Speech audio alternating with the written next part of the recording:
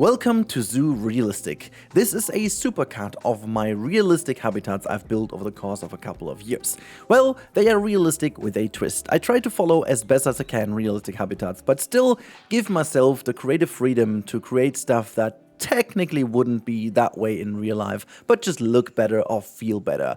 My community came up with the word Rudilistic for that, obviously, based in my name and the approach of it. So you're going to witness a couple of builds that feature all these wonderful habitats you can see on screen. By a night house, a tropical house, a reptile house, a huge realistic elephant house. We built for the West African lion, for some sea lions and seals, but also for the cute small clawed otter as well, which we also have, including a full-on painting that I've done before with a concept painting. So there's a lot of things involved. Some of these get some stop motions, some other ones are followed from the very first step of digging the hole until bringing some cranes in. So this is a very fun project, very close to my heart. I hope you're gonna stick with me because there is a special thing at the end. There is a first because you're going to witness the first ever tour of this zoo. I've never done one before, so it's a fresh 2026 version of the zoo tour with a lot of things that I can tell you about the zoo. So let's get into it. Enjoy this supercut. Hello everyone and welcome back to Planet Zoo, finally back in a speed build. Today we are going to build a wonderful red panda habitat. Well, in fact it's the first episode of 2 and we are going to build a realistic one. That one is going to be a blueprint that you can download from the Steam Workshop, and it's not only going to look hopefully very good, but also will fulfill all the requirements for all the different modes you're playing in.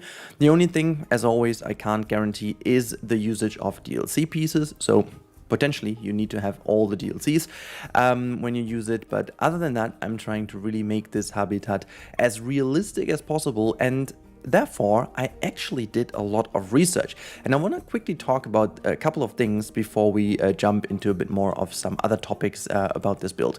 Now, I really did my research about the red panda habitats, and I started with one of the habitats that I recently visited, and that is the red panda habitat in the Wuppertaler Zoo, which is the Wuppertaler Mountain Zoo, and they have a very overgrown habitat that has a slight incline in it, and I wondered why there was that incline also from the perspective of the guest, and I did a bit of research if that is the thing that you would do, and here comes a little bit of knowledge that I didn't have before last week when I was digging for a couple of info about this. So it appears that especially with shy animals, you always try to build a habitat or design a habitat in a way that these animals feel less shy and basically not as much annoyed by the guests. So there are a couple of ways of doing it. Have a big distance, obviously, make sure like a one-side glass and all these kind of things, make sure that there is a good noise reduction going on. A lot of plants always help.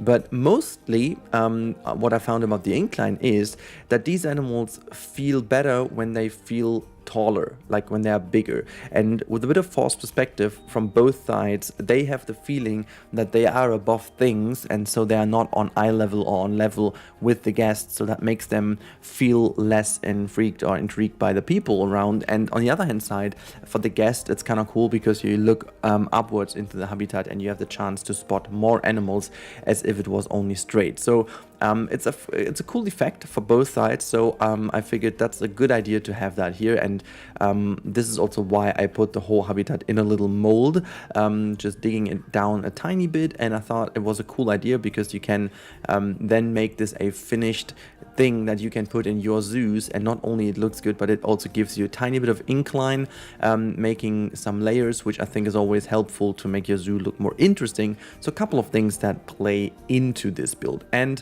the next thing is that I researched a lot on Zoo Chat about different red panda habitats, and what I figured is that most of these habitats feature an indoor and outdoor area, which makes sense because of their temperature sensitiveness, if that's a thing, and they most likely have these kind of walkways over here, which bring them from one area to the other behind walls or like very secured. This is not to make them stay inside of the habitat. This is again to prevent them from becoming too stressed. So whenever they have the feeling they have to go and they don't want to go through the entire habitat, by seen by the people, they can use these walkways pretty easily to get back into their secure backstage area. And this is what I did over here with the 2 tunnels. This one over here in the main part will be covered a lot with foliage, which we're going to talk about in the real-time part again. And the main habitat, like the main design of this habitat, will be done in today's build, but all the detailing, all the little stuff, and this is something I'm going to put out again as some single blueprints as well, like some cupboards for the backstage area, some shelves and stuff, and little things, custom enrichment items and all these kind of things I will make in the next episode, and then you can also download these things together with this blueprint. So yeah, I was really happy with how that turned out. Also making this little cage over here. The one in Wuppertal has also this kind of mesh fence or mesh design as a cage, and so I went with this. See, I would have loved to do that with the ropes, but the ropes in the game are like way too thick. I would have needed to go with the African pieces. I didn't contact Haribo this time, and I was too lazy to do it myself. It's just like the problem about these ropes, as great as they are, the African ropes, you always are forced to build a certain form factor because they are slightly rounded, and that makes the whole build always a bit more complicated in terms of how you make this design. And I had a very particular design in mind.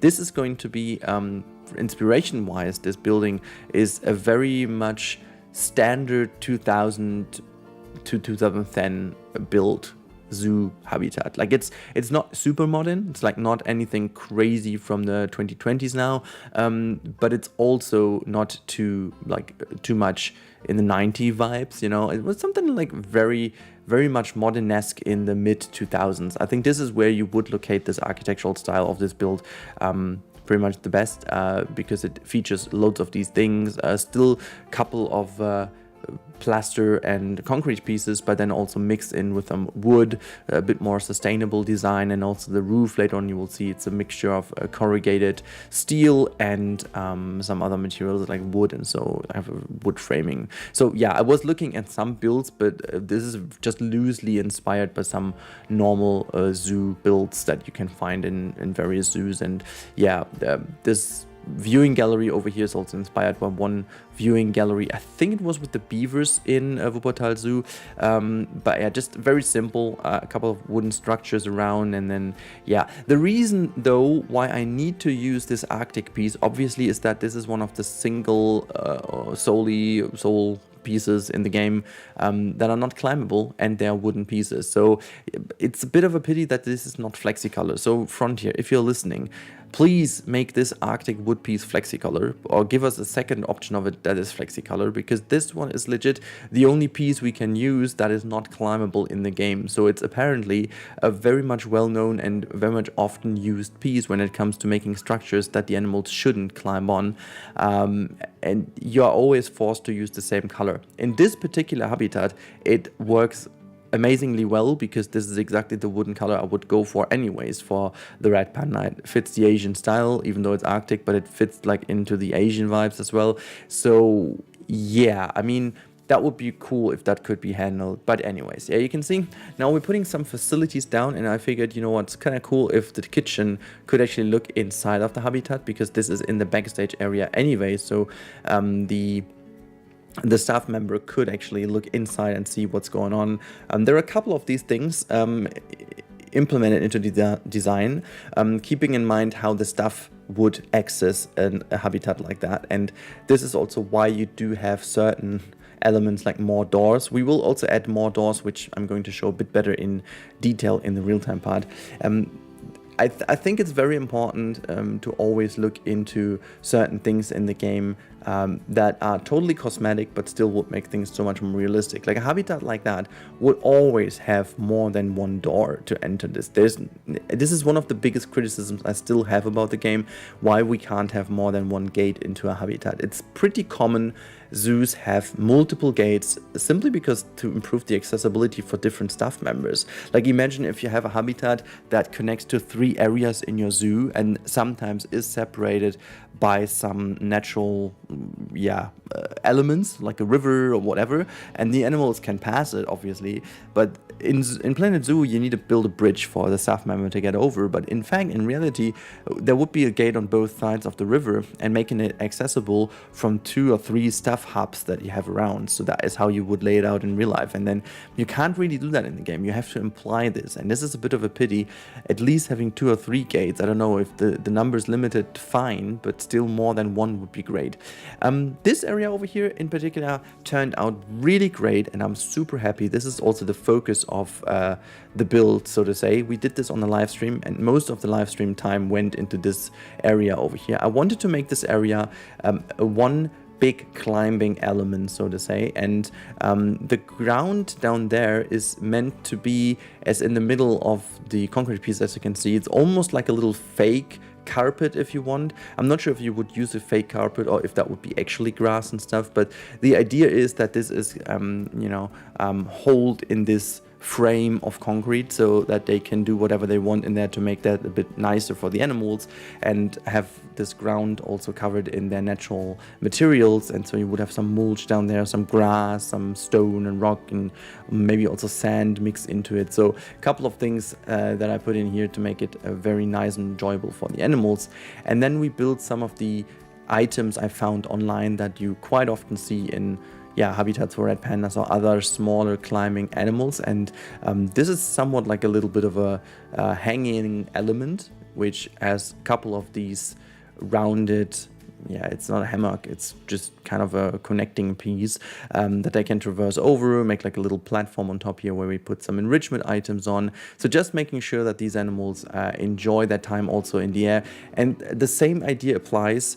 The higher they can get and the more above the eye level of people they are, the better they feel and the less shy they are. So if you want to make these animals get closer to the window so that guests can see them without the animals getting too stressed, you have to find a way of doing that. And this is basically the way that you would do it, so the red panda can actually chill very much higher in their area and then look down on the people, so it doesn't feel that stressed and you as a guest can still see them. Putting some of the plants in here in a very clever way just to make sure that, that this is what they need to see, and they shouldn't see the backstage area. There still is that rounded window so that the people from the staff area, like the staff members, can still watch into the main hub, so they can always see if there's something going wrong or if they have to change something, or just making sure that there are a couple of elements in this habitat for staff members to monitor the animals without being seen by the guest. And this is again another part of a realistic habitat design. It's not only how you would lay it out for the animals, but also how you would lay it out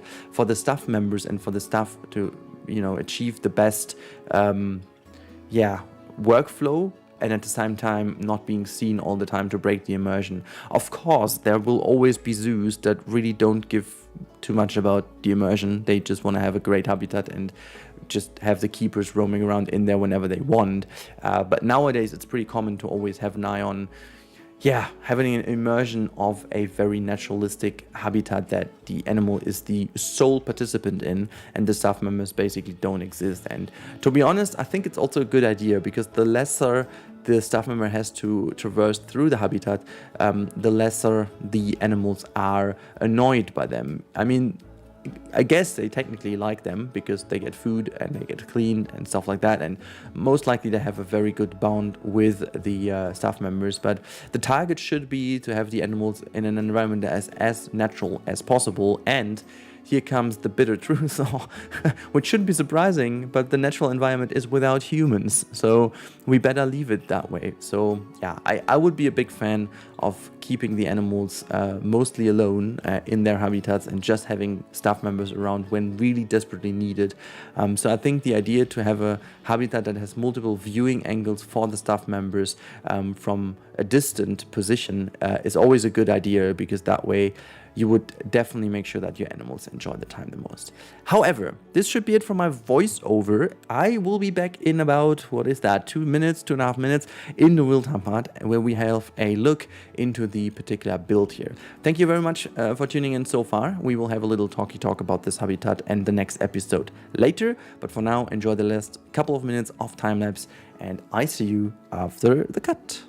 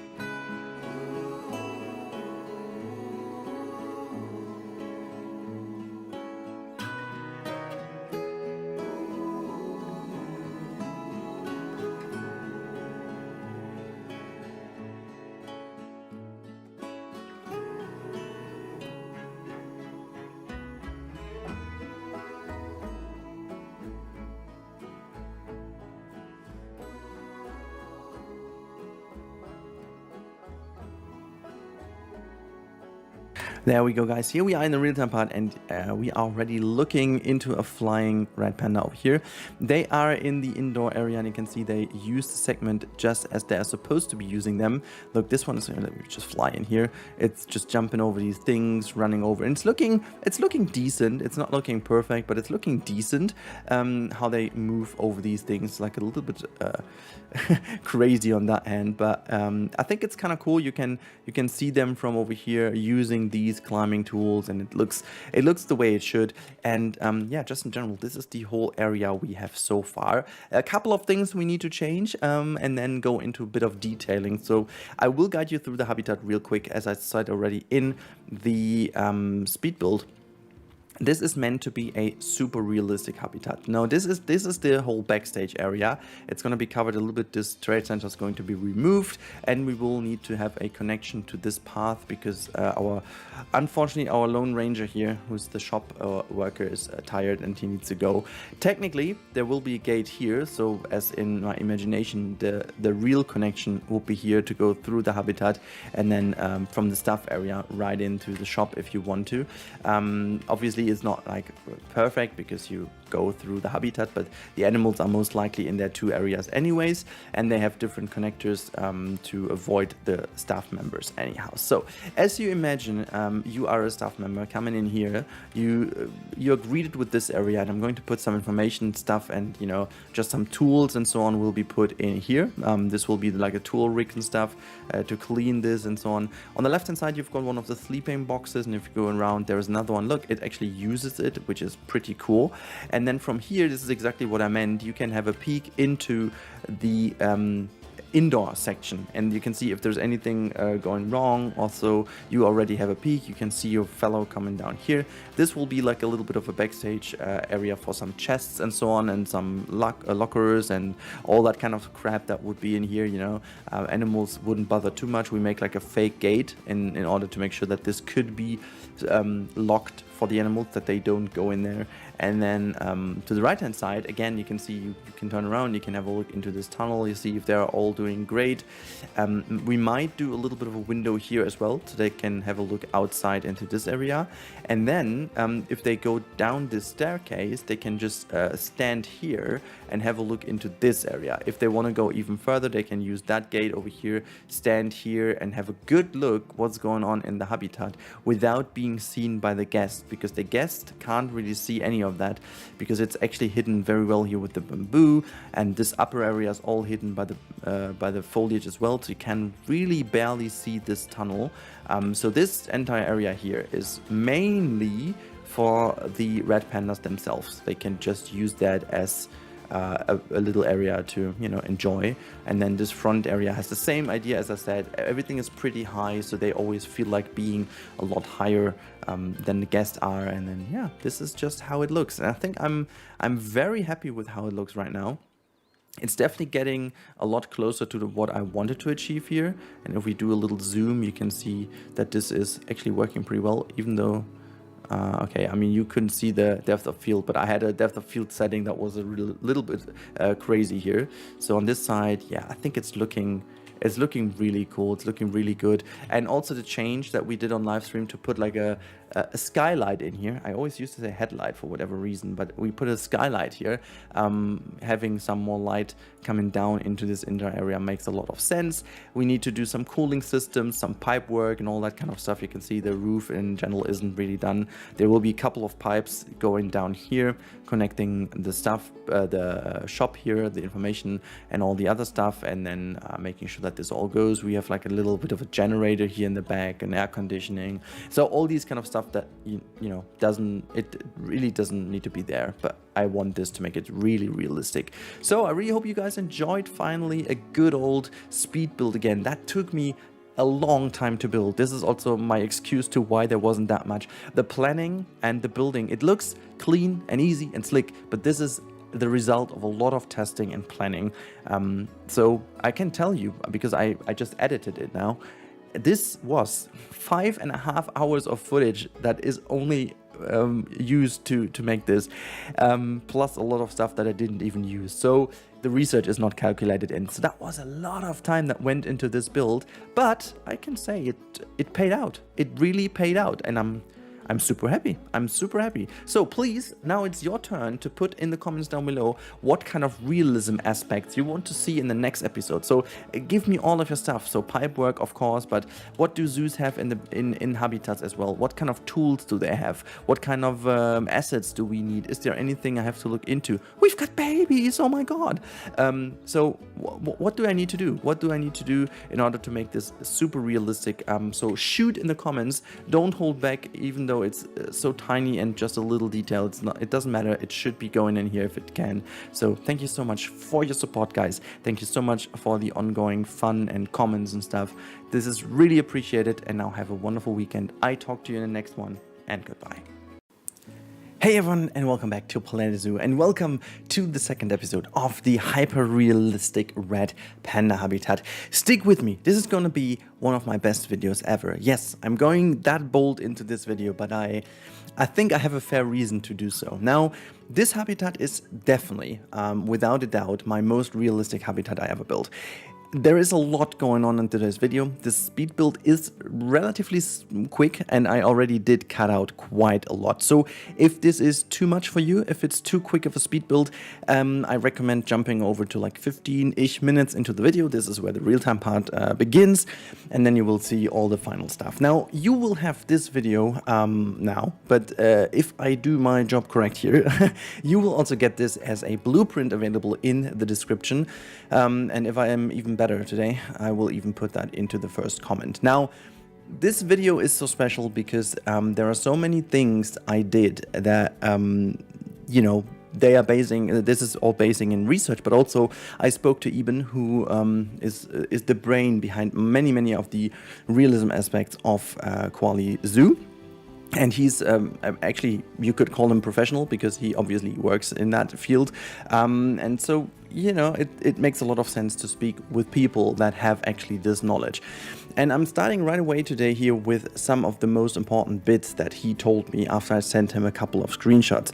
Now, the first thing is that he told me a lot about how to handle red pandas, and that they mostly need a habitat that can be separated into two individual habitats, if you will, that both feature an indoor and an outdoor section, so that the animals, you know, that you ensure all the welfare for the animals. Now, this is something that was a bit tricky, but I will succeed in doing that with a lot of, yeah, basically shutters, as you can see over here, like some yeah, separation elements, let's call it that way. These are all like kind of garage doors, if you want, that you can slide up and down, but we actually built them quite detailed. So this is also another point of today's video. There are a lot of individual little things that add to the realism. I might say though that there are a little bit, how do I put this in the best way? Now, I could have gone even more crazy. I decided to stop at some point here because you could consider this already super realistic. There are a couple of things I still need to do, and here's a little promise. I will do them as the next episode, and I will basically try to, you know, make a video only with some realism pieces, you know. That's something I'm also considering to do. I'm not sure if I can do again an advent calendar. I wanted to do that again, but I'm not sure if I can actually push like 24 things out. I'm quite confident to say that I won't. But yeah, so this is my plan, and this is why I don't have them in here. But you will see there are already a couple of those. Now, you will be able to download the full blueprint, and as soon as I have more things, I will all put them in. And as I have them all in here, I will then basically put the individual ones also out as little blueprints.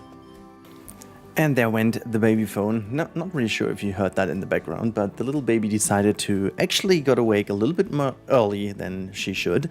So we put her back in, and now she's finally sleeping again. I'm lurking to the screen right now. She's still not lying completely, you know, still, but she definitely needs some more rest now.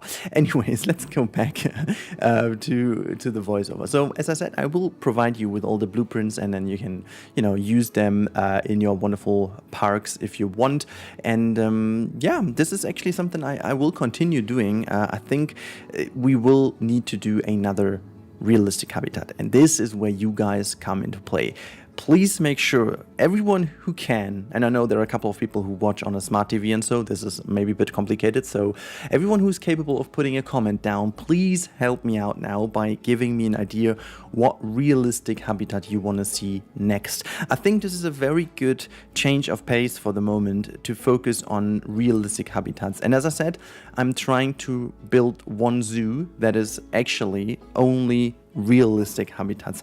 I might even stay in this file over here, even though I'm not sure if I, do it that way, because the idea is if we have, let's say 10 maybe, it's quite a number, but if we have 10 realistic habitats, this could then become a zoo that is focused on a completely staged and thought out layout, because when we have these 10 habitats, we can actually go and really plan the zoo out around these habitats. And I think this is a brilliant task that we haven't really done yet. So I'm really looking forward to that, and I really hope that you guys are looking forward to that as well. So yeah, let me know in the comments down below if this is something that you guys can work with and want to see. If so, make sure to leave me a comment on what kind of animal you want to see next, and if you have some references of realistic habitats that you have visited or that you definitely want to visit, let me know in the comments as well. But let's talk a little bit about, this habitat itself now a bit. The basic idea I talked about already in the first episode. By the way, if you haven't seen the first episode for whatever reason, link is to the top right. You can click that little info button and then, just do it.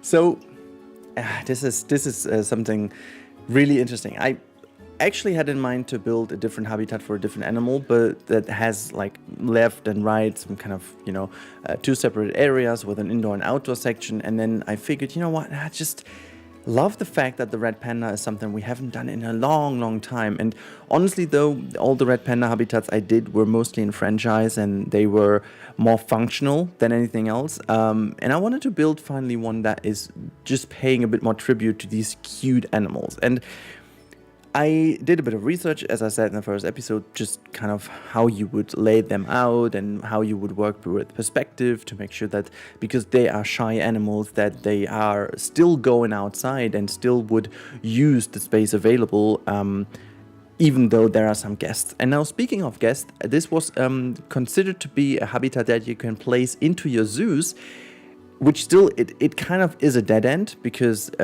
you just have that little area in which you go down into. This is the very little valley, valley is the wrong word, it's sunken down a tiny bit in a pit, simply to ensure that you have this incline of the habitat and all the facilities are level picking with the normal ground. So if you put this down, the blueprint, the ground level will actually be where you can connect the staff room and everything in the back, but in the front of the habitat, everything is sunk down a little bit. That has many advantages, to be honest. So first advantage being you have the capability of working a bit more with the perspective, and it really gives your zoo automatically a bit of better sidelines, because there is a tiny bit of change of elevation, which always helps. And to overcome the elevation, by the way, we have also one bit over here which is definitely needed in a realistic habitat like that, and this is a ramp for wheelchairs and making sure, also for strollers, by the way, not only wheelchairs. Being a daddy now, we know how important that is to always have a ramp for a stroller now. This is pretty important. So this is what we do over here. This is like a little ramp for wheelchairs and strollers, that they also have access to this area. Very important, even though it's non-functional, but since we don't have them in the game, it is what it is. I still put that in. I think it's very important to have it. Now, going on, you can see I'm putting some plants in, and I'm trying to stick, obviously, to the plants that would be somewhat in this area, but also very temperate plants. So whenever you have a temperate zoo in any kind of area, it can be Central America, Central Europe, Central Asia, also could be, going slightly towards taiga would also work, or taiga, is it? I think you would say that taiga in English. That definitely works as well. In a tropical zoo, you might want to change the foliage a tiny bit, even though most of it potentially would grow there anyway. So I tried also to focus on using plants that would grow in most of your guys' zoos. Makes the whole thing a little bit more, simple. And then we also have an official backstage access over here. You can see this is the tiny pathway that connects the guest area with the staff area. And I think it's very important to mention that this was something I considered from the very beginning, that we will have this access as well. Stuff that I usually don't think about, and then I just have to crap that in somehow, and it most likely never looks as intended. Speaking of as intended, this is a very intentional plug over here before we talk about that. I would really love if you guys could watch my Timberborn episode number 1 I released yesterday. First of all, because I really love the game. I'm super impressed by the game. It really was good. But I also want to hear your feedback if that is something that we could play a little bit. Maybe in the stream, maybe in the future. I'm going to link this to the top right with the bubbles as well. But please have a look if you have a couple of spare minutes. You can skip through the video if you want. But I really think this game deserves a bit of attention. So yeah, if you guys have a minute or two, please jump over and give it a feedback. That would be amazing. Thanks very much. Now you speak, okay? Not me. Let's speak about this gate. This is the gate that I meant, and this is like kind of a sliding gate. So the idea about this gate mainly is that it has different elements, and it just slides down as basically like these kind of things you also have like in a flat, to prevent the sun from coming in. And it has some individual elements, and they roll down, and they are very thin metal pieces, and they kind of overlay each other. So this is the reason why they have a very compact design when you go to the top, But when you go down, they slide, they're just couple of centimeters offset, and then they slide into position after each other, and then you have this wonderful gate which mostly separates most of the animals. Some stronger ones you wouldn't be able to separate with, but the red pandas definitely work with this. The cool bit about this is you can also cover some very interesting areas where the ground is not perfectly flat, because these individual elements are also capable of moving within each other, so that if they has a bit of a different terrain elevation on the ground, the left hand side can be a tiny bit higher than the right hand side, but they still seamlessly connect to the ground, which I think is a perfect solution for a gate in a zoo like that, because you mostly never have the perfect flat ground, and so this is why I made this. You can see this is where we make the separation of the habitat. One little hint to that: this is meant to be a separation on a fictional basis. So it is there, but you never would use it in Planet Zoo. I made this solely for the purpose of realism, as most of the things, speaking of which is this next element here. Again, you will all get these things uploaded to the workshop. So this is this is pretty much, I don't really remember how you call that, but many zoos have something like this in place, where you have a kind of door to put the food in, and then you can grab it from the other side. Mostly you do this with the bigger carnivores and stuff, where you can slide that in so they can eat from that, so you don't have to actually get into the habitat. But there are also a couple of these things that you use basically to shorten the way, because as you can see, the setup over here is pretty common, that you have the room in which you prepare the food has a direct window, or at least sometimes it's even in the habitat itself, from which you can watch the animals, and this is what I wanted to use here as well. But since the staff member has to go all the way around, I thought it might be clever to have this little gate in which you can plop the food in and then grab it from the other side, so you don't have to basically carry that all the way. And in a normal zoo, you not only have one keeper, sometimes there were multiple keepers, and then someone is preparing the food, puts it in that thing, in the best case it's even cooled, so then it can stay in there for a couple of minutes, and then the other keeper, who is, I don't know, maybe cleaning the habitat right now, can then get there and grab the food and put that into position. That is it. Now again, another note from Eben was to have some enrichment items, and so I made some custom ones here, even though they're not really custom ones. I just put some clutter down, and we imagine that these are some little rods or stuff in which they can play. And now we come to maybe my favorite item, even though it looks as if I'm going to cage this little one here, but no, I'm not. I'm building a little transport box, and that was a struggle. Guys, this was really a struggle to build it, but it turned out better than I expected, and I'm quite happy with this. It really is a wonderful little box as it turned out. But yeah, this is most of it what I wanted to talk about the habitat. There will be a lot more talk in the real-time part. It's actually more than 10 minutes. So yeah, prepare for some really cool first-person experience of this habitat. Now, I want to use these last 1.5 minutes before we jump over into the real-time part to just say generally thank you. Thank you guys for your insane support. I just checked the video, the old video, the first episode, because I wanted to see how far I got in the time lapse so that I don't cut away too much. Now, I saw that the video has 12,000 views by now, nearly, and I'm just like, wait a second, this is a Planet Zoo video in the middle of nowhere, and it's a red panda. Why has it so many views? Guys, your support recently is amazing. So thank you guys so much. It really means a lot to me because, as you know, there's a lot of different content on the channel right now because I want to diverge the content more a little bit to have more different things in. And it seems that you guys are really appreciating this. And honestly, from the bottom of my heart, thank you so much for your ongoing support. It really helps me out a lot. This is really insane to see. I'm always happy to read all the comments, so please keep on doing that. I try to answer as many as I can, but it also helps me to improve upon my builds. It helps me to improve upon my videos in general. And yeah, I'm just really thankful for all of you supporting the channel so much recently. Also, the increase in subs is just amazing. So if you're not subscribed yet, but you like the content, please consider doing so. That always helps, and you know, that is really cool. Yeah, thank you. This is what I wanted to say. Thank you guys so much, and I hope that you also enjoyed today's video. I certainly have to say, even though more than 10 hours went into this entire habitat. That's insane. Like 10 hours in the last 2.5 weeks went into this habitat. Like each evening, like half an hour, maybe an hour I put to build on here, and then in the live streams. It's just ridiculous. But I enjoyed it a lot. Certainly I don't want to build every realistic habitat 10 hours, but I think the more we build, the more habitats we build, the more used I will get to certain things, and it will make the process a lot quicker. But nevertheless, it was a lot of fun. So again, little reminder, if you guys love it as much as I do, please let me know in the comments down below what animal you want to see next that we do a realistic habitat for, and if you have any references, put it also down below in the comments so I can check that out and do my research. Until then, I really hope you enjoyed the voiceover. We are now nearly cutting over to the real-time part, so have a lot of fun in the real-time part. Thank you so much as always, and I'll see you after the cut.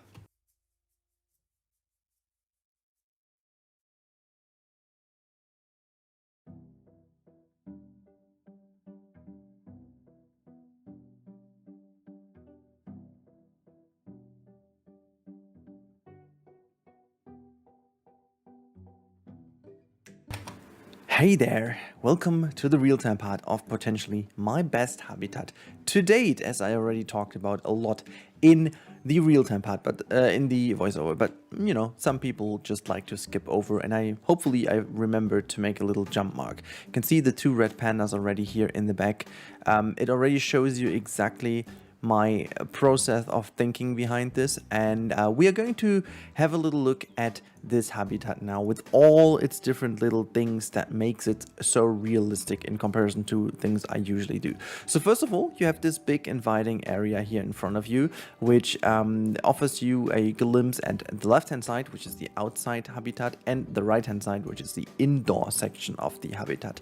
Now, there are a lot of things that I did research for, and also Mr. Eben helped me a lot with a little bit of a chat in our quality chat. Actually, we annoyed the others by just chatting all about this. But yeah, you've got a little seating area here to the left hand side. You can see there's some skid marks on the ground to make it look a little bit more worn out. You can see one of the pandas standing over here as like a little sign. And speaking of signs, you obviously have a lot here in front of you. So there's kind of a little almost like as if this is one of these wonderful, look at this, there's the hidden cam, and you got this view to look inside of the habitat. This, by the way, is an older version. I'm a bad person. This is an older version without the tree, because Eben again also told me that usually in these habitats you won't have the fencing above, because you would use the space to go, well, higher, you know, to have some trees and stuff in which they can chill. And so I made this tree in the middle, which becomes also the new kind of stable thing that holds these climbing frames together. And yeah, you got this climbing frame above the the enrichment item down below, in which they can just gather some food and stuff. Yeah, you've got like a little bit of a note here where you can see some notes, whatever it is. And if you want to book a backstage tour, you can in fact do so by going in here, have a little glimpse again in the habitat, see if you can see someone, and then you just go here, book a tour, you know, hey, yo, you know, giving a tour. And there's also, you can see there's a little glimpse inside of the habitat, which you will see in a couple of seconds. Here's then also the indoor section, which you can have a look at if you fancy doing so. By the way, I'm just mentioning this now. This, I think, with the lighting and stuff here on the wall and on the window and stuff, this looks almost picture perfect. Like, this is exactly what I remember being in a zoo. This looks, even though it looks chaotic a little bit in the middle, it just looks exactly how it should. Now, also with this little shade over here is like a little bit of a glass roof, and you know, you could go out here. We also have a disabled people access, like for the wheelchair access or so.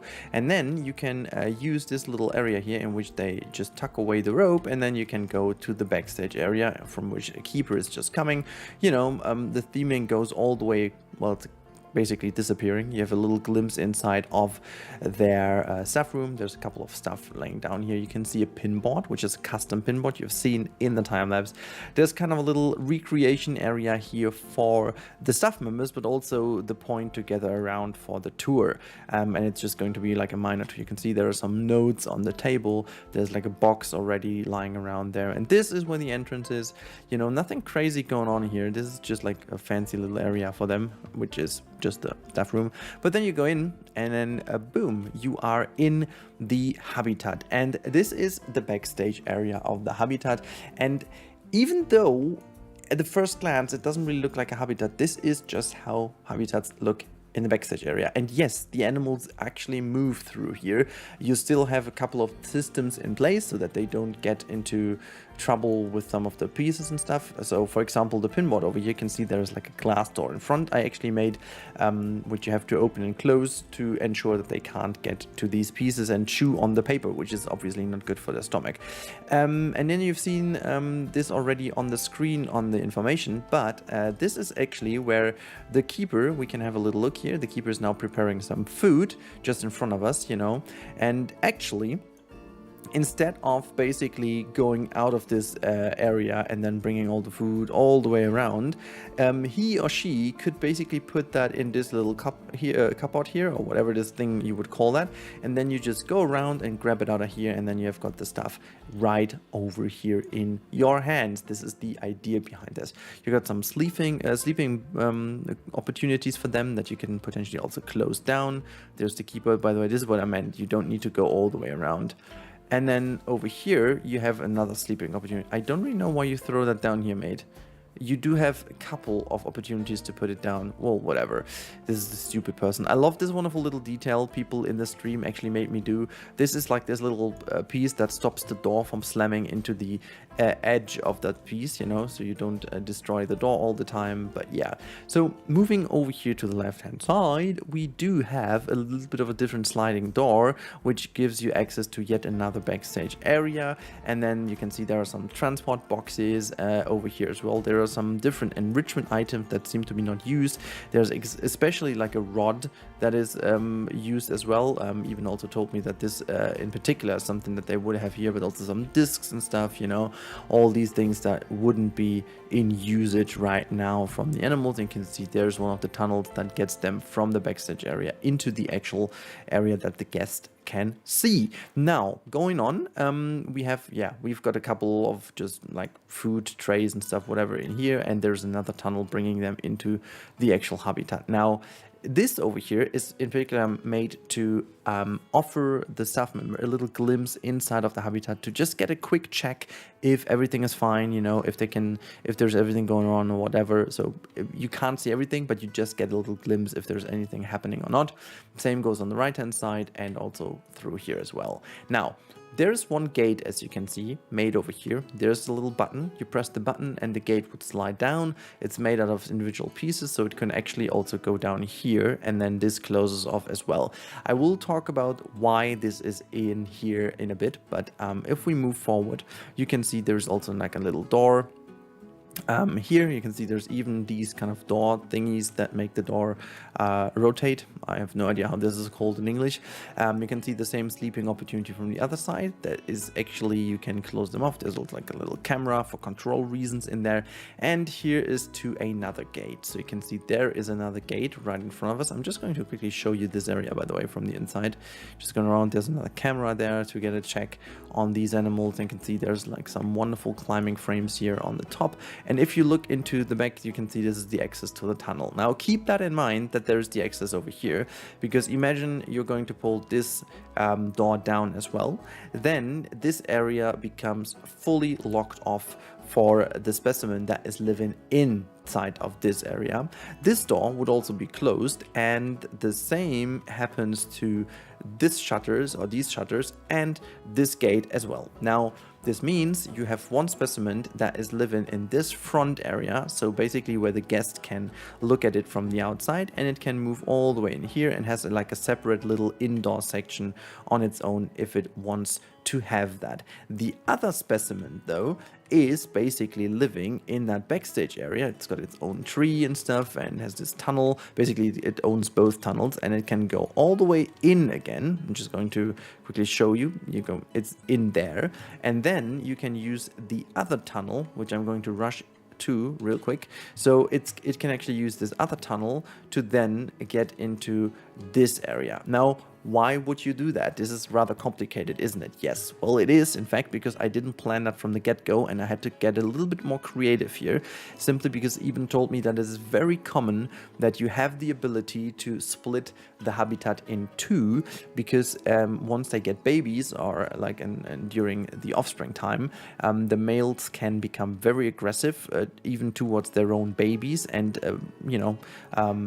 at the very worst, they're even able to kill them. So you wouldn't allow them to get together with the babies. Hence, you need two separate areas in which you can hold them. They need to have all the sleeping potential and stuff like that. And they have different sizes, because obviously I want to guarantee that the family, like being, the mama and the babies, have enough space, as well as the one single male specimen. And so the back area is basically bigger to make sure to get a good care of the babies and stuff. And then the front area for the male one is a little bit smaller, but very much separated from each other, so that they can't get any aggression towards each other. Now there's also the chance to close off these two areas, like lock this down, and then just keep that door. The reason for that is the access to the information. If you want to clean something down here, or if you need to, whatever reason might occur, you can still close that off. And you could even go in and separate this in a different way by having this central thing come down and just lock this area a little bit, so that they have to pass through there or there. For whatever reason, that would be useful, but I thought, if we are going that route, this must be done as well. Yeah, I think there's not that much more, but I really hope you guys enjoy it. So far, there's like this little, generator, like, this is basically solar array to get all the power, which goes all the way in the back. You can see there's like the power cable down. Obviously we also have power cables all the way in the front where the screens are, so they are all connected with the power cable as well, so they just don't exist there. There's actually a power cable connected, even though they are floating here. I should definitely check that. But this one, see, there's the power cable going down. There's also like a little standee for the power cable. I'm gonna have to check that other one. But yeah, this is it. This is the tour of, as I said, potentially my best habitat yet. This is how it looks from the bird's view, and I think it really shows that you can build hyper realistic things in that game, even if you, like me, normally focus on a bit more creative build. But I think it's not like an opposite. It can work together. I really think the design of it looks really cool. I mean, it's like modern-esque, it's nothing too crazy creative if you want, but I think it's definitely like a modern, very nice building, and would be definitely more on the expensive side of things for the red pandas. But yeah, so this blueprint is going to be uploaded to the workshop, so fear not, you will receive this, but I have to do some fine-tuning so I ensure that this can actually go exactly into your park. So if I have it done for the video, you'll find the link down below in the description. If not, I'm gonna make like a little update on my community wall and all the other places where you know to find me, that is uploaded, because I want to ensure that everyone can use that properly this time. Yeah, other than that, this is it. I really hope you guys enjoyed it so far. As always, a little hint, if you want to support the channel a bit more, you can either way subscribe, which is totally for free, or you can become a member on this channel, use the wonderful camel emotes, get a little early access to some of my save files that I will eventually give out to everyone. So yeah, if that's something you're interested in, do so. If not, that's perfectly fine, because way more important than that is that you guys all stay safe now, have a wonderful weekend, and I talk to you in the next one. Thank you and goodbye. It is time for a hyper-realistic habitat again, and this time around it's the West African lion. So you can see a little glimpse of what you can expect today, but now let's get into it and have a little talk about what's going on. Alright, so you guys have been asking me for so long to do another hyper-realistic habitat. If you guys forgot, the first thing we did was the one for the red panda quite a couple of months ago, and this was a huge success in terms of the discussions we had, in terms of everything around this build, in terms of also how much I could improve upon my skill in terms of doing hyper-realistic habitats. But one more very important thing is we also have a new DLC since then, and it's not just like any DLC. The Europe DLC brought so many new pieces that are just absolutely perfect for a classical, very modern but still classical European zoo habitat. And I thought, what better animal to take than the West African lion? And there are a couple of things I want to get into before doing this. Now, the West African lion is a very specific animal in this game, and as much as I love Frontier and as much as I love the game, I assume that this is the first animal they ever did.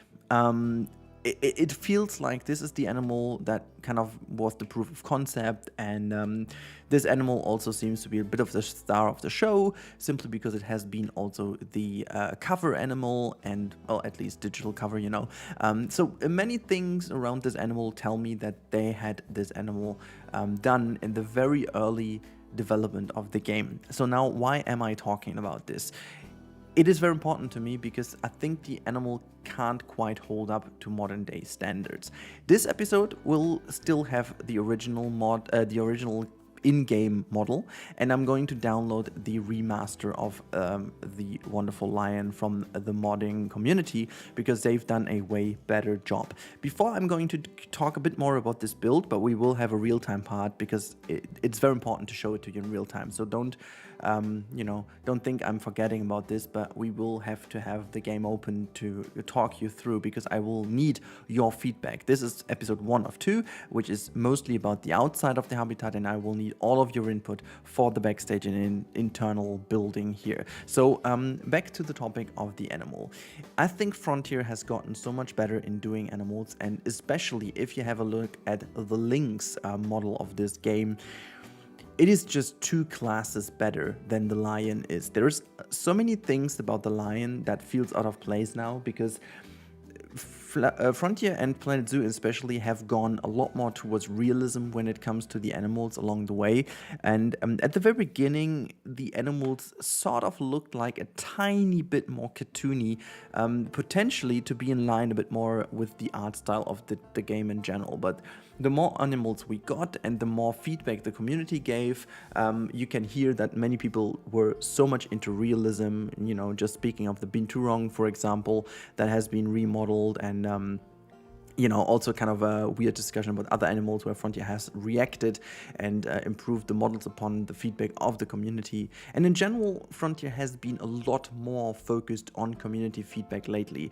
I'm very happy to say so. I think it's fair to say that a lot of us that have been here from the early Planet Coaster days felt a little bit disconnected in the last 2 years from Frontier's community management, for several reasons. I guess one reason was that the entire community team has been exchanged in a way too short amount of time for my liking, but it you know, normal things, you know, personal preferences and stuff led to the fact that the lead community manager Bo left them after just a couple of months, actually a year and a half later than Ed did, and then Shantae followed along, and there was very short amount of time in which they could hand over, you know, the info and everything, and so it just took a little bit of time until they had a reconnect with the community, it feels. And I'm thinking they are doing a pretty good job at the moment to rebuild this bond with the community, and especially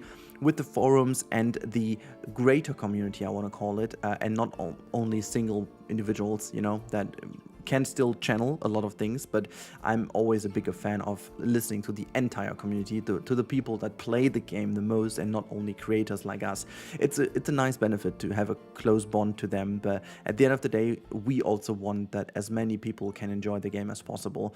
And so I'm super happy that Frontier started to listen to more people again in a very nice way, and really build the game upon their feedback. And so I think the last DLCs have always been pointing a lot more towards this point, that we got more and more pieces that we wanted, more and more animals that we wanted, more and more changes to the overall game that we wanted, except of, you know, just fulfilling a certain schedule that they have planned 3 years ago or so. So I'm very happy about this development, not gonna lie. And this is also the reason why I decided to go to the very origin, back to the OG Planet Zoo, because this is something I haven't really done since day one. I haven't really focused on a lion habitat that much. Like at the very beginning, in the beta, and also then in the early game release, I did a whole bunch of lion habitats for several reasons. I love lions, but also because the community loved lions, and the lions were, you know, bringing in the clicks easily without even having to sacrifice the fun or anything. It was no clickbait at all, because it just was what you needed to do. I loved lions. I wanted to do lions, but then I just completely forgot about lions. They never fit in my project entirely. I mean, yes, we have the Lion Falls habitat in Yosemite, which lately I started to think about redoing. To be completely honest with you guys, there was a brief moment in time where I thought that I'm going to do this habitat here entirely for Yosemite, and there is still a little chance that I'm going to use it there, but maybe you guys have a better opinion about that than I have. There are many things that I need to consider. I like the habitat in Yosemite, but it still feels a bit out of place because it's so humongous in comparison to everything else. But that was potentially the last time I did a lion habitat, and that is 2 years ago, 2 entire years ago. Now, yeah, that said, I wanted to go back to this, and I wanted to build it as a classical zoo style, very realistic, very much to what you would expect. And I did a huge research. Like honestly, I've sat down for almost 3 hours straight, watched videos on YouTube. I went through, oh my god, how many threads on Zoo Chat. I checked a lot of concept arts from different zoos across Europe. I checked the habitats of many zoos in Rotterdam, in Amsterdam, in what was it, in Belgium one, and several German ones, a French zoo I forgot the name of, and I just checked all the different lion habitats to get a good idea of what I want to do. And I borrowed some ideas, but I'm not recreating anything here. You would potentially see some little aspects that could be familiar with you, but anything else is just focused on making my own perfect lion habitat, a very realistic, very conservation focused. It's going to be huge. It's going to be a huge area for the lions to thrive and have fun in without being watched by the nasty eyes of the guest, because they just can't. There will be like a good opportunity still for guests to see the animals. There will be an infrastructure given for deliveries and stuff. So I really thought about a lot of things that I wanted to incorporate. I wanted to make like a good inside house where they have a lot of space to enjoy that as well, and also making sure that, you know, in the winter times it's also possible for them to have a good time without, you know, being so much in the cold outside. Even though I learned during my research that lions can actually live pretty well with the cold. Like, you know, they're not like super like -degree fans, but they still do like it. Comment of the episode, by the way, before I forget, is Interrupter19 who said that I should make a Everglade park next in Jurassic World Evolution. And fun stuff. I'm planning on something like this, so keep your eyes out if you want to see that. But today is all about Planet Zoo, so let's jump back to Planet Zoo. Just a little reminder, if you guys want to be featured in the comment of the episode, just keep commenting. I'm just going to select a random comment every single episode where there is a chance to implement that. That said, I need to have a voiceover like that in order to be able to put it in, because in real time it's kind of impossible to do it. Otherwise it just feels super off. Anyways, let's go back to the build, because as you can see over here, I'm doing a tiny little proof of concept of the style of the house. And as I said, it's going to be very classic. I'm going to try to keep it as much as possible a little bit to the style of the Goodwin mansion or the Goodwin house, the very first level of Planet Zoo, to really go back to the very beginnings of this game, and then showcasing also what is possible with all the pieces and all the changes that we got along the way with the, you know, boxless shops and stuff. They will play a huge part in all of that, and with everything else as well. It's going to be a very tough challenge, and what you're going to see today is only a fraction of what this entire habitat is all about. But I thought I will split this into 2 videos, making sure that you guys have the chance to give all of your feedback that you have for the build, and yeah, make me aware of all the points that you will bring up, because as much as I can research, there is always research is always driven by my question. You know, if you have a question you try to answer, you have a certain way of researching, while other people might have a different question or might have a different knowledge, which leads to a completely different research and hence to a completely different point. So that is why you guys might still come up with a totally different aspects of a realistic habitat that I'm maybe not even have thought about in the first place, because it wasn't part of my question. So yeah, a very interesting topic, by the way, but that's something for you know, a different video. Speaking of a different video, before I forget, today there will be also, if I get it done, another video about a topic that you guys have been asking for since I created my YouTube channel. It's potentially the most asked question on the channel, and I've always refused to answer it, but this time around I got into a situation where I found a solution how to do the video, and now I finally decided to make one. And basically it is about the fact how you can be creative in any computer game. That said, I'm not 100% sure if the video is going to find the light of day today. Maybe it's tomorrow, but it's going to be there. So please keep an eye on the channel and, you know, give this video a chance and give this video feedback. Maybe it's going to help you. I'm pretty sure it's going to help you, even though if you are already creative in the game, I still believe there are some points in there. This video is inspired by a lot of things I learned over the last decade, studying, being in a job where we have a lot to do with creativity and psychology. So I'd be more than happy to see you there. But yeah, we are moving strongly forward here with the build. You can see I put the lines in already. I made sure that we have a certain nice flow, making sure that everything looks good. And also I tried a lot with different terrain mixtures. As you can see, I played around a lot this time around with mixing the different textures with a very low intensity, and I think it really gives the habitat a really cool look. If we zoom out later on, you'll see that the terrain only already gives a pretty sick texture to the entire habitat, which looks really cool, and I haven't really seen that previously so much in my build, so maybe I have to spend a bit more time on that, because that will save a lot of pieces if you can already achieve something like that for the background. And again, speaking of sidelines and looking into the foreground, background, you always will build differently to create the same look in the end. Also, I'm quite a big fan of this retaining wall, or it's not really a retaining wall, it's like a kind of proper wall. I'm a big fan of that wall. I got inspired by highway sound blocking walls. I tried to find good walls from zoos, but since we already have this pretty nice rock facade here in the front, I didn't want to do it just another, which would be very likely. And I also didn't want to do a concrete wall because that's also kind of a bit too boring if you ask me. And so I ended up with this, you know, I want to call it highway wall. These typical highway walls you put down to make sure that the sound is blocked as much as possible for the living quarters nearby. Anyhow, it's time to jump over into the real-time part, and I hope you guys want to see more of it, so let's go.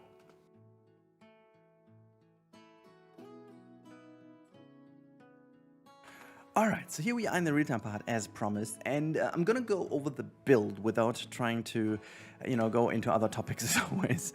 Not going to be distracted here. So, this is the build, and I'm gonna pause real quick over here so you can see the lines over there. I'm just going to go through all the aspects of the habitat itself. Now, as you can tell, it is a huge habitat in terms of space, but what I wanted to achieve is that from the guest perspective, it just kind of doesn't really seem that huge. Imagine this is going to be the lion house. We're gonna have some cool designs going on over here. This is all for the second episode. Everything like details and interior is planned for the second episode. Let me just go quickly in so we have that check marked. So this is the interior of the house. We will get some shops over here, some educational stuff and so on. And then we've got this interior part number 1 and interior part number 2. You can see it's relatively sizable.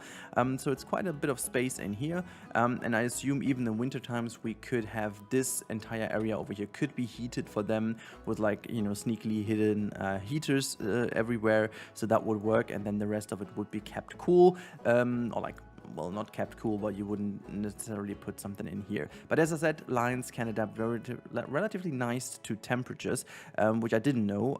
Evolution just kind of made them, you know, adjust a bit more to the hot temperatures, but they used to live in quite a lot of different climate areas, and so they are relatively good in adapting to certain temperatures. Again, not really too much into the minus degrees, but still.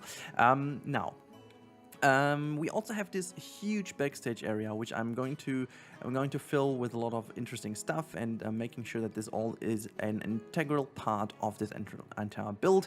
One thing I'm though not sure of is what I'm going to do with this area over here. So your input is actually needed. My idea was to have a little bit of an implied hill, which is going to receive a wonderful raised viewing platform, almost in the form of an overhanging terrace kind of thing, which I could assume would be looking really cool if we put that here and have like a bit of a fake wall, and then the rest is going to be nature, you know, with a bit of a fence and stuff going on.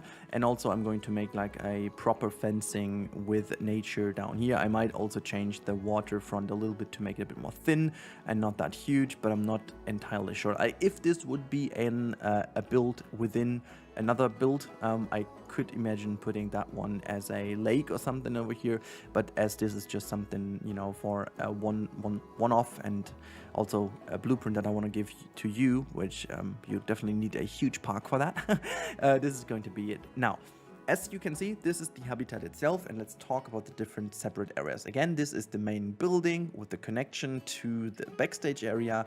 There is also the keepers area. There's going to be where the keeper preparation stuff is going, where they can sleep and everything, you know, all the basic stuff. We've got a lot of enrichment here in the front. This is the main viewing area from the guest part. Here we've got like a little sneaky way going through some planters and stuff. Again, that's not finished. We will make this all look a bit better. Also have some plants from the other side. I imagine this being like a little bit of an alley, in which we will have some medium-sized trees along that line, and then have some lower growing stuff in the front to really, you know, hug the waterfront really nicely. We've got that bridge going to the special thing, which is inspired by the Wuppertaler Zoo in Germany. They do have something like that where you can go underground in the midst of the habitat that they have. They also have like a huge thing there, and then they have like this fake rock in which you can go in, and from there you can see the lions up close if they roam around this rock. And you can see I kind of made this in a way it's pretty hidden. We still need to do these one-side glass things in here, make the interior look a bit better, but I think you can already tell the idea that you can can walk in here and just have a look if you can see the lions. You actually are granted with some very nice views. This is a very far view in here as well. On this side, you've got a pretty good view to the side over here. Imagine you climb up here and have a little look. You can see the lions that are just over here, and the same goes for the other side. So this is on a little bit of a raised position so that you can see most of the back habitat in here. And then we have a lot of nice little design going on here. This is very zoo-like, you know, having the different height elevations to make it really look proper and look good. And I'm actually pretty happy with how this turns out so far. I think the habitat looks fantastic from the outside. There's still a huge work that has to be done in the inside, and this is where you guys come into play. Okay, last but not least, we'll finish this video off with what I've started talking about, and that is the lion. Let's go quickly over to the lion model. I'm not too much of a fan of the male model, mainly. The female model is kind of okay. It could be a tiny bit more aggressive and a tiny bit more harsh or hard, I gotta call this. This is maybe a tiny bit too friendly, even though they can look pretty friendly. These are gorgeous animals, but I think you get what I mean. It's not looking pointy enough. It's a little bit roundish, a little bit soft in terms of that. And this gets even worse with the male version. Now, don't get me wrong. We are talking very high level here, you know. These models are brilliant, and at the beginning of Planet Zoo's journey, I really didn't feel this at all. I really felt these look great because they were in line with all the other animals. But the more changes we got, the more remodels we got, the more changes to the new models we got, and the more new models we got, I think they just fell a little bit short. If I want to say that like with percentage, you know, the lynx for me is 100% at this point, and the lion just fell down to, I don't know, like 80% or something. And yeah, there is like a couple of things. I mean, they improved a lot of things along the way. The shading of the fur has been improved, especially here with the moon and stuff. Really good stuff, but still, the face and the ears and everything, it just can be better. And you will see next episode, I'm gonna put the lion remaster in this game as well, just to show you the differences. And I really hope at some point maybe Frontier is going to make a kind of revamp update or something like that. This would be really cool and really appreciated, because they definitely have the skill to do so, and it's not going to be that huge of a change. It still is a brilliant model, but I wanted to talk about that because it is an important point for me, why I wanted to do it also in the first place. And yeah, this is the build so far. And now, guys, it is very important to understand from your perspective how you like the build. Is there anything from the outside that you would do differently? Are you a fan of the idea with the raised platform over here, or do you have different ideas? Just keep me informed in the comments. Make sure to hit the comment section very hard today and bring down a lot of comments about this, and mainly focus on what you would love to see on the interior part of the habitat. And if you've got a go-to lion habitat that you love, please let me know as well, so I can check some photos and get inspiration. Thanks so much for watching. As always, I hugely appreciate if you guys would consider subscribing if you haven't already. That helps me out growing the channel, and everything else is just pure joy from my side that you enjoy my videos. Now, thank you guys so much for watching. Stay safe, everyone, and I talk to you in the next one. In today's video, we are going to build this very detailed indoor lion habitat. How we are going to do this? Well, you're gonna find out in today's time lapse. Alright, welcome back to the very realistic lion habitat. Episode number 2 of, not 2 actually, of 3. So first things first, this is going to be the second part of 3 in total. I decided to split that up into just another video because, oh my boy, this has been so much work. Over 4 hours have been gone into this very indoor section, including some bigger changes in the background that you don't really see from the video, but you will see that later on in the real-time part. So I'm going to not reveal that quite yet. Maybe you're going to spot this during this video or not. But it is going to be one of the biggest fan favorites, I guess. One question that you guys have asked me to do for such a long time, and I decided to do so. I hate myself for doing that, but it's for the better. I'm quite certain that this is going to be good. But yeah, so today in the time lapse, I'm going to take the time to really talk you through all my process of thinking about this habitat in particular, all my research done and all these kind of things. So please stick with me for several reasons. First of all, it's going to be interesting, hopefully, for you. Second of all, this boosts the algorithm and you help me by just having a good time. How cool is that, right? And also, you might find some cool little hints to what the future holds for my channel and stuff like that, as always in the video. So let's do this. Okay, first things first. This habitat is inspired hugely by a vast number of different indoor habitats I've found on ZooChat.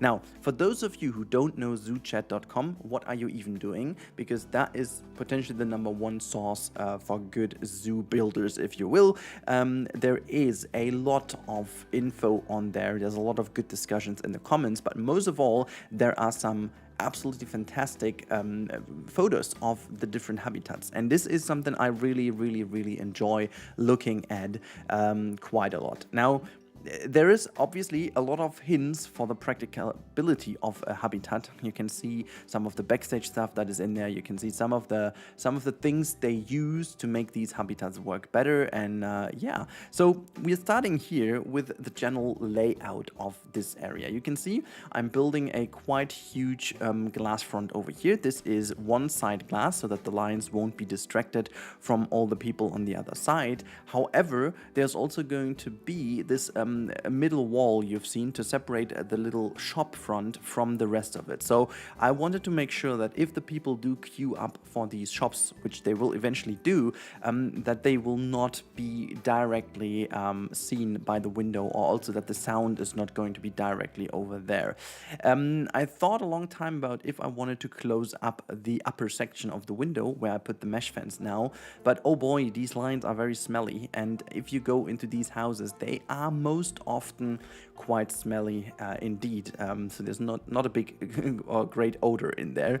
And I kind of incorporated quite a lot of windows. We have a lot of windows that also can be kept open the whole time. At the end, you will see there's also going to be a huge ventilation system installed, which I'm even trying to complete in the last episode, and in a realistic way. So with all the connections and stuff, this build is also going to be that realistic in the sense of using space in a realistic way. So there's not going to be hidden spaces that couldn't exist in real life. So everything is connected how it could only be connected in real life. That is an additional challenge, obviously, for me, but that's what this series is about. I highly recommend to stick with me for the real-time part, because that always helps. And also, you know, if you're not subscribed to the channel, you want to see more stuff like that in the future, hit that little red button, as you can see also on screen with that little notification. Just a little segue here into, you know, into telling you that this is good. Never mind, let's keep on talking. You can see in the front of the habitat, I'm putting a lot of plants. Now, here's the thing. Indoor in here with these plants, it's not a big deal to have all the typical plants, because they can be grown indoors simply because you can keep the temperature and light condition how you need that. Speaking of light, I haven't done the lighting completely yet. You will see quite a bit in this video, but there's going to be something else you'll see then in the real-time part. But as for the foliage in front of the building, I decided to go with some African plants that can, at least with a little bit of extra care, grow in most areas of the world. So if you're gonna put this thing down into your zoos, most of these things could be growing in there as well. Some of these trees, just like the olive tree or this kind of palm tree, they are quite some robust trees when it comes to, you know, growing in certain areas, if you do put some care to them.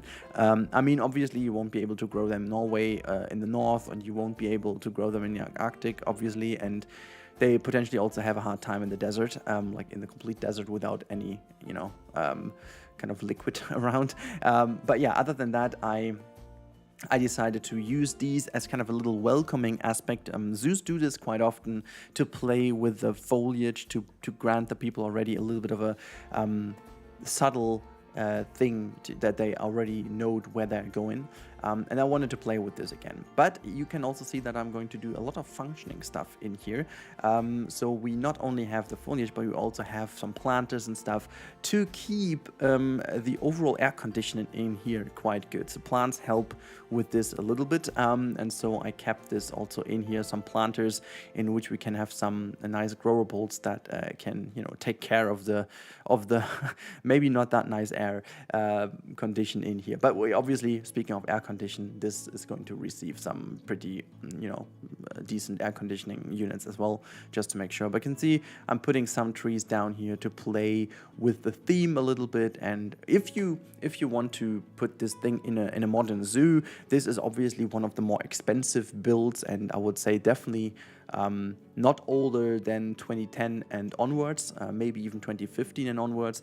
Many zoos in real life nowadays become more and more theme park connected, if you will, and they try to mimic a lot of things that theme parks do, focus on education obviously, but also making sure that they have a very interesting theming going on to make people immerse themselves a bit more. As we all know, it's not for the animals, because the animals, well, in fact, they don't really care as long as they have enough space, the right, you know, the right terrain, the right plants, in terms of not even the right type of plants, but the amount and some stuff to hide, for example. And of course, I mean, if they do eat certain plants, they need those as well. But other than that, they don't really care about any theming. It's not like that a lion tells you, hey, wait a second, that doesn't look like a savanna, I'm not going to be well. It's not really the case, you know. And this is why. Now, as I said already in the last video, I did some additional research on lions themselves, and you guys put this in the comments as well.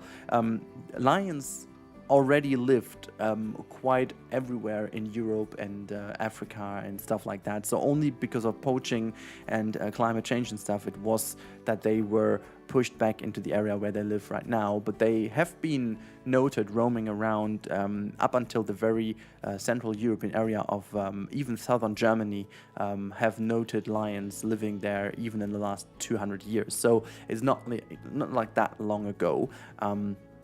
And it's very interesting to note because they can actually adjust pretty well to some climate areas. And this is also why the indoor section of this thing is kept relatively small, at least the one that you can see. They have quite a bigger one in the back area here, as you can see, where we will have some cages and stuff, like the normal backstage zoo stuff that people won't see. And the normal indoor section that I'm building right now is relatively small and might only be interesting for them in the very winter, when it's actually not that easy to go out, like if it's -degrees or stuff like that, or very, very bad raining days or whatnot. That is something that, you know, would be something to do. Yeah, anyways. Now also the outside of the building really didn't click with me the whole time, so I then decided to completely change the outer appearance of this build. I wanted to make it look a bit more classic. I just try to use that, you know, little bridge piece there because I like the idea of having like a roundish entrance, but then I figured with everything I did, it's just not going to work. And yeah, I ended up using a lot more of a classical approach here. But to be honest, I quite like this a lot more, doing the lighting properly so that everything is just in line, lit very nicely, and just making sure that everything looks just in place. I guess that's what I wanted to do. And also making sure that the lighting indoors works as well. I quite often forget about that, and so I try to do some. Also, I love this little lamppost over here. I love this little thing. It's just so simple, but I like this design. It's basically the smallest light bulb we have, and then connected with this, I believe it's the fan piece, or it's the neon pipe end piece. Not sure which of both it is. I think it's the fan piece, but anyways, I thought it just worked pretty well, and so I used that, putting some other lamps here and there as well to make it look good. But eventually, I'm not quite sure even, because many zoos do not have open that long, so maybe the lighting is only relevant for winter times when it's getting darker already before the zoo closes. I think this is the only time when you need that lighting, to be frankly honest, because otherwise it's just not there. But yeah, also decided to put some trees here on the front plaza to make it look a bit more connected and, you know, not that super open, and started to put down some trees here. The rest of the habitat we're going to talk about in the real-time section, but the indoor section for me was very important so that you understood. Obviously, one thing we have to mention is, and this is also another comment that you guys came up with, dead ends. Many zoos try to not have that many dead ends, or no dead ends at all if possible.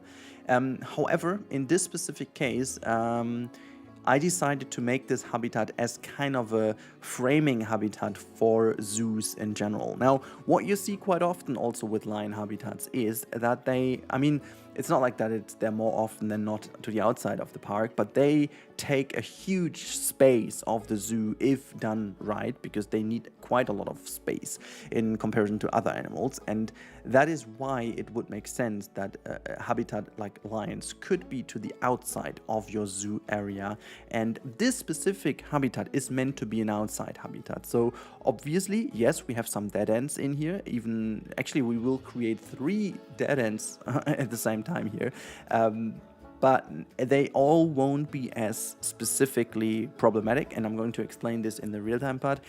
If you consider this to be a habitat that is always to the outside of your zoo, there are many reasons to why that would be clever to position this very habitat to the outside. I mean, mainly to grant you have the most space available, but also to, you know, grant access to some vehicles and stuff pretty easily from the outside of the zoo. This is something I also considered, but this is, you know, this is a topic for the next episode. Yeah, you can see some windows that kept open here as well, making sure that we have like this little slider mechanic that, you know, the windows can slide through, open and close all the time pretty easily. Potentially they will be connected mechanically nowadays, and, you know, you can make that remote and you don't have anyone to get up the roof, but we will still get some staircases up to the roof next time, making sure that this all works. And you can see this is the beginning now of the cages and the cage system, but I'm gonna say already, this is not the final version. It's just like more or less a placeholder to get an idea of where the cages would be.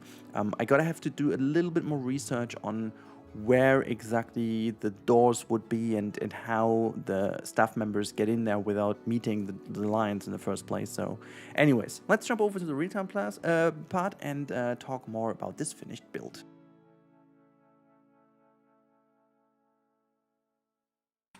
Alright, so we are in front of the West African lion house, and yeah, one thing I wanted to show you real quick is, yes, we are in the same file as the red panda house is, and this is something that you guys all wished for.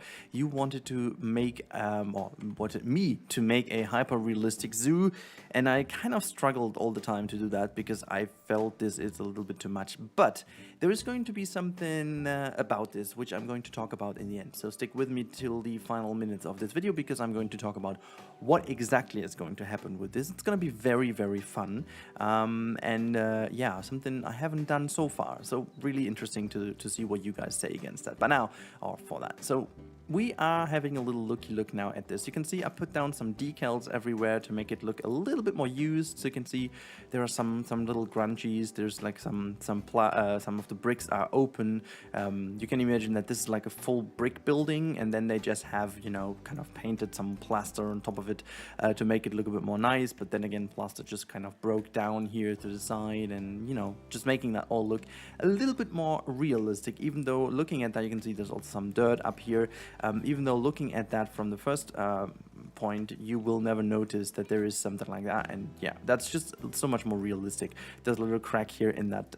Yeah, I thought that would be just like a marble tile or something. There's some dirt below the shop front, because I imagine like all the drinks and stuff, some people will just, you know, spill them over or so. Maybe something gets broken, or, you know, kind of like little things like this, you know, make this more dirty and grungy like other part. There's a bit here, water from the plants and stuff make this or like attack this a little bit more. And there you can see some lions already. Look at that. I love that. I love that. Can we just also change the sun a little bit? Maybe we can change the sun in the way that we can see them a little bit. Oh, just like ever so slightly. Ah, that's such a shame. But maybe we're gonna keep it this way. Look at that. I love I love how this looks. Like if you go in here, you have that wonderful glass front and then the lions and oh god, it looks so good, doesn't it? I really do enjoy that quite a bit. Now, this is the build. You can see, I think the African vibes can be felt in here, and you can see up here the roof structure and stuff. Everything looks like this is like a very functional building, but then again, the theming has to be put on top of it rather than the whole thing is going to be too themed. You can see there's some of the ventilation I was talking about. There's some dirt up here as well, like little cracks and stuff. There was some cracks down here from the water of this tree maybe. Same goes over there. And then if you look here down here, there's a lot of dirt and stuff because many people would be here. Look, oh my god, look at that. Oh no, why is the animation broken this time around? I wanted to take that as a, oh there you go. I can maybe take that as a thumbnail. Love this. Look at that. This looks fantastic. I wonder though if, and I want to just quickly see if that works. Can I just quickly change the sun a little bit? Oh my god, this is blinding light. There you go. This is exactly. Let's just click. Okay, so we have to go to 12. That's kind of the time I wanted to. And if we zoom in like this a little, and I wanna have some depth of field. You can't see that right now, but I'm gonna do the thumbnail shot with you live now. Oh, I love this. Look at it. I'm just gonna go zoom out a little so we have more in the frame maybe later on. So there you go, once like that, and I'm gonna zoom all the way in like this. Oh, that's such a beautiful shot. Look at that. I just love this shot with the lion there, the lioness I should say. And zoom in a little. Oh boy, that looks really, really dang cool. I do really love this, and oh my god, look at all of that. It's just inch perfect. I want to have this tree maybe a little bit more in the frame. Just zoom out a tiny bit like this. Oops, there you go. I'm too far off. There you go. Okay, never mind. That's it. Didn't want to bother you too long with it, but now as I have the perfect animation there with the lion, I wanted to keep that. So I also use a little trick over here. I lowered down the scratch post a little bit so that when people are in here you can see the lines a little bit better from above, and if they scratch you have them almost on eye level with you, so that's kind of cool. See you later. Okay, bye bye, okay, bye. So yeah, there's also like another information screen which is going to use the new function with the upcoming update 1.9. So I'm gonna put some webcams in here and then connect them with these screens all the way over here. So that's pretty cool. This is why I haven't connected them quite yet. I also love the roof structure. I think the roof structure looks really fantastic in here.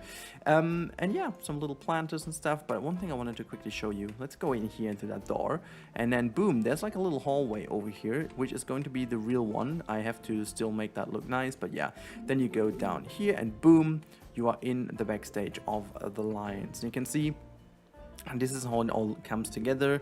I just kind of quickly closed off these exits to make sure that the lions keep inside for the moment being for this episode. I'm gonna have to move some of the gates here so that they can go in every single one of those. Also, where's the male lion? I'm just gonna miss out on the big daddy. I don't know where he is, but yeah.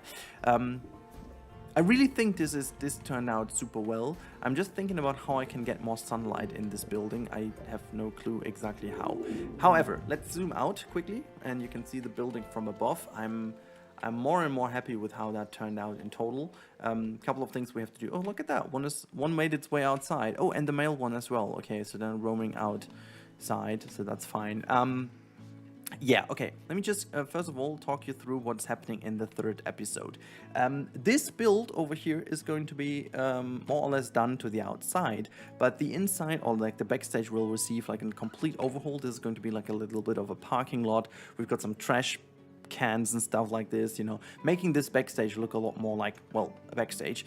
And then one thing we have to do as well is, and I finally decided on what to do, we're going to make like a little outlook that is going to be here. So basically we raise the path a little bit, so you have like a little bit of a roundabout up here in which you can see a bit more of the back area, but the lions should not be distracted by you. So we're going to use a bit more of terraforming here to make like a nice little terraformed wall. And then we are going to have one thing that you mentioned in the comments as well. There's going to be like a little bit of a somewhat chilly rock or something in the middle here for the male lion. As you said, there's always some zoos use like a car or something, or like a truck. I'm thinking about this as well, could be cool, so that they're like kind of, you know, climbing up on there and then just chilling. But look at the whole space they have.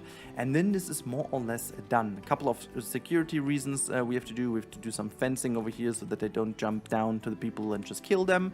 Yeah, some more venting and stuff, some more roof design, and then we are good to go. Now, as you can see, this is the build so far, and this is going to be like a realistic zoo. However, I'm gonna keep it super small, super small. We're gonna make like 2 or 3 others maybe, and then I'll hand this over to other people to make the connection work. And I'm not 100% sure how I'll do this quite yet. Maybe I'm going to make like weekly challenges out of it, so that I'm gonna send the file over to someone, and then you can do it. Or a second potential thing to do is kind of making challenges out of it. So I'm going to give away DLCs, and then I'm going to upload this file, and you have to send this back into me after a week, and the winner that is going to be voted by you guys is going to receive the DLC code, and is going to make it, well, also by staying inside of the file. Not sure how I'm going to do this exactly, but there are 2 ways of doing so. So please let me know in the comments down below if you think this is a cool idea or not.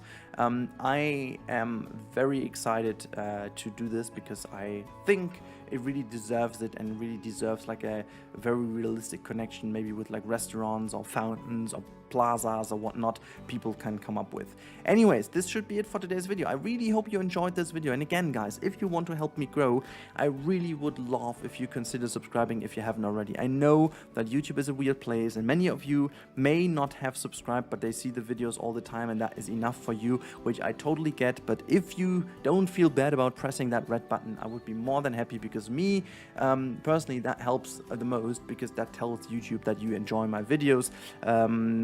Even though you have it on the front page or not, it doesn't matter. YouTube needs to know that you sub, and that is always super helpful. So if you want to consider doing so, that would be super cool. But other than that, in these weird times, guys, stay safe, everyone. Have a good time, have a good week ahead, and I'll talk to you in the next one. Hey there! Today we're going to finish up the West African lion habitat, as you can see here. But let's sit down, relax, and enjoy this episode. Well, yeah, here we are finally, guys, in the last episode number 3 of 3 of the realistic West African lion habitat. And oh boy, this last bit has been so much fun, because I learned quite a lot. And also, I can promise the real-time part will be phenomenal. I really enjoyed it doing that for you. I completely got distracted as always, so this is also why the video is so long. But the vistas and stuff and everything I have imagined in the beginning actually worked out pretty damn well. So yeah, we're going to talk about a bit in today's voiceover what this habitat meant for me, and also what we are going to do with the project, because I teased this already in the last episode that I might, you know, do certain things with this episode and with this park, and I have a certain idea.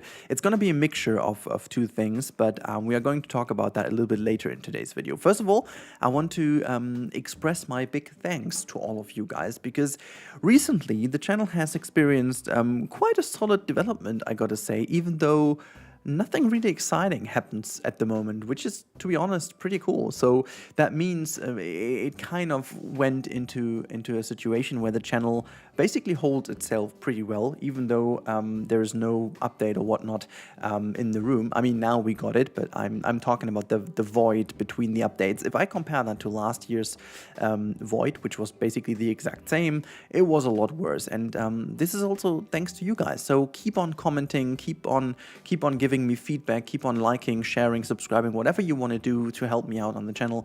It is greatly appreciated, because this is the most fun to get into touch with you guys. And especially, I think this is the perfect video to talk about.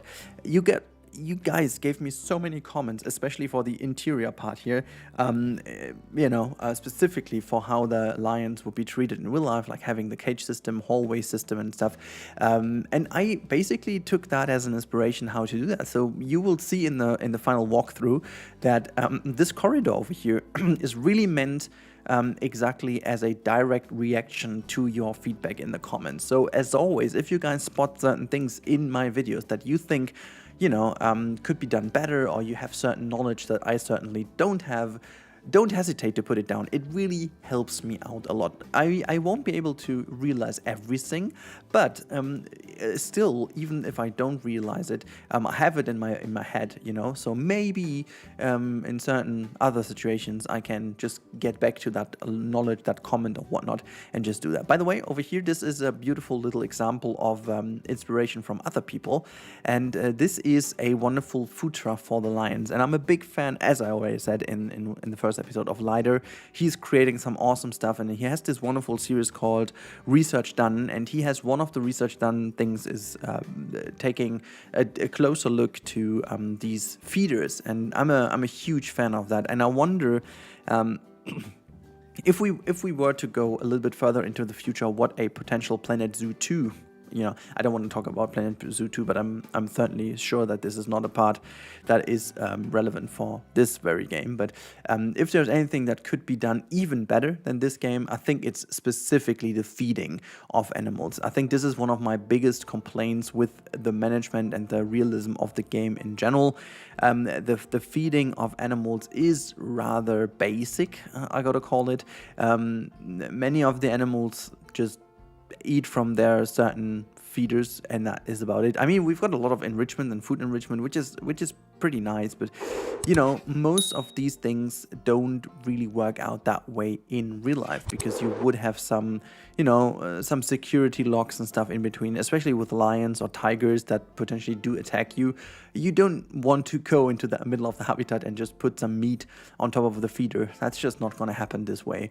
So you definitely would have the completely different ways to bring in the food, and that is what I try to do with these custom-made feeders as well. But yeah, I just thought that this is maybe one of the main things that could be done as a future change to another installment of the Planet Zoo series. I mean, also, by the way, for the little coughing and stuff, the pollen allergy is hitting me hard, despite the weather being super cold all of a sudden again. But that doesn't matter too much, because it's going to be warm in a couple days again, and so my body already knows that. And anyways, I'm going to get distracted here.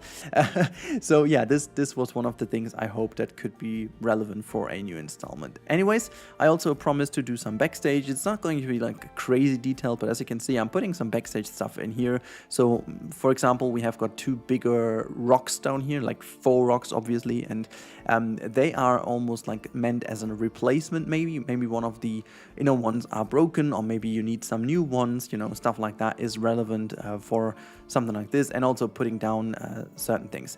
This over here is a new technique I developed, and you'll see that later on in the actual game. I am potentially most blown away by how well this technique worked out. I'm going to talk about that again once we are at the point in the video where you can see what I did there. It is really cool how to make pathing look a bit more natural. While we were talking about what could be better in a Planet Zoo installment, it's definitely the pathing and pathways.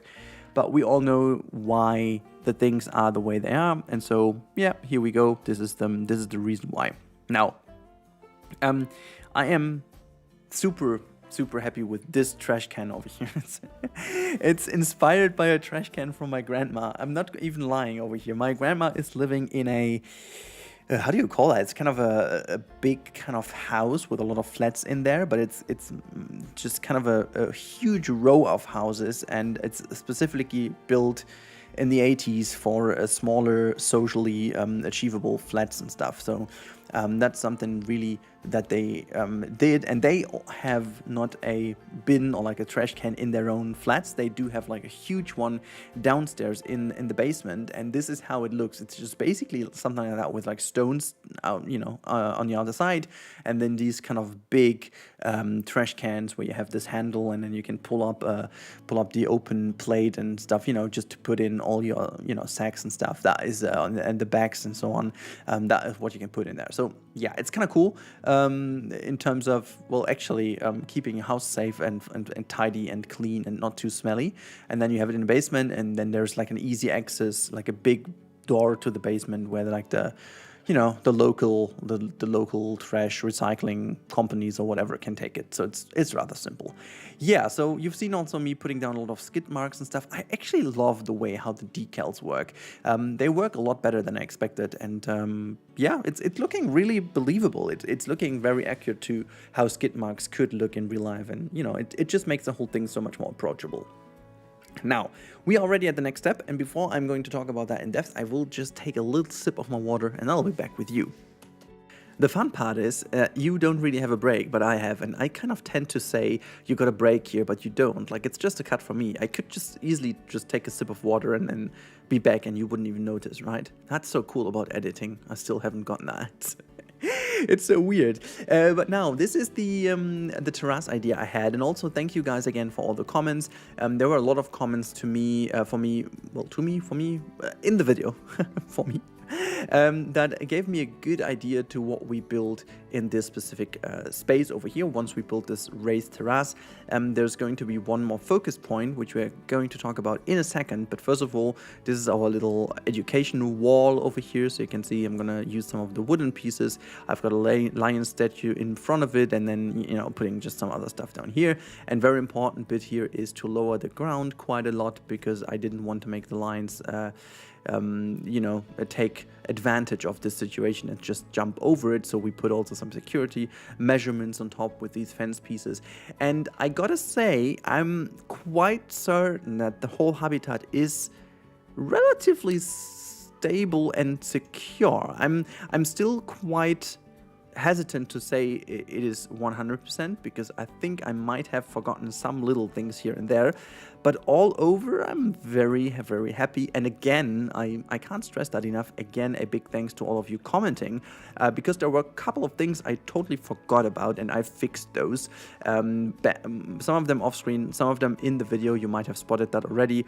Fixed some little gaps here and there, put some fences here and there, made some fences higher and taller, and all these kind of little things, putting down some little metal kind of covers to certain areas so that the lions technically couldn't go up. I mean, in terms of Planet Zoo, this habitat is 100% perfect.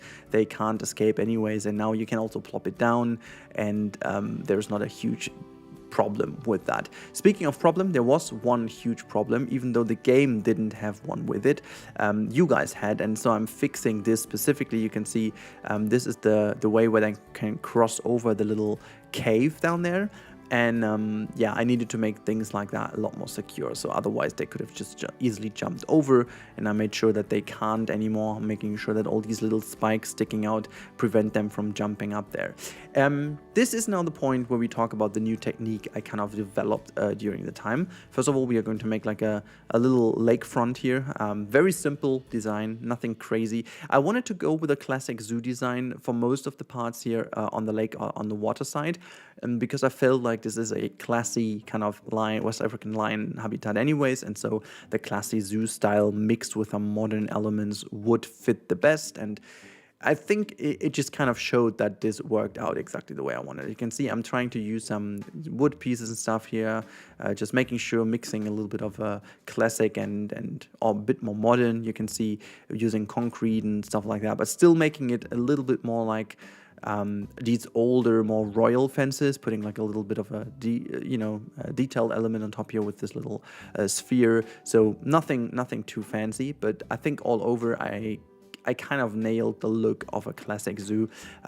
So also you have to consider that, like, when a zoo builds that, they don't want to waste too much money on specifically this, simply because they waste more money on the habitat itself. And now we are going to talk about the technique in a second. I quite had the feeling that if you use the pathway in this game, the pathway most of the times is very edgy, as you can see. It's like super edgy. There's no real natural flow to it.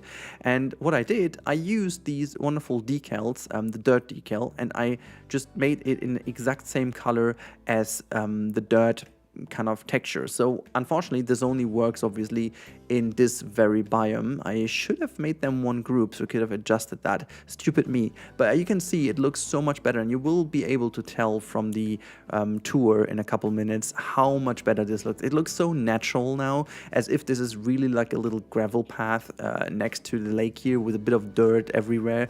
And I think this is really exactly what you need to make that look good.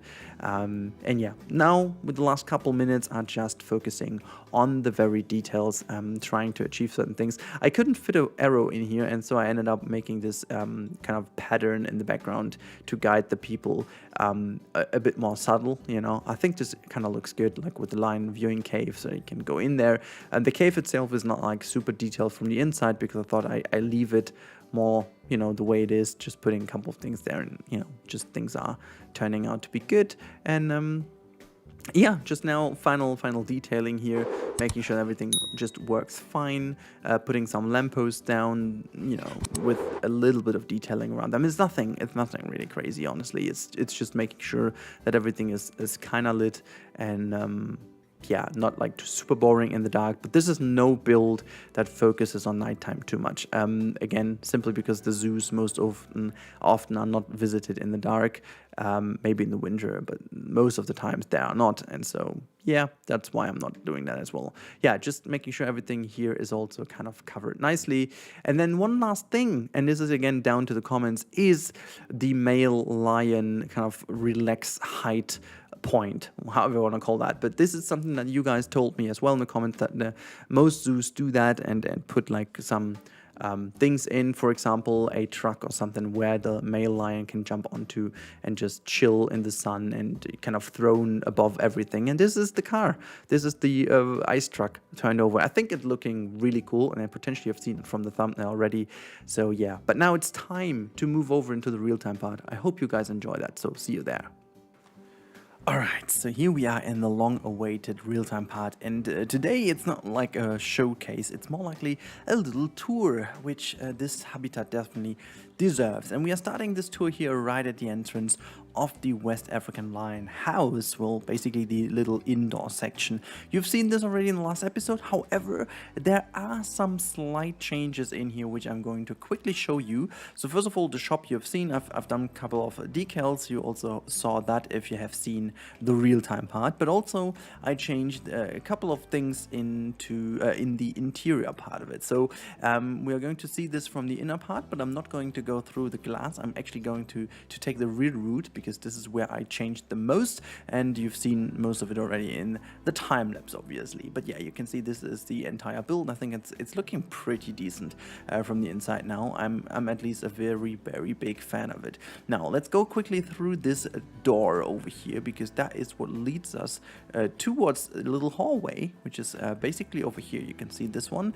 Very simple, you know. I didn't do much things, or like many things down here. Just in, you know, it's just simple, you know. It's not like a big thing. And then you go in here, and boom, there you go. We are already in the lion area, and as you can see, there are a couple of things in place. Now, obviously, this would be rather insecure for the humans just going in like that, but you can be assured that this whole system has some functions in place to, you know, fence off the lions automatically. You've got some switches everywhere to click the switches, and then these things slide through. Let me just quickly show these to you. So, first of all, you can see this double gate system over here, so that this basically becomes a little floor, and this thing can slide over here, and this thing can slide through as well. You can even enlarge this if needed, so that there's a bit more space for them to go out, and then you can slide this in place if you want. And then you have obviously here the little food trough where you can put the food on, like the meat, and then it just slides down into the little meat thing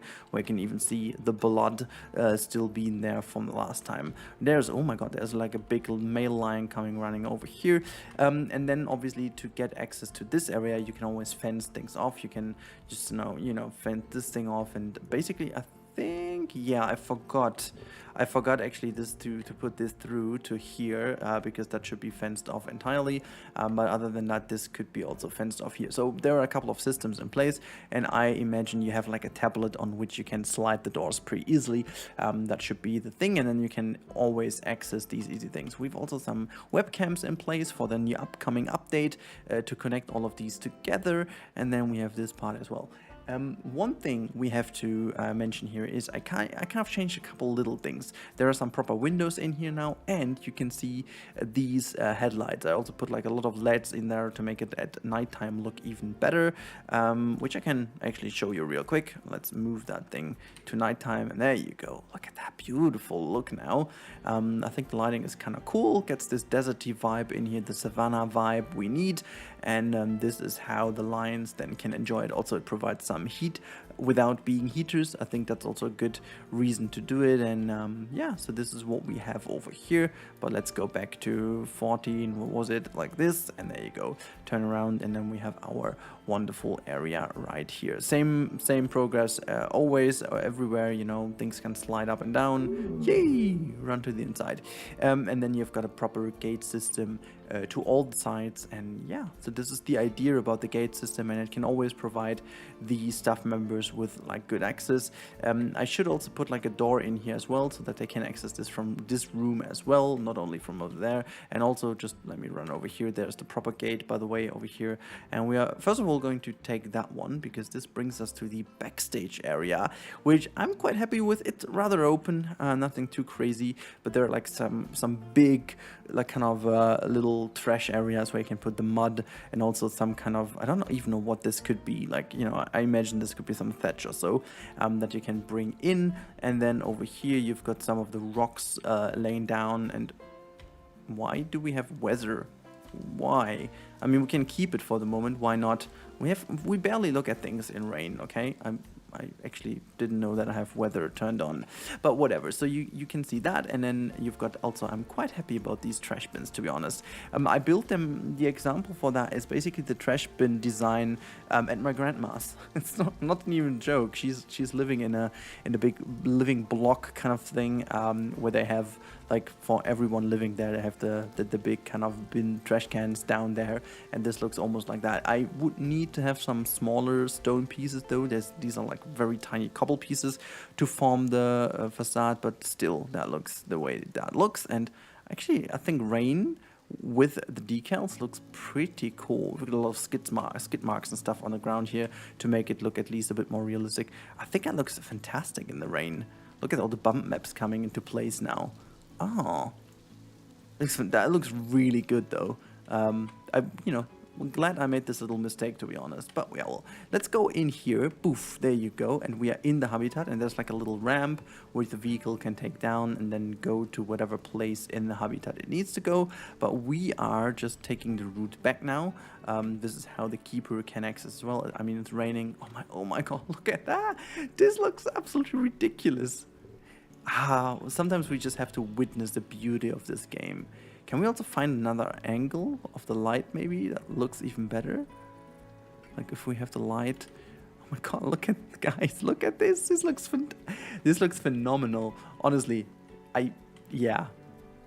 Okay, it's stopping to rain, but oh my god, let me just pause the game over here, because that, like, slight mud and still better weather. Wait, can we just find I want to see if there's a... Oh yeah, look at that. Oh yeah, this is... I'm so sorry, I just completely get taken away here by the looks of it, but my goodness me, that looks fantastic. Like with the mud down here, oh, I wish we had the function to have like some mud from sprinklers and stuff to fake the mud look, because it just looks so good. Frontier could even go more crazy on the weather effects, because they are so freaking good. Okay, we're gonna put it back to the time that I had, because we need this for the outside view. Yeah, something like that. I just don't mind too much, and then hit play again. Okay, now we're gonna go out real quick out of this area, and we take the route back through the little hallway. Boom, then we're back in the building, and we take the guest path, so to say. Now what we have over here is like a little raised area that brings you to almost eye level with the animals. So if you go all the way all the way to the front here, you can see the fence almost lines up with you, and then you can see it lines up, you know. I'm sorry. This one is going to lick on the stone, I guess. Okay, fine. There's another one in the background. God, I love that. So see, this is one of the areas where you can see the lions come in and out. I think it really gives you the idea of what I wanted to create over here. And then, yeah, we can run all the way here. We've got a little education player and some crickets and stuff going up on here to have some education going on. Very important indeed.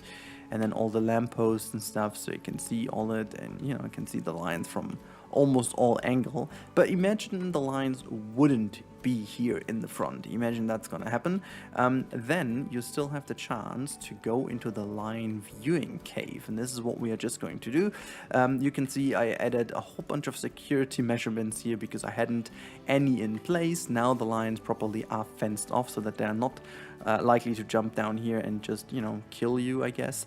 And then you go down here, there's a little staircase. It's not like completely themed, but I think it's fine because that's like a little rural cave in which you go. And then the Tedget cam actually seems to be a little bit too high, frankly. I promise if you put a guest member down here, that you wouldn't. Oh wait, it works. That was just a weird bump on this part. Okay, not sure why this happened. Anyways, okay, now this, you can see it's the perfect height. So yeah, we stand over here, and then you can actually look into the habitat from various angles, and yeah, try if you can catch some sight of the lion. You can see there's also our newly built viewing corner, I'm gonna call that, or terrace, or whatever you want to call this. And yeah, so if you couldn't catch a glimpse of them in the front, this is where you will most likely catch a glimpse of them. But if that still isn't what you wanted to see, you can still take a route. And also, by the way, I tried this technique for the first time. You've seen that in the time lapse, and I think it works wonders to make pathways look so much more natural by just using the decals as if the soil is just slightly going inside of it, because you know, you can't keep it that tidy all the way around, so you would always have it something like that. And then yeah, it just makes sense. Also, oh my god, it looks almost like a Jurassic World lagoon here. I kind of like these measurements. Look at them. They're just coming over for us. And look at the truck in the background. I think that looks all like the viewing angles of this habitat are just fantastic. What are you even doing here? Oh my god, have you seen that? It just fell over nearly. That looked fantastic. That looks kind of clunky. Whatever. Okay, let's run over here while it is. What weather is this? Going to be rain. Okay, fine. I thought it was snow. I can't deal with snow in this game. I mean, if I want to, yes, but not if I don't want to. Does that make any sense? No, it doesn't. Oh god, look at all the views. Sorry, I'm just madly in love with this habitat. Because of all the research I've done, I never thought it would be that good. We also have like a wheelchair access over here, but I'm going to take the staircase real quick. Of course, we've got a statue and education board if needed. We're going to connect that to a webcam as well. And then this is the viewing spot. You just go all the way close to here. Bit of African theming going on, not too crazy, just keeping it simple. And obviously the star of this area is obviously the turned over truck. And thank you again for all of your comments, because that helped dramatically. You guys were pointing at that. I think it Bergen is one of those. They use an old truck, but I'm not sure if it's fallen over or not. And I thought, you know, why not use the ice truck and then just, or what? Yeah, I think it's an ice cream truck. Just turn that over, and there's even like a little bit of a cave to the other side where the baby lions can sleep in. They fit in there. The grown-ups don't, but the baby lions do actually fit in there, which is kind of cool, not gonna lie. And then they have this huge space in the background, which, you know, for example, if you consider the Wuppertaler Zoo in Germany, it has a very similar way of doing it, where there's a huge field, and in some parts you can't even see these animals. Now, I want to quickly put it back to sunlight, and we are going to jump out of Tedget Cam, and I'm going to show you the entire overview of this habitat, while I'm just quickly going to turn off the depth of field, because we don't need that. And also, animals are starving. Yeah, I'm not really sure why they would though, but we can at least do one thing real quick. So yeah, this is the full overview of this wonderful habitat, and I'm super happy with how that turned out. I said that already, but it's you know, maybe not 100% realistic, but it's very close to what I wanted to do. I think a lot of things I took into consideration worked surprisingly well. Some others took a lot of work, not gonna lie. This is actually a habitat that took even longer than the red panda one, so very interesting. I hope you guys enjoyed this. One thing I wanted to quickly add is that I forgot to talk about that recently, but now I will quickly bring that in. If you want to become a member on this channel, you can easily do so by clicking on the membership button. There are 3 options. Each of them are exactly the same, only the value or the amount of money you spend is different. I'm doing this because not everyone can spend the same amount of money, and that is totally fine. Please be aware you all get the same, and I also need your opinion on what would make you do this and what do you want as a reward. At this point, I'm just going to put down some screenshots every now and then, but I can imagine to make some early access videos as well if you want to, but I will limit that to certain days or whatnot, and maybe also give you more glimpse of what I'm working on, because I'm not the biggest fan, as I always said, about all these exclusives, because it's totally not necessary. You know, you can support me if you want to. I'm happy about this. I'm gonna reinvest that into the channel as always, but yeah, I just wanted to mention that. So you can become a member, and we are only 2 members away from a new emote slot. I said yesterday we are 1 away, but actually we are 2 away. Yeah, you can also use the emotes. That's kind of cool though. Now, this has been it. Well, yeah, I enjoyed this build a lot, and I will definitely do a realistic habitat next. I'm going to take one of the new animals from the upcoming DLC. Which one? I'm not going to tell you quite yet. You can make some guesses in the comments if you want to, but most of all, stay safe everyone, have a good time, and goodbye.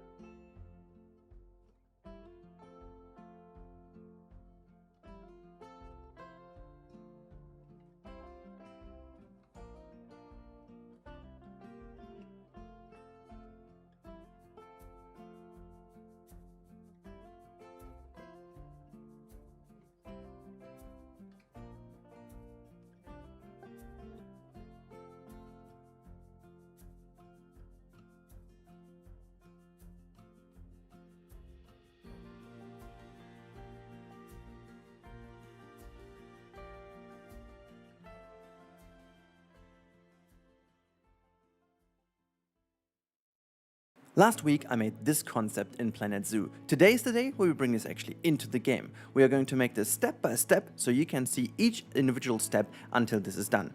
You're in for it? So let's go. Alright, the first stop is actually the main layout of the Infinity Valley. So you've seen the whole thing has been laid out as like an infinity sign, and this is the version that I created in-game. It's not perfect, but you'll see later on why it actually suits our needs. But from over here, let's skip it to the first time lapse. Alright, so you can see that there are a couple of little things already changed. You can see that I'm getting rid of some elephant grass and stuff.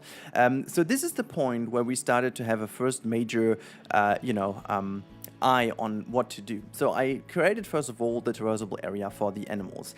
Since I wanted to make this habitat actually work as a habitat, for example, for the wonderful franchise mode as well, it had to be realistic. It had to fulfill all the size needs and requirements of the animals, but it also has to grant them all the other enrichment needs. And this is why I also created some overpasses and underpasses for the leopard to actually roam around. And at the same time, we also needed to create, obviously, a certain area for our staff members to roam around as well, to be able to, do whatever they need to do for the enrichment items that you will put eventually into your habitat. Now this has been one of the major tasks at the beginning, and then I started building out and fleshing out the first main feature of this build, and that is the bridge itself. Now the bridge is this kind of half circle going up, and this was mainly inspired by the Panda Habitat from the Copenhagen Zoo that I've shown you in the build or in the painting. By the way, if you haven't seen the painting, I highly recommend doing this.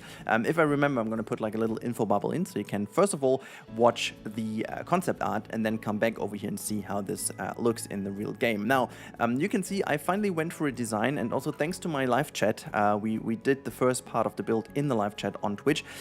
Thanks for letting me know that these wonderful new conservation pack wooden items are actually non-climbable items, which is brilliant because they are very nice looking, and finally a good kind of substitute for the Arctic pieces, because the Arctic pieces are obviously non-recolorable items, and finally we do have recolorable items that are non-climbable as wooden pieces, and that is a huge help to the game. I did not notice that, but this is eventually what it is like, and I am superbly happy that this actually is here, because then we can use it. But you can see I went for a very modernist design, you know, changing a little bit between concrete plaster and the wooden slabs in between, just to give it a bit of a warmer feeling and not too cold with all the stone. And then I went for a very nice kind of a fence design that uses the European pack cables from the light springs and stuff that are pretty thin, which I like, so that it, you know, kind of translates into a very nice mini fence over there. I really do like that. And then we went on putting a lot of other plaster pieces in. I do say that I had a bit of a struggle to find the right version, like the right kind of weight between plaster and how tall and fences and stuff. I'm super happy with the final result, but that said, you know, the benefit that you had for the Copenhagen Zoo and the Panda Habitat is that they won't be able to jump quite high and then climb out. But, you know, our friends the leopards, and since this is a realistic build, they are capable of jumping rather high, and so I needed to build that into my concept. And while I was drawing it, I obviously didn't take too much attention, or like put too much attention on the fact how easy they could escape, and I needed to put that into the build now. But yeah, that said, we are nearly done with this first little time-lapse block. Let's go over to the next little block, in which I'm going to show you the process in a little, you know, cinematic shot, and then we talk about what I have done here and what is up next.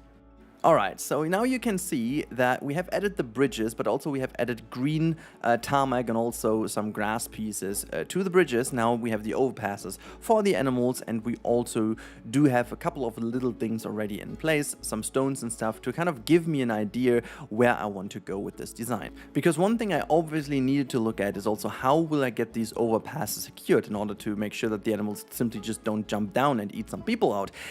So I will come up with a good idea how we will solve this issue, which you'll see in the next part. But I'm super happy with how the bridges in general turn out, as you can see over here. Very slick, modern design, very much close to what we've seen in the concept, which you can see always next on your screen.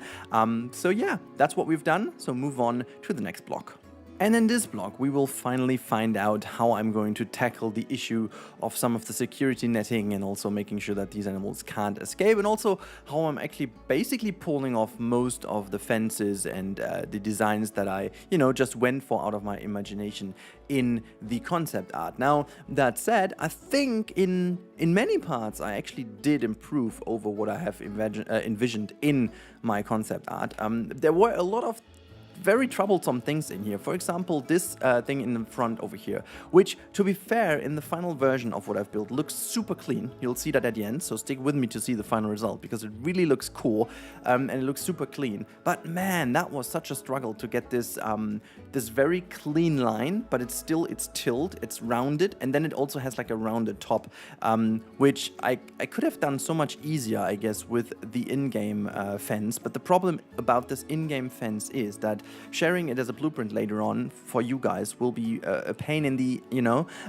because you guys just have to put all of the fences in yourself then, because obviously when you create a blueprint, you always have to make sure that everything scenery-wise is within the boundaries. space. And so what I usually do is that I provide you guys with a blueprint that has a way larger footprint than the actual habitat has, and then you can later on put your own gate into the dedicated spot, but then you don't have to do all the other things, because, you know, glass and stuff, and unfortunately only the habitat perimeter is going to be included. So whenever you use fences as a design element, which can be super clever, you can't share that as a blueprint, and that is a little bit of a pity. But yeah, you can see putting these kind of little wall designs in here, like these little window designs as envisioned in the concept, making sure it's all one-side glass or one-way glass, so that our animals are not super stressed. Also try to really think about this factor of being stressed, and I think this habitat is very well made for not being stressed in terms of you know, where the people are, and you know, there is a lot of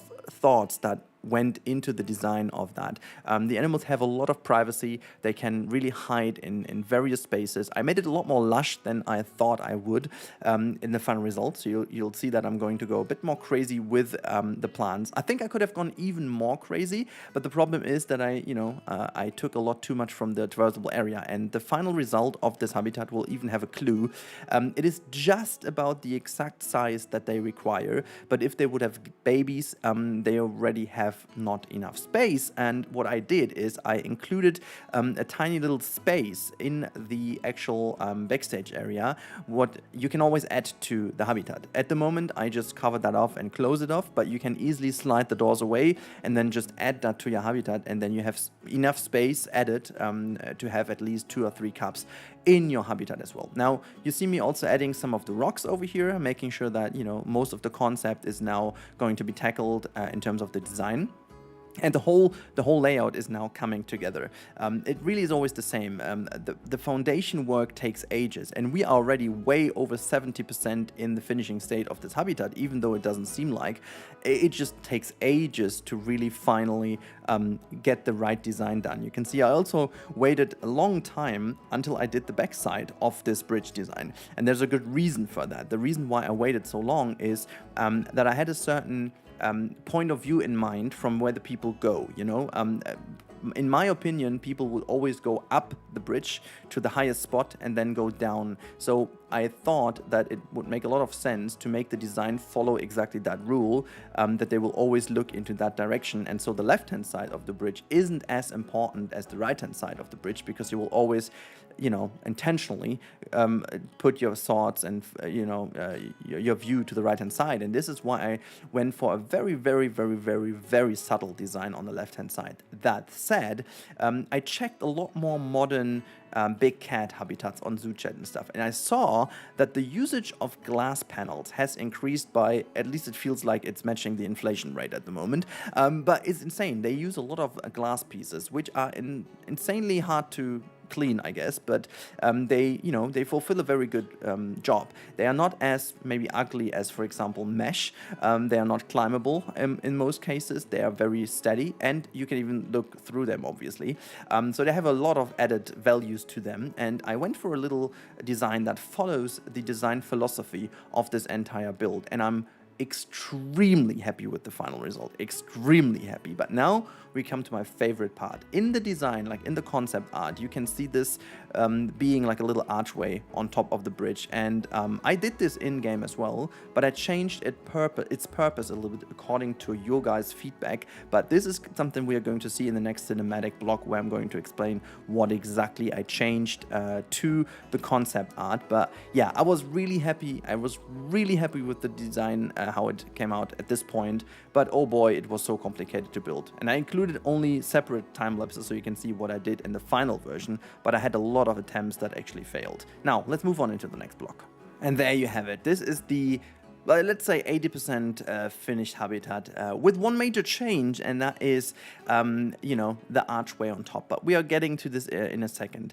Just have a little look at how everything works out together, and also especially how I made the cover for the bridges. You can see there are some glass panels as well for the small bridge. The leopard can traverse over. There's no chance for them to escape. I paired this with some mesh fences and making sure they are all leaned inwards so they're not climbing above it, and just making sure everything is secured and nice. But now let's talk talk about that little open hole inside of the little arch, because you guys requested a view into the backstage area and to the indoor section of the leopards. And I thought, you know what, we can make like a little raised platform that grants them privacy, but also you get a wonderful view of the animals.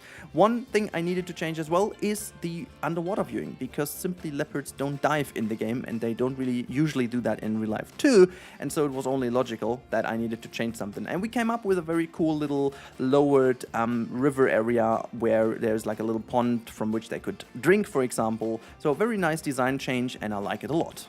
Alright, but now it's time for where it really begins to be a lot of fun. The foliage. And I actually, you know, this time around I finally managed to have a certain block of the video which is only focused on doing the foliage. And so you can see in the time lapse now, and then in comparison when we will actually jump into the real time part, you know. So in case you're here for that, in a couple of minutes we will actually jump into the game. You see how that fully turned out. But you can see now in real time, so to say, how much foliage does change of you know, the habitat's face, the whole look and feel of the habitat.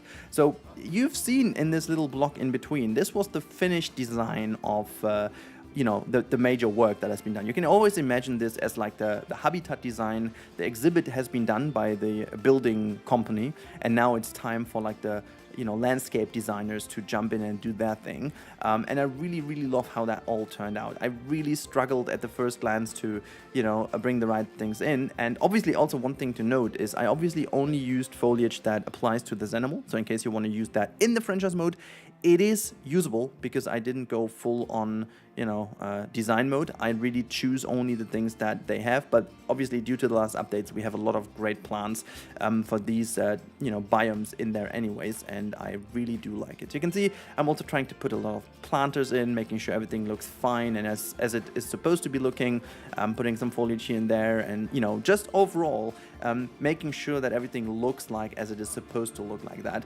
making sure that the trees also all don't give them a chance to escape. Some of them I have placed wrong in the first part, but yeah, making sure that also this little cave view over here is kind of finished.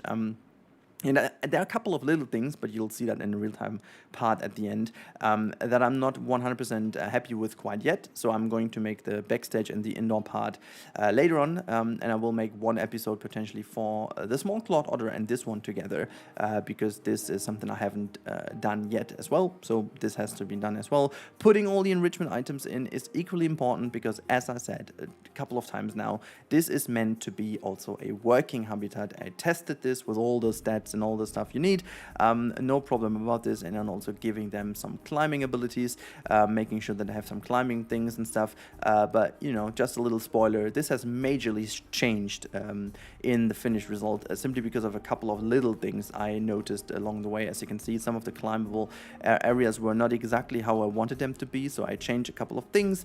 Also, I wanted to maintain some of the viewing angles, and if you put too many trees in, you basically block the view, and all these kind of things you can only see if you're really working with foliage, making sure to add some texture here and there, making sure to, you know, add some supports here and there, and just all these kind of little things that bring the design together and that basically make the design at the end, making sure everything is clean and nicely turned off. You can see I'm putting like, you know, the glass panel in, and I just noticed, oh, it's not big enough. So I changed also a little bit of the angle of this little viewing hole. I think it even looks a bit more modern now, putting a little fence in for, you know, foreground and stuff like that. But you'll see that even better now when we jump over into the game. I can't wait to show it to you, so let's do it.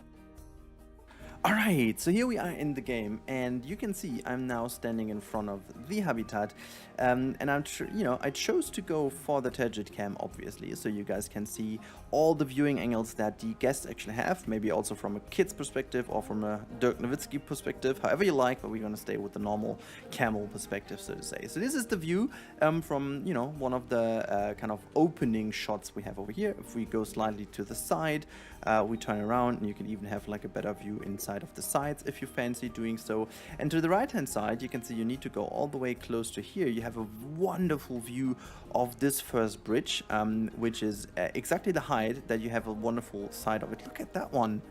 There it is. Boom, it comes jumping. Oh my god, is it just coming over for us? This is picture perfect, isn't it? Look at that. There is it. There it is. Kids can't see anything, but you know, being bigger, you can see something. I mean, kids need to go close and then just have a little looky look. Look at that. There's the leopard doing its fancy dance there, just you know, climbing down. Anyhow, I'm going to continue our way, moving up that hill, and as you can see, the habitat opens up to you. You can even turn around and have a wonderful view of this side over here if you want to. Oops, Tedget is being weird. Hello? Hello, Tedget, what is going on with you? Well, I can't really move up here. I think it's kind of a little broken.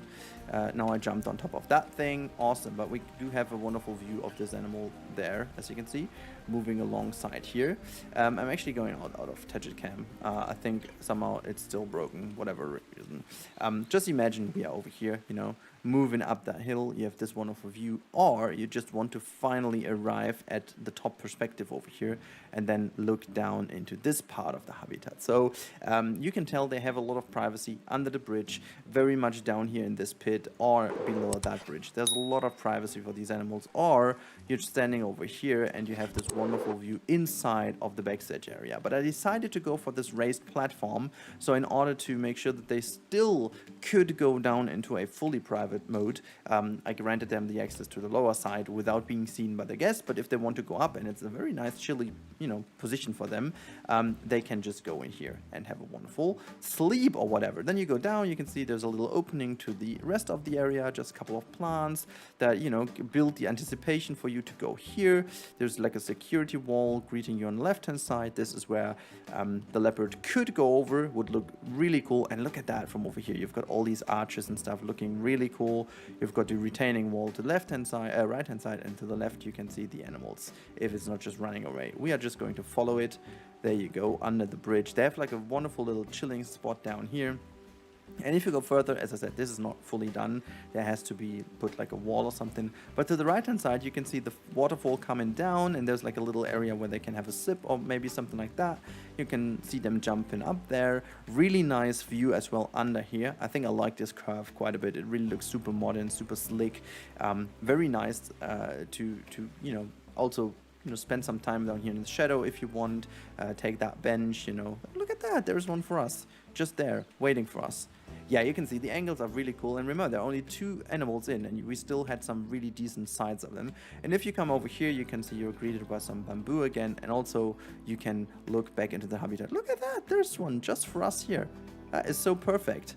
This was timing, mate. That was really good.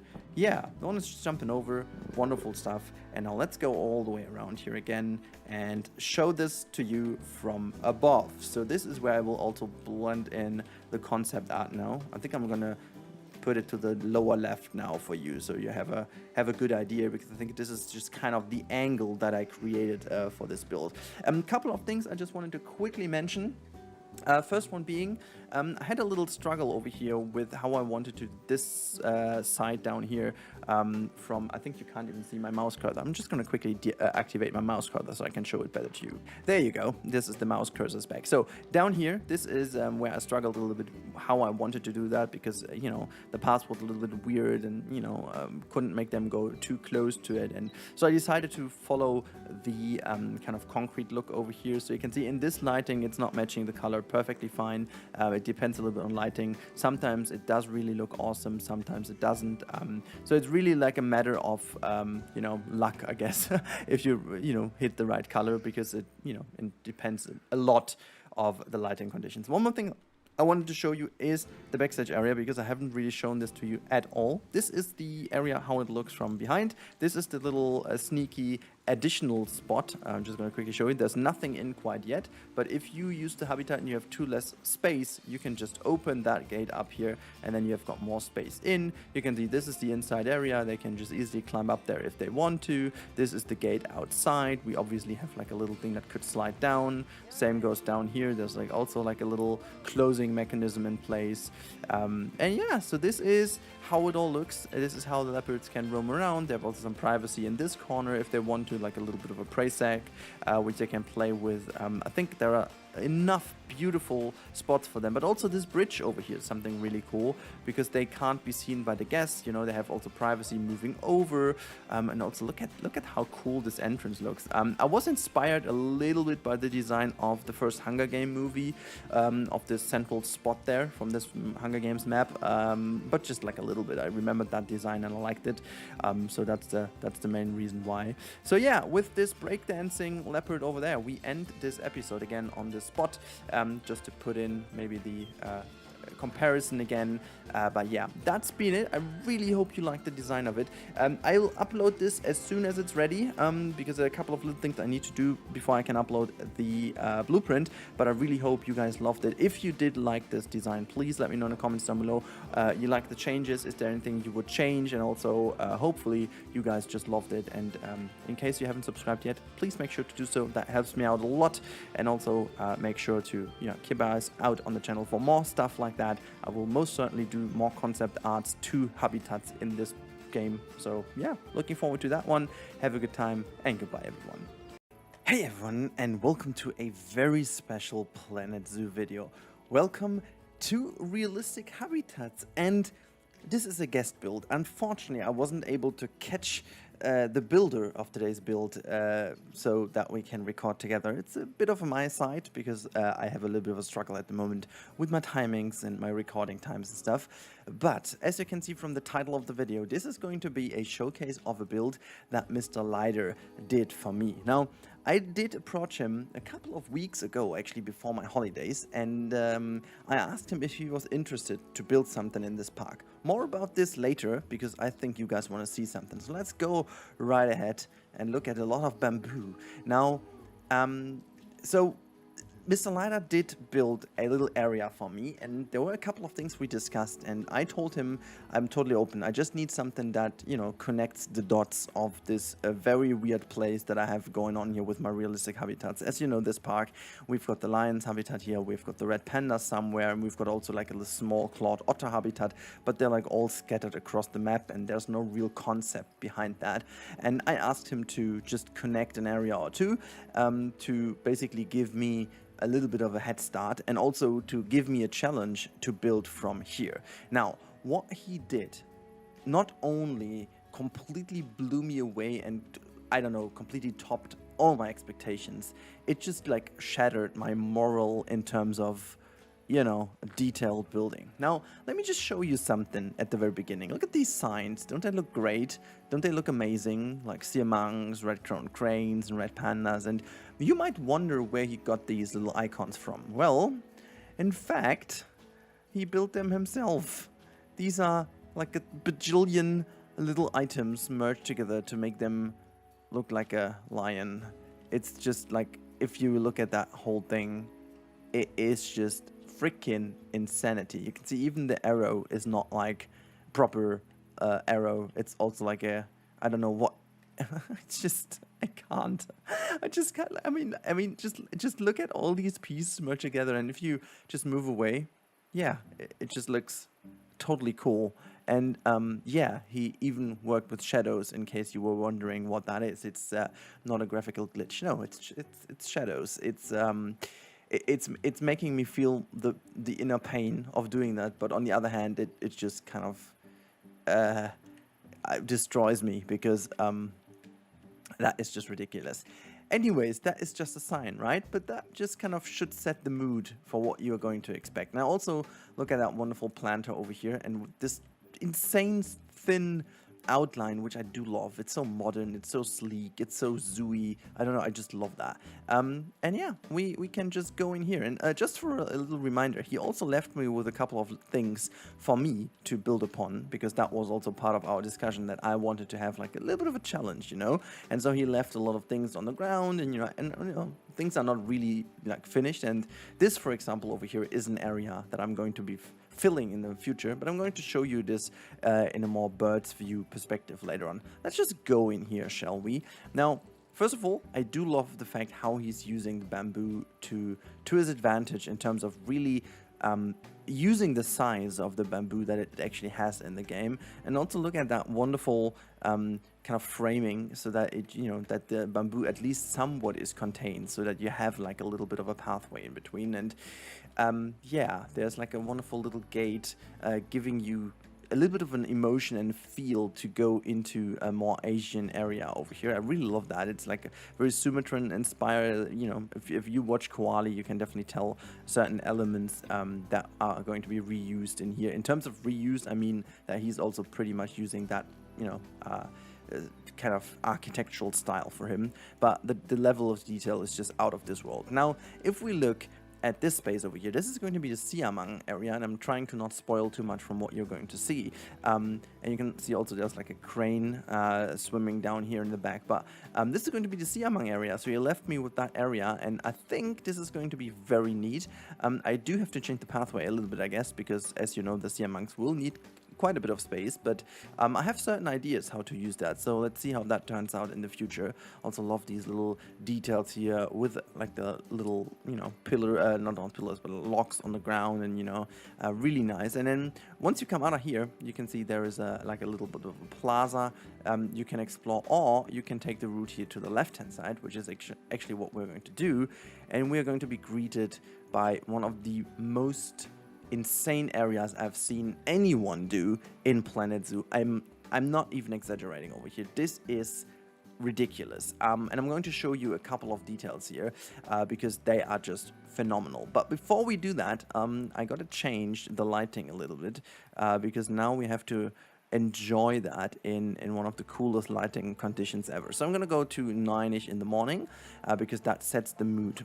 So he basically put this restaurant in, which we're going to have a look at in a second. But more importantly, he also set the tone for the siamang area. I really love these little benches over here where you can have a look, and also it just kind of is like a little bit of a bay, a bay kind of integrated into that area. Before we actually go into the restaurant, I'm going to show it to you from the other side as well. But look at, also, sometimes, and I think this is potentially one of my biggest weaknesses in the game, or like in general my biggest weakness in terms of building, is sometimes being bold enough to use the size of the nature and of the plants we have. I think if it was about me, I would have never gone in and used the bamboo in that kind of level of thickness and so dense and just like really, really cool. And it just kind of creates this nice little bamboo forest that you can go through, and just like really has a natural transition into that area. I really love how that's done, and I personally would have never done that. I also love that like little modern combined with the wood over here. Really, really nice design. Also like really cool how we have these little pathways over here, like these little docks, almost pier-ish vibe. And then yeah, there's the restaurant, and zooming in a little, this is giving you already an idea the level of detail that you're going to experience in a bit. This, by the way, is the area where the cranes are living in. I really do love that, and he also did a couple of little rock things over here. I'm gonna show it to you on this side. There's like a little rock blueprint. I really love it. I love the usage so much. Also with the dried wheat in the water, which works surprisingly well with the watercolor he chose. So my goodness, it just really looks good. Yeah, we've got a couple of little stools over here, like beach chairs, and just like how it's sunken into this area is just ridiculously nice looking. Like a little backstage access, obviously. All these little saplings, really nicely also framed by these kind of tree frames over here, or like grow supports. I don't know how you exactly you say that. And now just look at the groundwork. This is another thing I wanted to hint you guys at, or point your attention to. Like the feel of this plaza is just unreal. All the forms, and just like the way it just all works together, and how spacious it feels, but still how much the nature is integrated. And it's just like, he actually told me that he was afraid that that I find this enough for what he's done, because the area is not so big. But if you look at the detail, that is way more than enough, and I can really see how much work. Like, not even that, you look at these things and you're like, yeah, well, that, these are 4 like benches and 4 kind of concrete things on a little support. But if you look closely, even these things have so much detail to them. Like, let me just, talk about this section in the center here. This section alone is already ridiculous. It's not like that it is just like a full concrete slab. No, it has like these details, like how this is kind of merged into it. Like you've got these two little lines over here creating almost like the feel of an invisible support beam. I think this is also what you do with these kind of little design tricks, but that's not all. You also have this like very shallow edge over here, almost like as if it's cut away. And if that's not enough, he even had like an even more thin one down here to kind of counterweight this edge that is cut away on top here. So that's like a little design trick to give it like a little bit of a T shape, like it's a very thick T, but this is like how you would do that in real life as well, giving this whole thing a very neat little three-dimensional look without actually being totally three-dimensional with that, but just really making that modern Bauhaus kind of style merged into with a very modern, sleek concrete design. And if you zoom out, you just barely see that, but it just does so much to these things and to the overall design. And the further you stand away, you can see the shadows. You don't even see what's going on the left, but it is just so awesome. I really can't. It's so good, guys. And yeah, I mean, the restaurant front speaks for itself, but it's not what we are going to talk about. Also, I love the way how the very just kind of clean, big concrete plates, almost, I want to say, just like naturally merge into this more modern kind of tile look. Really, I am a big fan of that. Also, the usage of these kind of brighter tiles here to the left-hand side and right-hand side, and simply because that's not enough, he also did this. So yeah, it's not like a pre-made piece or so. Sometimes you just kind of miss these details because you're thinking like, oh yeah, we do have like a brick piece like that. No, we don't. We just don't, okay? So he just completely did that himself. We don't have a planter like that, which looks super cool. It's kind of like almost like a retro 70s design now. You see these all around in deco kind of shops. My wife loves them, by the way. I have to go in, whenever there's like a deco kind of shop or like a center around in the span of 80 kilometers, I guess, we're gonna have to go there. So they have them a lot, and they're like in black or like gold and silver. These are the ones. Yeah, very nice detail, very modern, but then again it also feels still very Asian because of the usage and so on. The restaurant is called Goku, which I think, if I remember correctly, is called crane in Japanese or Asian. That's my mistake. I gotta have to read that and put that in a comment if I don't forget about that. But this is like, even the name and the sign has a meaning to it, so that is really important. And now just imagine this slides open for us, and we go in, and then we are greeted with that. And oh god, I just can't show you every single detail because there's too much. And I think I didn't even discover every detail quite yet. But I'm just gonna go with the most crazy one in the front. See, we have those little sushi plates over here, and we even have the chopsticks in there. And remember those chopsticks, by the way. But we do have the chopsticks in there, which is like ridiculous. And we even have like a little bit of a card as if this is reserved for someone. Have all these pillars, and just this corner looks super inviting. It almost feels like this corner is maybe like a little corner for the people to wait in if they don't have a table quite yet. They can have like a seat over here, maybe get like a little bit of a drink already, and maybe some small sushi or so. And then before they are like seated completely, that could be a thing. But there's like so much more. I love that he kind of used the technique of the cobblestones. That I'm not sure if I invented that. I don't really feel like saying that is important, if I have invented that or not. But remember that we have made the cobble for the small clawed otter in this habitat, for the small clawed otter with those eggs, and I did the exact same and kind of nearly fried my FPS. And I love the fact that he used this for like these kind of rocks, or like almost like cobbles as a deco element in here, like a planter, because that fits very well in this park, because that's the park where I kind of use that. Not even talking about these lamps that look freaking fantastic, and I've got no idea how he did this. Are they in the game, by the way? I mean, I'm so confused about that because they look almost too perfect. If they are not in the game, I'm gonna start to cry. Maybe they are, maybe they're not. I could oh wait, no, I know what that is, I guess. I guess I know what that is. I'm gonna rip them apart to see if I'm right, but no, I am right. I know what that is. He used these lamps from the new pack, used them as like kind of a cable, and then he used these neon kind of things from the Europe pack, I believe it was. Yeah, that's basically what it is. Oh my god, that is so clever. That is so freaking clever. Also using, oh no, this is, by the way, this is not bamboo. These are not the bamboo pieces in the game, because the bamboo pieces in the game are way too big for that. So he also used these neon kind of tubes to make that. Like, yeah, why not? But it just looks freaking amazing. And just look at, look at that thing over here. Looks like a cake. I believe it is a cake even. And then this little bar over here. We've got another little sushi plate over here on all these bar hockers, you know, or just, I like bar stools. I gotta say, hocker is a German word. Also, a couple of different colors in here with the planter, bar stools. Just look at all of that. It's just, I can't stop looking. Also, that thing over here, raised planter, the use of carrots is amazing, making them as like greenery. But these are carrots. I can see that. I did see that.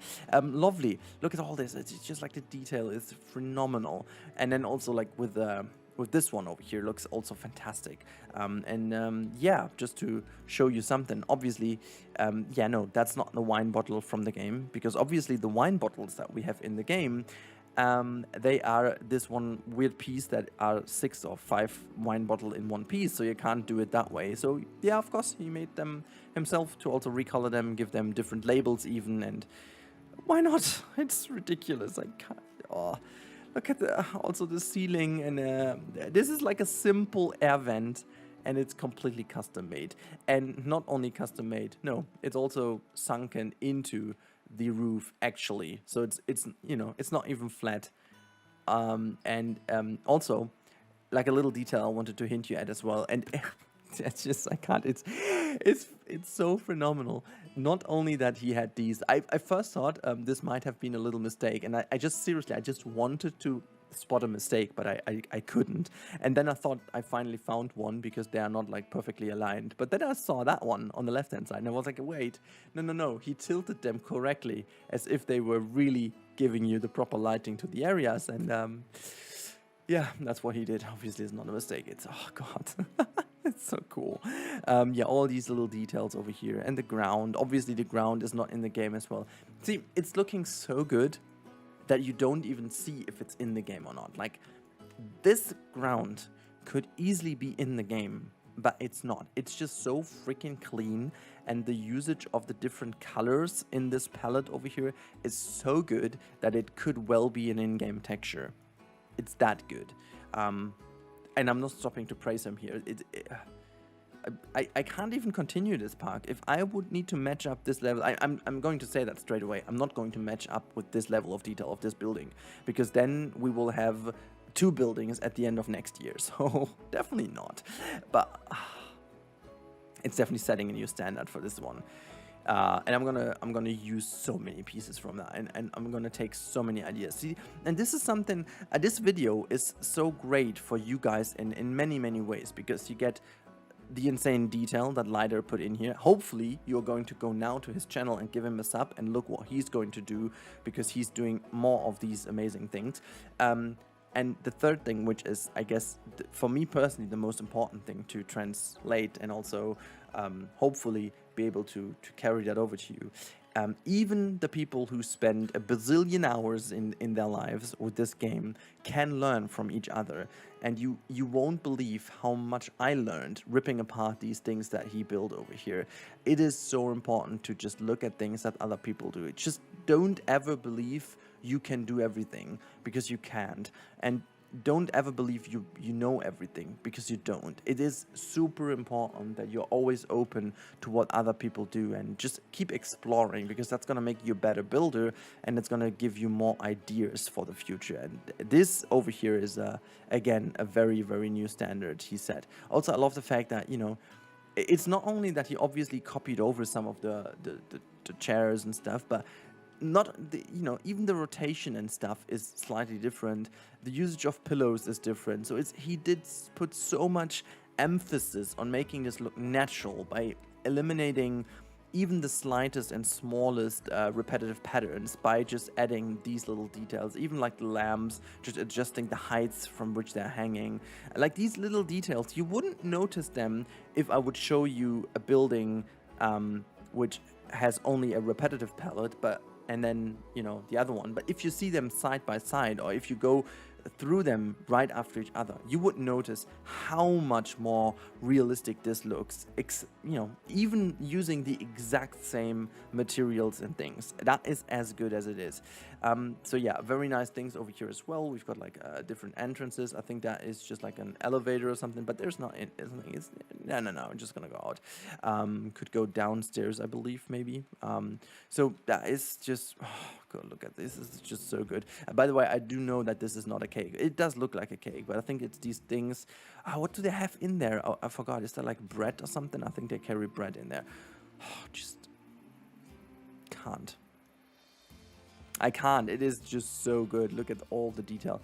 I'm just so freaking excited to show that to you guys, because I really do believe Lider needs a way bigger audience for his amazing stuff he's doing, because it is just too good to not be seen. And so I'm extremely happy to show that to you. Yeah, look at that, just all over the place here. We've got, oh, this is so good. Look at that. It's just, oh, man, I'm in awe. I'm really in awe. Look at that. There are no chopsticks in here. Wait, where are they? There are also some missing over there. Look at them. Those people seemingly already did take them. Oh, I love these small details. I just really love that. You know, sometimes people just take them or they forget them. It's so good. Just gonna go over here. Oh, love it. Oh, look at that. There's none seated over here quite yet. It's so, I can't stop looking at these things. It's just freaking amazing. Yeah, so that's it. And then from over here, obviously, you can sit here and then have a wonderful view of the crane area. So yeah, you know, I could go over here for the next couple of hours, because there's like so much to spot. Also, like the usage of the trees and stuff is freaking phenomenal, as I said. But there is one thing I gotta show you right away, because this is what we are going to do next. So I'm going to run through the restaurant, which is way too good. Just got out because it's putting me ashame. So yeah, that's the restaurant. I'm gonna zoom out real quick. Wait, I gotta go into the other camera. There you go, stand-up mode. So that's the area, and just to give it a bit of an idea to you, I think you guys never saw that park actually from above. So this is what it looks like right now. So we've got the red panda over here, which obviously ties in now so much better into that area. We've got the small clawed otter over here. This is, by the way, where I started using that little trick with the eggs. Yeah, that's the small clawed otter area, which in fact is still not done because the backstage is not done, but I decided to combine that with something else. We do have this area now pointed out to me as like one for the sea monks, which is going to go here. And then we've got this open spot over here, which Lida and I actually discussed a little bit about, and he suggested to put a tiger there.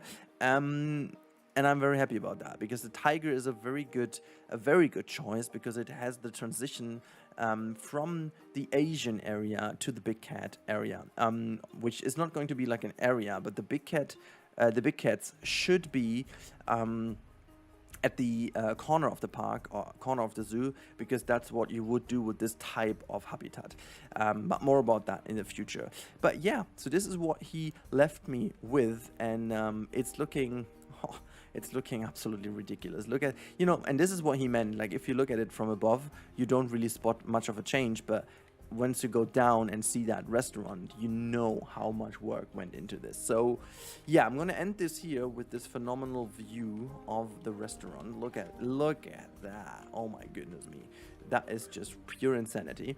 And and I really do hope that you guys loved the video. If you did enjoy the video, please, the first thing you have to do is to click the link in the description, go to Lighter, give him a follow, give him a sub or whatever, and just make sure to check out what he is doing, because that is just ridiculous. And you know, if you've got some energy in your finger left, you could also leave a sub at my channel if you haven't already, but you know, forget about that, just go to Lighter straight away. And we're going to talk about this thing in the future again. My focus is going to be on some other projects first. By the way, I've got Koali this week, so I'm going to do some Koali shenanigans here, so you can also be excited for that one, but that's gonna be the reason for less content next week, because I'm going to put full focus on Koali to finish that in time to hand that over to Eben again, so that you guys have a little bit of Koali content in the next weeks. Awesome. So thank you so much for watching. As always, have a wonderful time, stay safe, and goodbye. Today we are building a very realistic small clawed otter habitat. Well, actually, first of all, we're going to do a concept of it. If you're interested, stick with me. In fact, we will actually also start building today, as you have seen from the thumbnail, but this is part 1 of maybe 2 or 3 of a realistic small clawed otter habitat. We are going to draw a concept of it first, and I thought this might be something I'm doing more often in the future. So this one is in particular interesting because I had some ideas in mind. I wanted to draw them out, I wanted to test things and see how it all comes together. I had a specific idea of how to guide the guest through, and also how to make the otters interact with the overall area. Some things obviously changed because the animal is actually behaving different in the game as I was expecting, but more about that in the speed build. And also, yeah, I just had some fun doing it. Those of you who've been members to the channel have seen this already last week, so in case you guys want to see more of that up front, or just in case you want to see more of them in general, because I'm thinking to make them a lot more often and then put them into the you know, members section first, and then every now and then include a time lapse of those into the video. So please let me know your feedback about this in general in the comments down below if you like the concept. Now you can see I'm making like a huge water volume as the main kind of protagonist of the habitat, being in the center of the action. We've got a pretty nice little shelter in the background, which is just slightly interacted, and then the rest is going to work a lot with like some rock walls and stuff like that. And you also have like a little slide going over the you know, the pathway, as well as another incline, and then you've got the otters obviously playing around in that habitat. A lot of greenery around, a lot of stuff like that, and yeah, just some little details here on the otters. Again, it was my first concept in a long while, but now let's actually start building this thing. And again, a couple of changes have been made, all about that in the real-time section. But most importantly, and this is something I have vocalized and spoke about right the day after we got the early access with Frontier, and they already fixed some things for the version you guys have. But the small clawed otter were my biggest disappointment of this pack, not because I didn't like the model or the fact it's going to be included. No way. I love the fact that it finally is in the game. It's one of my favorite animals in general.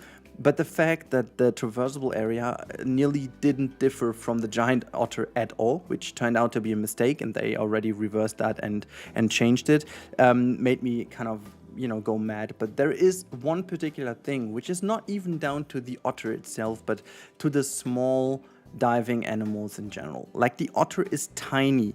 Small clawed otters only get up to 60-70 centimeters of length, and maybe 80 including the tail if you want. They are tiny animals, and the fact that they have a deep dive requirement of 2 meters wouldn't be so dramatic if the 2 meter would actually work out.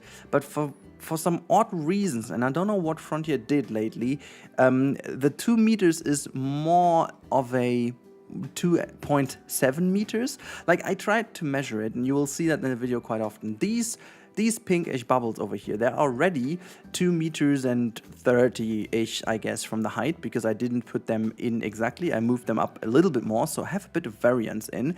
And even this is not enough for them to make them dive. And it's honestly, it is a nightmare, because you just want to make something realistic looking, and you know, realistic habitat of these animals doesn't feature a gigantic water volume. It's most likely that they have some shallow rivers, because that's where they live in. It's not not even that we don't want to grant them this, you know, we want to, but I mean, yeah.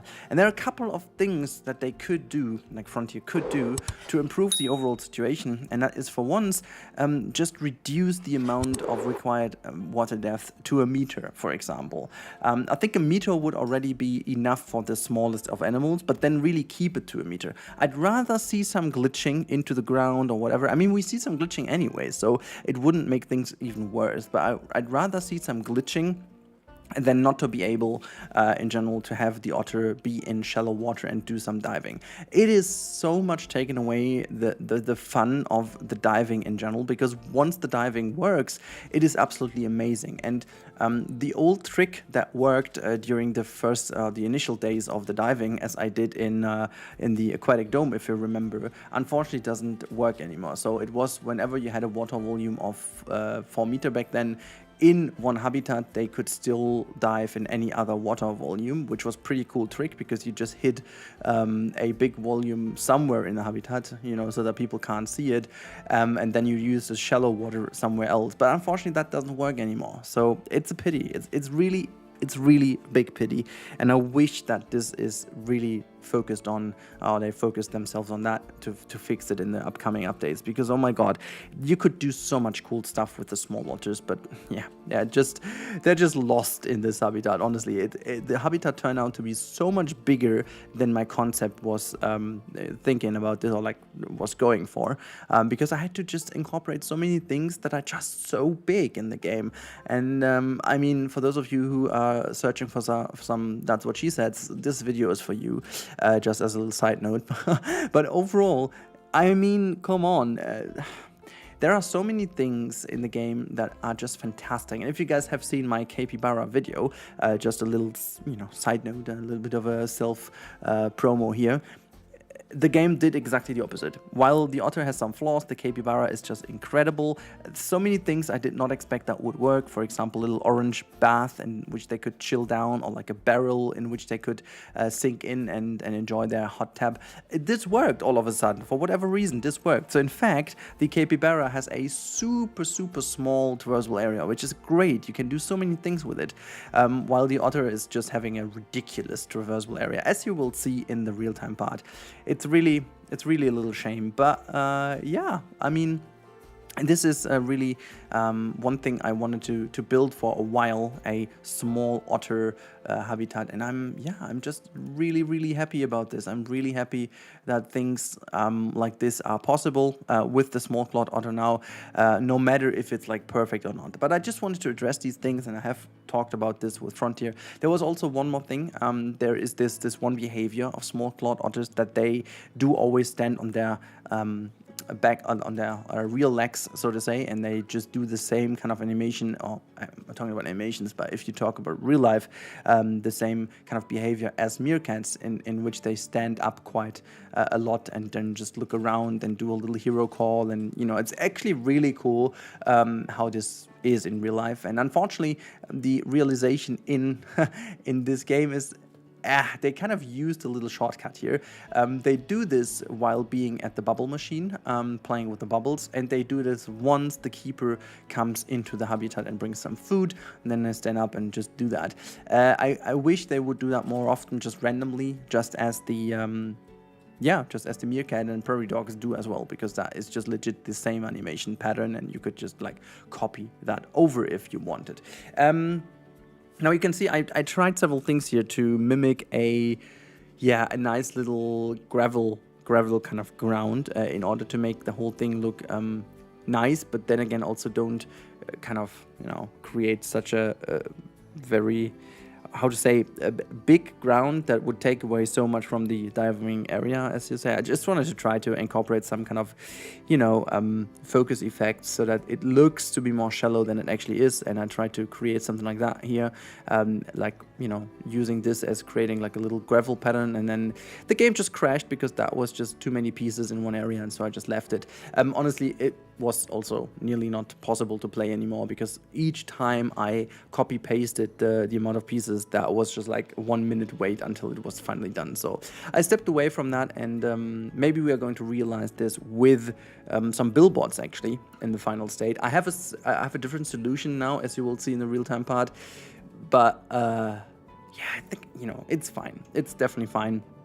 And there's not much I can do about it at this point, and so I can absolutely deal with it. But overall, I'm super happy with how close we are at the end to the concept I drew, and I will actually show a little comparison shot at the end.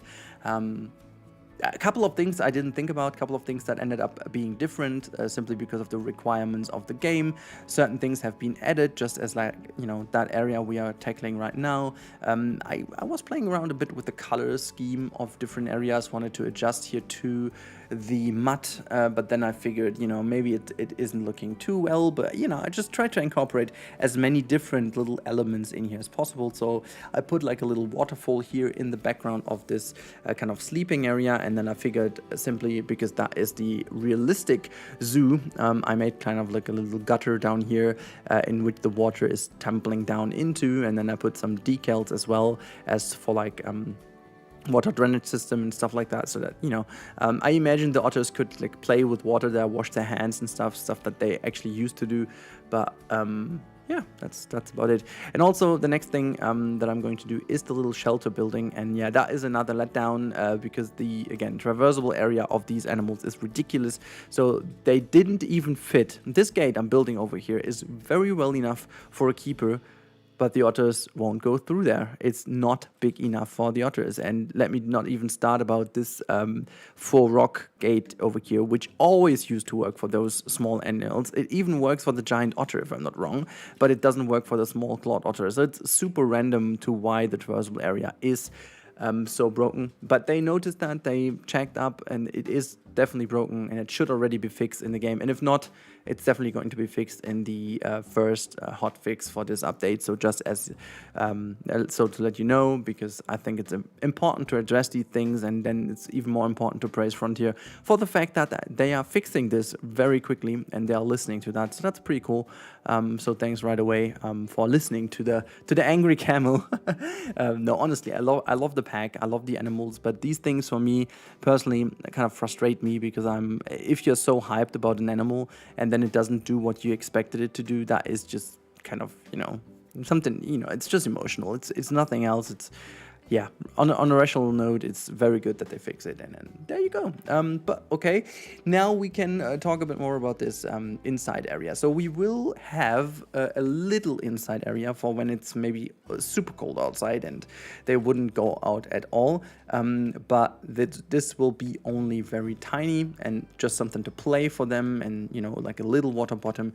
And then the big one will remain outside, could be heated, for example, in winter times as well, so that they enjoy the heated water. And then we are going to build another little slide over here, which will end up being the only slide that functions, unfortunately, simply because the other one is, again, as you can imagine, too small, because the traversal area is too big.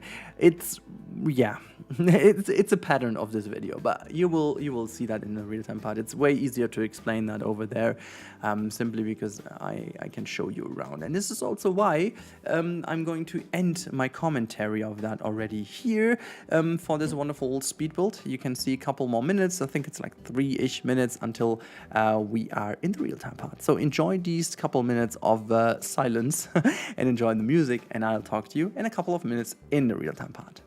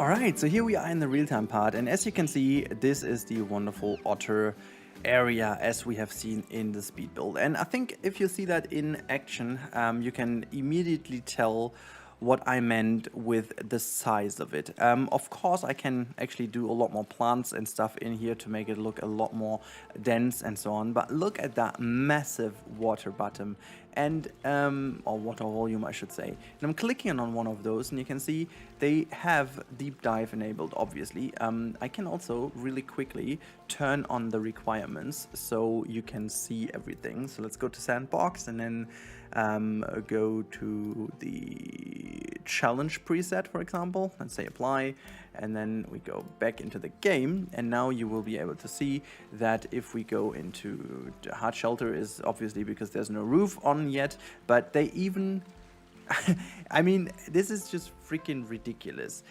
Look at this gigantic water area that they have, and that is not even enough for them to navigate. And I can tell you, if I click on that thing now, and I'm going to move that, this just takes a while now because the game, because of all these pieces, takes a while. So we're going to move that up a little. Oh, you know what? Actually, you know what? I'm just going to show you absolutely the right thing to do. So let's say 2 meters, and then we go to, where's the 2 meter? We are going to take like a proper, there you go, wall panel 2x2. I'm gonna make that like super reddish so you can see it completely correct. Now we put that on a straight piece, and now we go up, and now we move that down. So this is 2 meters, right? It's now exactly at the, it's exactly aligned, and now we move that somewhere in the middle, and there you go, boom. And now we take that one, and we're going to move this one up. So this is, you know, you can already tell that this is not 2 meters, it's 2 meter 30-ish, I guess, and it's still not enough. And I'm gonna move that up all the way here, so we're gonna go a little bit further down, so you can see that there is enough space given, way more than enough. And now you will see that they might still keep diving over here, but okay, well, this time around it seems to be fixed, so that's good. So that's now the full game version I'm running the real-time part on. That means they have fixed that a little bit. Let's go and move this whole thing up again, very up close to this thing, and see what happens then. Because, I mean, yeah, I want to make the whole thing more shallow, and so that is what I want to do. So this is definitely something that shouldn't work now. If I put it up here, this was something that never worked out for me. So let's go and have a look. It still does. No, it doesn't. Okay, well, it does. In fact, okay, it's already flickering, so that means it's at least very hard. And fun fact, we actually increased the amount of area. Let me just speed up the game and see if they actually dive, because sometimes the game just says there would be enough, but then again there isn't. So I'm just going to delete that, and I think you can already tell that they don't. You're just swimming around here. Oh yeah, they do. Oh, that's interesting. That is very interesting. So one thing I wanted to test, and this is why I wanted to show you the real-time part. One thing I obviously want to do sometimes is I want to go into nature and then just say, you know what, I'm just going to put something in like this, and then, you know, for example, or maybe let's even take the bigger one here. I want to have like a shallow area here in the middle, okay? So just gonna do this, and I'm just gonna put some of these rocks on top to make that look better, blah, blah, blah, blah, blah. You know, I'm just going to do this real quick to show you what my issue with that is. And now we say underwater. That's also a new category, by the way. If you type in underwater, you'll get all the underwater plants, which is kind of a cool little trick to do. So yeah, there you go. This is something I would love to see. And then how they can swim and dive through. If I do this now, they keep on doing until they have recognized their new, you know, remaining area. And let's see what they do now, because in fact, the game should recognize that they can't dive anymore, and it seems that exactly this happened. I'm just going to wait one more time to see if I'm really correct. They still have it at 100%, but they said, okay, navigatable area is declining quite a lot. So, yeah, I don't know what to do with this, guys. I don't know what to do. I mean, for sandbox, it doesn't matter as long as they dive.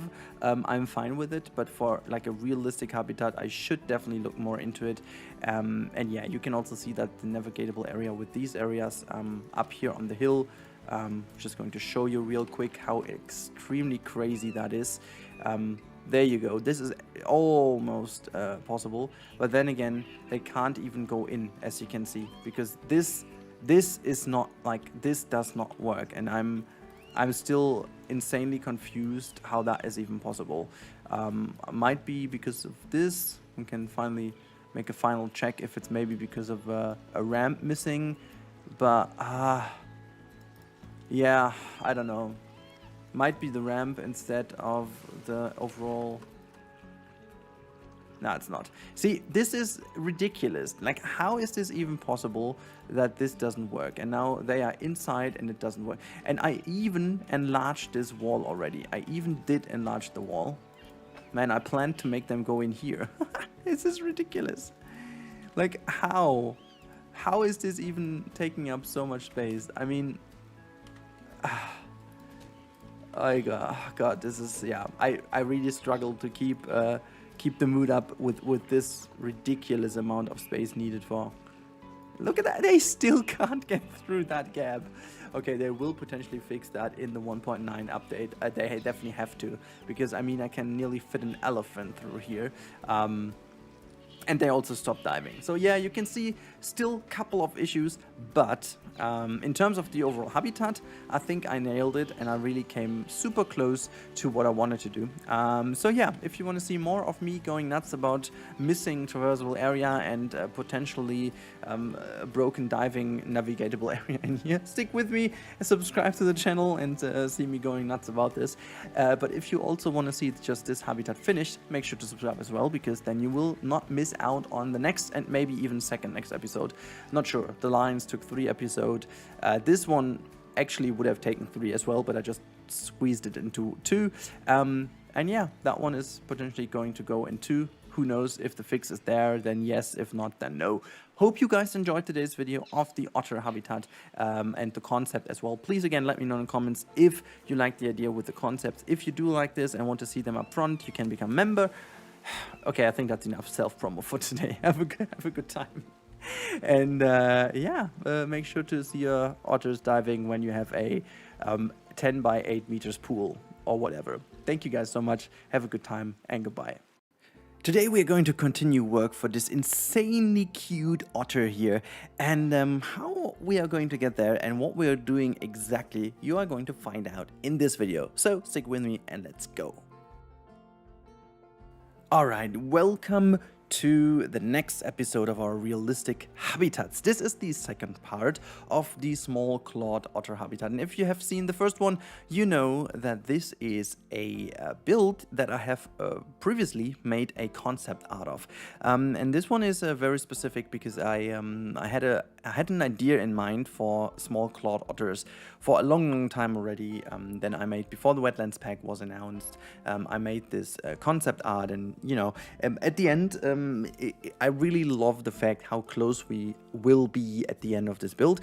I'm gonna say ahead of time that the outside of this entire habitat is 99% done at the end of this episode, meaning we are going to have a rather long real-time part, to be honest.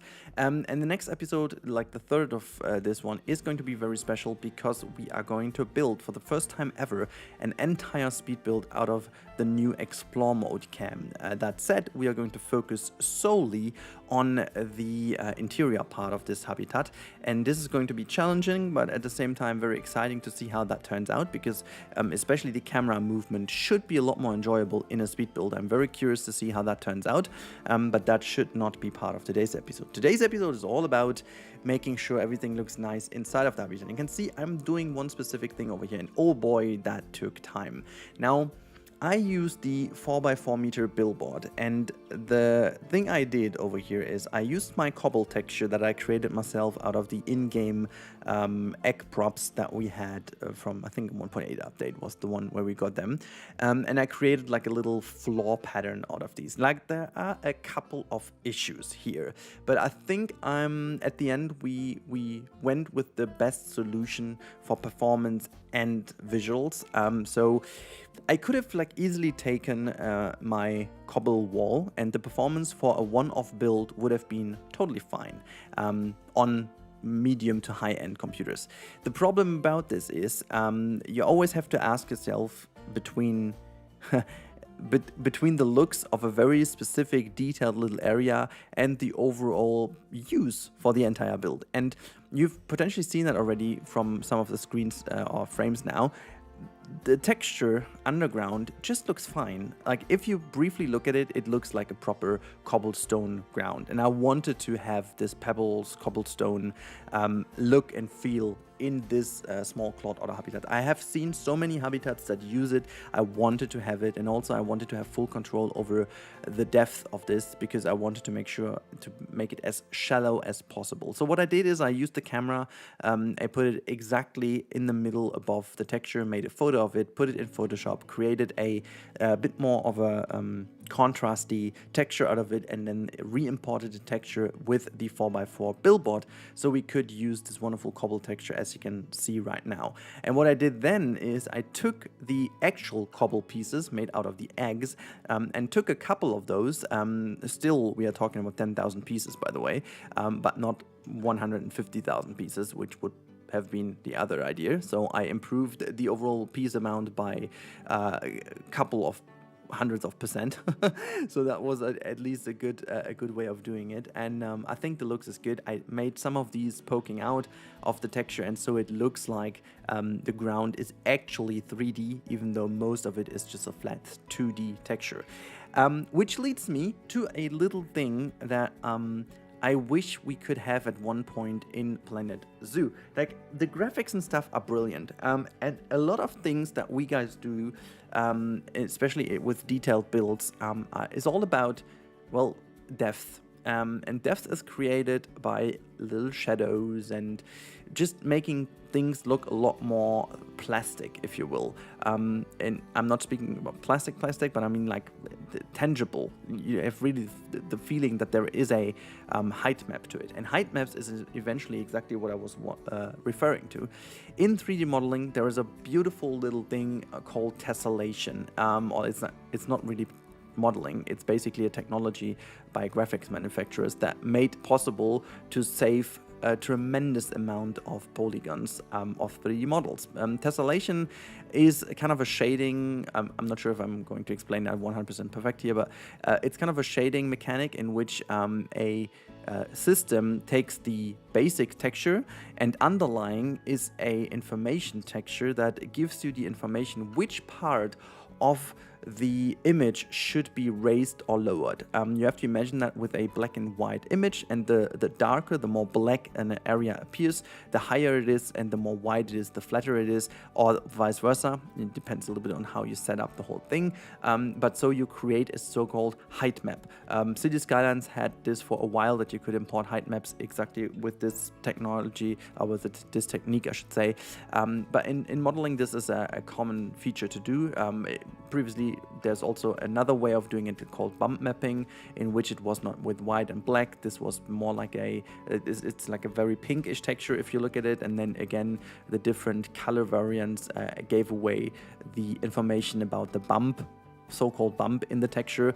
And the cool bit about this is that this is all created by the system and not by polygons. So you could make walls and stuff, really have bricks popping out of the brick wall, rather than building each individual brick. But it looks so much better that people just always tend to do that. And if you look how Lighter or Haribo are building, and so also Eben sometimes, they use a ridiculous amount of pieces just to make exactly this effect, which could be made super simple with tessellation. And the reason why I'm talking so much about this is that this tessellation would make the overall experience of textures and stuff so much better in this game without actually having problems with the traversable area and stuff. So I really hope that at one point that will be possible. The only issue is the game does not feature these height map informations as a default, so that would mean Frontier would need to do all of those, even though I think they have it, because some of the pieces do have a pretty damn good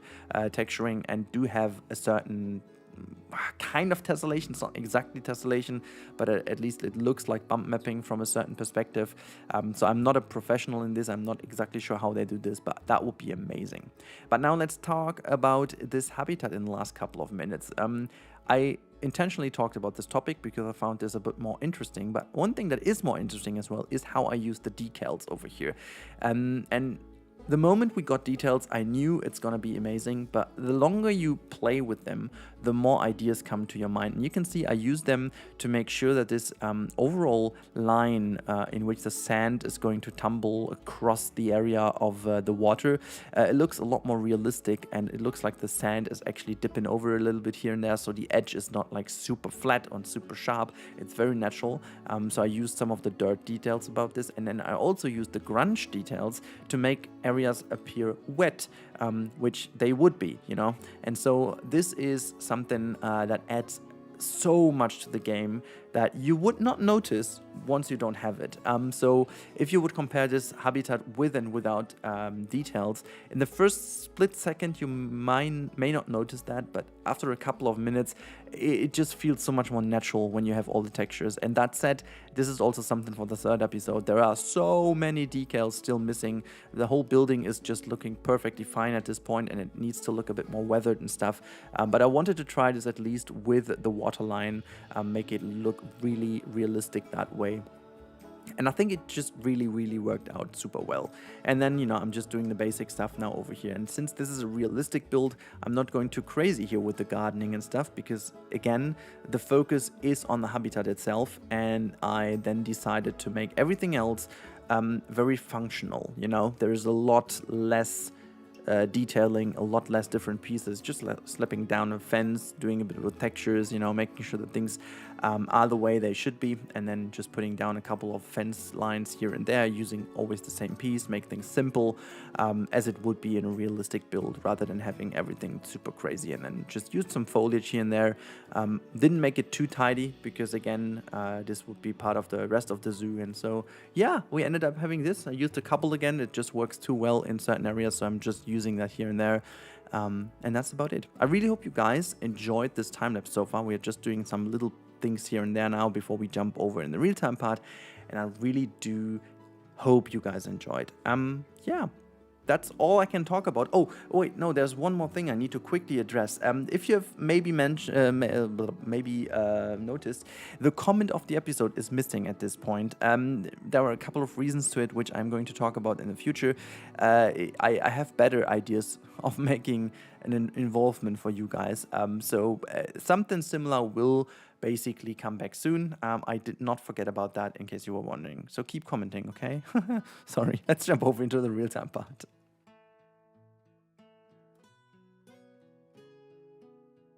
Alright, here we are in the real-time part, and we are standing right in front of a weird tree. We are not in here, but you can see this is the habitat area from outside of the underground view, or the underwater viewing.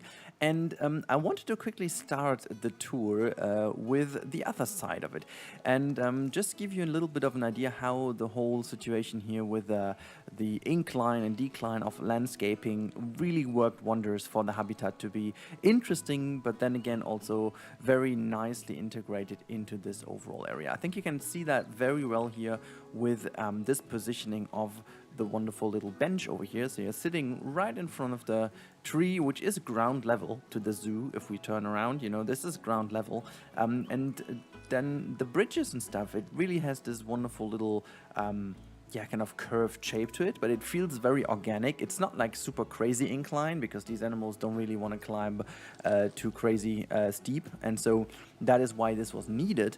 And still, you have got a very interesting way of moving in here as a guest. Now, before we go here, a little bit of a you know, tour to the right hand side. Don't mind the flying camera and stuff. This is what I used for the texture, as you know, described in the Speedbuild. A couple of things that I still need to do with it. There's also even more coming in the future, which I'm going to talk about in a second. But yeah, here we go. This is the this is a little information board about the inside view of this area. So this is just a very little area for the otters. There's one lying down here, as you can see, chilling in here. They've got a little puddle, more or less, in here in which they can, you know, just play a little. It's not like gigantic. The focus is on the outside area, obviously, but given if there's like super bad weather, here, they still have an inside area in which they can play a little, at least do some swimming and stuff, you know. That is the idea. And I will actually do a little bit of a fake tunnel that theoretically would connect the inside and outside, so that they could use the winter time to heat in the water, and then the otters can swim in and out via this area. This is something I'm going to do. Yeah, I need to also put down some images and stuff, but this is all we got at the moment. And if we go and sneak up this little edge here, you can see this is the backstage area. There's a keeper coming out of the habitat now, and we're going to make the inside first before we then go to the outside. So this is the interior, and yet again, there is not everything done. There is a lack of decals, there's a lack of details, but I will admit that I kept this for another episode for the sole reason and sole purpose that this will be my first build, which is going to be from this camera mode. We are now in the Explore camera, and we can now finally build from this position, and I will make use of that. I will make use of this camera possibility with lowering and raising and stuff, you know, making sure that we do a superbly detailed interior area here with a lot of little details. That said though, I'm not going to make stuff that is behind this wall. This is again just like a little fake area in which they could have some boxes in which they can sleep, you know. This is like a very private area for the otters to relax in. And then here to the back we have like another gate. This is where the big slide is positioned. So you can see over here, this is where the water slide goes into the habitat. They basically never use that, but you know, as a feature I quite like that. But this is another sliding door which is not yet done, so that you could close off and keep open. But I'm now moving back to the beginning just to show you how cool that works. Now, no matter which side you're picking to go first, I will actually take the left hand side. You are going down a little bit to go a bit of the below water level, and then you have like a wonderful look at the otters diving down here. And as you come over here, you just go below above water level again, and you can see them swimming across here, and you can see them playing in the water.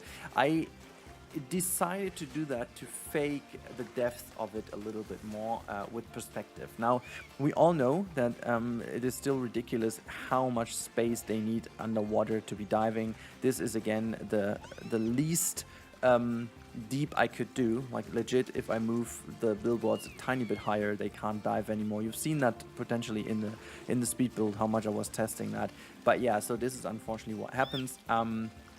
And I did a couple of tricks down here to make it appear a lot more 3D than it really is. You can see some of the cobbles poking out of the displays, but I think this is the best solution without, you know, destroying the performance. And since this is the same texture and the water plays wonders, you can see this is the texture of the pathway. This is the billboard, and it just looks identical with the lighting and stuff. It was a huge work to find the right lighting, to be honest, in Photoshop to make sure that those two merge perfectly together. So yeah, this is what you get out of it. It's a kind of a nice little, yeah, how do you call that? It's a nice little addition to this overall thing. And the fun fact is that this is the cobble texture that Frontier gives us, and that is in fact not the cobble texture Frontier gives us, but this is the cobble I made and then made a photo out of. And for whatever reason, this matches better than the cobble photo. It's weird, but it works, so just take it as it is, you know. So I'm just, you know, that's what I need to say. And yeah, this is then the otter area. And imagine you're a kid, you have this insane view below water. You know, that's kind of cool, to be honest. You're just like small, and you can watch them swimming and diving, and you're like almost eye level with these cute little otters. Then you're bigger and you see it from this perspective, and given you have eaten a lot of vegetables as a kid and you've grown pretty nice, then you're like this tall, and you still have a wonderful view of this area. In fact, potentially you're not this tall unless you're Dirk Nowitzki or something. But yeah, so this is how you experience this area. And once you go around over here, you get a proper view of the slide that this otter is taking the wrong way, but you can see it works, which is kind of neat. It's just running up the slide, okay? But yeah, I think this is really worked out superbly well. and you can see dipping below this thing really makes sense. I supported that correctly now, so it all makes sense and doesn't seem out of place. I put some fences in, used the rock here and there. Honestly, the cobble is just fantastic. It just works so well. And yeah, this is it. I will put this on the workshop already, even though it's not finished, but I thought, you know what, I'm just going to upload the entire park for you guys, so do with it what you want. You can check it out, and I'm just going to, you know, make sure that this otter habitat is in the center of, yeah, the whole thing. And you can see I used some little mesh fences here and there just to make sure that they theoretically can't escape. I mean, they can either way not escape in-game, because the traversable area, as I can really quickly show you, does not allow them to escape. But realistically, you know, they could walk down here, and so I put these little fences in. But in fact, as I found out, they are not really the biggest climbers of the world. Like, they can climb, but they eventually would never jump down here, specifically not when a lot of guests are around. And I assume that we would have some kind of wooden pieces that you would stick in between here and also the slide, so that they can't use the stuff when, you know, the zoo is not opened, so they would keep them within the habitat. So in terms of realism, I think that is covered. And yeah, I think the overall look of the habitat really matches now the concept art, and oh boy, am I happy with how that turned out. I think it's a very beautiful habitat. I think it's super realistic in terms of the layout. It has a huge space for them, even though the in-game values do not match that, but this is because I went crazy with all of the foliage and so on. I love the fact how they're like all diving in here in the water, just playing around with the different toys and stuff, and I'm just like super happy. I'm also happy that Frontier fixed all of the traversable area issues we had. Yeah, so there's not really that much more I can say, other than I'm very happy with the end result, and I hope you guys are too. There is something new on the channel, if you potentially have noticed that. Finally, every YouTuber in this world has access to a new function, which is called Super Thanks, which enables you to donate money once. And I'm just going to quickly explain that, because when I found out about that function, I was pretty hyped about this, because this is something I wanted to use for a while now, since I'm very used to it from Twitch, you know, with Twitch donations and stuff. There are so many people out there that keep writing me, they want to support me, but they don't know how. They don't want to do a monthly subscription, which I can totally understand, because we all have 1.7 million monthly subscriptions. So one-off things are pretty cool, and maybe you have followed me for a while and you know that I have tried Patreon at some point, and I've tried other things at one point. I never felt this. It never really came off to me as something that would be good for you and for me, even though I could have benefited from all of that. But, you know, I'm doing good and it's all fine. But I think this integrated function really makes a lot of sense, because it enables you to just donate, let's say, €2 or $2 once, just one single time, and that's it. You did something, you supported that, you liked the video, so you can donate, and then it's good, you know. There is no monthly subscription, there's no hidden anything, and the creator benefits from that. So I'm a big fan of that, and I will specifically do this myself for a lot of tutorials that I benefited from in the past a lot, and give the people a little bit of a thanks that way. I think it's a cool idea, and I love the fact that YouTube finally has, you know, unlocked that for everyone. Just to give you an idea, in case you were wondering about this button, and this is by any means a demand or anything, I just wanted to let you know that it is there. Everything else, yeah, we're done for today. I really hope you guys enjoyed this. Keep your eyes on the channel. There's coming a lot of new stuff in the coming weeks. Prehistoric Kingdom series and lots of other stuff are planned, so I'm very hyped about the next coming weeks. Hope you guys are doing great, and I'm gonna talk to you in the next one. Stay safe and goodbye. Welcome back to part 2 of our Proboscis Monkey habitat. If you missed out on the first habitat, please check out the video first. I released that one yesterday, and today we are going to finish it up, including the interior, with a lot of changes thanks to all of your comments. But before we go really deep into what we have done and what we are going to do today, and also what we are going to do in today's live stream, I've got something very special for you, because we do have a new sponsor for the channel, and actually the first actual sponsor for the channel, so hit that up now. Special thanks to our sponsor of today's video and the sponsor of the channel. Instant Gaming is a wonderful platform on which you can get your favorite games to a great value. Here you've got 24/7 support, you've got over 10,000 games at your hand, and you can find them very simple via a search bar, just like our Planet games over here. Or if you fancy, have a look at Cities, for example. Everything is here, including all the DLCs you wish to have. So special thanks again to Instant Gaming. Link is in the description if you want to grab a game. Please click there and have fun.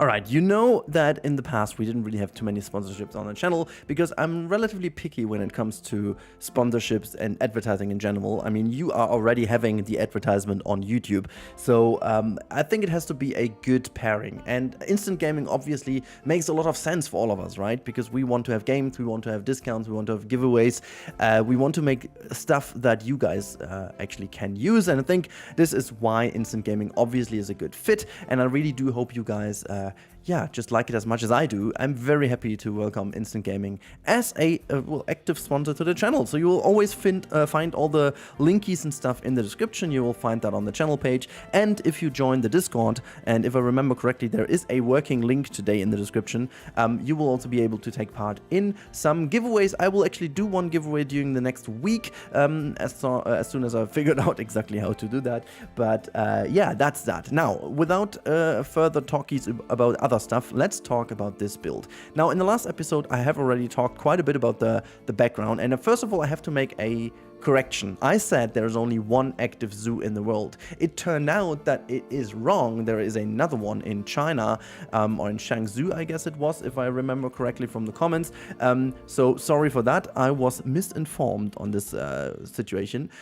We actually didn't find that one. So we have two zoos in the world, which, well, actually dramatically improves the situation because we have two, well, habitats to draw inspiration from. I'm just kidding. It doesn't really change too much of the approach of the habitat, but it's good to know. And as you guys also told me, there are quite a lot of private people holding some of the proboscis monkeys, not in a zoo, but more like in smaller, you know, areas and whatever. But I have to address now one of the biggest challenges of this habitat. Now, as we do it Rudilistic, as we call it, Rudilistic means that we try to be as realistic as possible, but some things I'm just like not going too much into. For example, you will see that the backstage area where we would have the cages and stuff is only implied this time. I have closed doors and I'm not going to make the stuff behind. I could, but it just doesn't add anything to the visual or the visible area of this habitat. Now, I made it a cool, I think at least I find it a cool solution for that, which also draws the zoo together quite nicely, and it does tell a story, so you will see that in the real-time part. And also, if the time-lapse is too quick for you, but you still kept it going until here, you can also just jump to the real-time part, which is about 17 minutes in, if you feel better seeing not that quick moving images.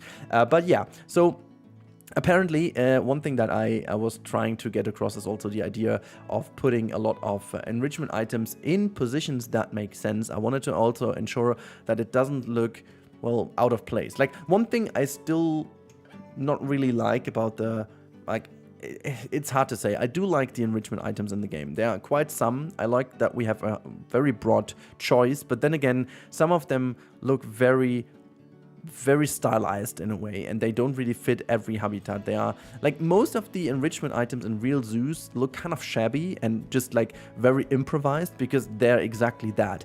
Like, they are just tied together, duct tape thingies, or like the fire hose ball, for example, in different colors. It's just like a very old thing as well, and like, it's because it's used, you know, and these we have in game look super new and shiny. I would love them to be able to kind of, I don't know, weather over time, or like get used over time is maybe a little bit too much asked, but actually they could look used from the get-go, because that would still be more realistic than having these shiny new things. And this is why most of the items I would love to have in positions that they are not as obvious. A couple of these enrichment items, for example the card box and stuff, they work properly because they, after have been used, they look quite done. So that's when they are placed back onto its original position, which I find a very good solution. I would wish for more of these, and this is why Certainly, I tried with this habitat to get rid of most of the enrichment items in a visible spot and put them in spots that are not as visible. You will see me also using enrichment items that do not work with the Proboscis Monkey, but they still would work in real life with a monkey type like this. I mean, this is no criticism to Frontier or the game itself. You have to kind of make a category, otherwise the balancing of the game wouldn't work. So theoretically, 90% of all enrichment items could somehow work for another animal too, just simply because, well, they would figure out what to do with them anyway. So it's enrichment by default. They are maybe just more suitable for the one or the other, but in general, they would work for all of them. However, you can see me also tackling this overhanging portion over here. I must admit that this is potentially the weakest point of the build, even though I like it quite a lot, but I have not estimated that the rest of the habitat is looking so good, because in fact it was the other way around. I wanted to have this thing to be the absolute eye catcher of the build, and I'm very happy that it isn't anymore, and it just kind of seamlessly integrates now into this area, because it just didn't work out exactly the way I wanted it. I could solve that problem, but this would give the whole build a different character. I think we just, along the way, we just turned it into something that I quite like, and this is why I had to adjust the design a little bit to what we were developing. So I think this is also a very good example sometimes of a process. You have something in mind, like an idea or a concept, and you could either go in and just fully draw out the concept and then eliminate some weaknesses of the concept already during the concept phase. That is totally doable, and I've done that multiple times already. Or you could just have like a very broad concept in your head and just go and iterate. And this is what I've done over here. This is basically a real-time iteration. If you've seen the live stream, you will know. And yesterday I had a quick chat with Mr. Omi. That's the one who's also doing the enrichment science. Blame him, it's not ready for this episode. I'm just kidding, but yeah, he's been also giving me some hints about the indoor section, which I will change quite a bit at the end of the video. So the video became a little bit longer because I made some changes to the interior. I made some changes to the overall habitat, which I will explain in the real-time part why I did this. There are some smaller elements that we have to potentially change as well, simply because I have the feeling it's not 100% accurate the way it is, but we will do this in a later stage of the realistic habitats or the Rudilistic Zoo, because, well, as we have figured out now to name the zoo properly, I think it's a very good point to really give this thing a proper naming. It is the Rudilistic Zoo, and this will be an ongoing project. Still, I would love to tie this all together in a better way, but there is simply no other way of doing this other than in a live stream, which will end up being a live stream that I will potentially not even turn into a time lapse. The reason for that is, and I'm just tackling that. If you guys stick with me till this point in time, big thanks to you. And if you're not subscribed, what are you even doing? How have you been managing it to this point and not being subscribed? Please check down below on the right hand side of your screen if you're subscribed, because if not, what are you even doing? But thanks a lot for being here. So the thing is, Planet Zoo is in a very weird situation at the moment. We are moving towards the next DLC window in a way. I think it's still a couple of weeks until we know exactly. My assumption is that early July will be the next DLC drop, so I guess 2 weeks at least will go inland until we have some more news, but who knows. The problem is the game itself is very much at an all-time low in terms of player count, in terms of interest, in terms of everything, and that is something that you do obviously also recognize on YouTube. So I don't want to put out videos just for the sake of putting them out, so you may have recognized that the amount of videos has been reduced, which is not only due to time reasons at the moment. It's not like that I have awfully loads of time. Actually, it's the opposite, but even though I'm still quite good in planning my videos, so that would work, but I just figured it doesn't make any sense, because people just seem not to be too much ready for more content at the moment, simply because the interest isn't there. And this is the reason why I'm selecting my builds a lot more wisely at the moment. And I have just noticed yesterday that the Proboscis Monkey is definitely not an interesting animal for YouTube. This video just tanked. It just did not work at all, which may have been because of the thumbnail. who knows, but it could have very well also been because of the intro. I don't know, it's so many reasons, but it is a trend on YouTube, and you can see that the views, especially for Planet Zoo, are going dramatically down simply because the interest and the overall amount of people searching for that is going down. It's just natural. A, because of, well, we are over 3 years into the game's existence. B, because the next DLC is already on the horizon, so those people who always come back for a DLC are finally dropped out of the last one, so they are gone. You know, there's always like a bunch of people out there, and maybe you watching the video today, you are included in that group, which is totally fine. Who are always waiting for something new in the DLC, and then it's just a normal DLC. They test the new animals, or maybe they don't test it at all, and then after a couple of days, which I can totally understand, it's becoming boring because not everyone is a crazy builder like I am, or is just spending 30 hours on a Proboscis Monkey habitat, for example. Other people are just like, it's not 30, that was a little bit over the top, but 15 hours, you know. They just want to play and build something nice for animals. And I feel like this is obviously at the moment a situation where the DLCs didn't give those people too much to play with. And at the end of the day, this is why the interest is declining quite dramatically after the first 2 weeks after the release of the wonderful DLCs. And that also brings me to the point why I feel like it's very clever to spend more time on a build like that. But now the original point, what I wanted to get to, is that this also requires something interesting for you to look at. And now just tying together these areas in here without actually bringing in a new animal or like a new fancy build is not what people want to see at all. There is a small core of people which love these architectural things, and they are like all in for that, which I 100% love, and I would love to just be able to do videos only for those people. In fact, I'm doing this. There will be something for members only in the future. I have something in mind that exactly these things I was just talking about, exactly these very specific builds will be made member content in the future. See, this is, I made a very long introduction to this, simply because I wanted to explain you the reasoning behind why I planned this. My philosophy still is that I don't want to do anything major for members only. I know I could do a lot of things to, you know, drag you guys into membership and just make some money out of it, which is totally not my target. I feel like if you want to contribute to the channel and you want to help me, that is totally fine. You get some emotes, you get some sneak peeks. That's fair. We can do this. But I feel like it's kind of weird to, you know, it's just a game and it's just some builds, and I don't want to have this behind like a paywall, if you want.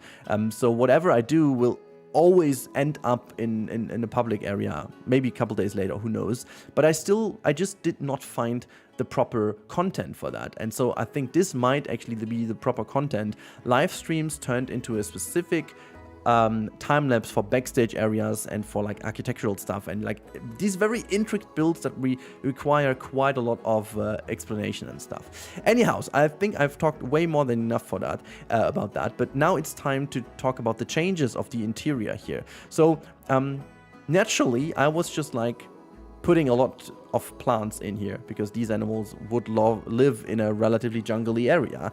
But then your comments and also Mr. Omi's comments in Discord just reminded me of the fact that the interior is a lot harder to maintain, or let me just say, does require a maintenance at all, because outside you can just leave the grass growing and stuff. You don't really care, it can be outside, and the animals do care for it more or less on their own by just walking above it and just whatever. However, indoors, this is a different story because you must have some ability to clean it. Otherwise, the smell and also bacteria and stuff is an issue.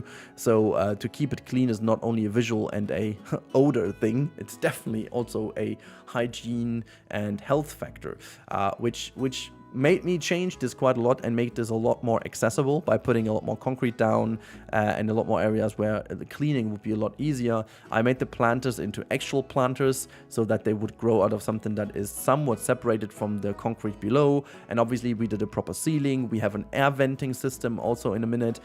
So I just changed a couple of things according to the feedback, which I hope makes the whole thing even more Rudilistic at that point. putting in a couple of guiders over here to make it more stable and more believable. And then these nettings and stuff, they are also made simply. By the way, I just figured that this outlet is super weird and super wrong. I don't know why I turned it upside down, like the rain would pour into it. We would have like that would be like a waterfall. I will actually change this with you in the real-time part real quick. I just figured, like, why the hell did I not change this? This makes no sense whatsoever, because as soon as it's heavy raining, we would have a wonderful waterfall coming from the ceiling. Interesting. But yeah, so this is what you can see. This is like the major change. This is the enrichment item I talked about, or these two, or even three that they can't really use, but I feel like this just adds up to the realism aspect. And I'm quite in love with the internal design, interior design now. Yeah, putting like a forage box in here, which also fits nicely into the corners, and made sure that we have some enrichment items across the whole habitat, making sure that they can use a couple of things. And yeah, the rest is just a little bit of cleanup, a little bit of putting stuff here and there. As I said, there is some stuff I would need to do for the outside, just in order to connect more of the areas together, because yeah, it's just like a little bit bare and a little bit unfinished. But this is just down to me focusing on the habitats in this specific zoo over here. It's not like a whole concept as Sicily is. But I think it's fair, you know, we need these differences, because the habitats obviously are even better than the Sicily ones, simply because they have even more time that goes into it, or even more thought. But yeah, this is that. I really do like how this all turns out. I really think my idea in my brain is somewhat realized, but it's even better than it was in my brain. Yeah, putting like a sliding door in here as well, making sure that everything is somewhat realistically believable. Also here we get another gate that could be closed off, and you know, putting down a couple more stones here and there. But that's that. I think it's time to move over into the game and see what we can have a look at while we go and have a little stroll around. We go into the real-time part, and we are starting our little walkthrough on the opposite side of the entrance to the habitat. So this is the main view where you really have to go, because this is like a dead end at the moment. And we turn around, you can see there is someone sitting already on on these wonderful ropes. And we have them climbing everywhere. The only thing I don't get is like they are getting boxed all the time, and I'm really not sure why. I hope it kind of settles in once everything is just kind of not touched anymore. So we have one playing down here with a little card box thing. This is what I meant earlier in today's video. Like this is like super done and looks used after usage, and then whoop, there you go. It's nice and tidy again at the beginning. I'm very impressed of how they can actually use this climbing frame. It looks really decent. Like, don't get me wrong, there is a tiny bit of glitching going on, but like all over, I have to say I'm relatively happy because of how they behave as well. It looks really good. The only thing I quite not like is that they don't use this hammock over here at all. I would love them to use it. If you guys have a trick how to get them there, I don't know. I tried my best already by putting a bedding in, but it just kind of doesn't work. I can put them there, like I can actually make sure they move there, and it all works. It's also like, it is working. Oh my god, this looked... Okay, until this glitch, it looked very good. But yeah, so this is that, and you can also stroll even further. You have a tiny little look in the backstage, which is fine, but I blocked most of it now by some bamboo.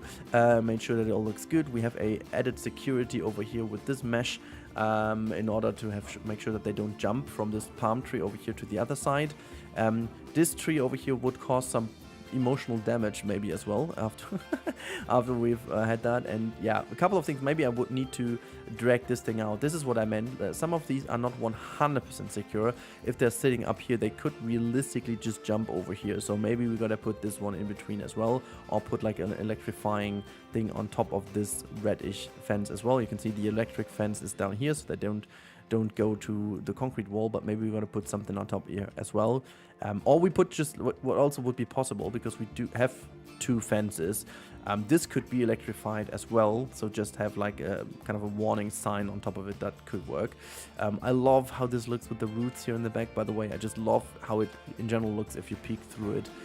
You've got so many cool views, and the way it is designed, also with this little corner in the back, it looks that the habitat, as if the habitat is a lot bigger than it actually is. And that was also part of the idea, just having these kind of little areas here and there, where it looks almost like if the habitat goes further into the distance, which I think is a good part. But yeah, let's move over here around the otter habitat.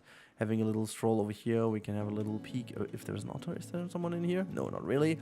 And then turn around to the right hand side. Not sure what I'm going to do with the curbing here. There needs to be something around that one. Still in love with this one. Look at the... it just looks so good. It looks like really these kind of early 2000 habitats, maybe late 90s, I don't know, with a lot of concrete, and then these kind of usually it's been metal frames at the beginning, but obviously they have been corrugated and weathered quite a bit.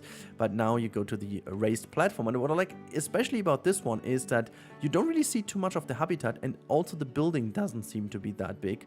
But as soon as you approach the highest point, you start to see the climbing frame almost like super up close, you know. It is relatively close, but I can't jump over, so you can see this very up close because I zoomed in quite a bit now.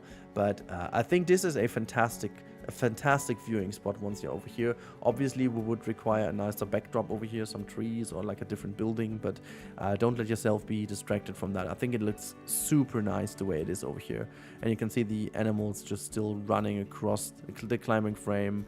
It just looks so good. This looks so good. But what you want to see actually is the interior, don't you? Also, I put some additional security in here. You've seen that, so that they don't use the bamboo to jump over. I might need to put some more glass in between here, but we do have like a little bit of electrifying stuff here so that they don't climb on this side. And once you go over, this is the viewing spot for the guest. Now, it's a little bit tricky because the sun is causing some issues with the visibility, and this is why we need to change the time of day. So I'm just going to move this all the way to the evening, so you can see there is the light is changing, and now you've got a better look to the interior. I must admit though, there is a little graphic glitch over here. I'm not sure if you can see that, but I'm not sure what exactly is causing that. It's like only in the windows, so if I go over here you can see it's appearing again in this window. It's a bit weird, but this is how it looks from the inside, and I feel like this looks really cool now. As I said, this is the little trick I used. So basically this is the ground level, and once you go in you have a lot of areas to be maintained. We've got a bit of sand, as if the sand was kind of put on here to make like a little hill, and then we've got another area here where they're closer to the people, and then we've got this tiny little water basin in the middle, and then you can go across here and then just go into the backstage area. And the idea is that this is obviously the door to the backstage area, and we've got some smaller ones in which they can go in and out, just to make sure that they go to the backstage. But as I said, there is nothing in here.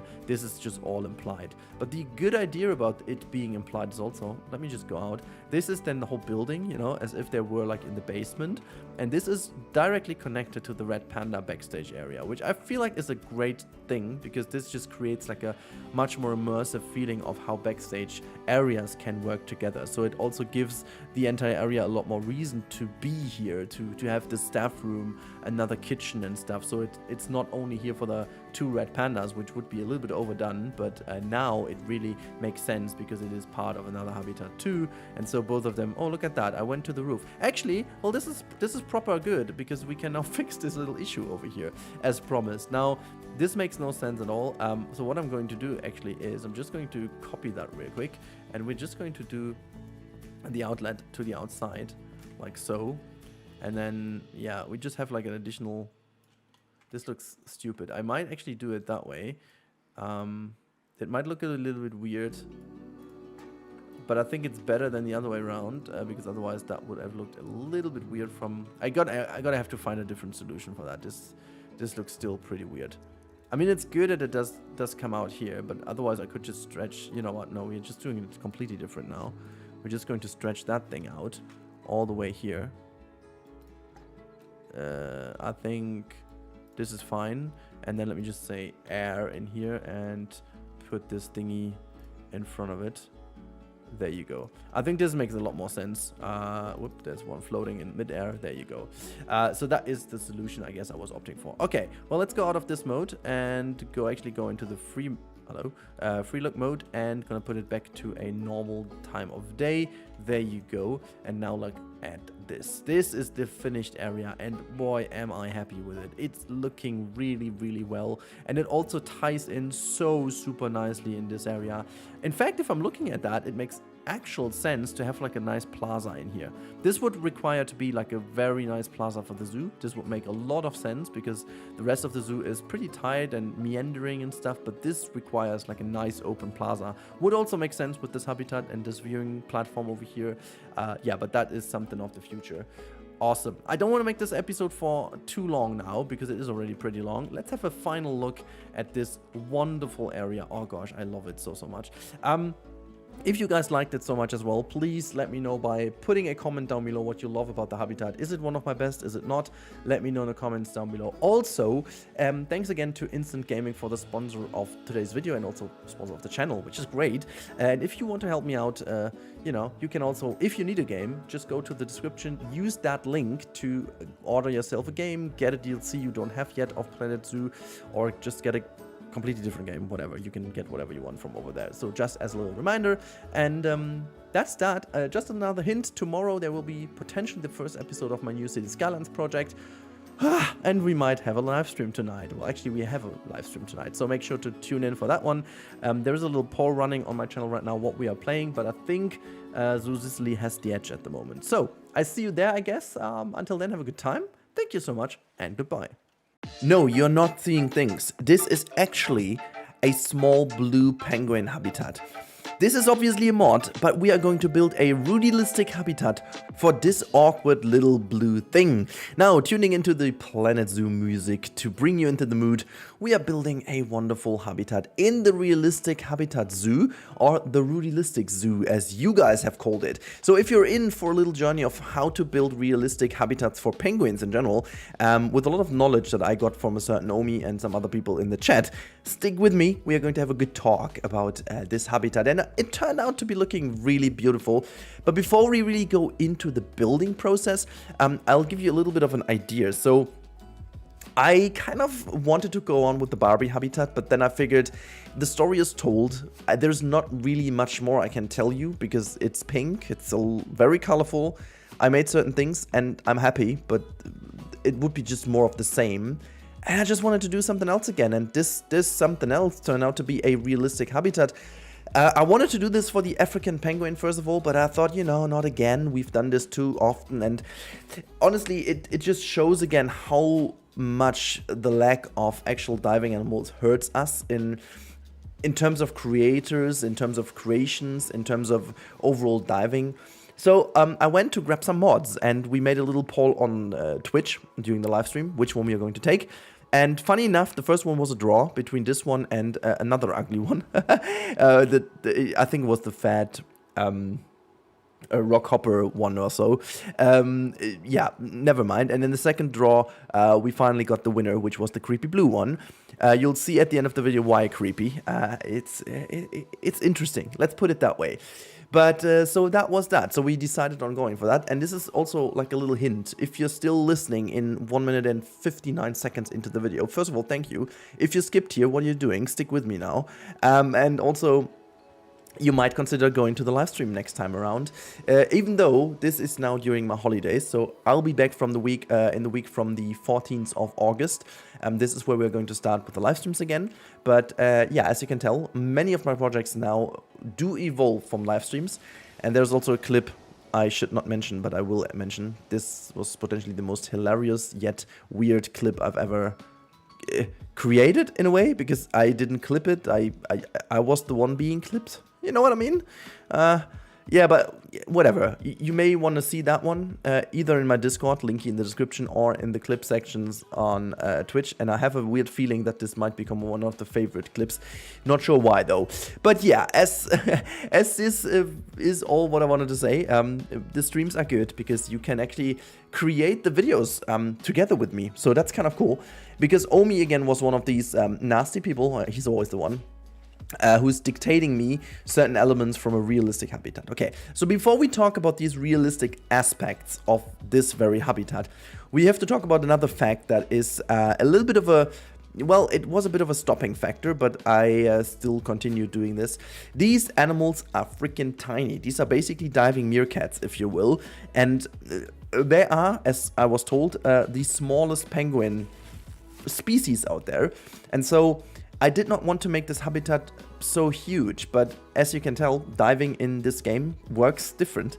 And also the space requirement in this game works different, even though the modding team didn't give them a huge requirement, but still to make it really look good and work, you should give them some space. Spoiler alert, it does not really work properly, but that's down to the game, not down to the mod. I'm not really prone to changing it because it won't help. It's just how diving is at this point in time in the game.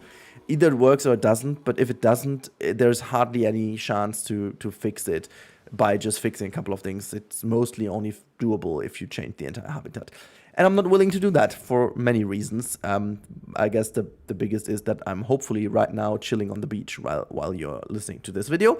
So, but also there are a couple of other good reasons why I don't want to do this. Now, before we will talk about certain aspects, what I'm planning for the rest of the year with the Planet Zoo, because things have changed, I gotta tell you.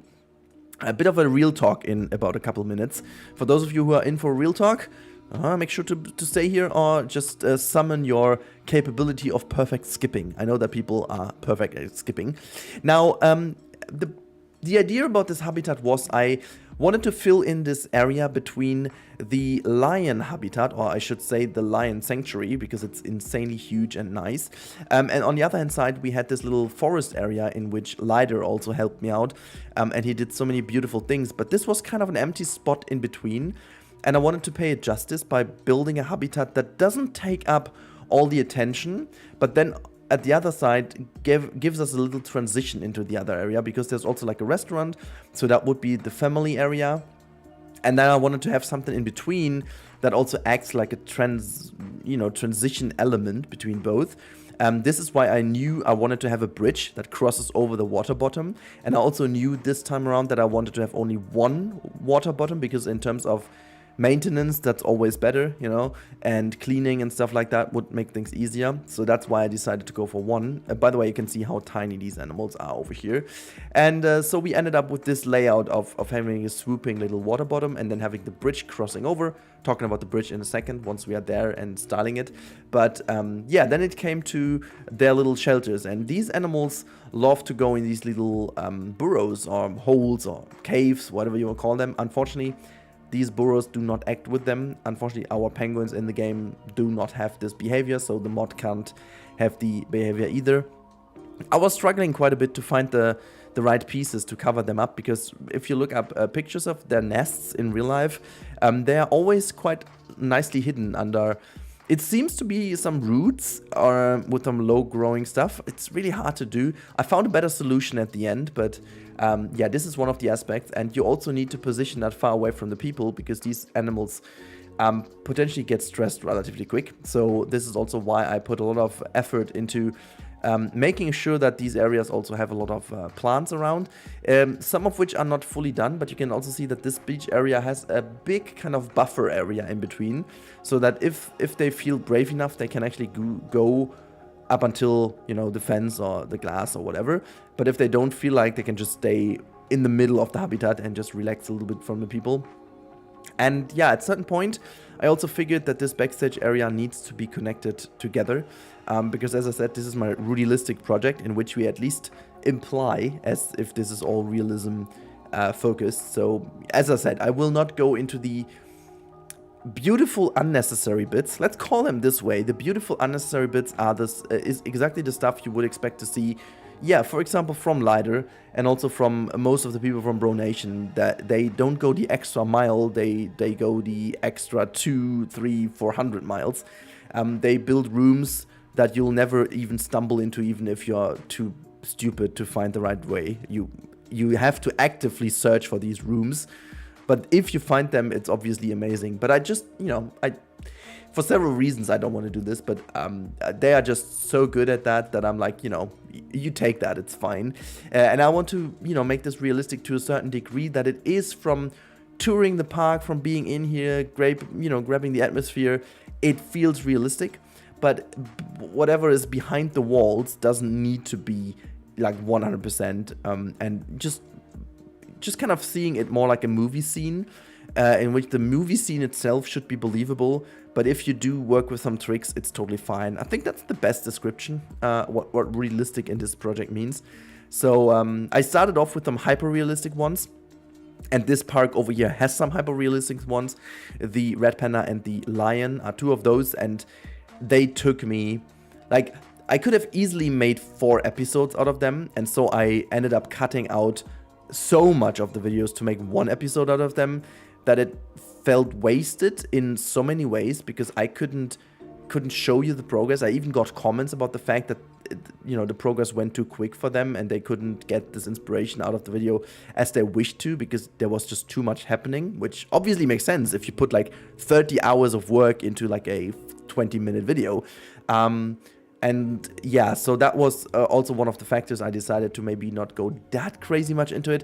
And I mean, yeah, just purely the time available in my life is, you know, if I would go for that level of detail, you could expect 1 episode every 2.5-ish weeks, because I just don't have more time than about 8 to 9 hours a week, and that includes even cutting and stuff like that. So, and that is already quite a bit. So the last weeks would have been half the time, I guess.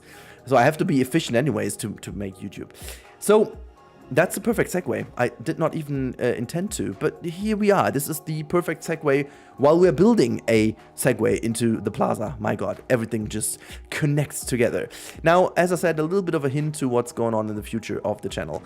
I gotta admit that the last DLC, the Arid DLC, changed definitely my view on how I want to proceed with the channel. Now, I obviously talked already about this in detail if you haven't watched my videos about why I end the franchise and what I think could be improved in Planet Zoo. This is the time to say that I will still focus on Planet Zoo, but I will focus on the projects that make me happy. I will focus on creativity. I will focus on random projects. I will not follow a certain guideline that ties me into a frame that stops my creativity from working. And I have to do that because there is a second factor that could make you do something. So if views on YouTube would be great for a certain project, there is a natural drive to continue that project. Even if deep inside of you, you're not maybe too much willing to do that, all the happiness and endorphins and whatnot from having these views would make you do good work in that. But we can all agree on the fact that Planet Zoo is not a natural view machine anymore. There are some examples of certain series that just still run good, either on my channel or on other channel, which is great, but this is like the core community. There is no big viral potential anymore in here. There is no big stuff, whatever. And my end goal is to professionalize my channel even further. I want to make better content for you guys. I want to free myself a little bit more again from the nasty work of cutting and stuff. My absolute dream goal is being able to employ a freelance cutter. But at the moment, I financially just can't do that. So I have to improve my channel to gain more advertisers' money. And this is just purely the reason why I will obviously also focus on the content that works. And it's my creativity that sells. It's not the realistic projects only. It's not Sicily only. And hell, it's not franchise. So being very open to you, I want to shape this with you guys. The more you love the stuff, the better the views will be naturally, because you click more, you watch more, and you enjoy this more. So that's the focus of the second part of the year. And I have already planned a couple of videos that go along that alley. I will make a lot more tutorials. I will focus on giving you guys insight on my journey in the Planet games, because I still feel like there's so much to tell that I've gone through that no one really knows maybe, and could be very useful. If you are just starting, for example, in one of the Planet games, there are so many things you should better know before you run into the same trap that I did. So yeah, and obviously City Skylines 2 will play a role, and I will also get back to my Jurassic project in Prehistoric Kingdom. So there are actually a couple of things that will tie together. And this is just a bit giving you reasoning why all of a sudden there is a Rudilistic project again. So expect that to happen a bit more often, simply to avoid throwing Planet Zoo out of the window because I'm so annoyed by it. I will, whenever I feel like, I will change into something that I like, and no worries. there's always something in Planet Zoo that I like. But yeah, just giving you that little insight, so you guys have a bit of an idea where this is going. And I really hope you like it, because it should and it will be for the better, and it will especially be for the better of you. I need your help, because obviously a YouTube channel without viewers is nothing. Then I could also just literally record it for myself and just listen to it myself, how I did this before YouTube even. I actually did that, it's not even a joke. But yeah, so looking at the cinematics now, I hope you enjoyed this habitat. It turned out beautiful. This little penguin is just kind of cute and creepy at the same time. It's like, I want to cuddle it, but then again, I don't want to meet it at night. So I desperately do not want to cuddle it at night, I guess. So that is basically the bottom line of this video. Yeah, do with that quote whatever you want. I hope you guys enjoyed this one. If you did enjoy, I would always love to see you guys engaged to help me out, bring this, video to the world, and also whatever, the deal. I don't need to repeat that all the time, do I? Have a good one. Thank you so much for watching. Thank you for your support, and goodbye. Have you ever wondered how a habitat really is done? I mean, which steps are taken and what is important to look at? Well, in today's video, we are going to do exactly this. We're going to go step by step with every unnecessary bit in between to see what really it is like to build a habitat. Now follow me through this video, and we're going to start with the first step, so stick with me and let's go. Alright, step number 1 is the planning. So what we're going to do first of all is we're going to plan out how the habitat should look like and how it is laid out. One hint, please stick with me till the real-time part, because I've got a very interesting announcement. So if you want to have something special in the community, you might want to stick with me until the real-time part, but more about that later. Also, more about this very habitat and its future in the future, later in this video. But first, let's talk about this. So the very first thing I'm going to do is I'm planning ahead where the path should be. You will see that the path is going to change during the build process, but first of all, I need to have a very rough idea of where the path need to go, so I do know the proper blueprint of the habitat. What I do next is I'm gonna paint the actual layout of the habitat. I'm using the terrain paint to lay out where certain things of the habitat should be, so I have a very rough idea of where certain things are going, which is going to help me by shaping the habitat. So I've got a very nice idea, and that's already all we need for the first portion of the video, because we will know now exactly where certain areas have to go.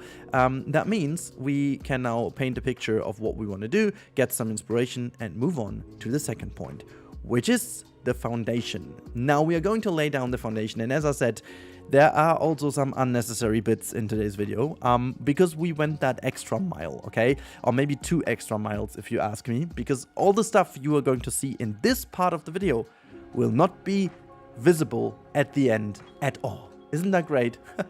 So first thing I'm going to do here is I'm always using a little item that helps me to understand how deep the water needs to be. So we have the measurement of 3-meter deep water in order to make the sea lions dive, and exactly this is what you need to consider when you're doing this very thing. You need to consider that you want to have 3-meter deep water, and always keep in a little bit of a buffer, because the game is nasty and sometimes the animals won't dive.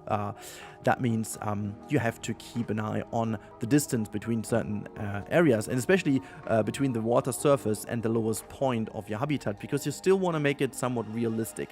By the way, this is also the reason why I spread out the habitat a little bit, but more about the design decisions of this habitat later, because I planned this habitat ahead. So more about all the design decisions will be talked about in the last part of the speed build, because this is where I can give you the most inspiration and the most ideas to how I exactly came up with certain ideas, because this very thing over here is preparation.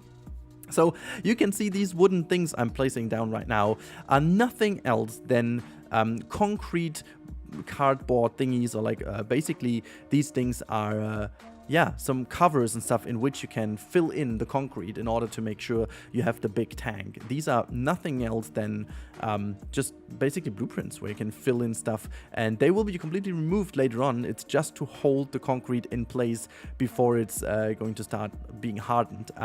What we already do, we already fill in some concrete to the ground level. This is something I imagine would have been done then. So first of all, put all the blueprints in place, and then they would have filled in all the concrete. I mean, I could have gone even 3 miles forward and put a concrete mixer in here as a car, because we have some in the workshop. But honestly, that's something for a different video, because then I have to get even more creative and even more realistic. And in fact, I've done that, the very thing with the camel stories. If you don't know what the camel stories are, just go to my channel, search for camel stories, and you're gonna find a video which potentially was the most insane video I've ever done. I think this was the longest ever preparation time I ever had for the shortest video I've ever done.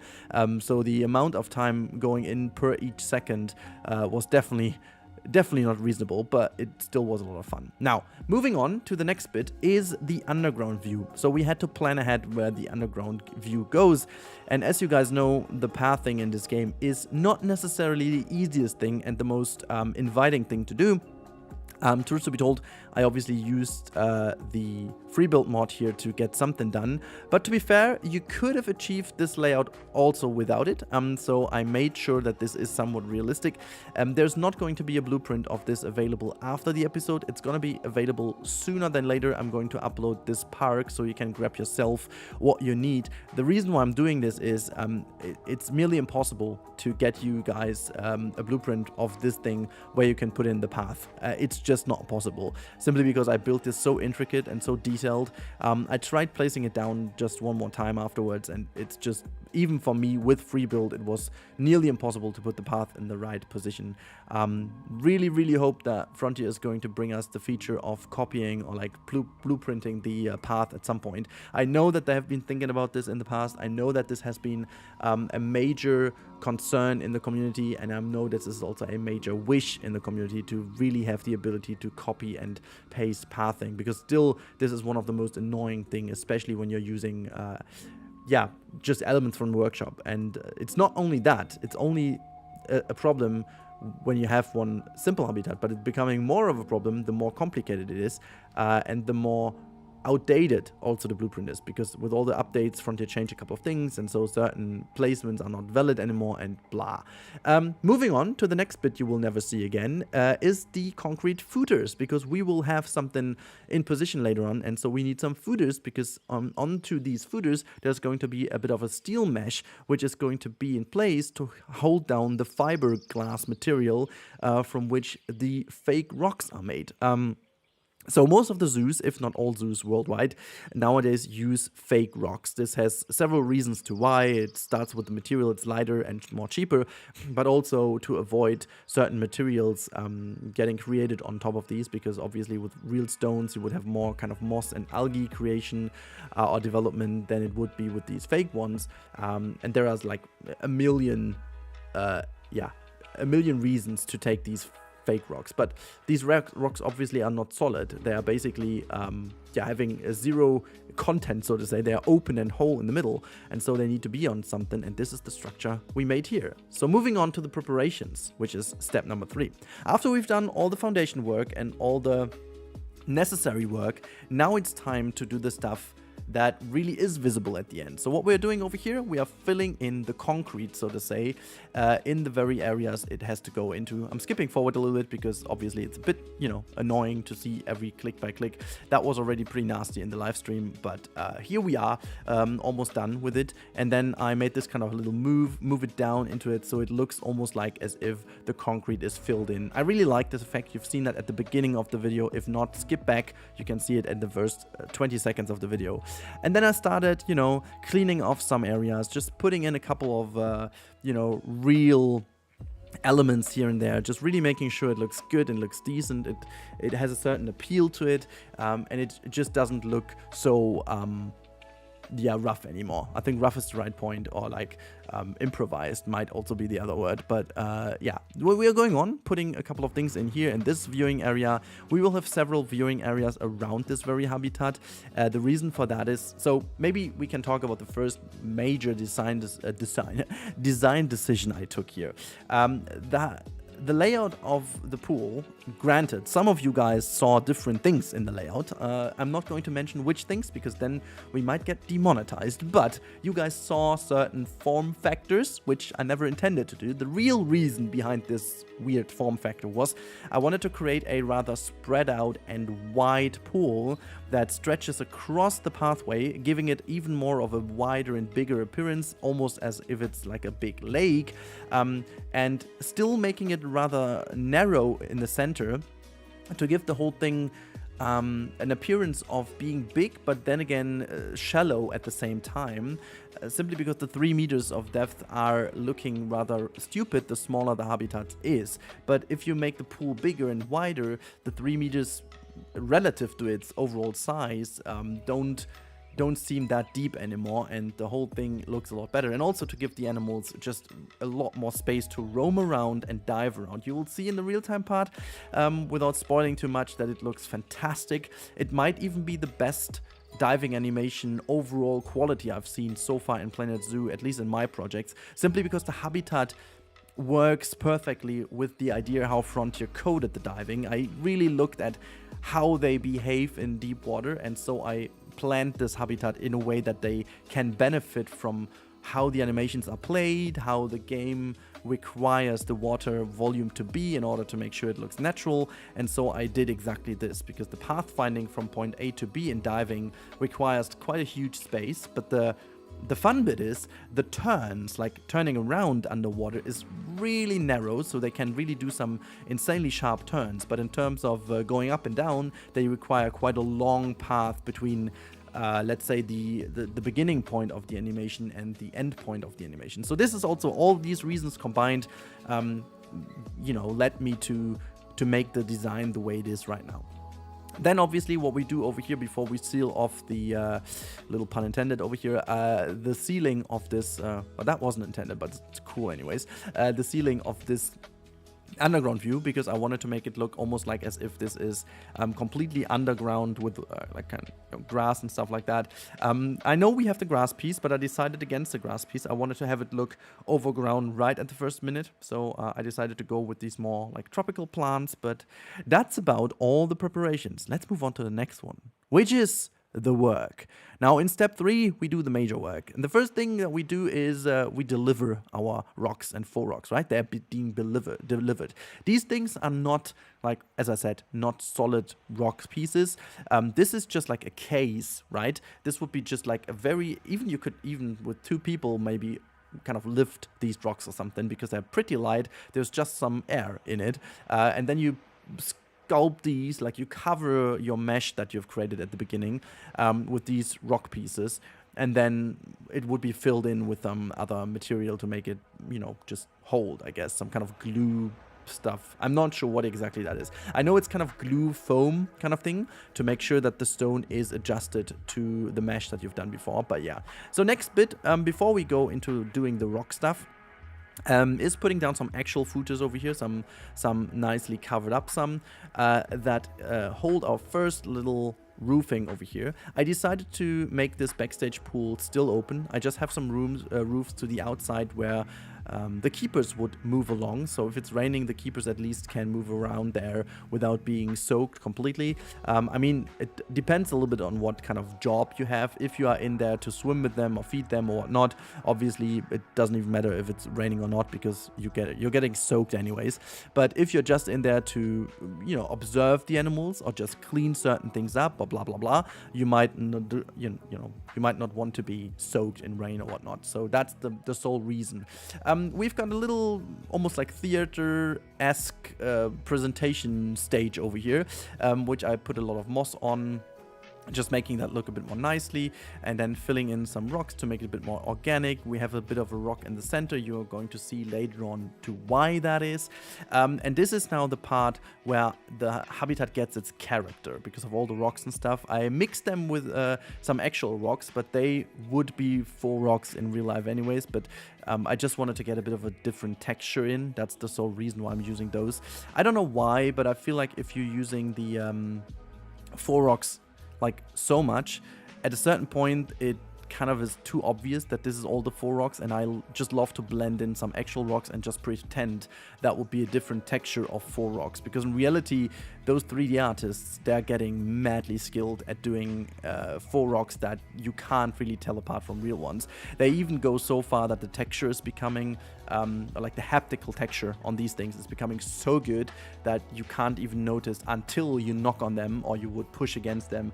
Then you can definitely notice that these are not real rocks, but other than that, they are getting madly skilled at this. So really, really crazy how good this thing looks. This is the most annoying part in real life, but it's super satisfying in the time lapse, because this is getting sure that, or making sure that the pathway looks very nice and as if this was all made as one coherent system, because with all the pathing and the curbing and stuff like that, things just look a little bit ugly, and I needed to cover that all up. But you can see here with this little skip forward, it looks super good once we have filled in all the plants and filled in all the details. It really feels like one entire coherent area, and you can't tell that there are bridges involved. You just have the pathway leading down into the cave, but it doesn't feel like as if you're crossing a bridge. It's just one area, you know, and that's exactly the target I was aiming at. And I'm very happy to say that I achieved exactly this. I wasn't too certain that I will, but I did eventually, which is great. I mean, if you disagree, tell me in the comments, but for the moment, that's that. Also, just a little reminder, if you made it to this point in the video, first of all, thumbs up. You're great because you didn't skip, or you did skip to this point. If you skipped to this point, I see you. I see you skipping to this point. Saw you, okay? Just clicked here, and now you're here. Busted. Busted. Okay, never mind. We are putting down a couple more rocks here to cover up all the ugly edges and just making sure everything looks a bit more coherent. Again, there are some things I will need to do in the future. It's not all perfect, you will see in the real-time part, but they are just like kind of minor little things. I think the overall design and stuff is kind of transported, and you can't even imagine how much I did cut out from the video. Like, there's more than half of the material is cut out because it was just too much. Because now we are already getting into the finishing touches. So the last step of every habitat build is obviously the finishing touches. Now, as everything is in place, you will then move on to bring in the last things, and this would be something that is the last thing to be delivered, and that is a huge kind of shade roofing area above the main center of the habitat. My idea was that this could be one of the two presentation areas where the keepers could show some feeding, could explain something about the sea lions, and just go there and do some things. Not a show.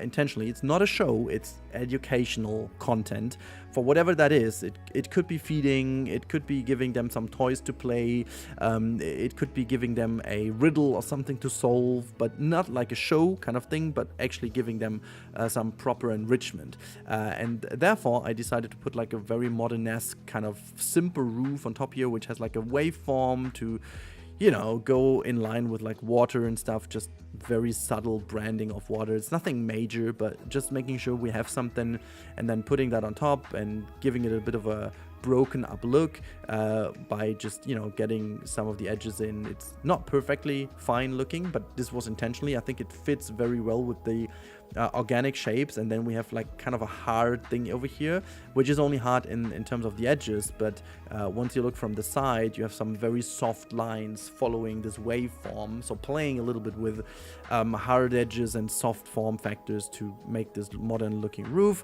I just adjusted a couple of things I wasn't happy with, and later on I'm very happy with how it turned out at the end. So in general, I am madly happy with how the habitat turned out to be looking at the very end. It's exactly what I envisioned. It might have been a little bit harder in between when I didn't see it all coming together nicely, but at the end I'm very happy with how it turned out. This is the point where I hand you over to the real-time Rudi, so let's go into the soft opening. Hello and welcome to the real-time part. As promised, the first thing we're going to do is reveal the little secret I was promising you. So if you guys are in my Discord channel and you commented under this video, there is a good chance that one of you is going to get the wonderful new role called Sea Lion. Yes, because with every new animal we are adding to any of my projects, one of you guys is going to get the role of the very animal we are adding when you actually commented on the video. That's all you have to do. Easy as that. So yeah, we are in the real-time part. As you can see, this is the finished habitat. Well, as I said in the speed build, not quite finished, but for the moment being, it's exactly what I wanted to do. So that's that. We are going to go rather quickly over it because there is a couple of things to see. Now, you can see there are a couple of planters over here. I left it very open. There are some ceilings, like some fences missing over here. People could easily crash down here. That's not too secure, but most of that is done. It's very hard to get over here. Why can I not take the bridge? I'm gonna go next to it. So yeah. And then we have got this little area over here where you have the education right in front of that wonderful shade. You can even look into the very background where they just chill. Then you've got the stands in the front where we have something where they can actually, if they want to, do some tricks and stuff in their little island. We have the area where the educators are and can talk to you guys and just, you know, give you a bit of a presentation. Then we've got something where they can run over here, and we've got the other educational area down there, which is the idea that you can actually move over here with your tour. Same thing applies over here. Not sure why we can't take that bridge. Go all the way around here into this neat little area, and then once we are in here, we can just take a seat, and then we will have this wonderful view where you can see the animals go up from here, down here, do a little dive, and just do some cool things in this very spot. I'm really, really pleased with the result. A couple of little things to clean up are still, we have to still do that, but this is something I'm going to do once I clean the whole thing up anyways, because otherwise that would have taken too long. And just to show you everything, we are just going to take the route down. Can I just go here through the middle? Oh, that actually works. Look at that, perfection. We're going to take our little route down into the underground view. Let's go down here. Again, need to clean up certain things, but I did do the interior, as you can see, and now we can really see them diving here in the underwater view, which is really cool. Look at that. This is so cool how they just subtly dive underwater. Frontier did patch a couple of things, which I am a big fan of. The diving looks a lot better, a lot more natural. Not sure what exactly they fixed. Ooh, that is a very interesting fix here. How to get up here. Well, anyways, we're just gonna cheat our way in here and just have a look how they dive. Look at that. Looks really cool. Like the way how they transition between being underwater and diving and also above water is just very nice. This special animation over here is brand new. I double checked, and it makes it feel a lot more organic. So that they just suddenly go underwater and be up again. Really cool stuff. I'm not sure why we're not down there again anymore. Oh, look at that. We are down there. Look, I have all the tricks. So yeah, really cool. I think it looks really fair, really good. Not sure what exactly is happening over here, but okay. Look at the diving. It really looks good. Really am a big fan of it. Also with all the, stones and stuff, they still do dive quite a lot, which was the intention. But yeah, let's move out and have a little conclusion. Are you ready for another step-by-step realistic build? Then this video is for you. Today we are going to build the Oceania Island, and we're going to start with the little penguin. In today's video we're going to build step by step, and I'm going to talk you through the different phases of a realistic habitat, starting well, actually, with the foundation, as you can imagine. This is the brand new DLC. This is done with the parts of the Oceania DLC, and I have to admit, it's a brilliant DLC. I'm gonna get to it in a second, why I think so, but we should calm down a little and go and explain a little bit more what is going on in today's video, because that's going to be interesting for those of you who've seen my realistic sea lion habitat, which you can see a little bit in the top of the frame every now and then. You know that I have done this already once, going actually this one step forward to do more than actually is required. So you will see the same in this build as well. We're going to build the foundations. We are even going to build some scaffolding for rocks that are going to be used later on, and you will never see the scaffolding again. But yeah, it's all absolutely brilliant. We've done this on a live stream, which was one of my most productive and yet still very fun live streams I ever had. This is, as I said, the brand new DLC, or most of the pieces are from the brand new DLC, but as always, I'm mixing them in with the pieces already given in game. So you can see from the island, the idea is that we are going to have an island which is separate from the rest of the zoo. It's quite something that is very common in modern zoos. A lot of modern zoos do build these little islands for a specific, sometimes it's regions, sometimes it's types of animals, sometimes it's certain species, but it's very common now to create these different areas within the zoo. And since this realistic zoo over here didn't have that, I thought Oceania is going to be a good choice for that. But we had to ensure that this is kind of telling a little story. So what we did first is we are building the foundation, and you can see this with a little wooden fence around here, and then filling in the soil and stuff as it would be. So obviously, I did not follow exactly every single step that you would see in a realistic habitat. I still have a project planned for that, but this has to be done in a bit more of a quiet minute, because that requires a little bit of a different setup. Speaking of the setup of this filming that you've seen at the beginning of the video, and that you will see throughout the entire build-up of this specific series over here, it's gonna contain out of, well, obviously 5 episodes, well, actually 4 episodes. The fox is not getting a episode on its own because it's just putting down the habitat, I guess. So, but this very planning required me to plan out where the habitats go, and you can see this is exactly what we did over here with the concrete pillars. So doing this is not 100% unnecessary, so it really helps also planning out where you want to have things done, because the setup of my filming also requires that I do these things after each other, because you can't redo this otherwise afterwards, so you have to plan it in. So I started with the land, then I had the path layout. Next up was kind of defining where the habitats go. Then I filled in the foundations to the outskirts. Then I filled in the water, because that is also certainly very important in order to get these brand new viewing domes in, which we have to talk about in a second. These things are great and shabby at the same time, but let's talk about this in a second. And after I've planned all of these things, I needed to ensure that we have the camera tour already pre-planned. So at this point in time, that my cinematic camera tour was already planned, because I'm basically reverse engineering everything. So what you see later on is basically reverse engineered by filming the finished product first, and then go back in time until the very destructive point where there was just nothing done at the beginning. It's a lot easier if you plan things like that. You will have a bit more freedom to film, and it's all thanks to the wonderful new camera tool that we got in the last update, actually. Now, let me just quickly talk about the domes for a split second here. I love them, they're great, but they come with 3 major caveats. So the first being this insanely ugly, ginormous entrance. Like, when they announced that this is going to be a barrier piece, I was hyped as you know, because I thought, okay, this might actually be our little door that again brings us maybe to full aquatic at some point, having finally a mechanic how to bring people into a habitat without actually an animation required, and that is specifically of a keeper in the future, hopefully. However, it turned out that this is a freaking huge black box that you need to put anywhere. And you know what's actually even more of a problem? You require one every single habitat you build. So I decided to only go for 2 habitats with these light white bubbles, viewing bubbles in here. And now you can see me going forward in the planning. Now this is the scaffolding for our 4 rock sets, because in these areas you would not have solid rocks everywhere. It's way too expensive to do that, way too expensive for the delivery, way too expensive to maintain, way too expensive in terms of what type of rocks you want. So 4 rock is a lot easier, especially nowadays, also sometimes even to clean up and stuff, and have a better material for your animals.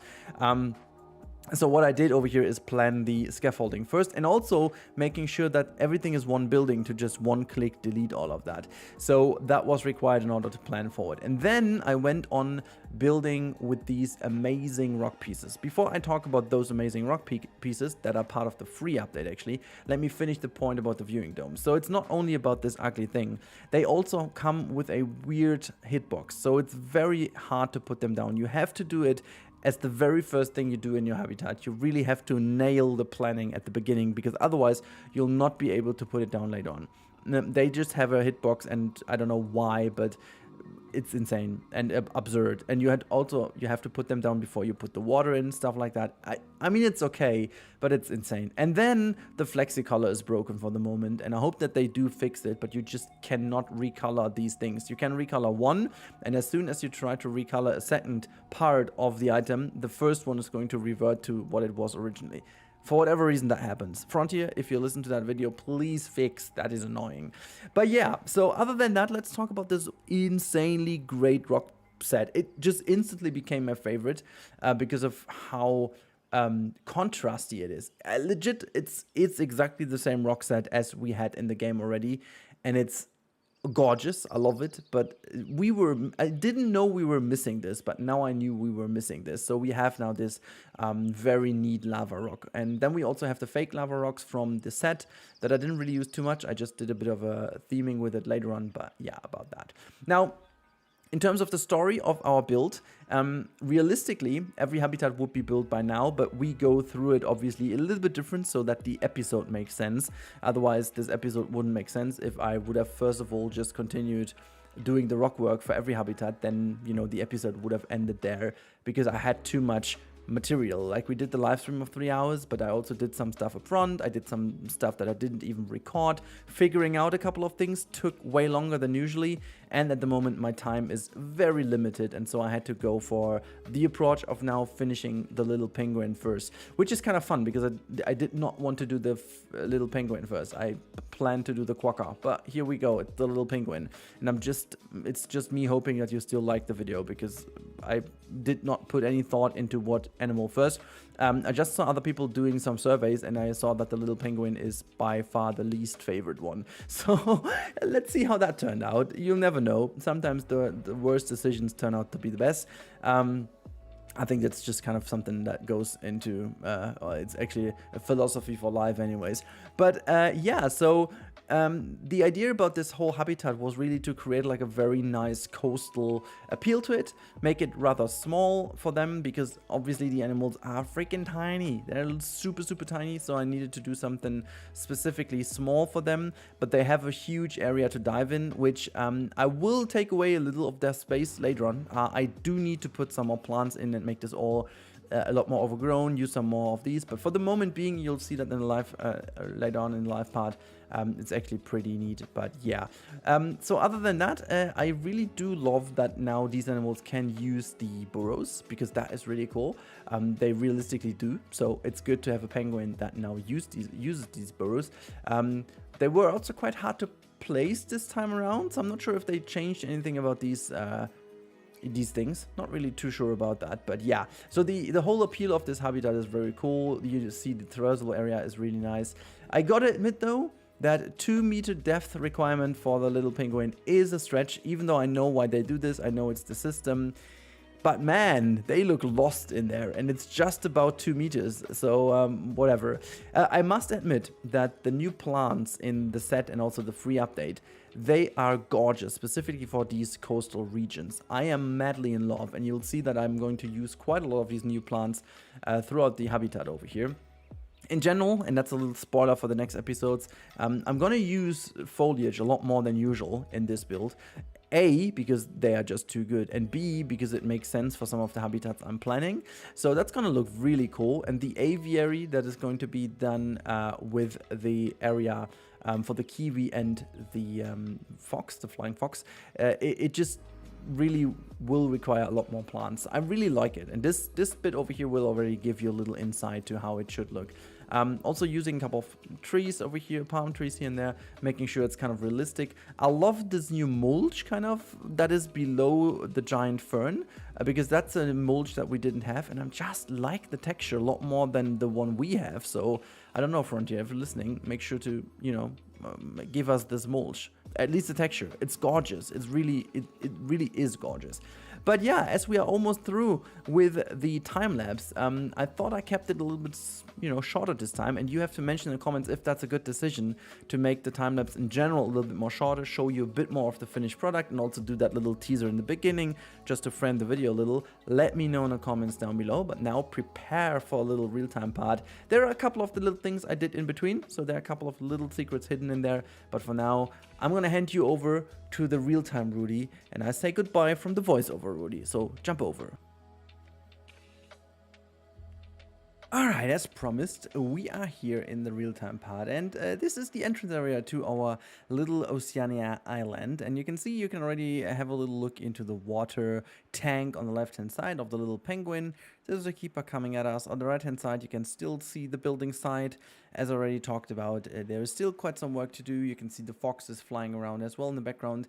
It's kind of remaining like that, so you will keep them inside, or actually you will see them flying around a little, but most of it's going to be hidden away in the aviary. That is going to be it. But look at this one. Oh boy, I think this is one of my best coastal habitats I've done. There's a lot of stuff in here, yet again there is not that much in. So what I mean by that, I did already talk about quite a bit in the voiceover, but you can definitely tell that there's a lot of detail without actually having too much detail. Does that make any sense to you? No? Well, it doesn't really make sense to me either, but I think you can tell what I'm talking about. I also love the little fence design. I really do love that. Look at this. It's just like really cool, like really, like if I'm a kid, you can still have a little look above it, or you can even look through the glass over here with these tiny animals. If you're a little bit more adult, you can actually see that with the little pebbles here I added as a little detail. I did do quite a little bit of off-screen as well.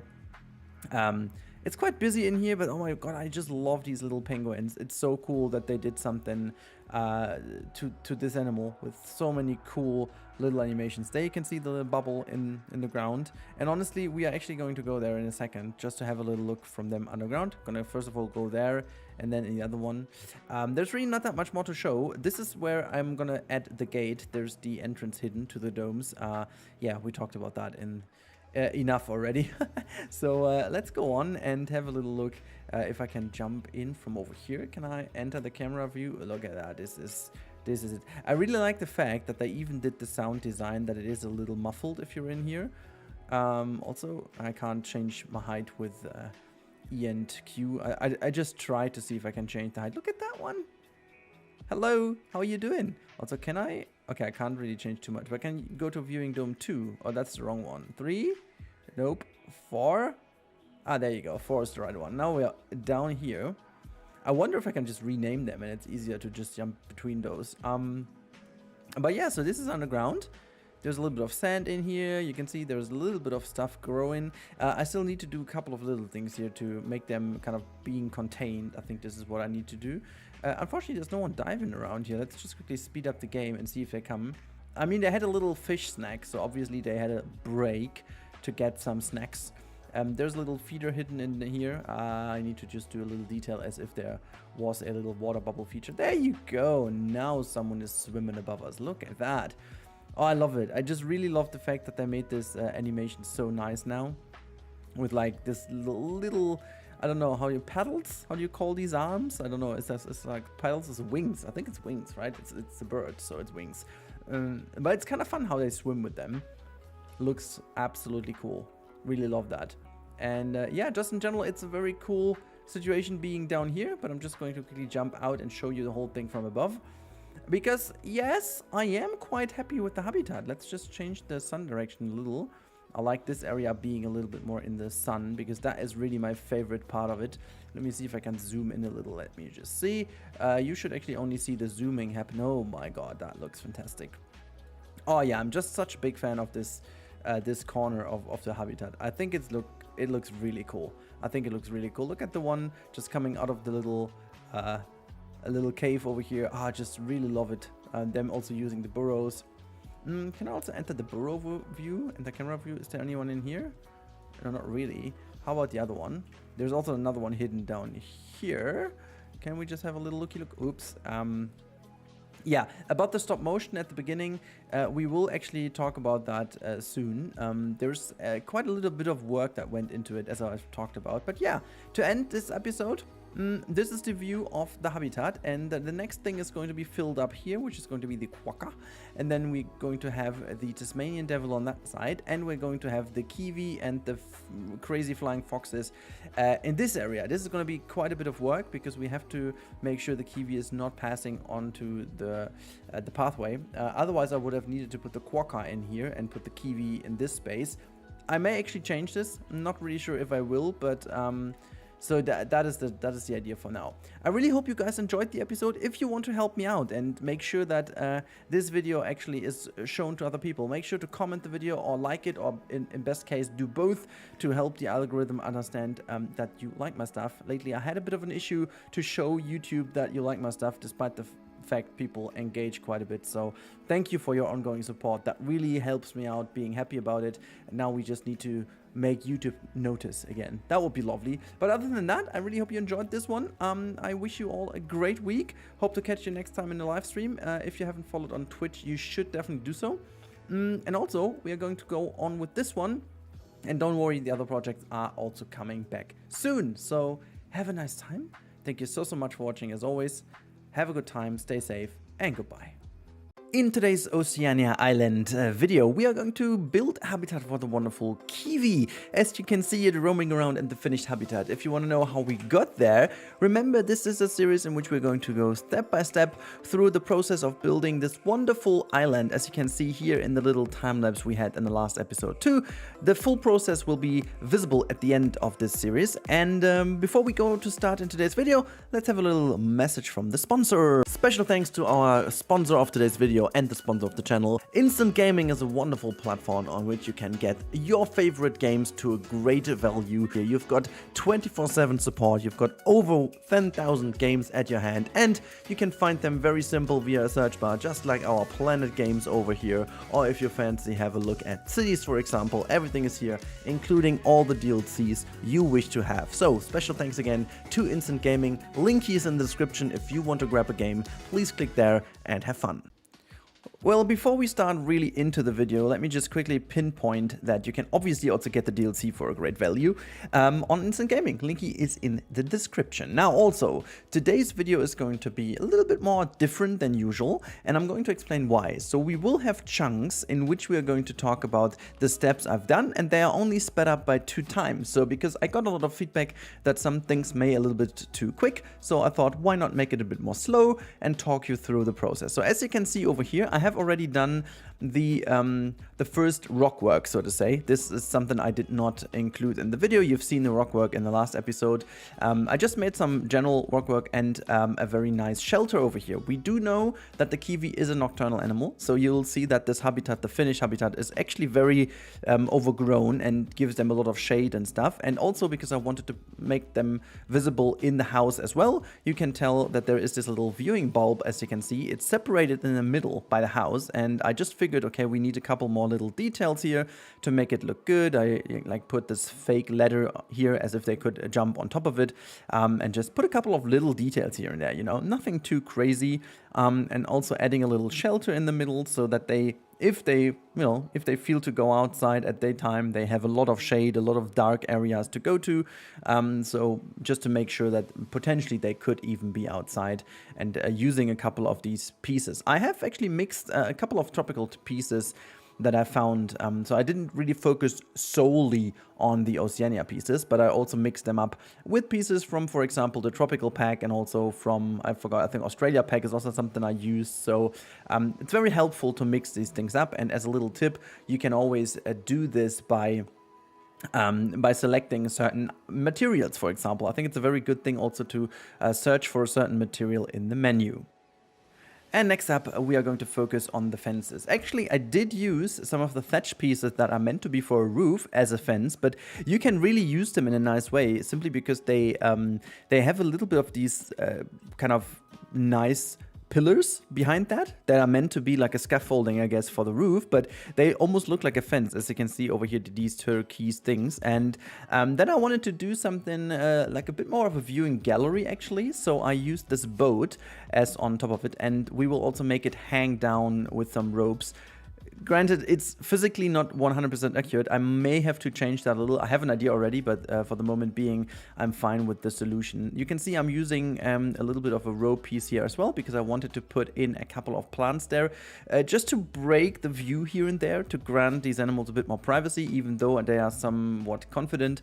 But maybe I should also mention that this habitat was originally planned to be the Quakka habitat, but along the way, and also due to the people in the chat in the live stream, to be more precise, I think it was Mr. Scottish or Omi, I can't really remember who of these two guys it was, but they mentioned that having the Kiwi as a animal that is in a walkthrough habitat may not be the best idea, simply because they're kind of aggressive. And even though Frontier did put this info in the Zoopedia, realistically you wouldn't have like a walkthrough habitat with them, and since they're nocturnal, it doesn't really make that much sense anyways. Even though I have to say that the nocturnal animals would have been together with the fox, the flying fox, which would have been good, but now I exchanged this. The Quokka is now going to be in the walkthrough habitat, while the Kiwi is becoming a part of this wonderful habitat over here. So yeah, as promised, we will put some plants in here, and I think with the slower stuff you can see really how I'm trying always to find the right pieces. So I'm actually going through the menu and trying to focus on what could be nice in there. And I ended up using the grass pieces from the new free update, because they are relatively small. They are not really like too, you know, they don't really have a certain appeal. They're not too colorful, they're not too white, whatever. So they work as very good clutter, and I just wanted to have some growing clutter in here, as if there was something growing down. Use one of the longer pieces too, just to give it a bit of character, you know. Making sure that we have something growing over here. Put one of these new hanging plants, the kaha, as I like to call it. And that's about it already. It's like really not that much I was doing. And now you can see also part of my process. I just figured I need to have some idea about this building. And so I started focusing on the building here in the back, as you can see. I did certain things in the meantime, so this is not a hard cut over here. It's been a bit of work I did in between. Since free build does not work as of now, I needed to go into the struggle of actually path building with the game. But you see, it did work out pretty neat at the end. And I then decided to build the house.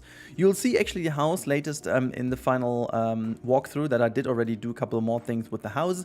But it turned out very nice for the moment being. It's not the finished house, obviously, but sometimes I do skip a little bit forward in my build. So we are not yet done with the Kiwi habitat, but in order to finish it correctly, I just needed to have this done for the moment. And as I said, it's not going to be 100% detailed. It's actually now the moment where I need to have a certain idea of the size, of the colors, of the form factor, so I can make the Kiwi habitat actually fitting right into it the best way possible. So I think this is a very great learning you guys can also take out of the video as an inspiration. Sometimes it's, well, not sometimes, I bet you should say always, it's better to not go in a straight line from your build. So what I always try to do is to figure out the best way possible. So I have a very kind of detailed idea in my mind, but in my mind it's all very easy and simple, and if you start building, you know that certain things don't pan out the way you envisioned them. So you have to react to what is working and what not. And this is what I did when I, started building this build, for example. I adapted by putting the Kiwi in this habitat rather than the Quokka. And the moment I decided that, I remembered that I needed to do certain things different about the habitat, and not keep it so open, make it a lot more overgrown. And that changed, obviously, the approach of how I wanted this area to look in general. So this is the reason why I then thought, okay, you have to go into the into the build here of the little shops. And I started building the layout of the shops to give me basically the groundwork, or like the foundation of this, in order to build the habitat around better. So I think it's a very good reason to call that out and make you guys aware of the fact that this is something that will help you to build better habitats, but also to build better areas in general, to make things a lot more coherent with each other and make them more go hand in hand. Because if you build step by step, which may actually seem easier, it has also the danger embedded in itself that you wouldn't be possible to change certain things afterwards, or if you would need to change them anyways, it's going to be a lot harder simply because you have to completely rip apart certain things. And this is not your fault per se, but it's the fault of the planning, because you didn't know about the thing in the past because you haven't planned it out before, obviously. So you have to react later. And the way I do it, and especially in this build, puts me into a position where I can already adapt to certain things that will happen in the next episode. So it's kind of a longer part over here to talk you through my process of building, and that everything isn't as streamlined as you see it sometimes in the speed builds, because I do certainly cut the speed builds in a way that the steps, more often than not, seem to be coherent right after each other. But that's not how I work. That's not how it works in general. So hopefully it's going to be helpful for you here. And you can see we're almost done with the blueprint. I'm not going to make more than that. And you can see we skip forward now to the next part, where I decided, okay, it's now time to put some more clutter in. You can see the habitat actually changed already quite a bit. I have already started to adapt for the Kiwi. So I put in a couple more shadings and made sure that everything looks nice. Put a couple more plants in. And so just to ensure that the Kiwi has a good time roaming around. I will in a second also delete the enrichment items of the Quakka that I used to have in there, and will exchange them with the actual enrichment items that the Kiwi will require. So yeah, putting down a couple more plants that have a bit more of shade to it, like they do cast a bit more shading. And as you can see, the last part in this build today, in the voiceover build, you can see already the Kiwis roaming around. They're now part of the habitat, and I went on building more shades here and there. So obviously the game isn't as great to react to animals being nocturnal, so they will eventually be outside anyways at daytime. But I've seen them already going quite a lot of times into their shelter at daytime, so at least the game does something with it. And I decided to go on. You can see I'm checking certain things over here with the traversable area, if everything is fine.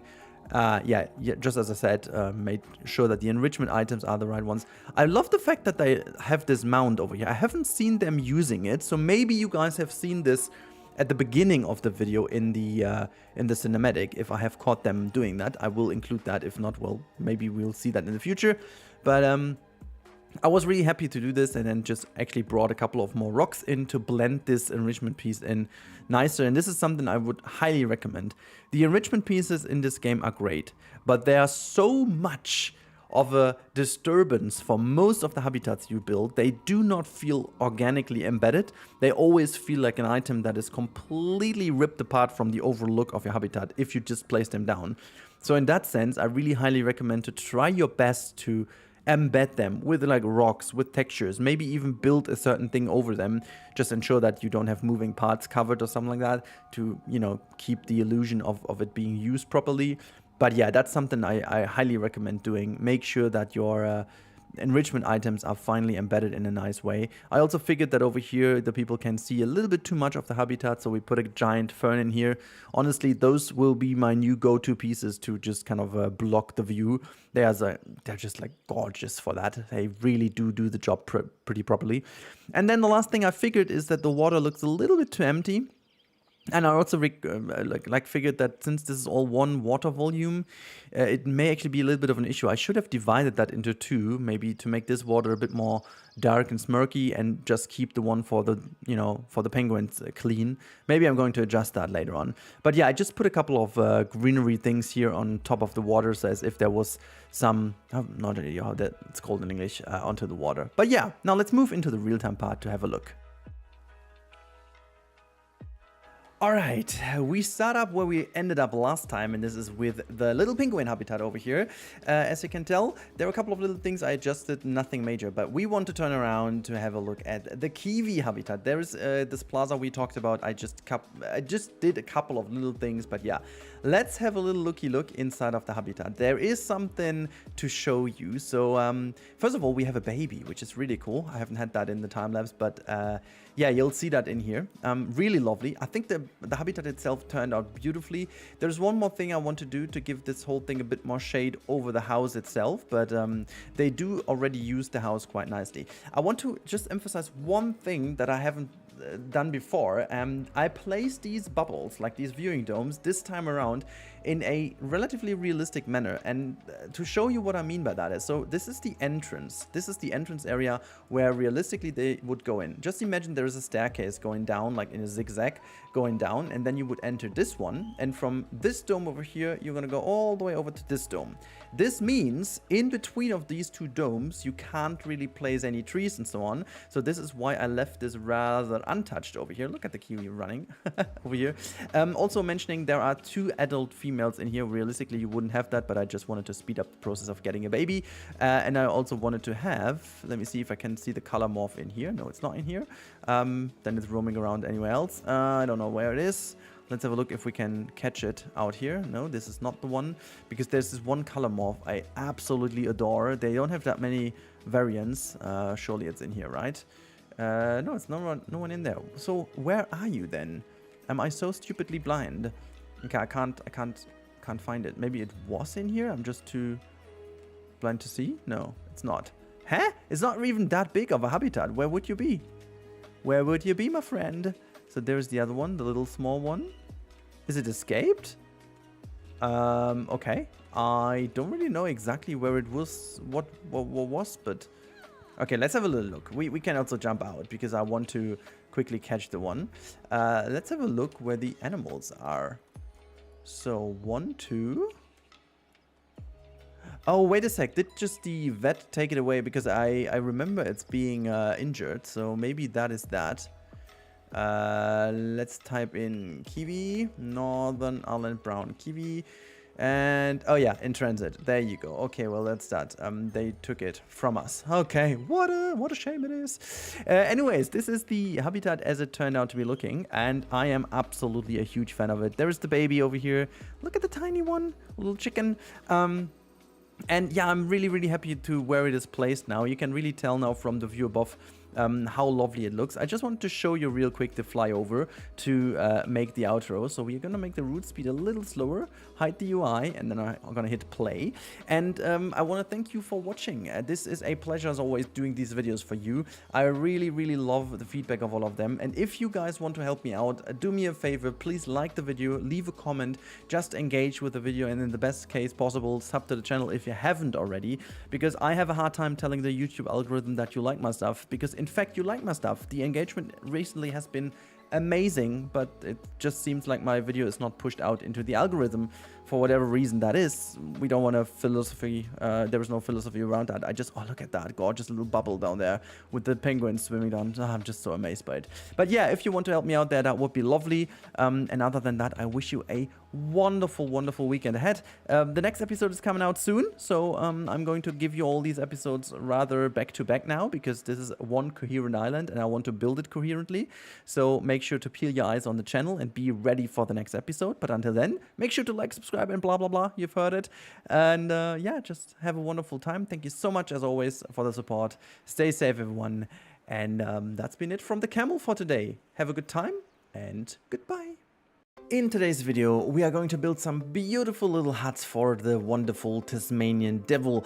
If you want to see how this is all coming together, stick with me throughout the entire episode. I'm going to explain a couple of things, and this is also the second last episode already of the Oceania Island before it's done. And also, I will give you a hint of a little project that I've planned in the background, so to say. So yeah, it's rather good to stick with me throughout the episode.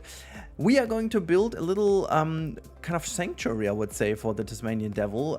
We gotta say though that these little animals are very tiny. In general, this pack is really super small when it comes to how much of a space you need for the animals, and I'm still very confused to build small habitats. I'm really not used to that anymore. Planet Zoo normally has a requirement for space that is absolutely insane, but for these tiny animals it's actually relatively okay. So these habitats over here are all pretty much too big when it comes to their obviously their requirement, but you know, it can never be too big, you know. Maybe to maintain that for the zoo, but still these are tiny animals, so it's not really too big.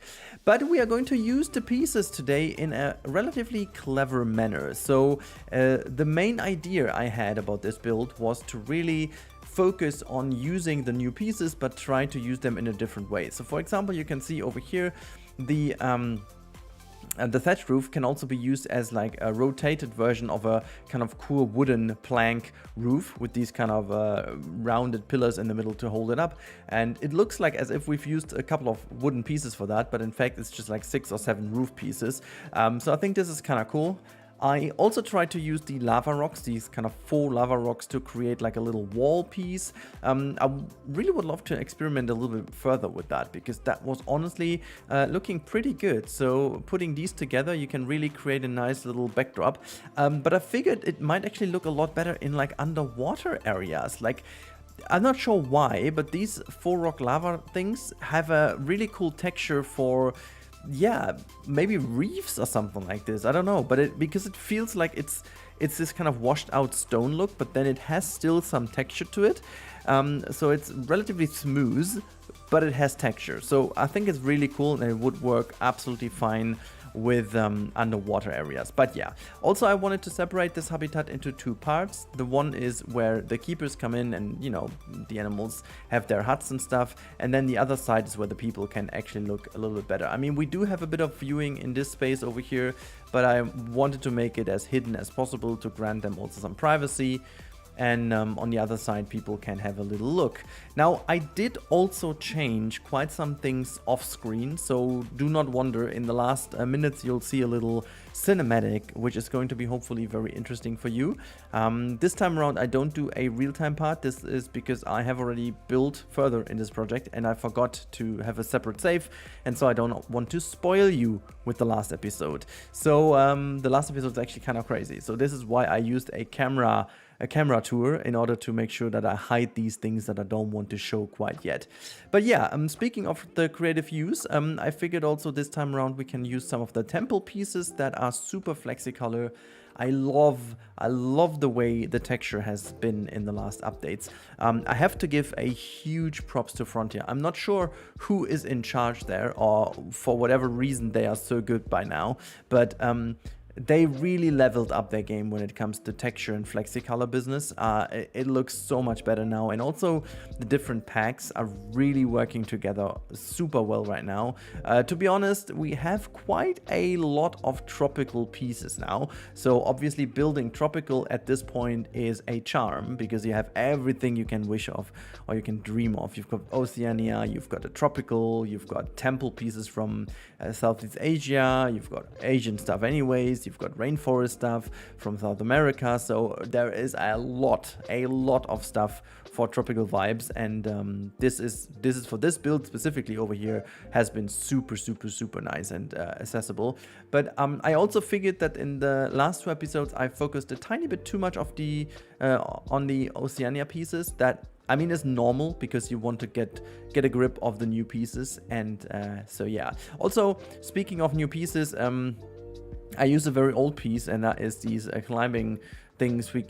I believe we got them with the Europe pack. I forgot, but these are actual enrichment items. They started doing a little bit of a reshuffling of the pieces. Some of the normal pieces that were in the scenery tab are now moved into the nature tab, which is just normal and makes sense. But also, I feel like these enrichment items they don't really have a function other than that there are climbable pieces, but they're not climbable pieces in terms of the enrichment pieces that are super straight normal logs, but they look like actual branches. So not sure why they are not in the scenery pieces, or why the other climbable rocks that are in the scenery pieces are not in the enrichment tab. It's a little bit confusing at this point, but they did a little reshuffling over them, so maybe they fix that in the future. But as you can see, I'm mixing in quite a lot of plants that we already had in the game. So a couple of things from the South American pack, a couple of things from the tropical pack, and it just works together super well. It creates this lush feeling for the Tasmanian Devil over here. Even though I went a little bit too tropical for this specific fella over here, I might have done this a little bit more sandy and stuff, but you know what, I just want to keep this island vibe going, and at the end of the day, the animal doesn't really care too much about this, realistically. So, I mean, if you play with everything, the demand on and so on, yeah, then maybe, but I just figured in terms of making this island cohesive and look kind of the same, I went in and did it that way. Yeah, as promised in the last episode, we also needed to make this backdrop working, and I did something that is very typical for realistic zoos. If they want to hide up areas like that, they mostly slam down a lot of bamboo. I just recently visited the Duisburg Zoo in Germany, and maybe just like a little bit of a story about that one. I'm still planning to do a little cinematic vlog about that one, but I haven't been there for ages. Like, I think it was 8 or 9 years that I've been there the last time, and so with the little one we figured it's about time going there again. And I hope that the zoo is doing a lot better than previously, because it honestly, the last time I have been there 7 years ago, I was super disappointed, almost like a little bit annoyed, because the zoo really didn't age well, and a lot of habitats weren't suitable for the animals in anymore. Actually, really not a great feeling being there. But I have to admit, they did a turnaround. Oh boy, did they do a turnaround. They almost fixed every single habitat, and currently they are working on the brand new African savanna area, because the last habitat I'd say that isn't feasible anymore is the elephant habitat. It's horrible. I really do hope that this is being fixed now. The giraffes are already given away. If I'm not completely wrong, 2 of the giraffes are actually in the Burger Zoo in the Netherlands for the time being. They will come back to the Duisburg Zoo once the savanna is done. But the giraffe house was empty, and it was used for some antelopes and stuff, and the addax as well. So kind of interesting to see that how they mixed it up. But the reason why I'm telling you this story is that this was the main inspiration that reminded me of how much bamboo is used in a zoo, even here in the temperate European area. Like, basically everything that you want to hide away, just put some fountain bamboo in front of it and you're good to go. And this is why I decided to make the bamboo over here as well. Yeah, then we are building the name-giving item, so to say, for today's episode, because you've seen this is the Tasmanian Devil huts. And the huts is well, you see them in the time lapse. I haven't had that in the Speedbuild, because I did them later on, because I figured this restaurant turned out so beautifully that I wanted to. Oh, it's not really a restaurant, is it? It's like kind of a kiosk, okay? So the kiosk turned out so beautifully that I figured this could be a cool idea to play the theme throughout the Tasmanian Devil habitat, to give it a tiny bit of an extra. It's not much, you know, but it's honest. It's honest work. So yeah, my idea was to build this thing the best way possible with the pieces that we have in game, the new and the old pieces, and blend them together. You'll see a lot of struggle, and I decided to keep it in. So you see, sometimes my process of building roofs especially is very crazy. I try different designs, how they work out, and then once I figure they don't work, I completely change the direction, and I look for pieces until I'm happy. And then I figured that this very pointy bit over here, which could very well be the top part of Starship of Mr. Elon Musk and SpaceX, but only with thatch. I don't know, thatch wouldn't be potentially the best heat shielding, but whatever. Yeah, you can definitely tell that this is a good idea. I liked it, and then I figured, okay, these pieces make up for a good kind of side ring around it, but then we were left off with some open spaces, and I couldn't really find a suitable piece that we can use for that. So I ended up using some from the old thatch pieces from the, oh yeah, I don't know if it was the tropical pack or it was the South American pack or if it was base game. Honestly, I forgot which was which. I just completely went over all the pieces and looked for the best pieces, but at the end I found a piece that blends in very well indeed, and at the first minute I thought, okay, it's maybe not as nice, but then I found a second piece from the old thatch pack, and I was like, oh, you know what, that works very well together, because it has this different shading to the ground. So actually it looks almost like as if the thatch is a little bit weathered the further down you get. So maybe that's because of the rain tumbling down too much, or the sun is actually in a different angle towards these pieces, which honestly would even make sense. So yeah, it's a very weird one here, but I actually loved how this roof turned out. It looks really cool, and I did a couple of little things just to make this restaurant look good from the outside. I didn't really do much for the inside. I kept a couple of things as it being hopefully realistic, with putting like actual doors in for a backstage area, making sure that everything looks cohesive and nice, making sure that the counters over here are nicely styled with some wooden planks and stuff, just to bring a little bit of a difference in, you know. It's I think it really works out well. Put some more trees and shrubbery in to make this all feel more cozy. As I said, I will be more brave with flowers, plants and stuff in this specific area of the island, and so I did, and I think it looks beautifully. I will put even more trees down. I have a couple of ideas what can still go in, but as of now, I'm very happy with how it all turned out. So in a second, we are moving over to the little cinematic for the end. So I really hope you guys enjoyed this episode so far. I certainly loved making this. I really had a blast doing all of these habitats over here, honestly. But here we go. Let's have a little look. There you can see one of the huts to the left-hand side. The Tasmanian Devil is running away. The people is having a little looky look. Then we fly through here. There's another hut to the right-hand side. As you can see, it's another blend of thatch pieces and the new wooden pieces. Really nice. And as we go over this huge log, you are going to see now a double keeper action. Not sure what they did there, but whatever. So there are a couple of more huts over here in which they can go if they feel like they need some privacy. Really think this adds some value to a build like this and make sure that everything looks good. I could have done a bit more of decals to the ground, as I'm figuring now. As I said, they may require a bit more sand, but some little finishing touches at the end are kind of nice. You can see the staff door to the right hand side of the building sunken in, so it blends in seamlessly. And now we have to end the episode. I really hope you guys enjoyed this today. If you did enjoy, as always, I would be very happy if you subscribe if you haven't already, or like the video. And if you want to say anything to it, please leave a comment down below. That would help me actually a lot. But now, have a good time, stay safe, and goodbye.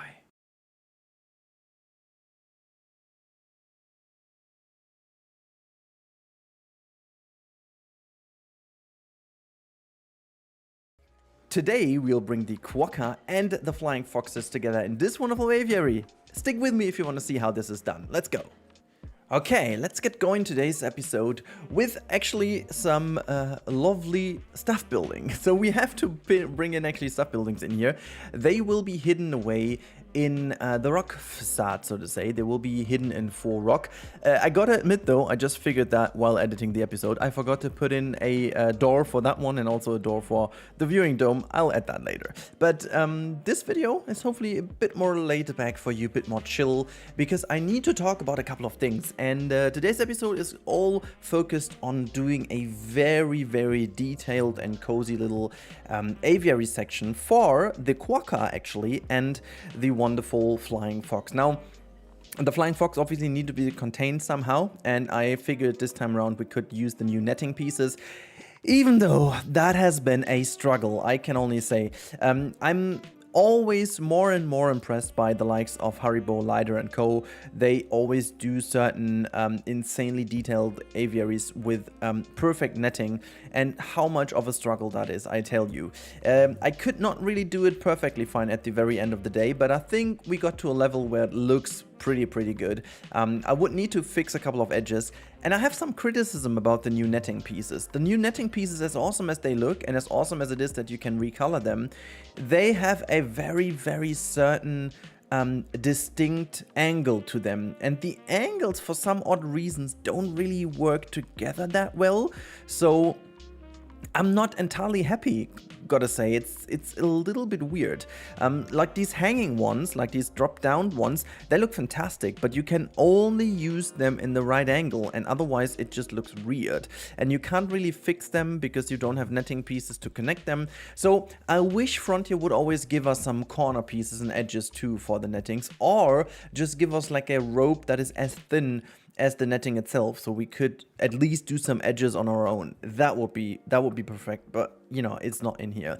Now, in the background, you'll see now a lot of planting, and I really tried to make it as lush as possible over here.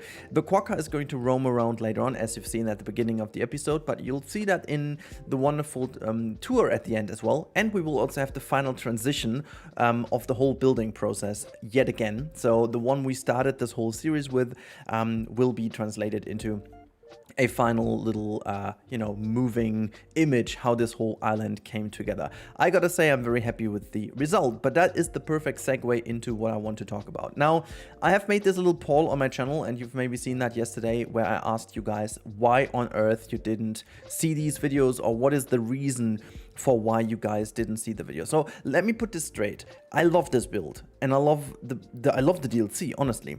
But these videos taken together are my worst ever performing videos on Planet Zoo with any update available. Like it's really, even the animal packs, which usually don't really do on YouTube that well, have been much better performing. In fact, all the episodes combined have less views than a normal episode I made for, I don't know, the penguin or so. It's really not that easy to compare, I understand, but still, I have to say it's a little bit weird because, and that is the interesting bit about it, the feedback, the retention rate and the click rate has been rather decent for the videos. So the question I had is YouTube maybe not promoting my videos? What is going on? And I remember Lady had some similar issues, and other, let's say not bigger creators, but some, I'm not a big creator, but I'm bigger than other Planet Zoo creators, for example. And it seems like YouTube, and they have mentioned that recently, that they are intentionally pushing smaller creators, like creators between 5 to 20k subs. And you can really see that many people told me they haven't seen any of my videos in the last couple of weeks. So if for whatever reason you watch the video and you feel the same, you haven't seen some of my other videos, please comment this down below. I will actually reach out to YouTube and ask them what is going on. So every single bit of feedback is very valuable for me because I love doing content. I want to improve every single time. I'm not sure if you have, seen that recently, but I try to improve my intros, I try to improve my overall video editing, I try to improve making the video more enjoyable for you guys with new music. I'm trying different music styles and all these kind of things to make the video a lot more enjoyable for you. I upped my microphone settings a little bit, I try to do the commentary a bit more straightforward, like all these things. I would say my videos are at least 20 to 25% better than half a year ago, yet they don't really perform at all. And that said, I'm still doing all the things you should do, like trying a good intro, trying to make titles and thumbnails that are kind of activating without being clickbaity, and yet nothing works in a way that I'm not even, like, it's totally fine. My channel runs fine. It's just like I want to reach out to YouTube and tell them, hey, what are you doing? Why are you intentionally hiding away videos from people who may actually want to see them? It's not even like people say, hey, this video is crap, I don't want to see that, which would be fine. If people told me, hey, you know what, that's boring, the build is boring, I don't care. Hey, that's fine. That's valid and good criticism, and I can work with that. But people have been super happy about this. I've done polls in Discord, I've done polls on YouTube, I've been asking people in the videos. It's hilarious to see that YouTube is actively hiding that from people, and I'm really wondering why. So if you, for whatever reason, are in this video now till this point in time, first of all, hey, thumbs up to you. If you skipped here, what are you doing? This is something I really do appreciate. So if you had anything like that, like maybe didn't see any notifications or whatnot, let me know in the comments. I will screenshot that and forward this to YouTube so they have to look into that and give me some feedback for what I can do better. Because at the end of the day, this is a lot of work I spent doing into it. And I wanted to talk about this. You can see me doing the aviary and struggle with the ropes right now, which is a perfect example of why I wanted to mention this in today's video, because I've also had along the comments that this doesn't work pretty well and they haven't seen the videos and whatnot. There's one thing I wanted to specifically highlight, and this is people said this time around that this is a rather straightforward build for me and not too how do I say that? Not too creative in terms of how I use the pieces. Like normally I try to come up with different videos for the DLCs that do something different from the usual. Now, the fun bit is lately in all the last update videos, I have checked who had the best performing update videos, and nearly every single video that has performed well in the last month has been a straightforward build with the pieces available to give the people the maximum inspiration with the pieces given. Usually I don't do this. Usually I'm like all the way into doing crazy stuff with it. And then I got feedback. Let me just give this to you. I'm just mirroring what I get as feedback. And then I got the feedback that people said, you know what, that's a little bit too intricate. I don't build that detailed. It would be way more interesting and cool if you can give me like a straightforward build and maximize the pieces given without doing too crazy stuff with it. So I did this time, and now the feedback is, you know, it's been a little bit too straightforward. So whatever you do, you do it wrong, I guess. But I have to say, and this is, I think at the end of the day, this is the most important bit, do you enjoy it yourself? Because if I wouldn't enjoy it myself, I potentially wouldn't have the power or the will, and also not the time, or I wouldn't take the time to do this. But this time around I did, and I loved this straightforward build. I think in terms of the Rudilistic Zoo, this is a pretty Rudilistic Oceania island. This is how it could be done in zoo. I have to do a bit of infrastructure cleanup at the end. This is something that is super good for a live stream, so maybe we'll do that on the next live stream. Just cleaning up a couple of things, putting in a bit of backstage, you know, making sure it gets that realistic feel to it. But let alone this roof or this netting took like a good 2.5 hours until I was done with the netting. And as I said, it's not even perfect at this point. I do have to do some cleanup over here as well.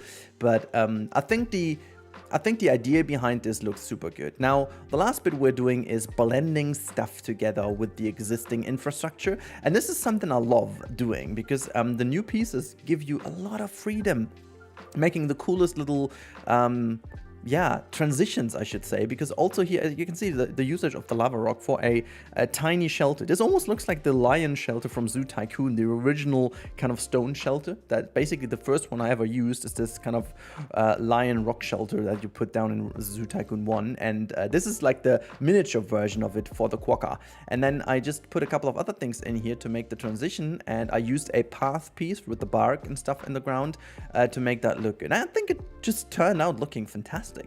And obviously, yeah, putting down a couple of enrichment items here and there, making sure that our quokkas are in the right spaces, which you'll see in the tour, they are, so that's kind of cool. And obviously also trying to grant them some privacy, using some of the new sails, just to make sure that they have a good spot to go.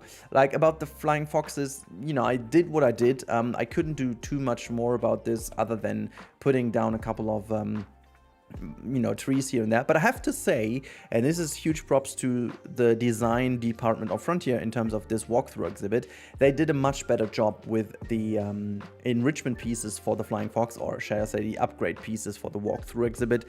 A lot better than last time. You can style it a lot more simple because you know, there is not that pre-themed. Like with the sloth, for example, it was super awkward because it has been super pre-themed and you couldn't really do much about it, and the locks they used were actually not the same size as the locks we had in the game, so you couldn't really hide them. It was a bit awful, you know, but this time this is a lot more simple. You know, you've got some straight poles, you can just put some palms in there and you're good to go. So that's what I did essentially. And speaking of palm trees, I went a lot more bold this time around, as I said, on foliage in general. And I think this really adds to this Oceania Island, and I think it really looks super cool. The only thing I did not really pay too much attention to, gotta say that, is the realism in terms of what will grow here. Even though if that's like a temperate zoo, which would be a tiny bit more to the southern part of Europe, like Central Europe, I don't know, maybe Bavaria even, or maybe it's kind of the north of Italy or so. Realistically, I think stuff like that would grow here anyways. And if you're like a zoo who can actually take care of it a bit more, just meaning some of these plants might actually be in a pot that is lower down into the ground, so you can just kind of help it in the winter to survive. That would realistically work rather easy because, you know, climate change made the temperate region of Europe already quite decent for those type of plants for the winter time. So that is simply something to keep in mind. Like 50 years ago, maybe that wouldn't have been possible, but by now, I think with a bit of care, this is actually all doable, and even with the stuff given, wouldn't be too unrealistic to have that. Then I figured that this new bush is also pretty cool for some water plants, you know, as if there's something overgrown. I mentioned that last episode. I found this a little bit too clean, so I throw all these things in to make sure it looks a bit more weathered and a bit more, you know, stuff in there. The only thing I left and spared out, obviously, is the penguin habitat. And last but not least, I did keep I just made the last little bit that was still open, nicely themed with some foliage for the pathway that will eventually lead into the next area of this wonderful Rudilistic Zoo. Not sure what exactly this is gonna be. I might add to that. I'm really not sure exactly what the next realistic habitat is. If you have an idea for an animal that you want to see a realistic habitat out of, and this time around we are more back into the simple, more zoo, modern zoo type of vibe. So if you want to see something like that, let me know in the comments down below. You know, this zoo doesn't really not have too many animals. I am kind of looking into the king penguin because of all the new color morphs, but you tell me in the comments, because now we go over to the transition, and this is how the whole island has started. As you can see, click by click we're getting there, and now you can see the huge click into the finishing touches. There you can see this is how the penguin looked in between, and now you can see the netting appear. There you go, and now we move over, and while we transition you can see the whole thing in its full glory, foxes flying around. And, you know, I just really love how this all turned out. If we fly over here, looks all pretty cool, doesn't it? But yeah, so that's been it with my voiceover. In a second, I hand you over to the real-time Rudi, and I hope you enjoyed this build so far. If you did, as always, you know the drill. But now I hand you over to the real-time Rudi. Enjoy the tour.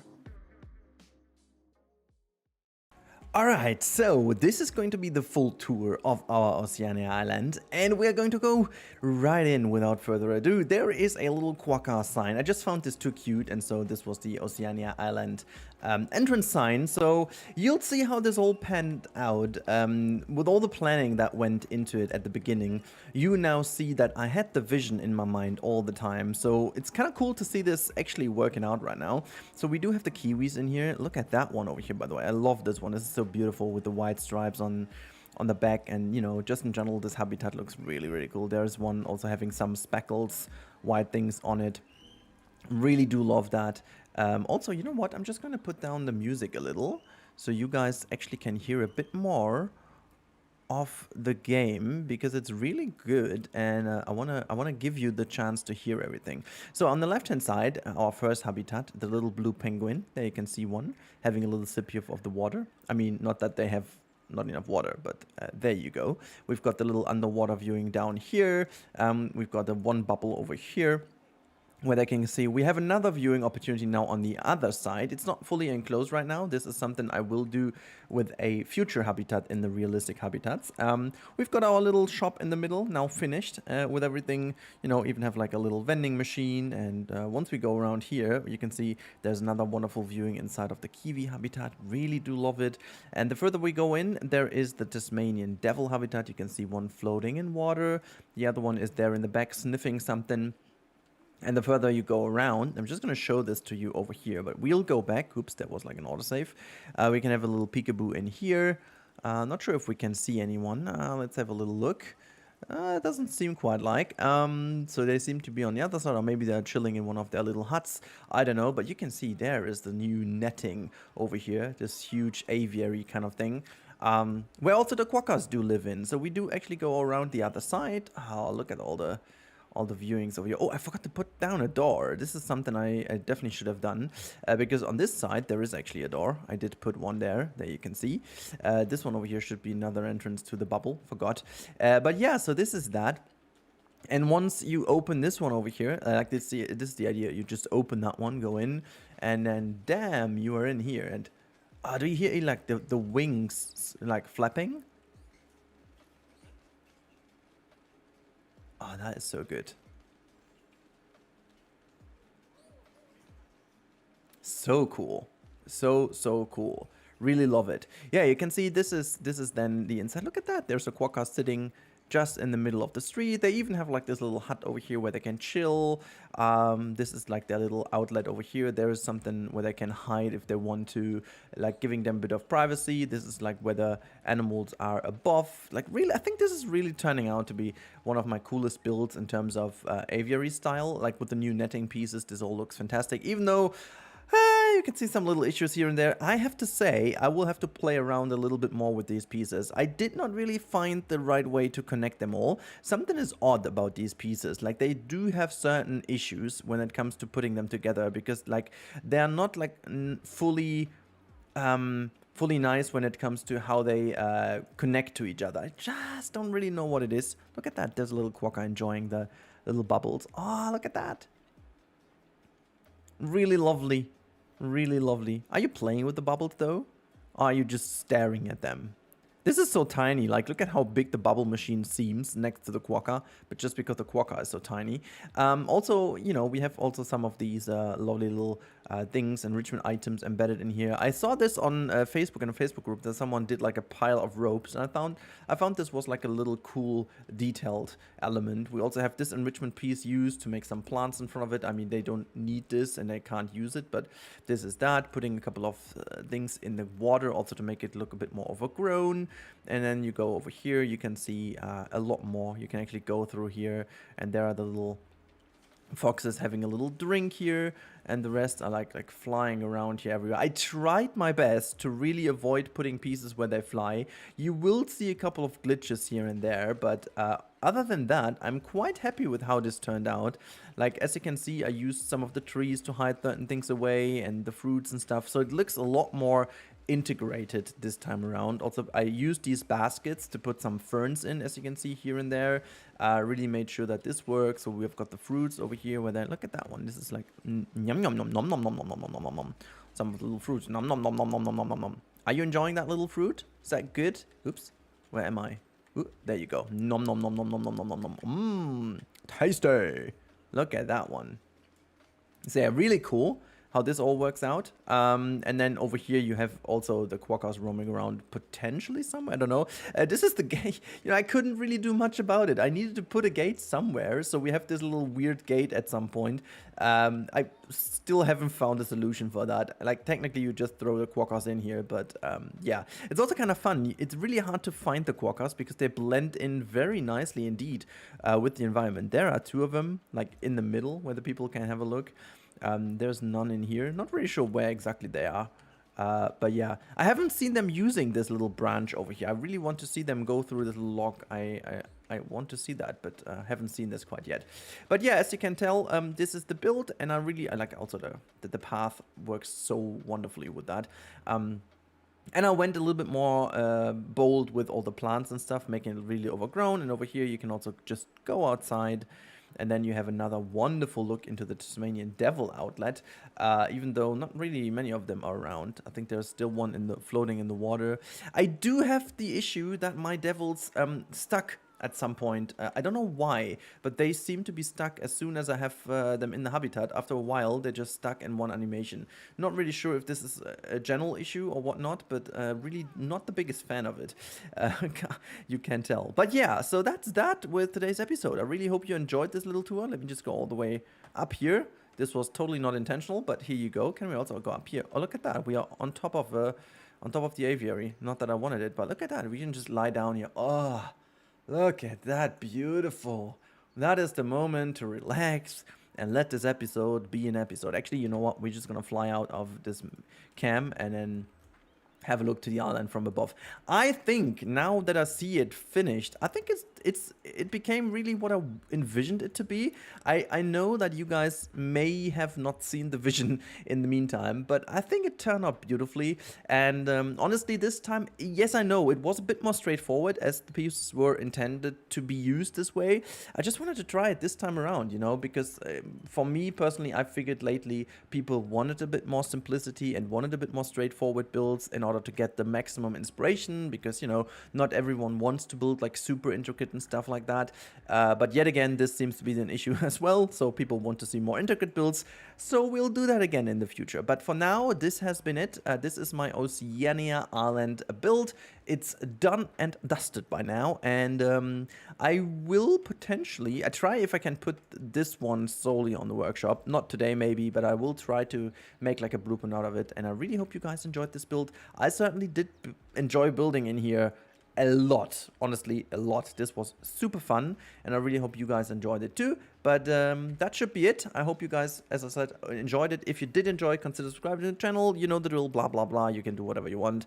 Like the video, comment. I mean, obviously, I'll be very happy if you do something to tell the algorithm finally that it should promote my stuff, which it seems to not do, but whatever. I still enjoyed doing this a lot. So have a good time, have a good day, and thank you so much for watching. As always, stay safe and goodbye. I've done it again. I've again spent many hours on building a super realistic build. This time we are going to look at it with some real-time parts, time lapses and eventual animations. Be prepared for another hyper-realistic thing that went a little bit overboard, but more about that in today's build. Let's start with the first real-time part. So as said in the intro, we are approaching things a little bit differently in today's build. We are starting with step 0, the preparation phase. And you can tell I opened up this area over here towards the very new area in which the reptile house is gonna sit. So every first step in building and planning in Planet Zoo is kind of trying to tie something into your build. So this is where we made our last wonderful realistic habitat, the sea otter one, which I'm still loving to bits. But this entire thing just makes so much fun that I wanted to breach out into a completely new area now, and I hesitated to put it here. I also debated with myself to put it down here. However, I didn't want to close in too much to the border of the map. I wanted to give me some more space to branch out into the park, to make it just a bit more, you know, breathing, and give it a bit more air, you know, to put some plants around. That's the reason why I gotta put it over here. And also, I open up 2 areas now, because usually you can go via the Oceania area through the Oceania area, and then you will be left out over here, which is going to give you some very cool looks to the reptile house from this side. But then again, there's also going to be this tiny little pathway over here, so you know, if you're done with the sea lion show or sea lion area, education area, you get the choice, you know, to go either into Oceania, or you're gonna breach out to the right side and go into the reptile house. So what have I done? It's basically just figuring out the base layout, and from now on, the next step is going to fiddle around with which habitat is gonna sit, you know, in which area. You already have seen a teaser of how it's gonna go. I don't at this point in time, and I have some thought I wanna share with you before we go into the next building bit.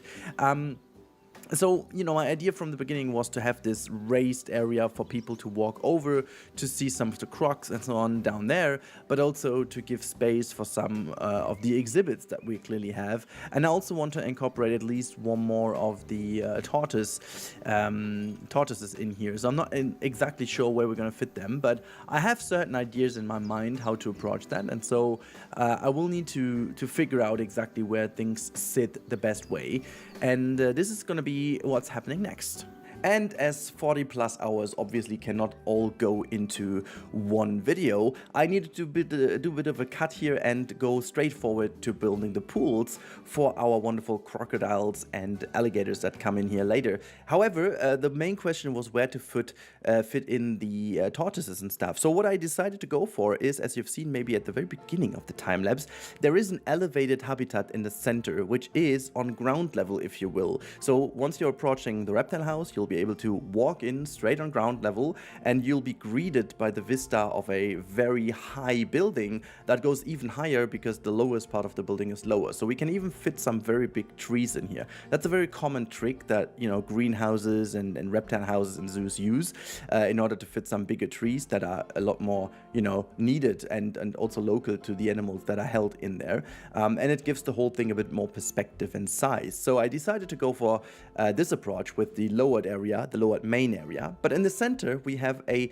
raised area for the tortoises, which to be honest is going to turn out very nice, because at the very end of this build you'll see how this area now also incorporates all the small exhibits below, and that's kind of really feels like the needed kind of structure in this building, because otherwise we wouldn't have really a structure to fit in all the facilities and stuff like that. So from not knowing where to put it, I ended up having this wonderful raised area becoming the central element of our build, and also the central element of the logistics. And I personally think this was one of the best decisions I could have made, and so I'm very happy.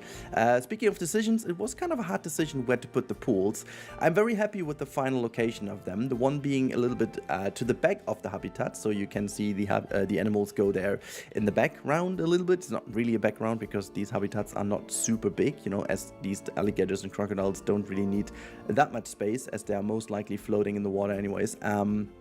And this is the reason why, and so the other one is very close to the pathway, but we need to continue with the next part.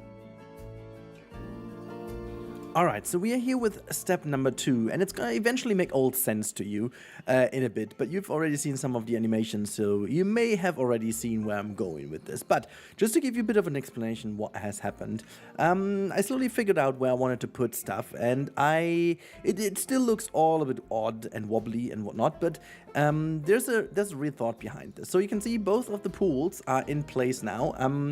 I'm not going to go for an underwater view in this build specifically because, you know, that would cause some major issues even more now, so that I have to, you know, I could have gone to this site maybe to bring people over here to stand here and see them dive, but to make the crocs dive that should eventually go in here, you should need to go super deep, and I don't know, it just kind of doesn't feel right. But what I did is I made sure that both of these pools have like absolutely perfectly fitting water, as you can tell over here. And for the sake of keeping that real, I'm gonna leave them in to not destroy anything about the terraforming. That is like a little trick. If you do something like this, you will eventually need to get out and in the water. But as long as you build around and you haven't laid down all the pathing and stuff like that, keep the freaking water inside, because that will keep the water in and keep the terraforming that is required to keep the water in. Else you would need to build this whole barrier thing around, and it might actually look a little bit odd. Then we have some of the exhibits already in place, which may not stay here exactly the way they do right now. I just put them in so that I have a, you know, general idea. But what is really important about these things is that I have this upper layer in which we have another habitat. This is exactly where the tortoises will go. And I haven't fully decided if I can, and this is the hardest part. I have to still figure out if I will be able to bring that in. I still thought it would be so cool to have the butterflies in here too, and I have an idea how this could be doable, but I still need to figure out if that's gonna work. So I don't even know. We can actually do this quickly together. No, future Rudi says absolutely freaking no, because I did this with you together, but then I figured the video will be even longer, and so I decided to turn this eventually into a time lapse, so future Rudi can tell you if it worked or not. Fortunately, I can say it worked, and I feel like the incorporation of this exhibit is super cool, the walkthrough exhibit. I would have loved to maybe have another one in here too, but at the end of the day, I could have easily put the other one on the opposite side above the other pool we have. But I tried this later on during the build, but I felt like it's not adding anything to it, because it literally is just another area for the butterflies, and it just again showed me, as much as I love the fact that we have the walkthrough habitats and the interaction of the guest with the butterflies, which is still very cool, and I would love to have this way more in the game, but the main feature is, I don't even know if I wouldn't be mad if the butterflies instead would have been very cool VFX effects. I mean, hear me out, okay? It is a bit weird, because like with the walkthrough exhibit, we surely have another fine thing for the game, which totally makes sense in a way of having the species in and being able to have some education boards about this and have, like, you know, have this as a part of the game. But on the other hand, I would have loved to just get a VFX that acts like an animal and acts like a edible item to your area. So I don't know, because the reason why I say this is now you have this box, which is the walkthrough exhibit, and you need to place the box in order to have the butterflies fly around, but they will eventually only fly around in this one box. So whenever you put down a box, you will eventually always have this center pathway going on there. So I could have done the little trick with free build and just make the path invisible by using the null path and just do not connect the path to the rest of the habitat, the builds, and then it would have easily worked. You know, I could have even put them into the croc habitats, because literally they ignore the whole build. It's basically not solid for them, and they just walk through. That would have worked, but I kind of felt bad in doing so. And at the end, I thought, you know what, this is not the right way of doing it. I need to do this as like a proper integration of the butterflies. And oh my god, are they popular! Like the whole, as soon as I opened this area up for the guests, they were storming in here. But we need to talk about something else, and that is my obsession with realism in this specific case. I must admit, I didn't go as much beyond and above as with the last build. If you haven't seen the last build and you clicked into this video, I highly recommend to stop the video now and go to my sea otter build I did last time. This took even longer than this build and is even greater when it comes to the final animation. It looks absolutely sick, and I would have loved to do this again, but oh my god, I needed time to live, okay? So there was a little bit of, I didn't plan that this is going to go so crazy again, but I wanted to at least do a little bit of a pumping work down here. So it's the actual pump that functions as the pump in the game to keep the water clean, but I wanted to have a waterfall that feeds in the water of the two pools so that there is at least a little bit of movement in here to avoid the water becoming green and muddy and stinky, you know. So to have like a little bit of an airflow going in here, and therefore we have this facility. And you can see I even made this into a you know, fake facility, like implied realistic one, so that the staff members can actually get in here, and it will be connected to the actual staff area that is behind the wall in kind of in the basement of this entire area, which then is the connection piece to the both big habitats to the left and right. So it turned out super cool, and I'm loving it, and you'll see that in the end in the real-time part in the walkthrough how great that turned out. You can see there is the pipe that pumps the water to the waterfall, and then everything is dribbling down into the two areas. It looks really, really cool, and I love the fact that I incorporated this so early on, because that will show how it in the end turned out to be a vital part of this entire build. So I am so happy how this turned out, and I hope this gives you inspiration for your very own builds. If you build like interiors and you need some water flow, that you have some pumping work going on. I know people have done some crazy work, but if you look at some actual indoor sections, sometimes in real zoos you can even see the pipe work going below the ceiling where they pump the water from A to B, because in these houses literally you have a lot of humidity going on for the animals, and that's very important, so you need some water flow. And then I started, you know, putting around all these wonderful fake rock pieces, because we will need them a lot in this building. This time around, I didn't do the scaffolding and stuff in them. I did this, but I completely left it out now. It just took so long, and I wanted to go on. And let me talk about this in the next time-lapse part a little bit more, why I didn't do this. But I have one more real-time part for you to give you a little bit of a showcase of how it looks after the main work, the main planning work was done. Alright, so this is actually the last real-time bit I'm gonna take you with before the final walkthrough. So as you can see, a couple of things have happened. Not that many in your eyes maybe, but trust me, for me a lot has happened. So I've finally ironed out how everything ties together. So we do have the wonderful butterfly thing I talked about in the last real-time part briefly. This is going to be like a little bit of a hanging bridge kind of style, as you will see this in the final design.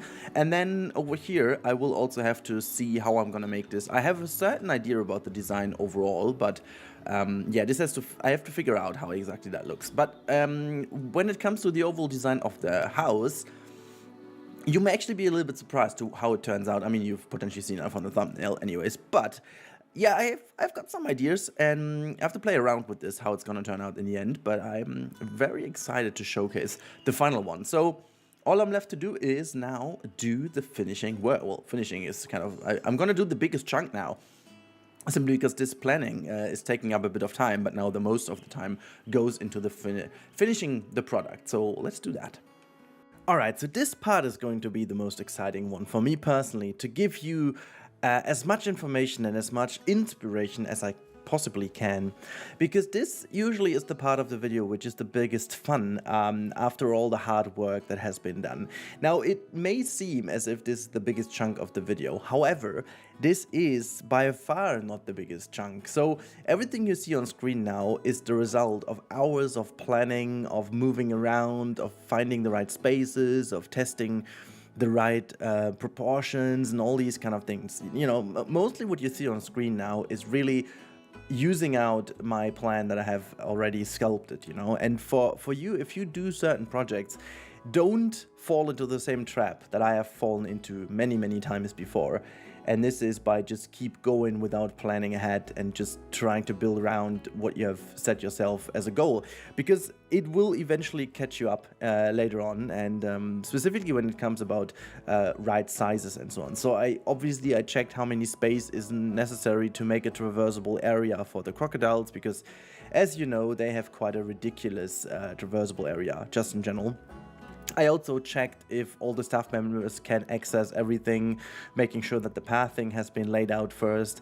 I checked out if the height of my terrain is high enough in order to make sure that despite having free build, everything is working and people can actually move below without getting stuck, and so on and so forth. And after I've done all of that, I could finally start doing the habitats. And yes, this is by far the fastest you can do, you know, building these things over here is relatively simple when you have already settled for a style. And I already had a quite an obvious style in my mind. This time around, I checked again a couple of images from Zoo Chat.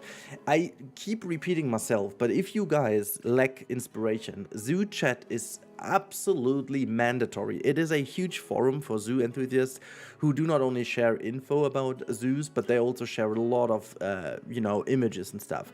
Personally, I find it easier to type in my search request on Google and then add the wording Zoo Chat to it as one word. So don't do zoo and chat, put in Zoo Chat, because the website is called literally zoochat.com, I guess it is.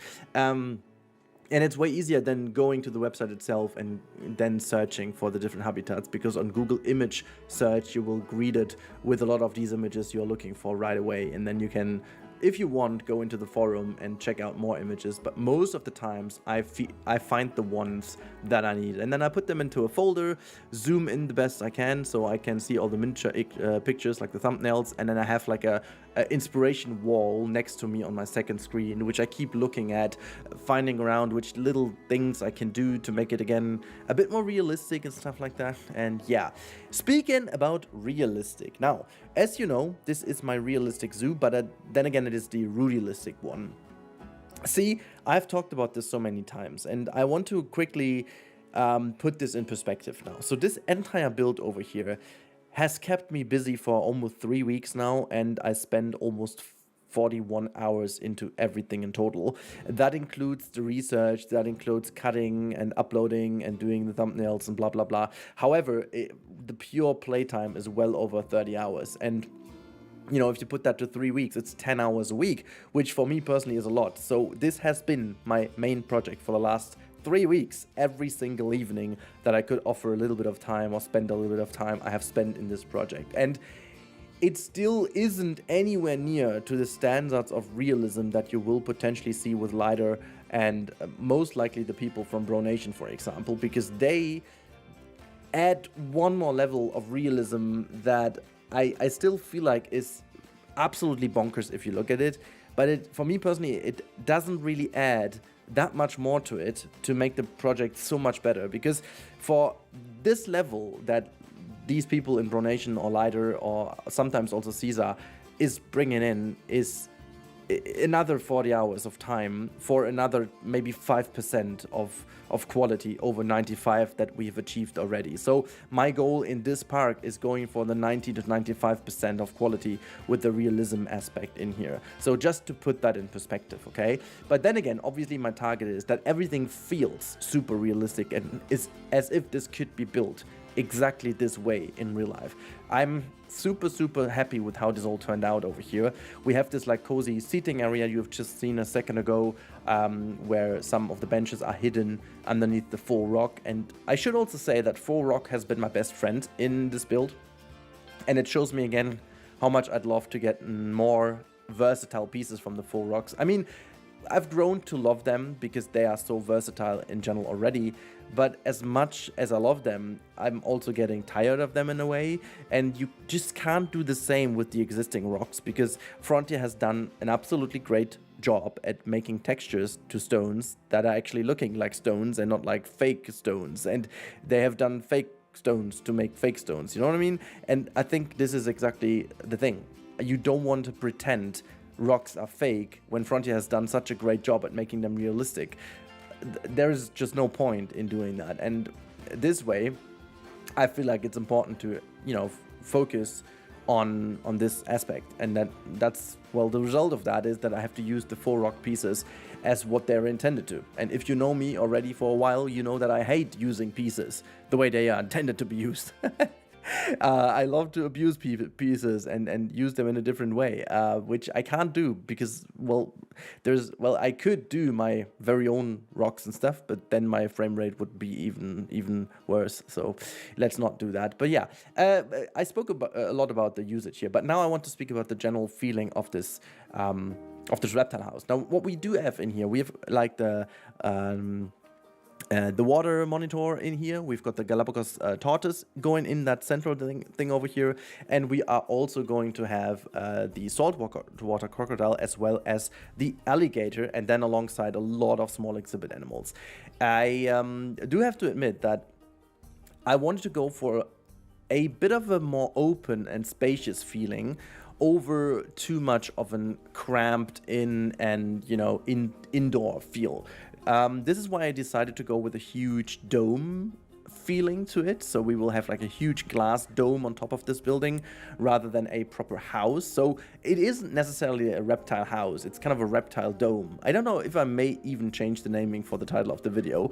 The thing is called reptile house as in the naming of the building itself, but this could also be part of the reason that this used to be a reptile house maybe in the past and they have completely redone it into a modern dome kind of thing. This is also the explanation why we are having a mixture of a modern and a very classic city zoo vibe to the entrance. I definitely wanted to do this intentionally, having this kind of split and contrast between the super modern glass appeal that you see in so many zoos nowadays versus the very old brick kind of reddish with like copper roof style. And I'm very happy with how this all turned out. I just can't say anything bad about this because there were so many challenges I needed to overcome, specifically when it comes to these raised paths over here. Oh my god, such a nasty thing to work with these paths and then also hiding these curbings. I mean, I did use the trick of making this raised area you know, invisible with the null path, and don't worry, if you don't use Freebuild you can't do it, so don't be shocked if I use null path and then everything is gone. I have no idea why they can do it and why Frontier couldn't do it on their own, but yeah, it is such a great thing to be able to hide the path if it's raised, because then you are getting finally rid of this curb and you can detail this a little bit nicer. Here you can see already a huge step forward, because at some point I stopped recording because you would have gotten dizzy and maybe even get a headache from all the building. It took so many hours and so many nitty-gritty little details that I checked back my recording and even I got dizzy from it, and I was like, okay, I definitely not gonna include this. So I made a huge step forward around like 6 hours or 7 hours of a jump. I was finished with the interior mostly, and I started doing the exterior work over here, and this is exactly the contrast I was talking about.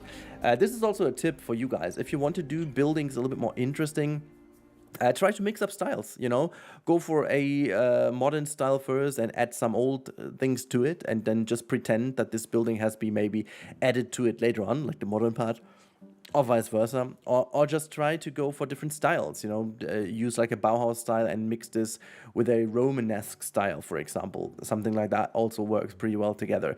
And then again, you can also just check in some zoo buildings, how they start. Sometimes they even do like a theme park trick nowadays, where they have like a very bare bone, very typical zoo style building, and they just have the front facade done in a different style. You know, sometimes they just go in and pretend that this is like an Asian building, but in fact it's just like the front, the facade is looking Asian, but the rest of it is pretty normal, just like for functionality reasons. And stuff like that is really helping in selling your idea. So I really hope that you find this helpful. And yeah, as you can see over here, I was doing some finishing touches using my huge support structure over here in order to cover up some of the ugly little edges with the glass panels. And then just making look everything super clean and making sure that the corners fit together and all these kind of things. You will see that the whole building is a little offset, but that was also intentional to make it look a tiny bit more interesting.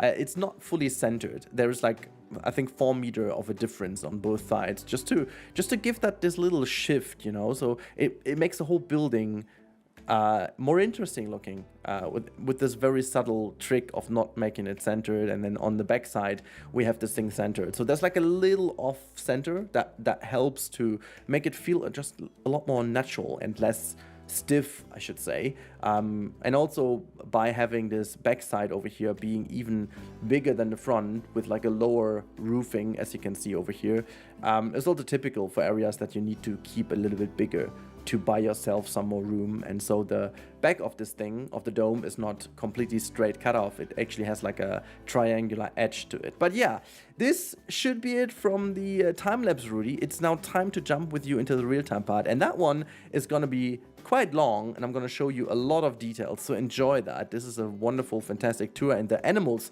were actually pretty nice to us in showcasing themselves. And stick around, because at the end of the video there will be also some fantastic cinematics. So yeah, I really hope you enjoyed my voiceover so far, but there's so much more to see, so don't leave just yet. Jump over to the real-time Rudi now. Okay, and here we are finally in the real-time part with a first big look onto this wonderful reptile house here. But you want to see it from the inside, you want to see it finished, and we are losing no more time but actually going in, and I am so proud. Honestly, a big chunk of the building is missing in the time lapse, just to give you a bit of an excitement this time for the tour. This is gonna be a big one. So from the very first beginning on, I wanted to achieve something I haven't really done in that sense, and this is a huge reptile house with different layers, with a lot of different things, huge realism. You can see there's like a little snake body hidden in here to the left hand side, and we also do have an elevator, and the elevator is obviously for disabled people, people with a wheelchair, with strollers, like people with kids, or even just elderly people who need a wheelchair, or maybe this kind of walking stuff, and they can't really take the stairs. I thought about a ramp, but honestly incorporating a ramp in here would have taken away quite a lot of space, and I had a couple of design ideas how to do it, like to make the ramp part of the design, but I decided against it this time for simple reasons. I just like the design I went for with the elevator. And so on the left hand side there is a staircase in case you want to use this. It's gonna go down in here with a couple of stones to the side. It's not like the most beautiful one, it's like a very functional one. And then to the right hand side there is the elevator, and you can also tell there is a bit of a building down there. Now as you go in, and the first thing we do is we can have a look at our giant Galapagos tortoise, and they are so freaking awesome having them in here in the center. They have a good time, you know, strolling around in their little habitat in the center of this build. And if you move around, you can also have a glimpse into the lower habitats, which is the American alligator. On this side, you can even see one chilling there, sticking its head into its pool. And there's the other one on the other side, just having a good time. You can see them from above, but obviously you can also see them from down here, which is where we're going in a second. You can see everything on top is very clean, very open. There are a couple of little things missing I need to add, but these things I just noticed very shortly, and as I have some other duties to do, I couldn't spend even more hours in here now. I already spent a couple of dramatic... Can you stop doing that? A couple of dramatic hours, like 40 hours or so on this build, and I did not plan to do that. But anyhow, on this side over here we have our wonderful waterfall element, which I'm very proud of. It looks super cool, super natural. It all dips down into the two areas, give them the water for the water bottoms, a bit of style. We even have like this little kind of space in which the waterfall is incorporated, because all the pipe work that goes behind there, which I actually did for reasons of realism. And then once you go around, you have this little open area, almost like in like a gallery or something like that, where you have this inner part, like a hole in which you can look through. And then if we go to the right hand side, this is the water monitor habitat, which is also fit in here with their shelter in the background there. And if you go there, look, we can even spot one coming out of the pool right now, and the other one being right in front of us. I think this is looking really, really cool. You know, they have their little pool there in which they can go for a chill little swim, as they seem to do just for us right now. Look at that, this is fantastic. That looks super cool. Look at that. Now they go for a swim, both of them. That is so good. Yeah, as I already said, I needed to go for the trade-off this time around, that we will have no underwater viewing. I just thought that, you know, this is the way to go. There is no particular reason to that, but I have tested so many things in before, and I thought, you know, this time around I just can't do it because it wouldn't fit in the build. But that shouldn't say, you know, we do it in the future. But something I'm very proud of is also this raised area with our butterflies over here. I thought, like in a reptile house like that, you quite often have this as well incorporated. There are technically no reptiles, obviously. However, I think it fits super well in, and going over this hanging bridge type of build over here, you don't feel like as if you're high up in the air, but you are. And once you look down here, you have this wonderful look into this wonderful croc area. Doesn't that look fantastic? I really, really like that. You don't feel like as you're above, because this area is slightly raised, and then you're just one step lower, and then you can see also, look at the waterfall here in the background. Doesn't that look fantastic? I really, really like how this all looks, and like with the sun coming in. Oh, we even have like a baby. Look at that. There's some babies already in there. So cool. And we obviously have a lot of butterflies going around. That looks so cool. That gives the whole thing so much vibe, so much atmosphere in here. Really do like that. So yeah, once we've spent our time on the upper area, we surely want to go down, and therefore we're going to take the elevator real quick. So we're just going to go here. You can have a look around, and then you go down, and boom. There we go. We arrive downstairs, and this is where the fun begins, because down here we obviously have some more views into the two bigger alligator and crocodile, saltwater crocodile habitats, which I think they are the biggest of them all. And then once you go through here, you first of all have this very nice vista to the top layer. I think this time around proportions are really nailed. I think the sizes fit absolutely how it could be in real life. Maybe it's a tad bit too high, but considering we also need all these little small exhibits in here, it all makes sense. But then you also have like a little shop area, nothing fancy. You can just grab a drink or something to eat. This shouldn't be the star of the show. I just thought it would be nice to have it here. And then you also sneakily squeezed into this corner is like a toilet area. Super nice to, you know, if you need to go for a pee, you don't need to go somewhere else. And then obviously in here we have some more little friends. Look at that. There's like the Herman's tortoise in here. We have the Gila monster or Gila monster. I have no idea of the English pronunciation. Sometimes it's Gila, sometimes Gila. It doesn't make any sense. The language doesn't make any sense, but here you go. Look at that. There's an alligator swimming by just to showcase for us. We are very lucky now with the positioning of the animal. It's super nice. Let's see if that continues here with the small ones. Oh yeah, it actually does. Look at that. Right in front of us there is like an axolotl. Oh no, this is the lynch, the noob crest thingy. Yeah, I think that's that. And then in here we also have even more tortoise. Look at that.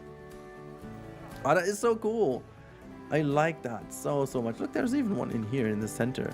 Hello, my friend. How are you doing? Yeah, as I said in the past, this is like, you know, it's nice, but these small exhibits are not my bestest friends in the world. So yeah, then we also have this cozy area where you can sit down and relax a little. This is like, you have this wonderful waterfall in your view. There's like a backstage access if you need this to go to the pipework and to the staff areas. In the back there is the connection to the two habitats. So it's realistically done, you know. Even have, let me show that to you. I mean, this is kind of a mad thing down here. You need to go through that, but if you enter here, there is the gate, you know, you go through here, and this is actually where the path leads you into the backstage area, and then both habitats are literally connected by this area down here. So I went this little extra mile, okay? It's not like super nicely designed, but for what reason would it be? And then over here you have like this tiny, oh my god, look at that, there is even the crocodile just passing by. So cool. This is like a little kids corner in which they can have a nice look. And then you go around and you even have more small exhibits to have a look into. We've got the boa in here, and then on the other hand, I think this is where the anaconda is. Yeah, the yellow anaconda with a albino version of it too. And then, oh, look at how the sun is just streaming in here. I just think this looks fantastic. I really like this. Sometimes I don't really nail the lighting in this game, but I do. Oh my god, look at this. We need to, sorry, but I need to just kind of get a little shot of this area. This looks way too good. Maybe this is gonna be the thumbnail. Oh, that looks, That looks, oh my god, look at that, we even have this little one here in the front. Oh, that looks, wow. I'm blown away. This is way too good. This could literally become my my thumbnail, because that's sparking exactly the feeling I wanted to translate here with the house and with the whole reptile house. Yeah, that looks cool. That looks really cool. Let's see if that one swims a little bit closer to us, so we can maybe take even a better one, so you can see this croc a little bit nicer. Let's see that the tail wiggle. There you go. And we're just gonna do that again with this one a little bit more. Yeah, now that makes sense. That makes a lot of sense, and that looks really, really, really cool. Really, really, really, really lovely. Okay, sorry, I got carried away by my own awe. I'm just being so much in awe. Maybe we also make like a split screen. On the one hand side, this shot, and then on the right hand side the shot from the outside. I don't know, I have no idea about the thumbnail. I should start doing this, you know, the professionals do that. They have a thumbnail in mind before they do the build, but I just build because I love building, and then I just get carried away and spend 40 hours building a building like this for no reason other than I just like doing this. Anyhow, if you continue going, that's even not all, you know. There is someone has stick in its what is behind here? Oh my god, you can literally just walk around the corner and have a way better view, my friend. Because over here you can see there are even more in here. I'm not sure who's living in that one. Yeah, someone might actually be in here, or whatever. And then on this, oh, this is the iguanas. This is the lesser Antillean iguana, and that is the green iguana for sure in that one. Can we spot more? Yeah, look at that, right in our face. How did I even miss out on this one? Hello, how are you doing? You spend a bit of time in the water? Okay, nice to see you here. Okay, but this one is living its best life here, and the other one, look at that. This one is just chilling here in the waters. Okay, so cool. You can even see some butterflies if you look up. And then in here you can see how I just played around with this, like with the foliage. And you can even see that this could be like a fake log, and same goes for that one. And there are some steel beams in here to hold up with the whole structure. But yeah, I really like this entire build. And then we've got some more snakes in here just to fill in. And then also if you continue your little walk in the back, there's even more. There's even, this one looked fantastic, so I made it the way it is. This is for the axolotl, as you can see. There's one like floating in here, this weird little dude. I don't even know that they swim so high, you know, in real life. I only, like, when I look at these things in real life, they basically are all on the ground, like all the time. I don't even see them swimming whatsoever. I think they're ground-dwelling animals. I honestly think so at this point. But yeah, so this is that. 11 minutes already in. Oh my god, that's going to be a very long video. But I really do hope you guys...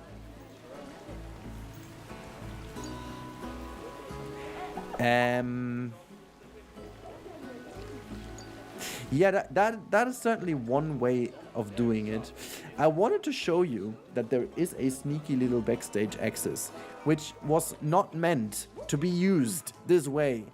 Yeah, you can just turn around and fix the head of this. Wait. Okay, I thought this person's gonna do the same. Anyways, let's fly up and have a look from. I wanted to say above, but it's like slightly above. But I mean, just look at that. Oh gosh, I'm so proud of this build, guys. I'm so proud. I hope you can actually just understand my amazement of this build. I spent so much time nailing this build. I can't even imagine. I wanted to do this again with like the time lapse, you know, from building this thing, how it's been built, but there's just no way of doing this. When I did this with this build over here, where is it? Whoops, there you go. With the sea otter habitat, this was planned from the beginning, and this time around my idea was building this house as best as I could, and so I will have a kind of time-lapse thing going on for this video, but not as dedicated as the last one, which I think is totally fine. This time the build itself is the star of the show, and I feel like this is absolutely how it can be done sometimes as well. But I mean, look at this. Look at the reptile house itself. I think it's looking absolutely stellar. But anyways, let me know what you think about this build. Do you like it? Do you think it's a good fit for Realistic Habitat series? And also, we need a name for this zoo by now, because it's becoming a real zoo, which is starting to look really fantastic, honestly. there's going to be a tutorial about filling in the gaps. We will, with the tutorial, we will actually tackle this area in here, which is still pretty rubbish. And people have asked for this for so long, so I'm going to do this. So we are going to make like a little habitat series on how to fill in gaps in your zoos, realistically and also functioning wise. But yeah, in case you guys are not having this game on PC, and you're waiting for the console release, make sure to check the link in the description for instant gaming, because you will get it for a lot less, and make sure to pre-notify yourself when it's there, so you can grab it right away. And I'll be doing some console content too, to give you some tutorials and stuff. It's no secret that when it's there, I'm gonna grab it right away. I actually even ordered an Xbox just now, so I can play it on Xbox for you guys. So be excited for that one. I'm gonna check it out, obviously. And let me know in the comments what I should check out for the console. But don't worry, we will have more inspiration in, well, Planet Zoo in general in the future. So thank you so much, as always, for watching.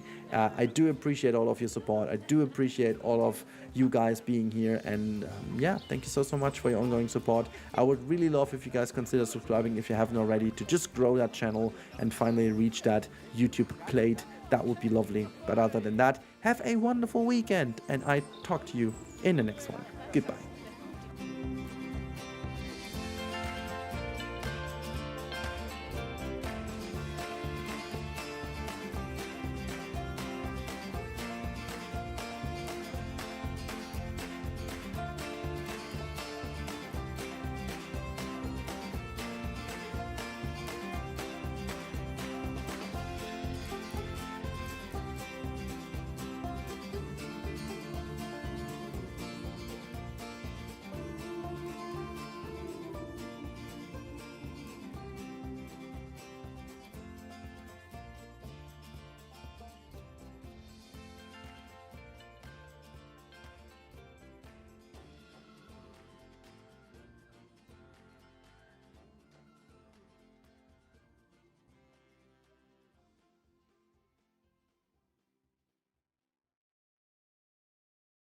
Today, you'll be seeing how a realistic sea otter habitat is made from scratch, like actually every single step, from first planning to water filling.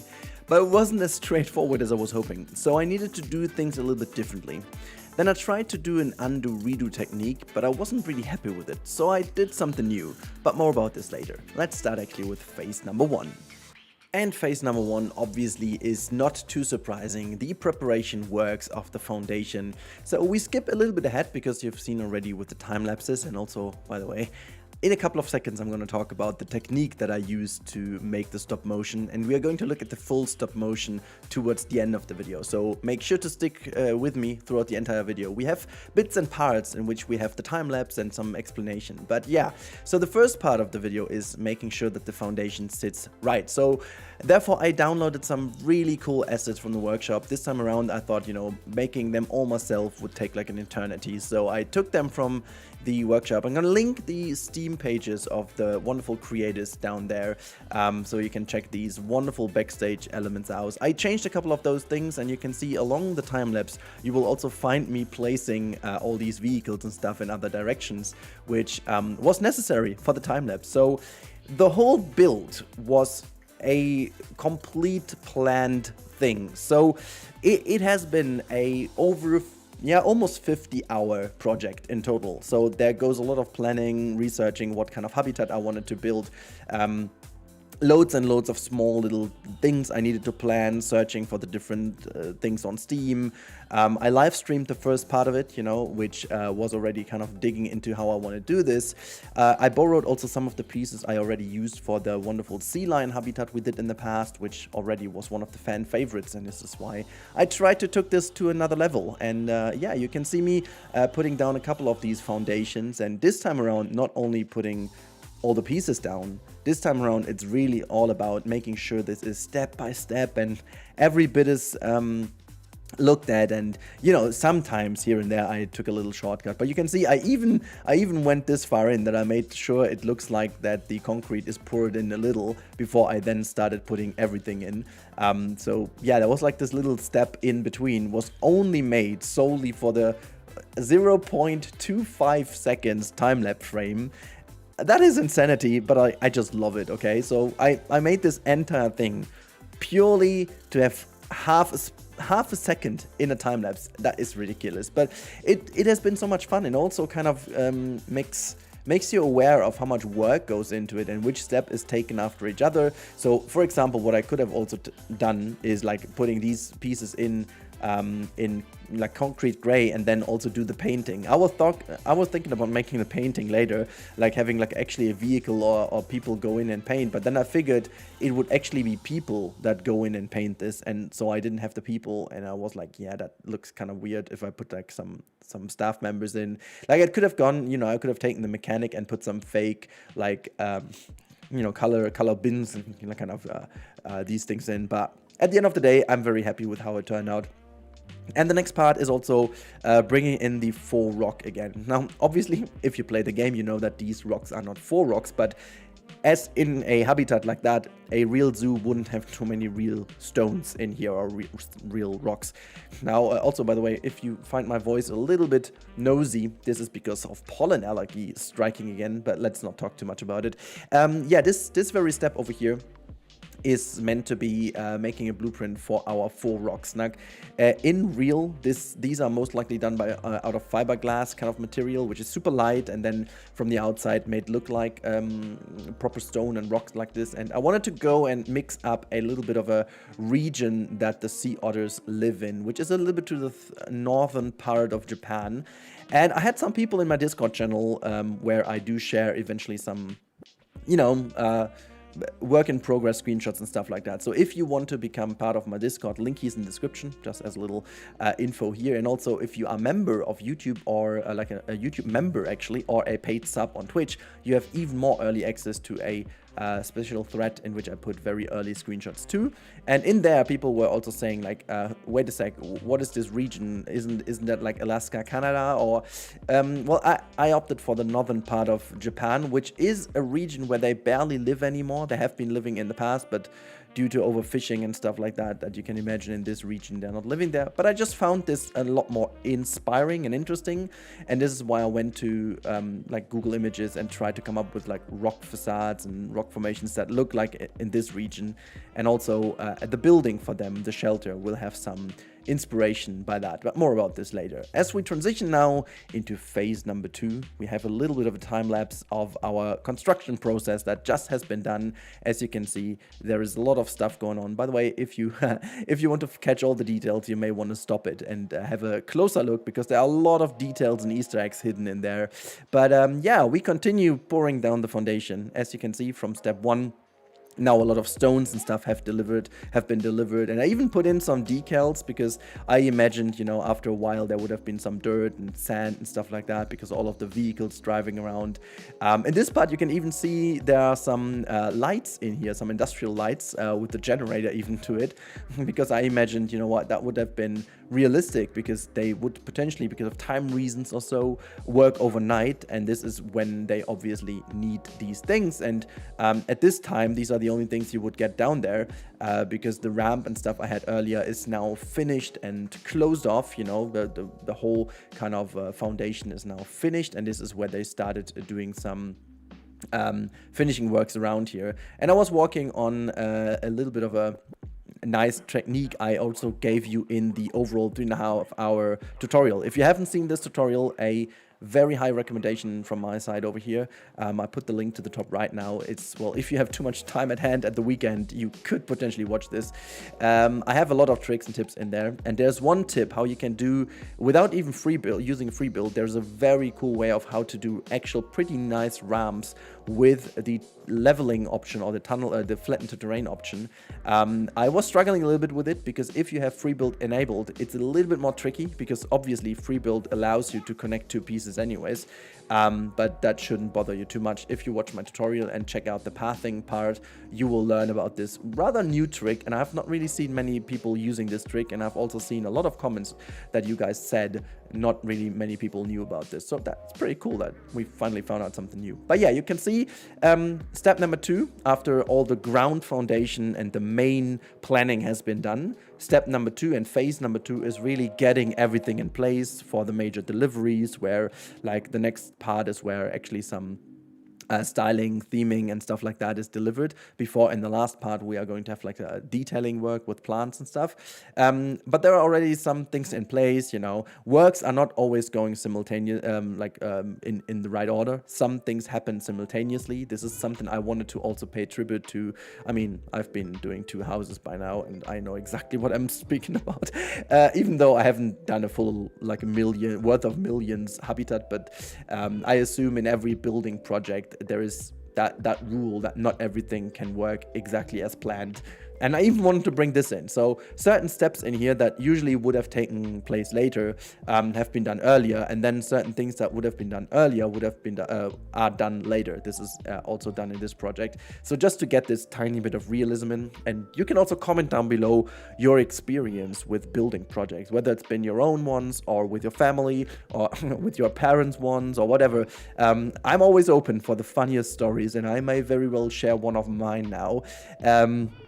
That's one of the most hilarious ones, by the way, while we see putting some fence pieces and stuff in place.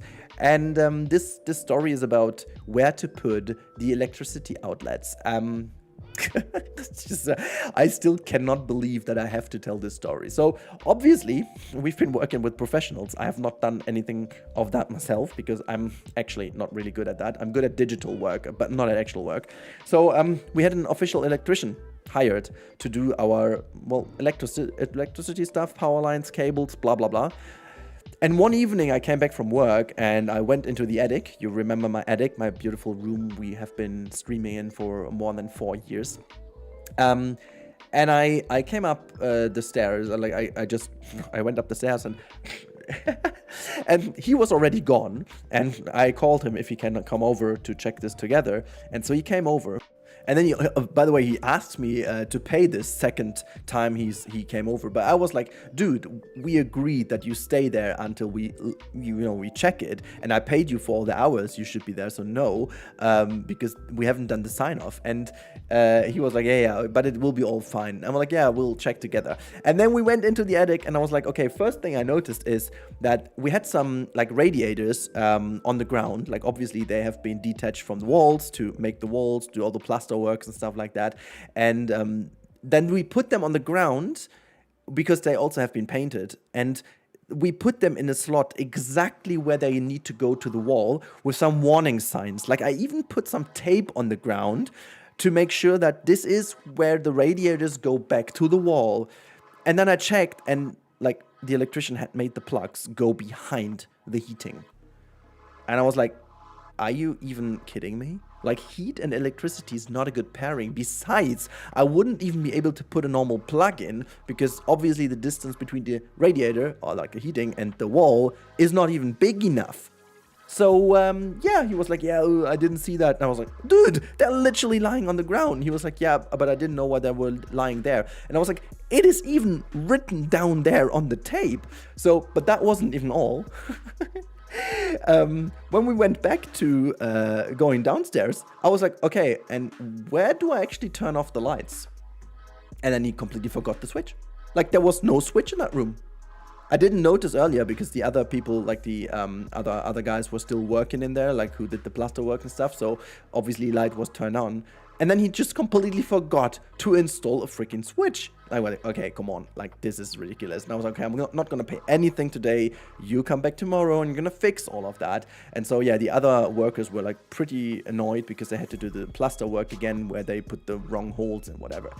Well, let's talk about what we were seeing on screen, because this is a very vital part in this building process. You can see a lot of things are now in place. We've received a lot more deliveries of the rocks and the fiber rocks, like everything like the fake rocks. They are all putting in place and making things look good. But this time around, even one step ahead, or one step more than last time around, we actually used some foundation pieces under the rocks too, so that this is a lot more stable and makes a lot more sense. And I even rearranged them at some point here just to make sure that everything is sitting in place. And the sand around here, you have to imagine that it's not actual sand. This also would be like kind of a plaster work that is painted as if it was sand, and then we only would have sand on the top layer. But that was pretty much impossible to do in the game, simply because of cleaning reasons. You wouldn't have too much sand in there anyways. And yeah, finally installing the pump, because we also need a wonderful pump here to keep the water clean clean. Realistically, we would also need a heating system, but that is already part of the small clawed otter habitat on the other side, like the opposite side of the build. So yeah, more deliveries coming in to start over with phase number 3 in a second. So as last time around, we are going to have a little flyover of what we've done.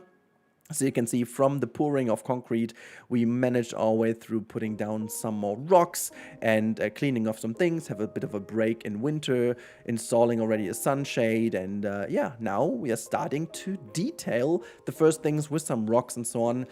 This is now the building detail before we go into some actual you know, foliage and stuff in phase number 4. But this is also a very vital part, because now it is really about putting all these things down. They have to be painted, you know. Obviously in this game, I'm gonna put all these things already down, but in real life, they would come over. Also, by the way, you can see how they have been delivered here on the left-hand side by the trucks, but now I'm going to delete them again. So what you don't see, obviously, is during the time-lapse, I always paused the time-lapse, and then I went in, and as you can see over here, some parts I just left in for the funsies. I put on all the pieces that would come next. And it is ridiculous, because it basically was for the video, for the sole sake of the video, but equally, it was a good planning option, because I needed to already find the right pieces. If you watch closely, if you go back or wait till the end and have a look at the full time-lapse stop motion, you will be able to see that I have every single piece that I was using later on, or at least 90% of the pieces, have already been somewhere around and delivered, and I just used them. So I needed to think ahead and plan ahead which pieces I want to use later, and they already have been delivered in the meantime. So putting the realism aspect yet another level higher up. If you remember with the sea lion habitat, I just kind of made this as like a, yeah, that wasn't really the right pieces. It was just like a little fun addition that I had some 5 rocks or so delivered, but all like this time around, we had all the pieces delivered. I even tried to kind of measure how many rocks and stuff I would need. So it's not always realistic, and specifically the big rocks are way more than have been delivered, but the smaller rocks over here that we used a lot for the walls and the fences and fence foundations and stuff, they are pretty accurately delivered in terms of how many they are. Oh, by the way, fun fact over here, I just realized that I didn't find the door nice enough because it seemed too big for them.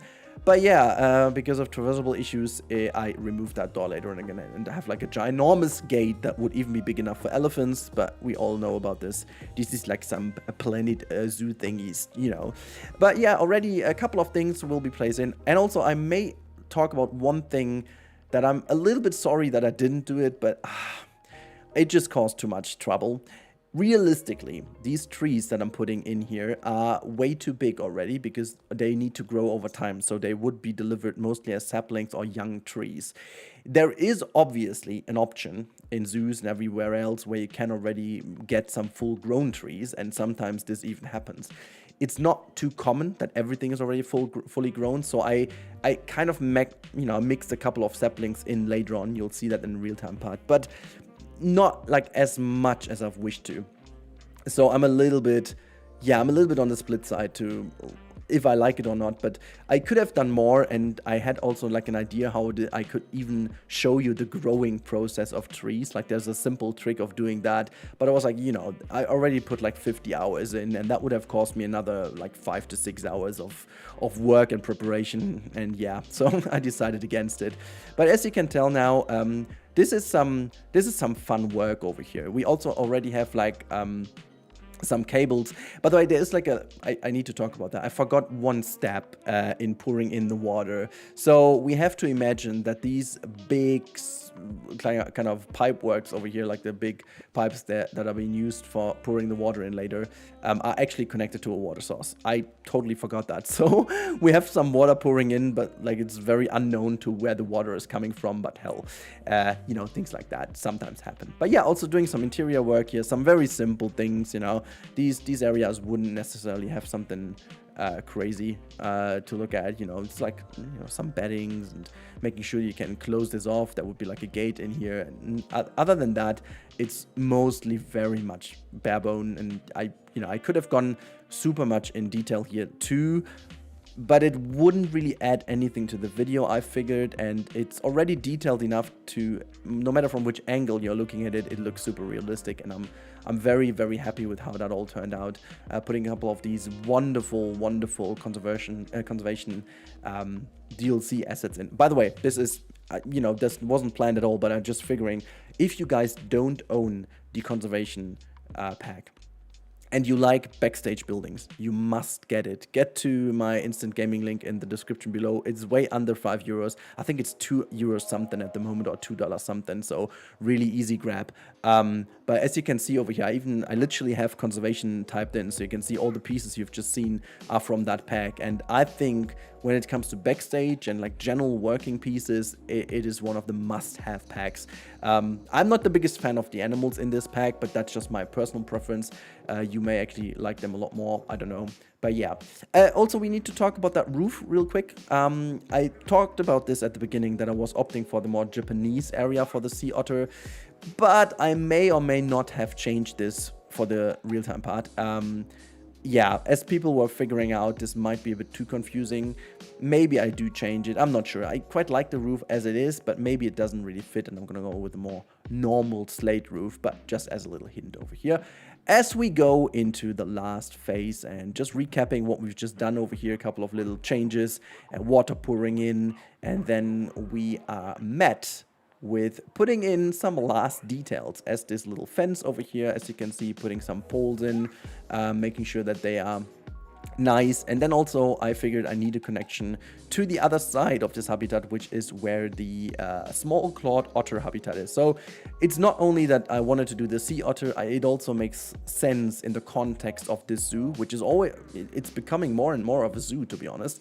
And it also makes sure to be in the context of the Oceania Island, which is on the opposite side of the habitat, which is where the small blue penguin is, and also the kiwi and so on. So it just kind of all makes sense together. And also, by the way, you can see I took out a bit of the water just for the sake of having a bit of a better overview. Then I raised these these little things again for the time lapse. And as I said, you do not see that too much in the time lapse because I did this all on purpose. But yeah, it's been so much fun doing all of this. It has just been ridiculous. Even though it was so much work and caused me to not do any other videos, it just kind of made so much sense. And I promised you to get back to the old Rudi, and I guess here I am. This is definitely some old Rudi stuff, and it is absolutely amazing. I really, really like how this all turned out. It makes me very happy to see how this is all going, and I just in general enjoyed putting these in. And this is my favorite phase of them all, as all the plants and foliage have been delivered. Now finally getting in and making every gardening stuff, removing everything else and making sure to finish the sidelines and stuff. I also imagine, like, if I would build for a zoo, I think gardening would be the thing that I would enjoy the most, even though I'm very much in for architecture too. But the gardening part must be the coolest. I also, like, if I look at real time lapses of like people making gardens and stuff, and yes, this is an obsession. I do watch this, especially if people build some pools. I can literally watch the whole evening, 6, 8, 9, 10 videos of people building pools as time lapses. If I had the money, I would do that too. But I just enjoy that, and it's always the best part is at the end when the plants are coming in. I'm also a big fan of pools that have this natural overflow and have some water plants in to, well, actually be the filtration rather than have an actual filtration. Speaking of which, by the way, this pool also has a filter, like actually two filters. Actually in the water. I'm not sure if it's in the time lapse or if I put it out because it was a bit of a little finicky work, but yeah. So as you can see, again, moving up the effects over here, putting them back in the right position for the eventual flyovers in between. But as I said, you don't really notice that too much. Changing the water a little bit to match with a bit more of the water that these animals would have, and now getting really in with the final acts, putting some final 4 rocks in that would have been delivered a little bit later, some actual scenery pieces that stand out, some actual like small weenies, as Sylph would say, that make the habitat feel finished and really well thought of. And these things could be installed later. So for example, this tunnel where they can swim through and just enjoy a bit of playing. I tested a couple of things with some moss and so on, but it just didn't click. It just didn't look nice. So whatever. I just kept it the way it is, changed the color slightly, and honestly, it all turned out to be so well looking. And yeah, also use some of the water effects around the rocks. You should do so too, because that always adds a whole level of realism. And then it was finally time to also remove most of the other things at the end. But also I figured, okay, we need to make the backstage over here look a little bit more covered. And so I went with the one thing that every zoo in the world would do, and is slapping in bamboo. This is the easiest way of hiding areas. This stuff grows like crazy and is relatively easy to maintain. So that's the reason why I put a couple of rocks in here to make sure they, you know, don't see everything. But as in real zoos, you can get a little glimpse too. But yeah, that's mostly about it. Putting one fake gate in too, as that would also be realistically doable. Not in the game though. But yeah, so this is it, guys. Here you have the final stop motion, and oh boy am I happy with how that turned out. This is absurdly fun to watch, and I can actually check this out 10 times in a row. I also have a different variant of it with a bit more of a swing to it, but I actually like the straightforward one the most. It was horrible to cut, never mind, but it looks fantastic. And as said, if you want to catch all the little details, you have to, you know, stop the video, go back to the beginning or whatever, make sure that you check exactly out, or slow down the video. You can also do that on YouTube, just to showcase every single detail I went in with. It's ridiculous. I don't know why I did this. It was terrible fun. And oh god, I would love to do this more in the future, but don't expect me to do this next week again. It is like the time required to do that is ridiculous. You know, like it would be so much easier if Frontier would allow the redo undo to play while you're having the flyover, because that literally was my biggest issue. If you have the camera movement going, like if you're in the cinematic root editor, you cannot undo, redo anything in the game. And if you could, that would be so much more simple, but you can't. So yeah, this, my friends, over here is the final flyover of the habitat with the otters already in. As you can see, they already have a wonderful time playing in there. And before we go into the real-time part, here is a slow flyover, which gives me the chance to show this entire habitat in full beauty, but also to say thanks for all of you who didn't skip away and who stick with me. Thank you so much, guys. It's been wonderful doing this for you, and I really hope you appreciate. And if you did, please hit the like button or subscribe if you haven't already, you know, whatever. And also, you can check out the comments. If you have anything to say, please let me know in the comments. I would love to interact with you and reply and whatever, get into a little discussion about this real build. Now, let's move into the real-time part and check this out in-game. Alright, so we're in the real-time part, and we are going to explore this time around from a bit of an unusual angle. So normally I'm always, as you know, straight up starting right in your face with the animals, but this time around I want to meander a little through the little garden, because I didn't really feature that too much in the video. But also I figured that this is worth a little showcase, because you can see I really made sure to pay attention to the sidelines. So you really have to go there, you have to explore that. So there's like a little gazebo where you can sit down and enjoy something, and then from over here you already get a little glimpse of the habitat, but you can't really tell too much, so you really have to keep on going. Oops, there's some backstage stuff still remaining. Never mind. And then over here you already have a very neat glimpse over to the side. You can see the otter. Look at that. They're swimming and diving in front of us. Look at this. So cool. And then you can actually go down this little incline into the underwater viewing. And there's some education, obviously, for you guys here. And then you can also see the otters, which are pretty big. I didn't know. I thought they were based off of the small clawed otter, but they're not. They're definitely based off of the river otter. And you can see they're wonderfully done. There's like a little kids kind of corner over here where they can sit down, and this is potentially where they love to sit, because, you know, going down here you can really see them. So you can see them dive, see them play. You know, there's one diving. Look at that! Yay! Woo! Oh, that looks so cool. I really love them, and I would love to, you know, maybe have them added actually into the game with some unique animations, because these sea otters have some really unique bathing, kind of swimming on their back animation, and I really would love to get this with the potentially final DLC we are seeing soon. But yeah, look at that. It is so freaking cool, and I really love how that all turned out. That is so cool. Yeah, I really love it. Okay, but now you can actually go up the incline. You can see everything sits in place now.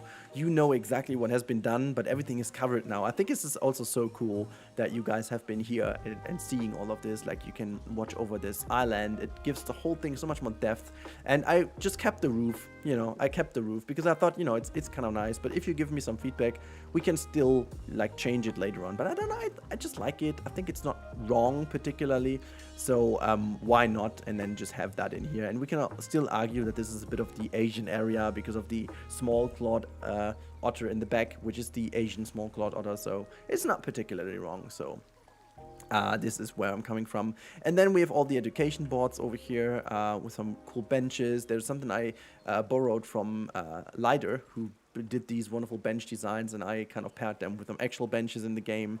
And from over here you have another look of them playing in the water.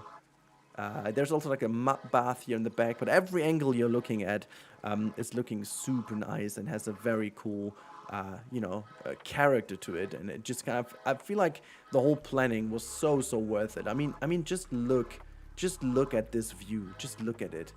I think it's absolutely beautiful. This view over here is potentially it's my favorite. I don't know. And then also the otters playing around here. It's so cool to see. There's also the filter I was talking about, the little filter connected to the other water thingy over there. And there's another one in the back, which realistically is connected to the other side where the other otter habitat is. So everything also makes sense, you know. And then going around, you even get some more viewing options on this. Oh, are they taking a photo of them? Oh my god, look at that! I've never seen this in game, and now we finally saw that. Oh, they're not even taking group photos, but they're also from mom and little girl. Oh, that is so cool. But I mean, just look at this from over here. Oh my god, what are you doing? Look at this. I mean, this is just so cool, and it looks like really a garden in the back. And oh, look at that! It's doing a little bath there. And then you have got something for the kids over here, you know, to get close to them and just look through the glass. Maybe they have a fun time chilling over here. I don't know, you know, but also gives them like a cool view. It's very open, and you can look all the way here to the back and, you know, explore the habitat. And then once we make our way around here, you can actually see a bit of the backstage. Oh my god, this will kill people. Never mind, I may not remove this at some point. And then, as I promised, there's a lot more like hiding stuff. There's a window you can check in, but you shouldn't look too much into it. And then everything is hidden very nicely. You can actually see someone walk in there without actually seeing who that is. So that's pretty cool. And on the left hand side, you move slowly to Oceania where the little penguins are. Oh, I'm so happy. Okay, let's finally jump into the free look mode. And oh, we are ready. Okay, and have a look from above so you can see the whole footprint and how it's integrated now into the area. And it just looks like as if it was meant to be here from the beginning. I mean, just look how nicely it just kind of hugs into the area.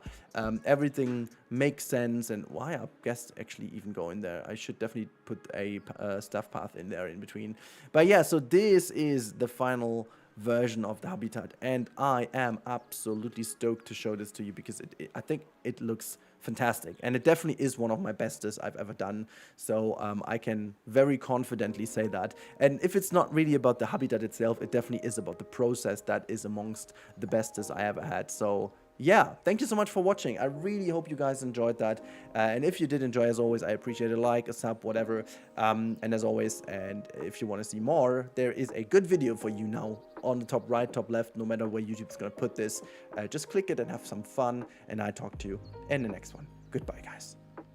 Hey there! Yes, your click was absolutely correct, because in today's video we are going to build a beautiful night house for some nocturnal animals, which animals we're going to talk about in a second. The last time I built a night house is actually over 4 years ago, still in Yosemite, and so this time the approach is a little bit of a different one. Let me explain. So first things first, we do have the walkthrough exhibits by now with 2 bed type animals that we are going to use both. Technically, we could have also used the sloth as well, because it is somehow of a night animal too, but I wanted to go for a different way. So what we're gonna have, we have the fruit glider, and we also have obviously the bat.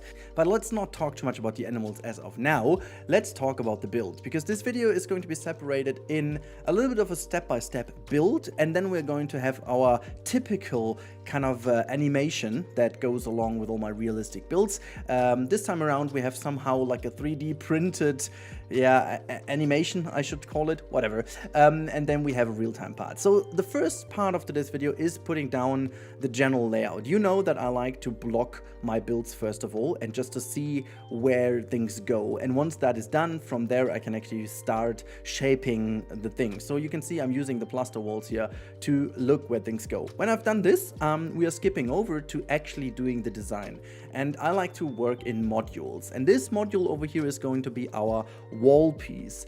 One thing that I had in mind from the very beginning, and hopefully this is also why you clicked on the thumbnail in the first place, was the exterior being a little bit layered, so that we have like a lower area to go in and a bit of a higher area of the building in the background, just to give the whole building a little bit of an interesting appeal, to make it look just a bit more interesting, and also to provide it with some depth to it. So that is something I always have in mind, and this time around I wanted to add a little bit of realism in that sense, that I'm going to put some gutters in and some drainage that just provides our roof, with some drainage in the first place, that makes sure we have not too much water on the roofs, specifically in temperate regions with climate change. Heavy rain is becoming more and more of an issue. Trust me, I know what I'm talking about, because here at home I have the same problem on my garage. We bought this house last year only, but as it appears to have all the heavy rain now, that wasn't the case in the past. The roof of the garage may actually not be stable enough, so we may actually have to do this again, which is unfortunate, because typically that's not something you are going to look at while you purchase a building when stuff has been fine for 40 years. But well, climate change hasn't been the same 40 years ago, thanks humanity, but so we had to reinforce it and build some new drainage, which we have already done, and well, hopefully that's enough, but maybe we also have to completely redo the roof and change the tilt, make the tilt even more heavy, to ensure that the water is going away even quicker. So I wanted to incorporate something like that in here too. You can see a bit of a bigger step forward. As I was finishing with the walls and with the modules, I already put a lot of full rocks in here. I actually spared this out of the video because it was horrendous to follow with the camera. I actually had a little bit of a voiceover for that ready already, but when I was looking back at the video, it was barely even watchable, because the camera movement was super insane. The main reason for that is I'm working in a rather tight space, and let me just precise that a little, because it is not that tight. You will see that in the real-time part later. It feels very spacious, but it isn't. And the reason for that is, well, the magic word is traversable area. Now, as I've done all the fences here for the pathways, I already started to lay down some of the facilities inside, and you can see I'm also putting down some benches, hiding them underneath some concrete blocks, and you can see already that the two entrances here with these kind of PVC panels where people go through, don't worry, they'll be away later on. They were just still there to give me an idea where they are, and then I started already to put down some enrichment items, and this is a habitat for the raccoon, by the way, so maybe that's the perfect timing to quickly talk about the animals, so you know better what I was talking about with the traversable area. Now, we do have the raccoons, we have the porcupine, we also have the aardvark, we have the caiman and the two bat types, and we also have some exhibit animals that you'll see in the background right now, but you'll see that later. Also, I wanted to make this kind of custom broken down log that can be put down over here. Unfortunately, the animals cannot use it. It still is not big enough, but I didn't want to make it even bigger because it was already pretty damn big, and I figured, you know what, just leave it there as like a nice element, design element, I don't know. However, and this is what I wanted to get at, is the traversable area is obviously in this game sometimes horrendous, and I knew when I was going for these types of animals who cannot really climb or jump high or whatnot, which, by the way, is exactly why I chose them, but it also provides me with the issue to make them actually walk through. I needed to ensure that they have enough space, and this is why I am saying that I'm working on a tight space because regarding the traversable area of the animals and make it still usable, it is a tight space. But in total, like in absolute, if you look at it realistically, it's definitely not a tight space. It's a very spacious indoor area. But I'm still very happy with how it turned out. Also, one thing I wanted to really ensure this time around was that the ceiling receives a special treatment. This is something I completely neglected last time in my last night house. I redid a couple of things later with some mist effects and so on, but I tried to do something different this time around. I remember in the Yosemite night house, I kind of tried to mimic a night sky, which honestly turned out pretty nice, but this time I wanted to make it more like a real night house with some diffused lights and so on, and so I decided to go for this kind of panel over here, and you'll see that I'm adding some simple art shapes over here, which will act like a sound barrier, because this is something realistically you would have a night house like that. To make it really feel at night, you need a different type of sound. You know, at night things are more clear to hear because it's actually more quiet, and to ensure that it is more quiet, and also to ensure that when it's raining outside you don't have the rain pouring down, or when it's loud outside, we have to have these panels. And so I decided to go for these sound panels, or I should say these noise cancellation panels. How do you say that in English? I've no idea. I even have them hanging on my wall over here to make the sound quality of my voice a lot better, which I figure it is. It's much better than it used to be in the past. And so I embedded them into the build, and you can see that I have a little bit of a skip here and there in the video.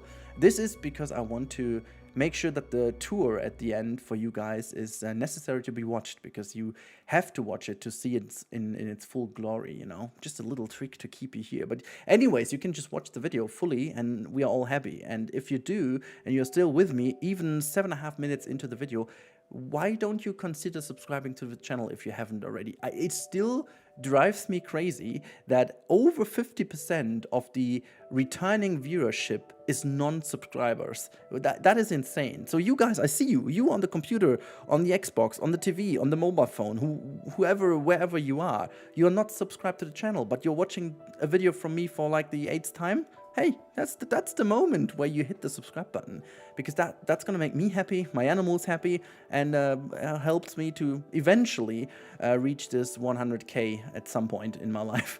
I don't know, but yeah. So back to the build. You can see at this point I started to really make this whole thing feel a lot more alive, and I was building a lot more of the details in here already relatively early on, to be honest, with this build, but it was necessary to really get the design down. And honestly, this build is very different to the last ones I've done in that sense that I'm using a lot less detailing.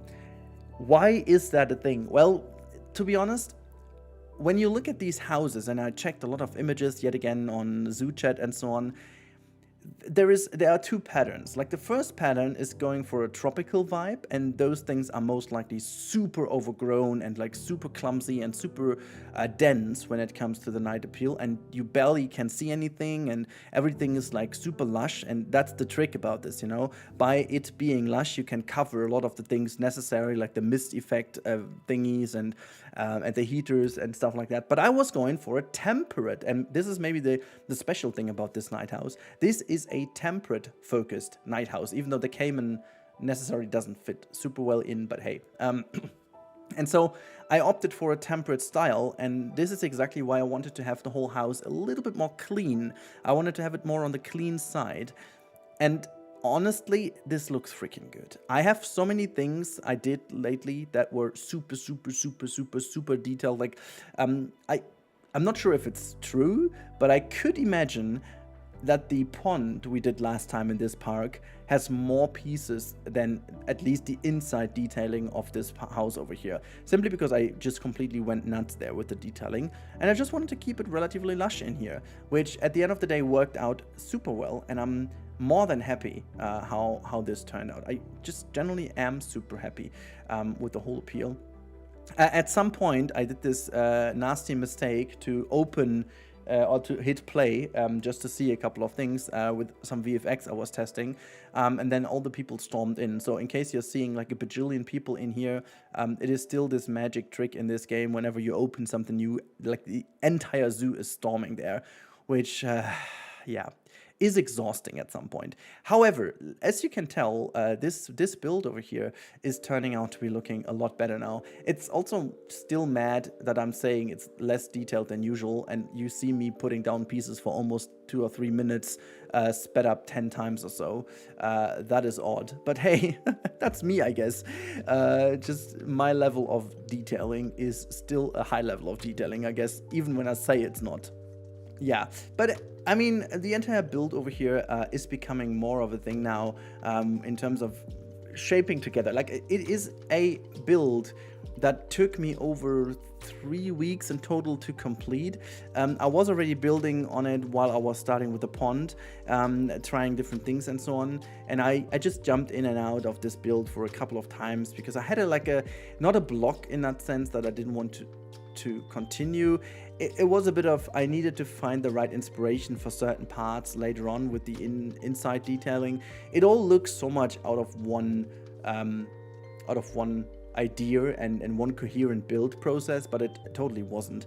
Specifically the outside of the building, which you'll see at the end of today's time lapse, had me really struggle for a lot. I redid this like 2 or 3 times. And when I was looking for the old thumbnail of the Yosemite Valley Night House, I was looking at the entrance and I was like, hey, that looks actually even better than mine does now. And so I was like, how can that be possible? But then I figured that obviously the style I was going for is so different. And this is mainly the reason why you can't really compare those 2 entrances. But let me just talk about this while we have it on screen now. So, like a little cut, and here we are with the entrance. As I said, this was already the, I think, 3rd attempt I was then finally going for. And I was going for like a very simplistic entrance. I wanted to have it very like subtle next to the pathway, but I wanted to have some style elements in that I usually don't do. And as you can see, I was doing these kind of neon tubes over here as like some light tubes, and then I wanted to also have some wall designs in the background to just make it look a bit more interesting.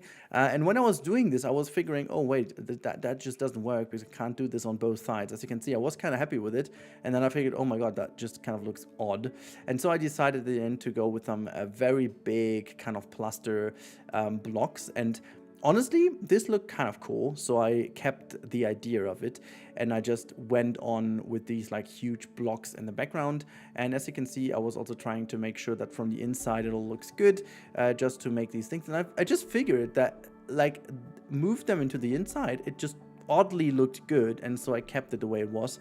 And then I just started to make sure that the entrance has like a little bit of an airlock, because this time around the airlock, obviously, realistically, the bats and so on otherwise could easily fly out, and we don't want that. But also in terms of noise cancellation and light sources, we needed to ensure that there is like an airlock style thing.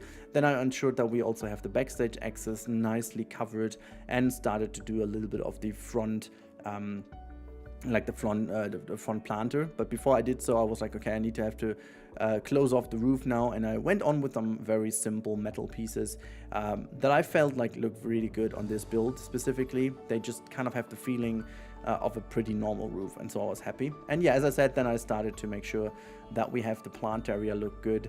I went on with some, I figured it's like plaster pieces or limestone, these like little limestone trims over here.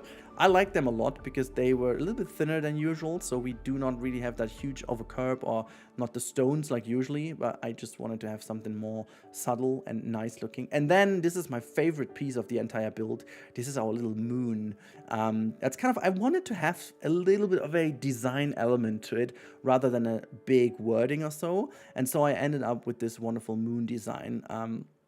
that just really popped to my head, and I wanted to do this. There is something I want to have in my room too. It's like a very cool idea of having a sunken down concrete wall that looks like the surface of the moon, and then you put like an LED around this sunken hole, and so the LED then is on a very low range and has like a very low lighting, and then the moon really looks like lit from the outside. That's a pretty cool design I want to have in my streaming room over here, and I felt inspired by that, and so I created this little light element, and also ensured that the moon looks a little bit more 3D by having this black kind of bar to the side. I think it looks fine, but hey, this is almost it with the time lapse, and here you have the wonderful animation of the whole thing being almost like printed. As you can see, it looks almost like the nozzle of the printer goes forth and back here. That was kind of the idea, so forth and back, forth and back, forth and back, and then the build is done. So we see each other now in the real-time part. Can't wait to show this to you. Alright, so we are in front of the night house, which is actually called Animaux de la Lune, or Les Animaux de la Lune, I should say. I thought it was finally time to go for a different language. Like, I see all the night houses, and I also did it myself, you know. It's either called Nocturnal House, or like Animals of the Night, or Night House, or whatever. And I thought, you know what, I go for Les Animaux de la Lune. I don't know, I think it just sounds cool and it looks cool, and I am very proud of this little logo kind of appeal over here. And this is the moon in the back, and as I said. And just to enjoy that, we're going to go all the way to, I don't know what time it is. I remember that somehow, what was that? This is the darkest time of the day. I don't know which exactly it was. But yeah, you can see this is where the moon looks kind of cool. Like, it's not perfect, you know, I could have done this even more perfect, but yeah, FPS wise this park is going to suffer already a little. But look at the lighting. I just really like how the lighting works. By the way, before we go in, I just wanted to show you, this is not fully done, but there's also like an outside pen for the raccoons. They can actually go outside too, which I figure is kind of cool. But yeah, let's go in. Oh, look at the moon. It just looks so slick and modern. I like it. This little pond over here is just like a little connection. It's nothing to really look at. I just wanted to ensure that we have something in the front. But now as we go in, boom, look at that. And also, can you hear it? Can you hear how the sound is muffled? I will try to really lower down the volume of the music so you can hear it. And this is what I meant with the inside. I don't know, I just wanted to cover it up, but then I felt, you know, it just kind of looks interesting here with the wall inside, so I kind of left it. But yeah, we're going in, and there you can see, like, the first area already greets you with like all these lampposts hanging down here. And I feel like also these lamp designs kind of tie in to the idea of the night house with the you know, with the bats and so on hanging down from the ceiling. It doesn't feel unnatural, and this is something I needed to ensure somehow. And yeah, you can see the bats flying around. And even if you look in the background, there are some more animals flying around, which is exactly the idea. And let's see if we can actually find some of the raccoons coming around. They can only switch the side with this climbing rig over here, which I feel always like is a fun thing to do. So do you have some interaction with them? But maybe they're outside, I don't know. Yeah, I'm just gonna figure, like, this is where they can go outside. This is kind of nice. And then you can also hear all the squeaking and creaking. Is there someone in here? They can also climb on the tree if they want to. And just for you, if you want to build something like that, the pieces inside of these walkthrough exhibits, they don't have a collision for the animals that you have moving around. So if you build a habitat around this, the raccoons can actually just clip through these things. So it's always better to put some other things in here if you don't want to have this clipping. But in general, it kind of works. Oh, look at that. It's so cool. It's so cool. Yeah, then if we go further, there is still a little bit of a part of the habitat. You can see them. And as I said, we have some exhibits, and if you have a look in here, you can see there's the Herman's tortoise, which I was told is also kind of a night animal. Then we have the scorpion, the desert scorpion being one. And then in here, we have, I'm not even sure what we have in here. I think it was a, was it a snake? I totally forgot which animal is in here. But it's dark and we can't really see it. So anyways, yeah, if we go further, we have some more bats flying around. And then we also have the porcupine roaming in their habitat. And as you can see, this is not really lush, but again, that was the idea about this build. It's not meant to be super lush and so on. I just wanted to give them the space they deserve, and they can actually pass over. So you can see there is like a little gap over here, and there is a gap for the porcupine to walk over if they fancy doing so. But most of the times they just want to hide away, which is kind of a little bit dangerous for the people, not gonna lie. So I wish to have like a little tunnel dug below the path, but I just couldn't do it with the space available. So at the end of the day, it would have been better to just fence that off and keep the habitat to this side, which eventually I will do, and then just put some random like plants and so on in the middle here. Realistically, that would be the better way to do it, and since that's the focus of this park, I will most likely finish this off. Yeah, as I said, this build took me so long, I just needed to show that to you right now, and maybe you guys have some ideas in the comments to incorporate in here. So if we go further, you can also have a look down here. Very simplistic. So again, there's nothing really to focus on because mostly the people don't go here. They just look to the other side. This is where the artwork goes, and simply because the artwork is such a shy animal, I decided to ensure that they don't have a direct fence to the people. And down here, this is also the caimans area, so sometimes you can see a caiman down here. And I figured it's like, unfortunately, it's not a part of the game. But in reality, the caiman's eyes do glow in the dark somehow if you put some light sources on them. So that was the idea, that you have some of these headlights, and if you look through them, you can see these glowing lights appear there. And if you look down, you can see this is where the wall is, and technically, if you look down, you can see some of the artworks roaming around. And now if we go further, this is again a little bit of a nice build in general, everything enclosed, so I don't want people to see too much from over here. I want them to go down, because from over here you have like a little bit of a nice view inside this water area. There you can see Pika came through. Look at that. But if you want to see it a bit more up close, you can just go all the way down and look at that. Boom, you are greeted with this view. Look, there is this one in the water. Oh, it's so cool. I just love that. Where's the other one? Can we spot it? Not really though. Is it somewhere over here on the other side? Let's have a look if it's here. It's not here. It's not here. And somewhere in here, these please shut the F up signs are hidden in the walls too, but it seems like the people don't really care about this. So yeah, this is the night house from all its angles. And if we go out of this camera, I can show this a little bit more from the inside in its full glory. And I really like how the space at the end turned out. Also, by the way, I forgot to tack these things on. They're basically hovering now. Well, you just have to imagine that they are connected with some ropes. I had this planned with like some not ropes, but I had some chain link thingies planned. But whatever. Yeah, but if you have a look, like, I mean, just have a look how it all came together. I am a big fan of this view over here. I'm a big fan. Let's quickly take a screenshot of this one, because it just kind of looks cool from over here. Really big fan of this angle. Really big fan. So, yeah, I mean, this is it. Let's actually go outside and have a look for how it looks at night from the outside. There you go. Yeah, that's the build. We can also go back to daytime real quick. There we have it. And yeah, I'm very happy with how it turned out. Like, a couple of things have to be done, like the backstage isn't fully done yet, and I have to keep on going here a bit, and some little things internally have to be filled. But just to give you a bit of context where it is, it sits all the way here to the left hand side.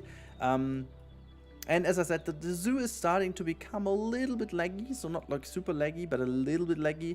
So the next build may actually be focused a bit more on nature rather than on such a heavy space, because these spaces that are so tight, like as we have over here with the reptile house, which is ginormous, and then this space again over here, which has so many pieces on a small amount of space, is always a bit of a heavy thing for the computer to deal with, and maybe I have to just do something else. But I am still very, very happy with how it turned out, and now it's your turn to tell me how you like it and what we should do next in the realistic habitat area.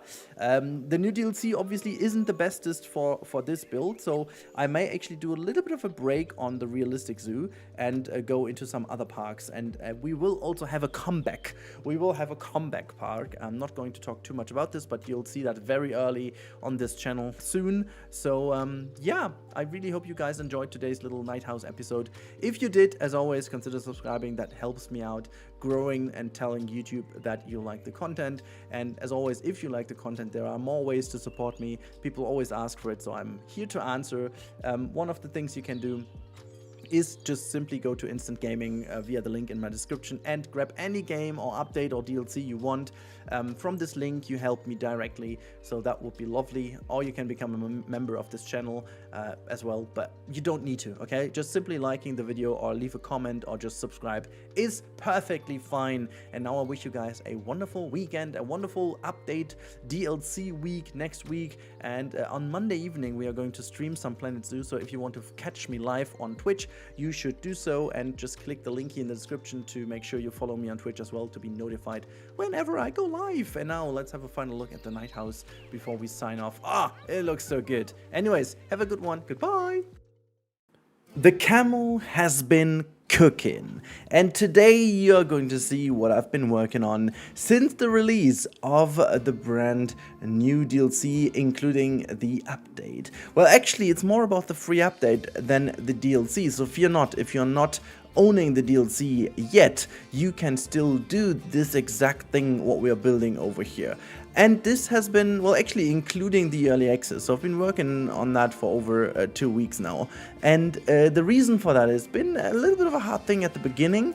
But especially after the full release version, it was a little bit simpler because I feel like Frontier has fixed certain things. But what am I even talking about 40 seconds into the video? Well, we are going to build an interactive Lemur Island experience, which is kind of a petting area, but then again it isn't.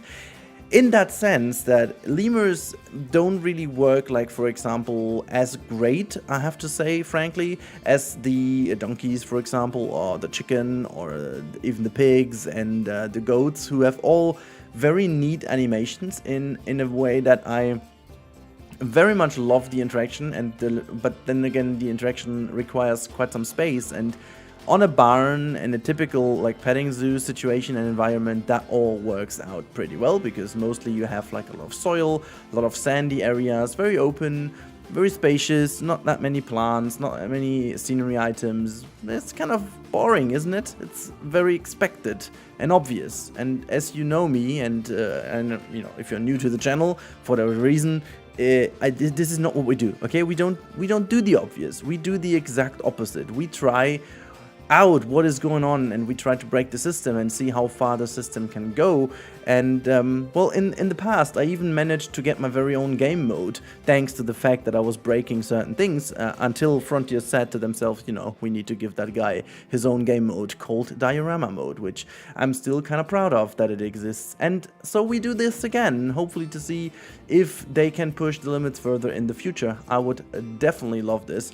But we are going to build an island with a hanging bridge crossing over to the other side, and we're going to have like a fully interactive pathway, like almost like a trail leading from one end to the other, on which you are experiencing your time in the zoo together with the lemurs. Now, I have to say, you will encounter some chicken on this island, and I'm not really sure if that is a kind of bug at this point, but I figured as long as I don't have a DLC animal in my petting area, people will not start to roam around. As soon as I've put down a chicken or like a donkey or whatever, people will storm in to see these animals. But as long as I only have like ring-tailed lemurs in here, or capybaras, or like there's a bunch of animals in the free version of the game. Well, actually capybaras aren't free necessarily. The free animals are the lemurs, in fact, but those free animals, the lemurs, can be interactive animals with the guest. You will always have like a new node, people interaction with the animals, and or like actually relation to the animals, and you've got 3 options. It's either people flee from them, they accept people, you know, people can enter, or they interact with people. And if they interact with people,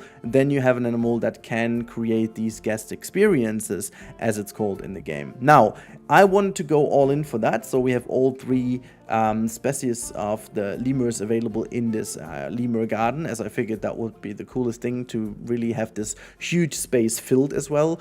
And I had to skip a little bit of my realism aspect in here, as in that sense that it is looking super realistic. Obviously it isn't, but there are a couple of things where animals technically could escape in real life, and I wasn't willing to put like a netting above it, because realistically you would be able to put like an airlock or something there, or any kind of different way of bringing people over to the island without having the lemurs escape. But then again, sometimes in these zoos they roam around kind of free anyways, so I don't know, it's kind of a mixture between it's fine, but then again I'm kind of annoyed that it isn't.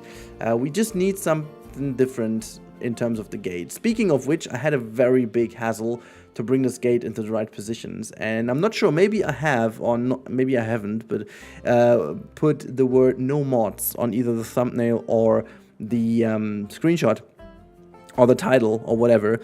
And I want to quickly tell you guys what exactly I mean by that, because this build literally can be achieved 100% without any mods. You will see me using some mods in here, but they are most likely cosmetic, and I am making this bridge that Lighter did in the past kind of functioning by using a 2-meter wide path crossing the bridge. So the thing is, you can do this without mods. It's just a lot more finicky and a lot more complicated to be doing this, but it is technically doable. So but let's not focus on the bridge itself, because the bridge, like, no, I'm not talking about the hanging bridge, I'm talking about the lower one that we are crossing over. This one has been a cosmetic item that wasn't usable, and now it is, and it's actually used a lot now. I did use a 2-meter wide path, and then I made it invisible using the free build mod and the path extensions. However, as I said, you can still do this very much without. The bigger part of it is the habitat, including everything you can see on screen. The hanging bridge, the little staircases up these little 4 rocks or 4 hills I'm building over here, the little water elements where they can go over that little tiny pier items, like from one rock to the other, and having this entire garden, or even this little platform I'm building over here right now, where we will put the hygiene stations. They are all accessible by the people entering the guest experience. And now the question is, why do I put this little island to the very end? Well, because it's the way how these things work. So in order to have these guest experience working, you always need to have a animal that they can interact with. You need to have at least a guest gate enabled, like at least one that leads into the habitat. Something that is not in the list but is required is you need to have a pathway that is connected with it with itself. Now, I tested this a bunch, and it's not named anywhere or noted anywhere, but it is a fact. You need to have at least a circular pathway within your habitat. If you just have a path leading into your habitat and like leave it over there, at least for me, nothing happens. As soon as you build like a little circle, it's all fine. You can even connect it with itself. It doesn't really matter, but they start doing that thing. And the last thing you need, and this is where the magic happens, the hygiene station to wash their hands. And the hygiene station is mandatory for the guest to be at. Now that means wherever you put this will be the final destination of your people to go. So they will first of all look for an animal to have the interaction with, and once they're done, before they leave your habitat, they will need to go to the hygiene station. So this is why I put this all the way to the end of the habitat, to ensure that at least there will be crossing the bridge twice. Once to get there and second time to get back. They would also use, obviously, the other area to, pet the animals, but for whatever reason, animals stick to the first part over here. Maybe it's because of the gate over there. Maybe it's because there's a lot going on. I don't know. I don't care. The experience itself still works, so I'm kind of happy with it. But yeah, you can see over time, I was adding a couple of things. You may or may not see a couple of little skips and jumps here and there. This is because for half of the build I had my little one sitting basically next to me, or actually on me in any ways, because she desperately wanted to, watch it and gave me some clues. And there's some little things in here. As you guys loved my little fatherhood story last time so much, I thought, yeah, I'm gonna include this little story. So to give my wife a bit of free time, I took the little one with me to, have a look what I'm doing. Now the fact, don't get me wrong, we are barely any times, we're not doing this at all normally. However, the weather over here is outrageous the last couple of days. It's pouring down. We even have like a damage in our basement from all the water right now. And I need to make sure that that my office over here stays clean and also dry. But that's the reason we couldn't do anything, and we have almost played every puzzle and every game she had. So we decided to do this as like a little exclusion. She loved it, so maybe it wasn't the last time. But I had her over here, and since it's my daughter and she can't stop talking just like I am and talking all the time, she also told me a couple of things to do. So, long story short, there will be a couple of things hidden in here that she decided, including the fact that some fences we used are now in a way purple, because purple is her favorite color. And in a second you will even see that there's a little, as you can see over here, that little enrichment item also needed to be purple, because she wanted to have the little monkeys play a purple piano, because she said it had to be purple. And there will be a lot of purple bushes and purple plants all across here, because I asked her to decide for which plant. And she was very much only choosing the purple ones. So when she was gone, I added a couple of other ones. But the fun bit is I took her back, and once I was done, I was showing her around, and she noticed that I took out some of her plants. She decided to, and she was super mad that I took them out. Just like, where are the purple ones over here? We put down some ones over here. I remember. Where are they, Dad? Can you put them back in? And so I did put them back in. So there are maybe a little bit more purple plants in this build than I wish to have, but well, she's the boss. She decided they will stay there forever. So yeah, that's why. And she's also kind of a big fan of the ring-tailed lemur, she told me. So there will be a couple more of the ring-tailed in there as well, because she asked me to have more of those in. So yeah, that's the story why I it also took me a little longer. It wasn't that dramatic, but since having her next to me, she was very careful, and she was watching a lot more than being, distracted by other things. But like after, I don't know, half an hour or so, she obviously started to get distracted by anything else, and then it became a bit more tiring to build and same time look after her, and then she started running around in the office and so on. So yeah, I was slower than usual, but not that dramatically slower. Anyhow, let's quickly talk about the design. That gave me a bit of a struggle, honestly. So Lider, if you're watching, I really hope you are happy with the result. I tried to tie this entire area in as much as I could into the what was it, Golden Crane? How was that called again? The restaurant. Anyways, that was one of the most brilliant builds I've ever seen that Lider did for us in here. And so I tried to build upon that one. And one thing that I was always looking at, because also Lider back then told me that he wanted to do this kind of red crown crane habitat over here to make the experience for the people on the terrace a lot better. I was always thinking there needs to be something special over here, and what better to have that experience you're watching of people enjoying this area from the terrace over there from the restaurant. I think that's a brilliant one. You can't even talk about noise problematics or so, because obviously there's terrace over there from people eating would be kind of noisy anyway, so it's not that dramatic, I guess. And having these animals over here who can deal with that, I think is the best choice. But I still try to put in a couple of more bamboo stuff. I used the bamboo kind of blueprints that Lider did, and I tried to tie it in, but then I also needed to bring in some more tropical plants to make it at least a little bit of an tropical experience, even though it isn't. And it's kind of the bit of a connection between Asia and the tropical areas I did. However, I must also admit that I put the red crown crane, my god, in this habitat too, just simply because it belonged there. And I figured, even though these animals from the game's perspective don't go together, I feel like they could very much well go together in a habitat, and guests don't mind having the crane as an animal roaming around. So I was like, yeah, why not? These things are gone, by the way. I had a crash, and then these pipework I did was gone, and I decided eventually to leave it out because I wasn't the biggest fan of these fountains anyway. So, well, they're gone, but that's the only thing that was gone. And now we have a wonderful fly through, and you can already tell on the screen that everything is working. And I could have pushed this gate underground and just left it open, but the game kept crashing on me. I don't know what it was, but whatever.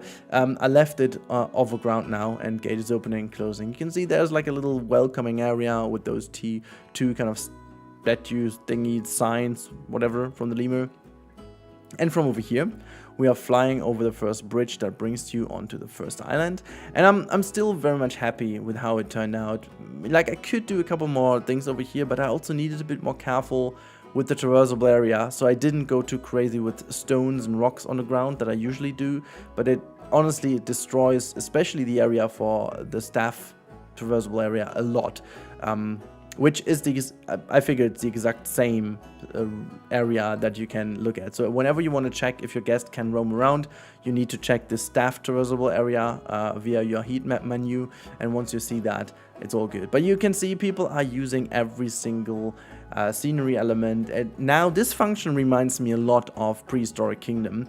And honestly, it is similar, like in a similar way it's working. You can see it's kind of nice, but then again, people do take some shortcuts. There is a bit of glitching here and there. There is a bit of floating, but honestly, I much prefer having that over not having this at all. By the way, if you look carefully, you can see the purple shine or glimmer or whatever you want to call that in these fences. It kind of looks good though, I have to admit.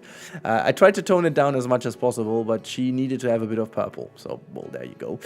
Yeah, but you can see people roaming around here and using this, and we have some lemurs running around, climbing around. They have a lot of chances. Oh, there's a boxed one. I didn't notice that one. But yeah, you can now see fully in action people crossing the bridge over the other bridge, which I think is a beautiful sight to have in here. And we are flying over, following this dude going over the bridge, which I love. And then we've got lemurs also. There's also an eventual chicken, as I was saying.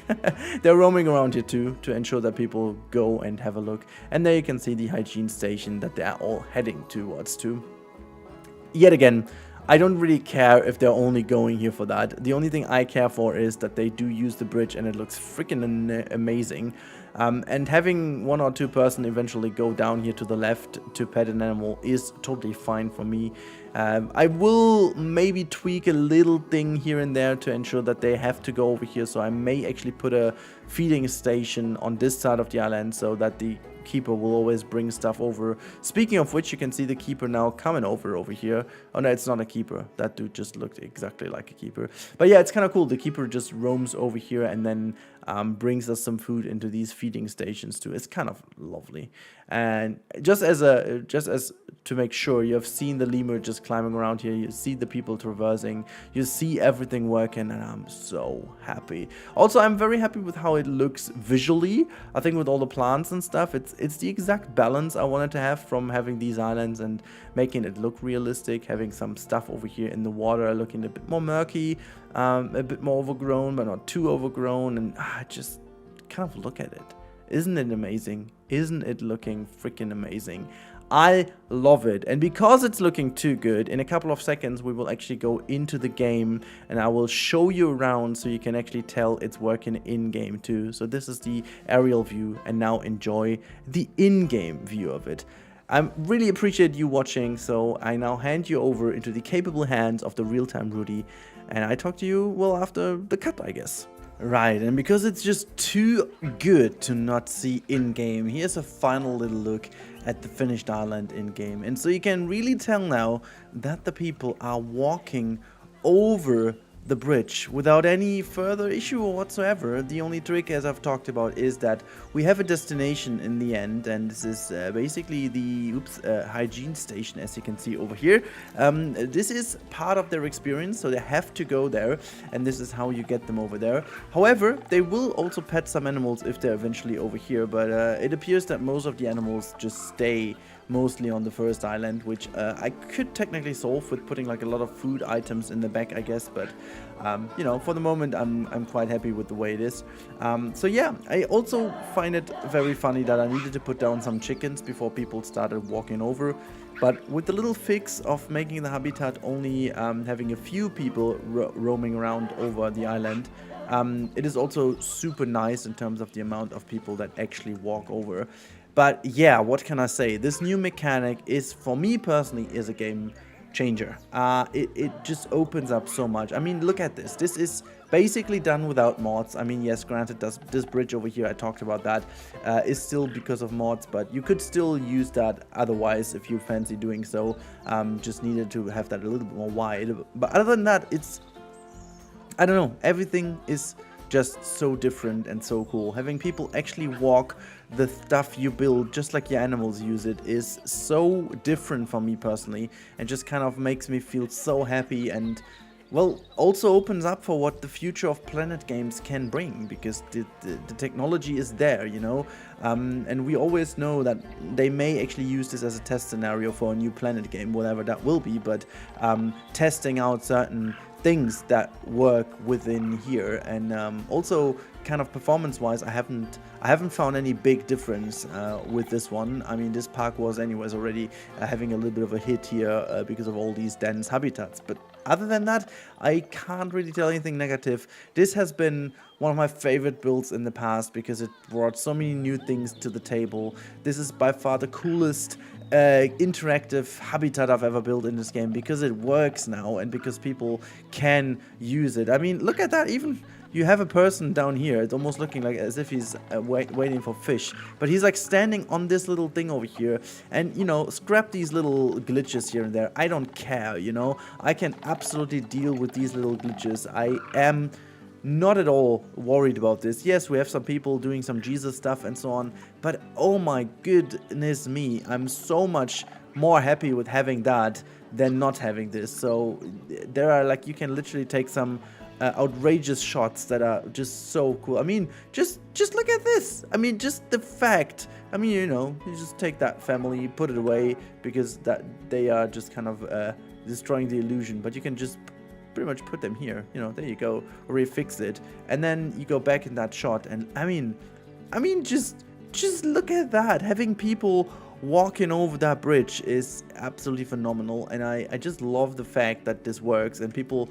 actually use this bridge. Like, there's no even questioning if it's working or not. They just have the ability to walk over that bridge and have a full cycle moment here, and I don't know, everything ties together, and I'm so happy. So hopefully you guys enjoyed this episode as much as I did. If you did, there's only one thing I need to tell you.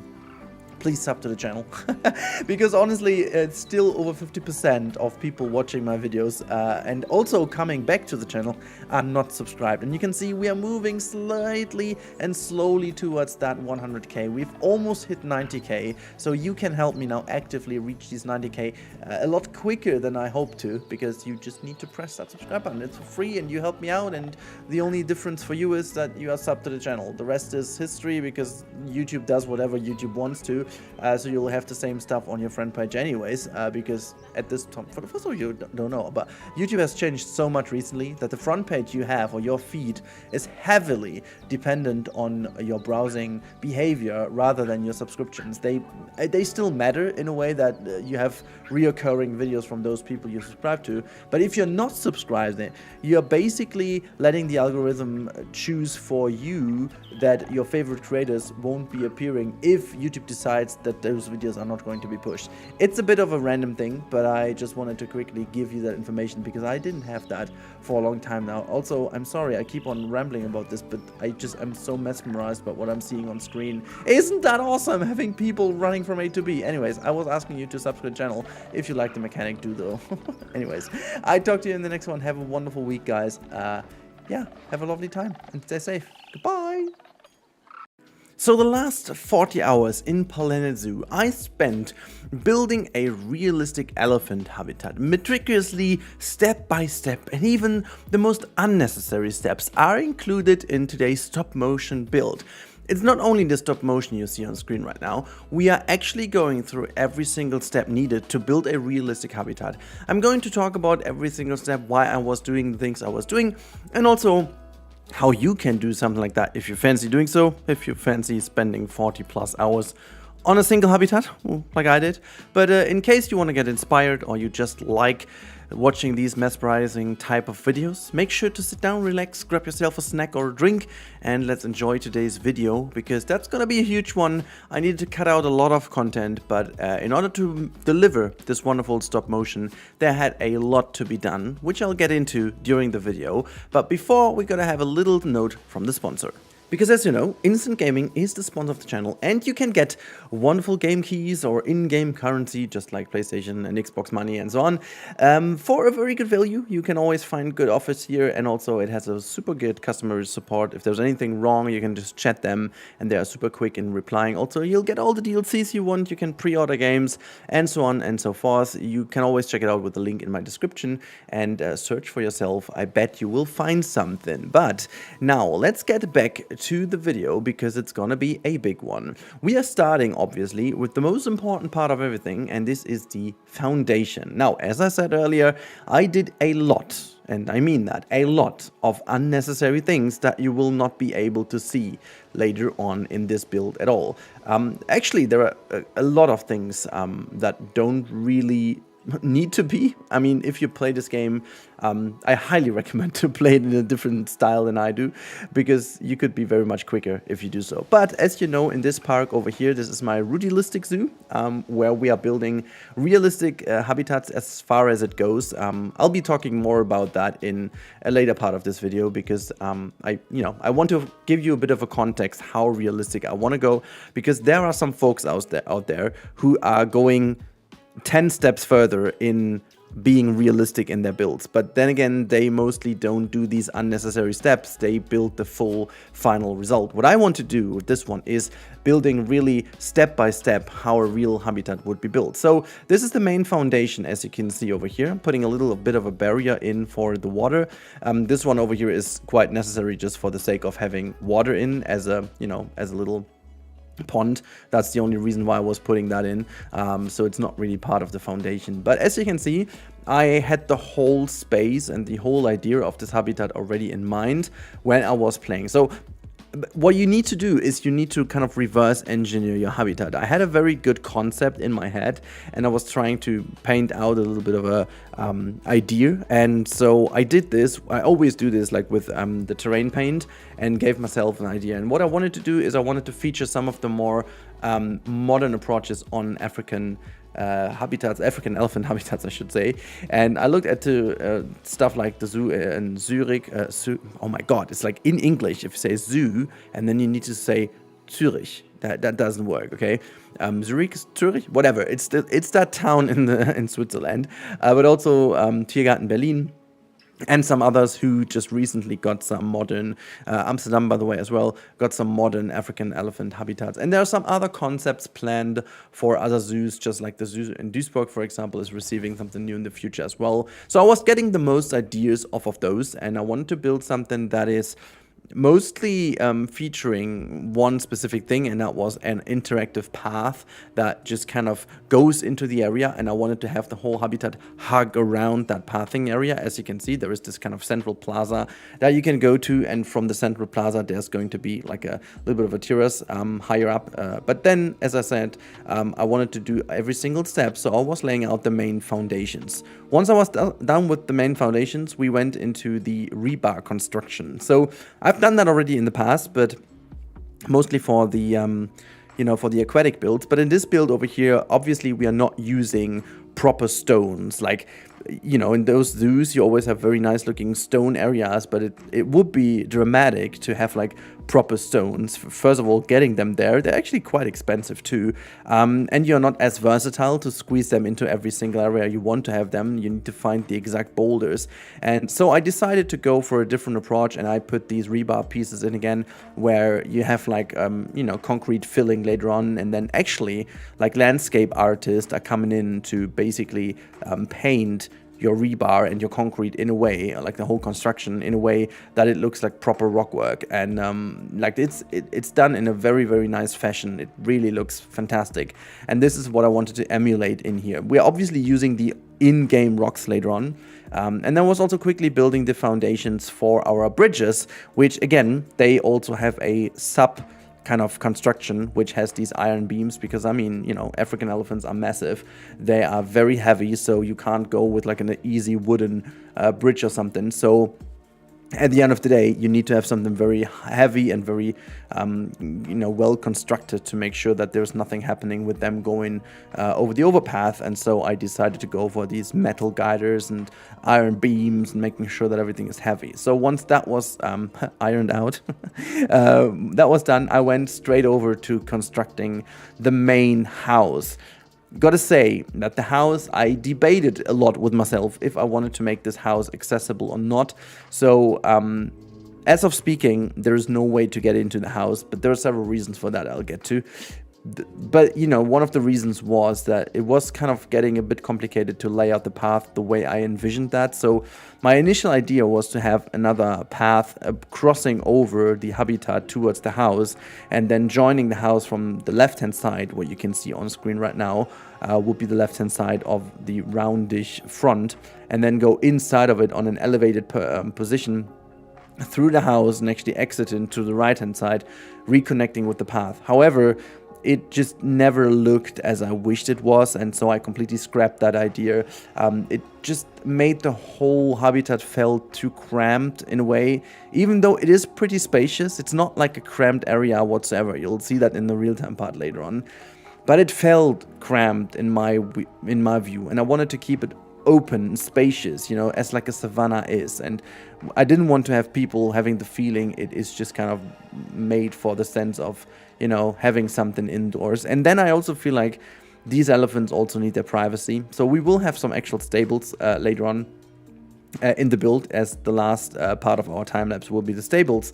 Then you'll see what I mean. But what I did, I left some of the you know, windows, which I would think they are like one-sided windows, to make sure the elephants are not really annoyed by the people outside, but you can still look inside and see them chilling actually in the stables. But what I did also, and that's kind of something I'm super proud of, is that they will have a very nice big indoor area of filled in with sand and so on. You saw that basically in the animation at the beginning. But yeah, to make it really, as you can tell, very realistic, I used all of my foundations and refitted them really into the position where they needed to be. As I said, in my head, I needed to completely reverse engineer the build. So I was putting the foundations in the spaces where I already assumed pieces would go, but obviously I couldn't. Well, I could.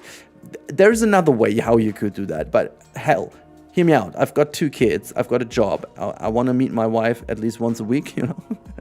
And there's also that kind of thing that I like to do sports. And I already spent way too many hours in that build, okay? There's no real reason why I should have done this other than it was exciting and fun to do. But there would also be, like, I could have just used my scribble, put that on a billboard, and do the exact measurements already from my billboards. But then again, I'm not even sure if it would have withstand the test of realism, or not realism, but how the proportions work. So even if I would have done this exactly after my scribble, I guess I still would have changed things later on once the final thing is done, as I always do. Once everything is kind of built, you get an idea, and you will see also that I'm not going to finish fully this house over here. I did most of it, but once I have the idea and I'm very happy with how that turned out, I'm mostly moving on to see that the environment is getting a bit more love, to see how everything ties together and if I need to change. But as for the continuous idea of this build step by step, this is exactly the point where we need to talk about the house. Like, usually in these builds you would have the house as one of the starting points of your construction, because it will take eventually the longest, and doing all the other work inside of the house takes a whole lot of time. So this was the step where the main kind of the house, the skeleton of the main hall was done, and in my mind now everything like the pipe work and the electricity work and all the kind of backstage blah blah blah in the main house would be done. And meanwhile we could change our focus to the outside area. So the next part of the video is taking care of our outside areas. In fact, we are starting with the terrace over here, like a little bit of a viewing, I don't want to say viewing tower. It's not a tower. It's just like a raised platform. Our viewing platform. Let's call it that way, because it is actually the viewing platform. It cost me a bit of a I don't know, pain is the wrong word, but I struggled a bit with the design. Yeah, not sure why. It's like I had some iterations with it. This is already like the third one, which I ended up with taken. But like I wanted to have something contemporary, but then also something modern, tying in a bit of the idea of how old kind of African areas would have used more of these like wooden pillars combined with some, breeze blocks or so. I don't know, and I didn't want to make it look too modern. But frankly, as the whole habitat will be very modern, I was like, yeah, I'm just going to go with this. And then it was time to move on to the proper walls that I'm using. So as I said earlier, I was just doing the foundation work, and now we are doing the wall pieces. And as I will have a cut down in the stop motion of them being delivered, I needed to build these things piece by piece and just also as wall pieces. Usually what I would do is like I go in and build a wall and continue building the wall, adding details, blah, blah, blah. So in this specific case, with the whole idea of this whole build in mind, I needed to build these as elements that I can just easily copy around and then have them getting deleted step by step in the time lapse or in the stop motion later on. It's a different way of building. What I didn't think about, and this actually caused me some issues later on, and I didn't want to change it again, I made a major mistake. So, me as a player, I don't care about stuff sticking into the ground if it's not visible. You can see very nicely I'm using these kind of 4 rock columns, and you will not be able to see them sticking into the ground that massively. However, when I would want to lift them up with a crane, obviously the bottom part becomes very visible simply because it's sticking into the ground. I had that issue that I could only use one specific wall piece later on that doesn't have this massive lower part, because the lower part then would actually be still sticking into the ground, way too big, way too massive, and then the whole stop motion animation wouldn't work. So I did a bit of a trick. Maybe you saw that, maybe not. If you didn't see, just go back to the beginning and have a look at the animation again. You'll spot that. But I did use a bit of a trick here to get around with it. Again, sometimes these things happen, and I had 2 ways of solving that issue. The one way was just like to find a little sneaky workaround to make it not as visible in the stop motion, or completely rebuild the whole wall pieces. And again, as I already spent way too many hours into this project, I'm like, yeah, I'm gonna find a little workaround here. Because also I found like these walls are looking pretty nice indeed, so I ended up using them simply because I really, really liked how they looked. I really like this technique of making these walls is relatively old. I'm not even sure who exactly was it to, invent this technique, but I remember that Eben was the one who brought this into Koali when they were working on my safari ride, and they improved the safari ride. So Mike and Eben had been doing massive work with these kind of walls in the background of the safari ride to give it a bit of a frame. And, ever since then, I've been using this technique to make these or use these pieces as these kind of type of massive walls, which really looks good, and I highly encourage you guys to do that, because they look exactly like zoos would have their walls done, with like this type of rebar, concrete, fake rock look. This is just really exactly how they would do it. And as I said, like it usually isn't real rock, because A, too expensive, B, too massive to transport. Like, again, it's another cost factor, because you need to transport all these massive rocks somewhere. They're super heavy, so you would need to have heavy vehicles with a heavy fuel load, and fuel load expensive, blah blah blah. As I said, but this is the point where I was using obviously the actual rocks in here. I was using the tiger rocks because I felt like they are matching the best with this kind of fake rebar look. Like, they could be painted, but this is also me saying, like, if there is anything coming in the future as a free update, I would love the in-game type of rocks, but make them flexicolor. I think that would be massive. Like, we do have flexicolor rocks with the faux rocks, but the faux rocks really they're fantastic for aquatic stuff, but they're not as fantastic for like actual habitats, at least in my opinion. Because they have this typical aquatic look, which is a testament to what Frontier wanted to do, because they were added with the aquatic DLC. So that makes a whole lot of sense. But like me looking a bit more into it from a very practical standpoint, I'd rather use all these in-game actual rocks. Like, they have fantastic textures in their specific themes. And again, because of the way they thought the game... By the way, little anecdote at this point. Do we all remember the fact that at some point Frontier thought it was a good idea to have the rocks actually counting towards the rock texture or like ground demand? There still is the toggle in the game that they are not adding to it. Like the whole function is scrapped from the game because everyone was so, well, not amused with it. It's kind of funny that they still have that in that little overlay, but like it's not a part of the game anymore. So I thought, the reason why obviously this was so connected to the different types of biomes in the game was a gameplay mechanic, which doesn't exist anymore. So now we could easily get a flexicolor variant of these rocks because, hell, there's nothing to kind of keep working with the management or with the game mechanics. Just like that would be a really cool thing to say. Also, as of recording this episode, by the way, this is where we have the introduction of the stable pieces. I forgot who exactly these were made by, so I used them from the workshop. Pretty simple. I'm just quickly explaining why. There are a couple of things I used from the workshop. If I remember, I'll put all the links in the description. So credit where credit goes. But most of the pieces these people have done, either if it's the stables or like gates or the cranes and excavators, I'm using from the workshop simply because there are people who are way more clever when it comes to these things. Like they really know what they're doing. If I would build an excavator or a crane or anything, not only would it take a massive amount of time because you guys know how much detail I would want to put in, but even then, this detail doesn't necessarily mean that this is a good crane from a realism standpoint. And so I'm like, who am I to do it if I don't do it better? So I took those from the workshop because they essentially are part of the realism. So that is also the moment where we need to talk about the Rudilistic approach of the zoo. So what I mean by Rudilistic is to go for a very high level of realism with your build, but still maintain a certain level of creativity to scrap a couple of things that, like, I personally, and that's just my very own opinion, my very own look at it, don't find necessarily that important to make it a super realistic habitat. So I could have easily gone in and make all the backstage kind of water pipe systems here to feed into the water areas. I could easily make like a very big kind of, cable work to the ceiling of the main hall, and I could have built a proper backstage area where the stuff enters in. All of these things I have not done in this build specifically. Because I don't really have an access to the backstage area anyways, and I don't even plan to have it, so it's really not visible.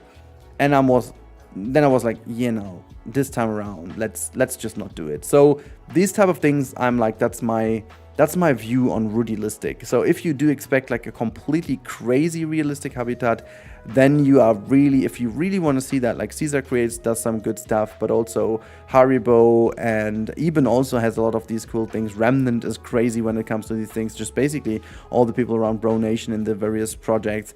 The Twin Palm series, for example, is a ridiculous realism focused thing, and they go above and beyond with all their realistic things, as I said. But what they don't have, and this is just maybe the point I wanted to make, is they don't go like step by step through these things like I do, because I'm stupid and my brain wanted me to do that, and I find these kind of stop motion things super mesmerizing and nice. But yeah, as you can see, we are in the detailing phase now of the habitat, and this time again, this building, this tree over here is something I'm really digging. I love that, like having the idea of a dead tree overgrown by like some like ivory, it would be potentially, but like these plants over here do a great job of mimicking as if like ivory or something, not ivory, ivy, my god, ivory. Ivory is a thing that, like, is connected to an African elephant habitat, obviously, but it doesn't grow on dead trees. That would definitely be a better... That would be definitely a better source for ivory. Well, anyways, ivy, I meant. That was just growing from there.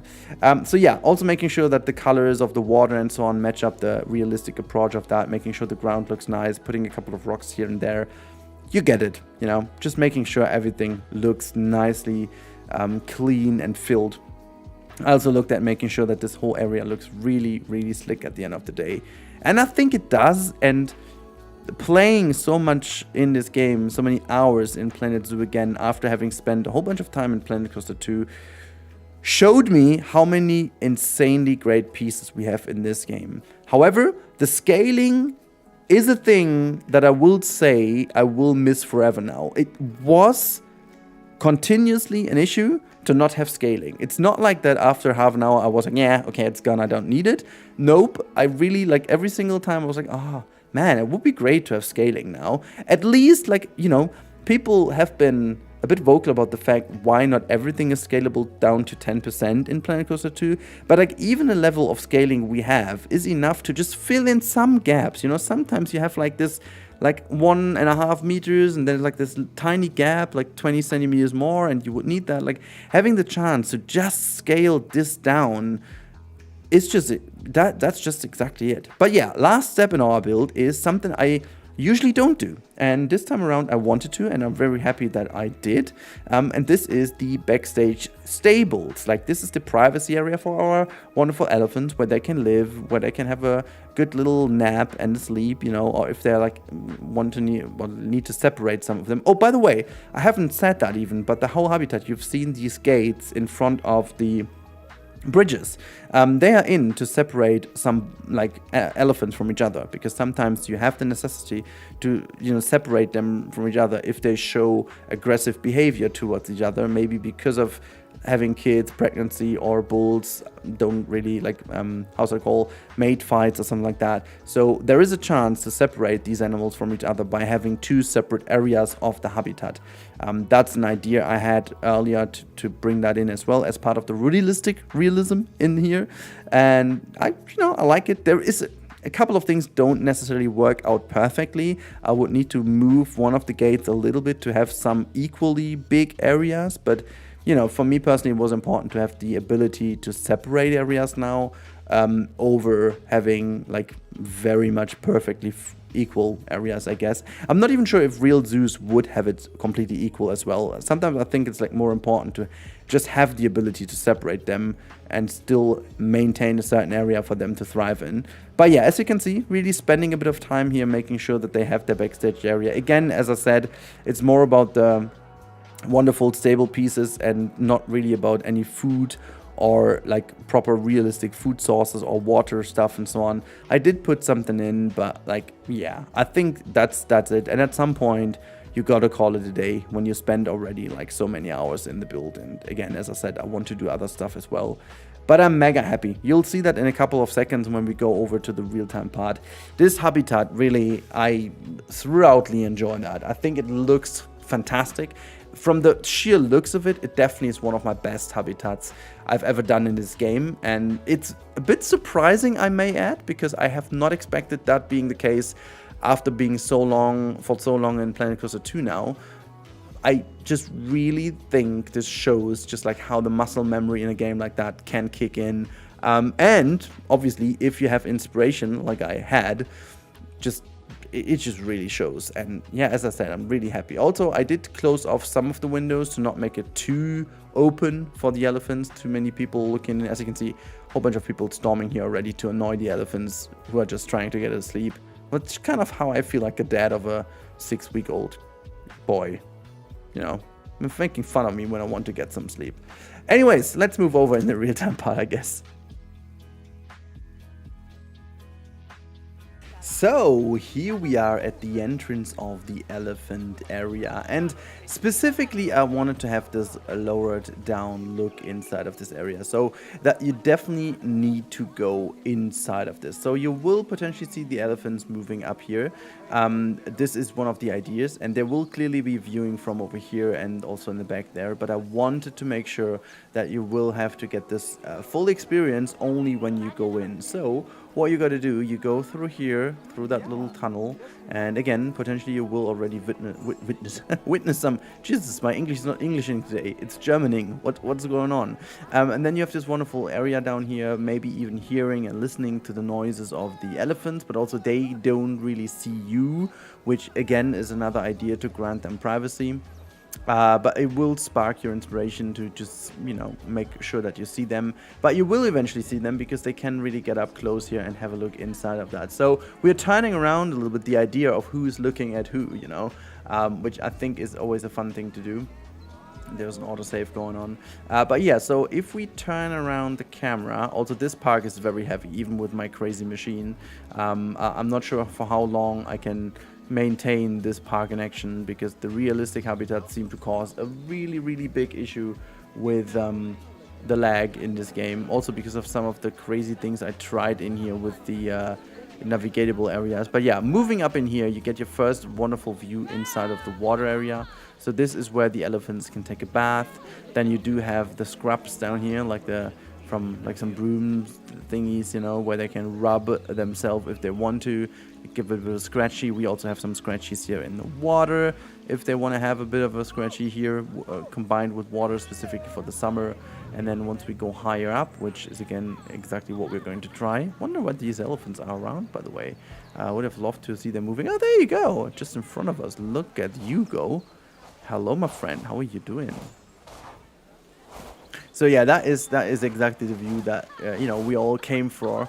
This is the one you can look inside of their insider habitat. So what I wanted to make sure is that you don't see their stables from here, but you do see the little bit of a waterfall kind of feature here. Look at that, lovely, even with the sound. Ah, oh, it's so good. It is so freaking good. Look at that. This is exactly like that. That is exactly the experience I built this whole thing for. And yeah, also making sure that you're really, as you can see, you can't really tell too much from the rest of the zoo. This is where the crazy reptile house is, and this is where our realistic otter habitat is. But you can't really see that much. So it's really, you need to stay within the idea of this elephant habitat, which again, I really love. I love the idea, and you know, moving over, we should be able to catch this wonderful elephant coming around. Oh, look at the view. Just look at that. Oh, I'm loving this. Are you going for a swim? You going for a little water bath? Or are you going to have a drink here? Oh, look at that, for a little drink. Yeah, that is a good one. Get some water from over here. Gosh, this shot over here is already ridiculous. Love it. Love it. So yeah, that's that. Not sure if some of the other animals, would have loved to see someone pathing over. That would have been nice. But sometimes the traversable area is also causing some issues, which, well, maybe it is. I'm not sure. Anyhow, so let's go down. Or maybe we can see this one from over here. Yes, we can. Oh my god, look at that. Look at this shot. Look at this shot, guys. Ah, I'm in awe with my own habitat. Is that okay for you? I hope it is, because it's definitely okay for me. Look at that. It's getting half wet. I thought initially that this was really always up until the level that they are standing in water, but it seems like that there is like a detect going on as soon as you hit the water. It's like half soaked in water, or entirely if they're deep enough in. Oh my god, look at you go down. Ooh, really love that. Ooh. What are you doing? Did I open something in the background? I did. Oh my god. I was wondering why I couldn't really move over.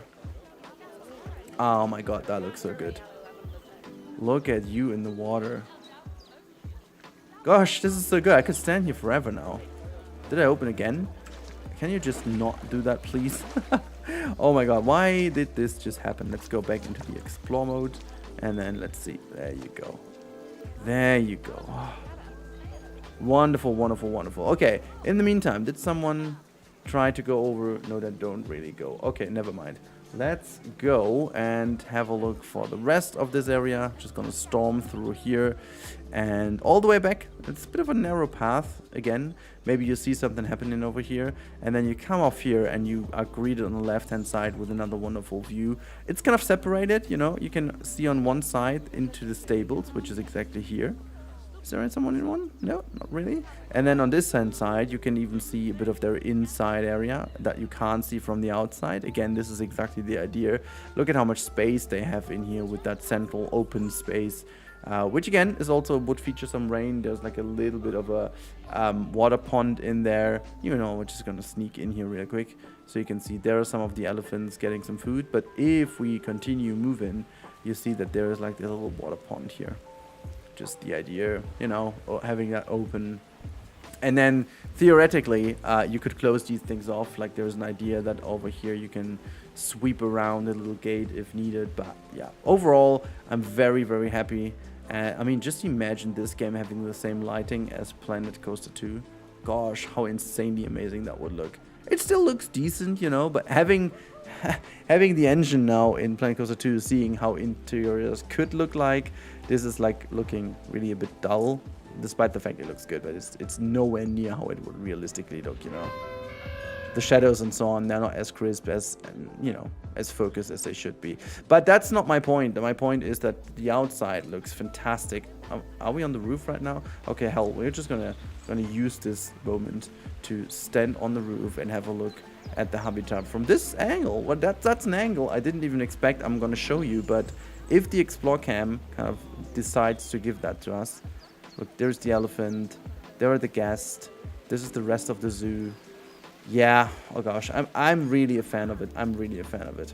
Okay, never mind. Still, let's move into the free look camera so we can actually have a look how the whole thing looks from above. And oh my god, I am really, really, really happy. I am really happy. As I said, I've not been that happy with the habitat in such a long time. I do think it looks wonderful. I do think it captivated exactly what I wanted to do. I think it fits super well in the zoo in that space. Just really fills that in. Gotta admit that my initial idea of this zoo, which wasn't really an idea, but like the zoo starts to feel super, super, super realistic. Yeah, there's really not that much I can say.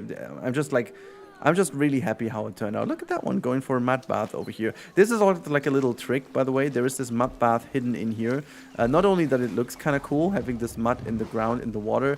If you put water over, obviously you need to have free build for that. But it does look really, really, really thick if you do that. It just really looks cool. Because then it gets this real mud bath kind of appeal, rather than just having that, yeah, with the edges and so on. So I just don't like that much. I'm wondering if you can sneak that in without mods even, but I don't know. Yeah, it just looks fantastic. Just, yeah. There's not really that much more to say. Overall, I am absolutely happy with this build.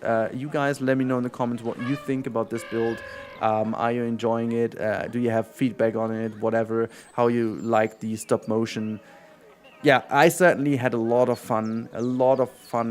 Building this thing. It was really a hard project and I loved it. So hopefully you did too. And as always, if you liked it, make sure to like the video, leave a comment. That would be helping me to feed the algorithm as always. And also, yeah, if you want to send that over to someone else who you think could enjoy that, please do so. Again, watching, sharing these videos helps me the most on the channel. You don't need to pay anything or whatever, but you know, the currency I need is your engagement to make the video go into that weird algorithm. So yeah, guess that's that. Have a wonderful time. Thank you so much for tuning in, and I can't wait to show you more of what I've been cooking in the background. So wait for that. Have a good time, and bye.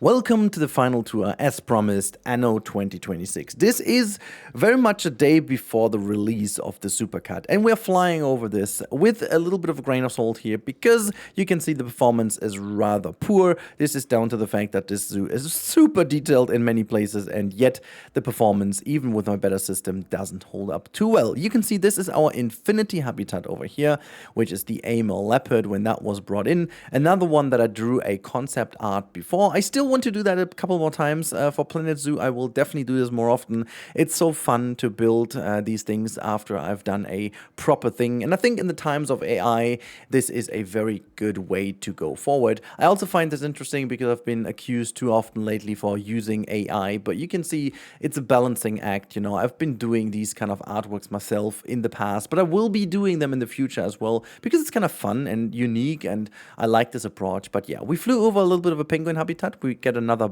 view at that in a bit. But this one is our West African lion habitat over here. I am a big fan of it, and don't you mind all these male lions in here. I have had that zoo running for a couple of, recordings and stuff, which they, just kept on reproducing, and this is why you'll see a couple of animals in here. So don't mind that. This is the part of not being realistic, because I wanted to have some animals for some footage, and at the end of the day, more animals are making this footage more easy, But yeah, very much classic styled African style over here. Pretty much like real zoos do that nowadays, with a couple of elements in here that give them shade and places to hide. We've got that central viewing area with obviously one side, two side glass, that's just making sure that they have some privacy over there as well. And just a lot of nice elements throughout the habitat that gives the lion the space to breathe, just a couple of things to play with, and as it seems like an invisible scratching post included as well. And then we fly over to the little penguin habitat over here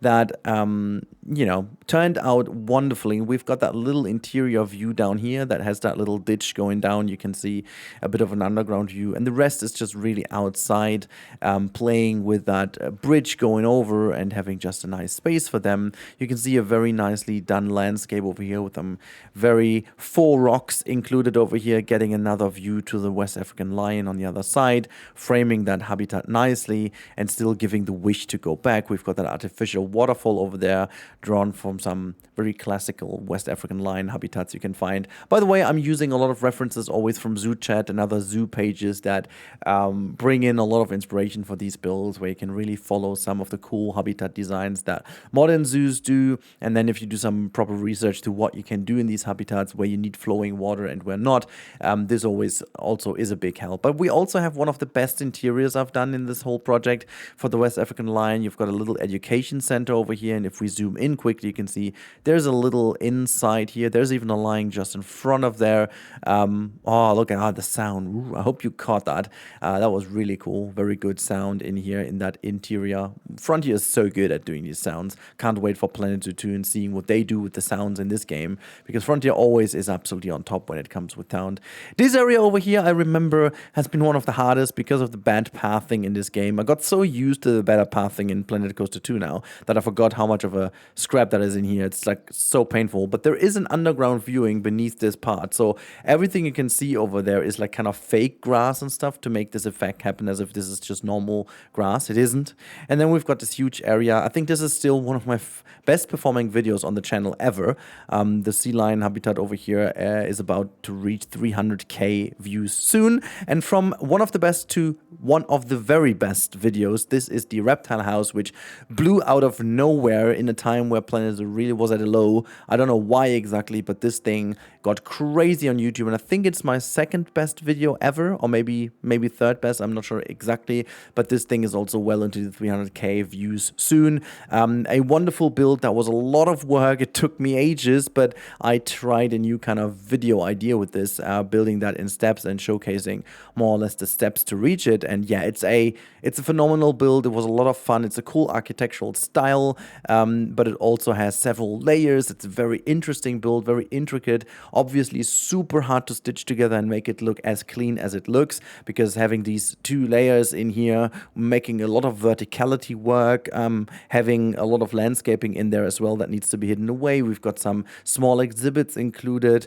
We've got several habitats for alligators and for crocodiles. We've got a lot of little exhibits to look inside, and then we even have that hanging bridge over here, as you can see, with some butterflies as well, integrating one of the walkthrough exhibits in a way that it doesn't even show. It feels organically integrated. Even have an elevator here on the left hand side. I think it's really, the performance of the video shows what I put into it, so much effort went into that video. Very happy that it turns out so good. And we go over to a little Oceania area, which is exactly the opposite of the reptile house. This was to a huge release of a DLC, and I worked my little camel butt off for the week before, and I put all these wonderful habitats together, but they didn't really perform that well, even though I have to say they are equally great as the reptile house. As you can see over here, it's a shared habitat between the quokka and the flying, I think it's a flying fox, is that? Or is it the, I forgot which one is it. Oh, it's I think it's the flying fox. Anyways, these ones are in here. They obviously gave a bit of flying in here, but yeah, I like that. It's kind of cool, but it also is somewhat a very weird sound.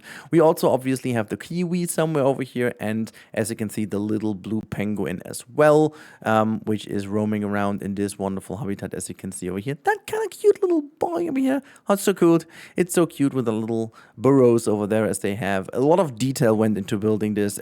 It's actually pretty intricate as well. These habitats were not easy to stitch together. We've got our little viewing bubbles in there as well, where you can see these underground viewings.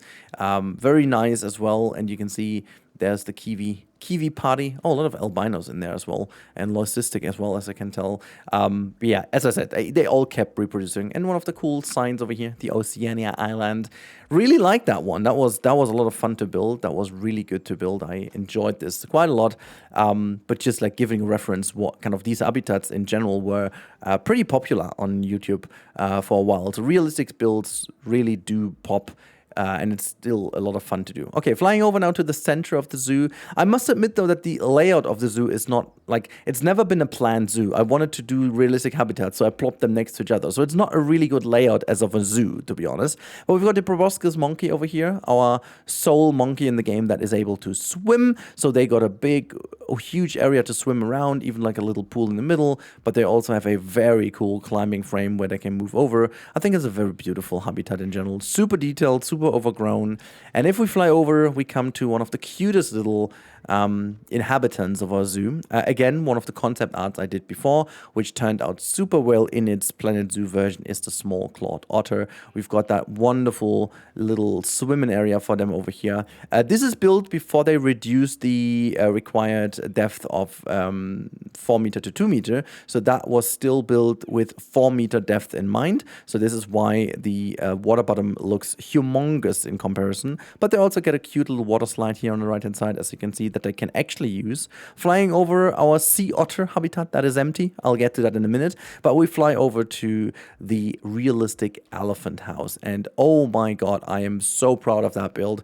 This is another good story that the habitat itself didn't work too well, but the shot of it is my best shot on the channel and also on TikTok as well. People loving this. This has been built in a stop motion kind of approach that I put every single step of the habitat one after one.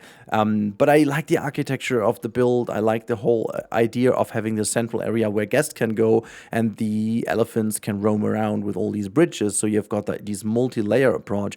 And also it's one of my few habitats that has the ability to separate areas from each other. As you can see, you even have this external huge gate where you can actually bring elephants in and out, but you can also separate the areas if big males would fight each other or whatever.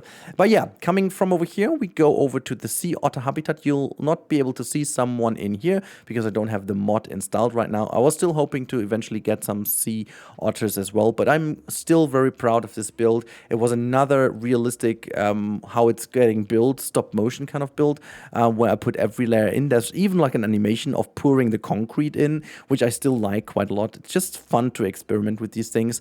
But yeah, it turned out super well.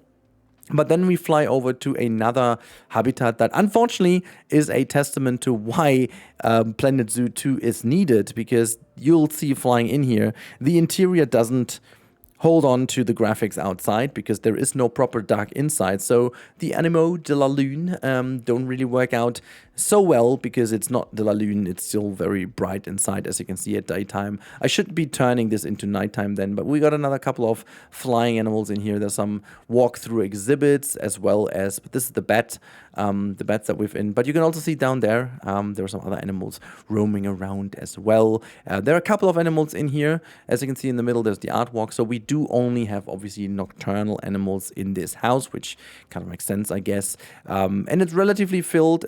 People are really crowded in here, which is another thing that would need to be changed simply because these houses normally regulate how many people can get in at once. Another feature that we don't have in the game. Hopefully we get this feature in Planet Zoo 2. That would be fantastic, because just to ensure that the animal don't be stressed too much. But there's even more to this park. A couple of more mods I have installed in the meantime, but then I needed to take out. I could have just done what we are facing right now is a little pond in the middle. I used some ducks in here as some of these, but actually I could put the mute swan in by now, which is an official animal. I didn't, but this is like a little pond I just placed in like a natural habitat where we can have some swans over here. Oh, there actually are some swans in here. I'm a good person. I did even put them in eventually. Ha! I'm better than I think sometimes. But yeah, flying over, we get into the habitat that finally destroyed the performance. And that is a walk-through lemur exhibit. That is a animal encounter. As you can see, people can get in and walk and interact with the animals. But there are multiple animals in here. We have some lemurs, but we also have the red-crowned crane, which is important because there is the red-crowned crane restaurant, which we'll have a little fly-through in a bit. That is built by the wonderful Lider. He did a guest build on the channel. We also have some chickens roaming around over here. I just had them in because as a mod show, as a showcase of this animal, but they now are going to live here forever. But yeah, as you can see, people move around this habitat. They're even using this in-game hang-in bridge, which usually isn't possible in game other than in these walk-through habitats, which just is super fantastic. Yeah, as I said, last thing we're going to look at is not a habitat. It is the red-crowned crane or the golden crane habitat. It is like... This build is freaking insane. Yes, this is done without mods. Yes, this is all in-game pieces. And yes, I have absolutely no idea how Lider pulled that off. It is looking beyond anything I've seen before. And also after that, it's looking absolutely smooth and clean. There are things in here that I've never seen anyone else doing before and just looks ridiculously good. But I think the whole project looks really good. But that's been it, guys. I hope you enjoyed this wonderful supercut of the realistic or Rudilistic habitats. I hope you enjoyed my commentary for the most part and also for this tour. And I hope to see you in the next supercut. There are a lot of supercuts on the channel if you're interested, but there is soon coming the one for the movie habitats. I built a lot of habitats inspired by various movies or TV series, so be prepared for that. You can obviously catch each individual episode on the channel already if you're interested, but if you want to have it in one, it's soon to be there. But I say goodbye. And if you want to support the Camel, you can always use the instant gaming link to get yourself a game or become a member of the channel to directly support me if you want to. Other than that, have a wonderful time. I talk to you in the next one, and until then, stay safe, have a good time, and goodbye.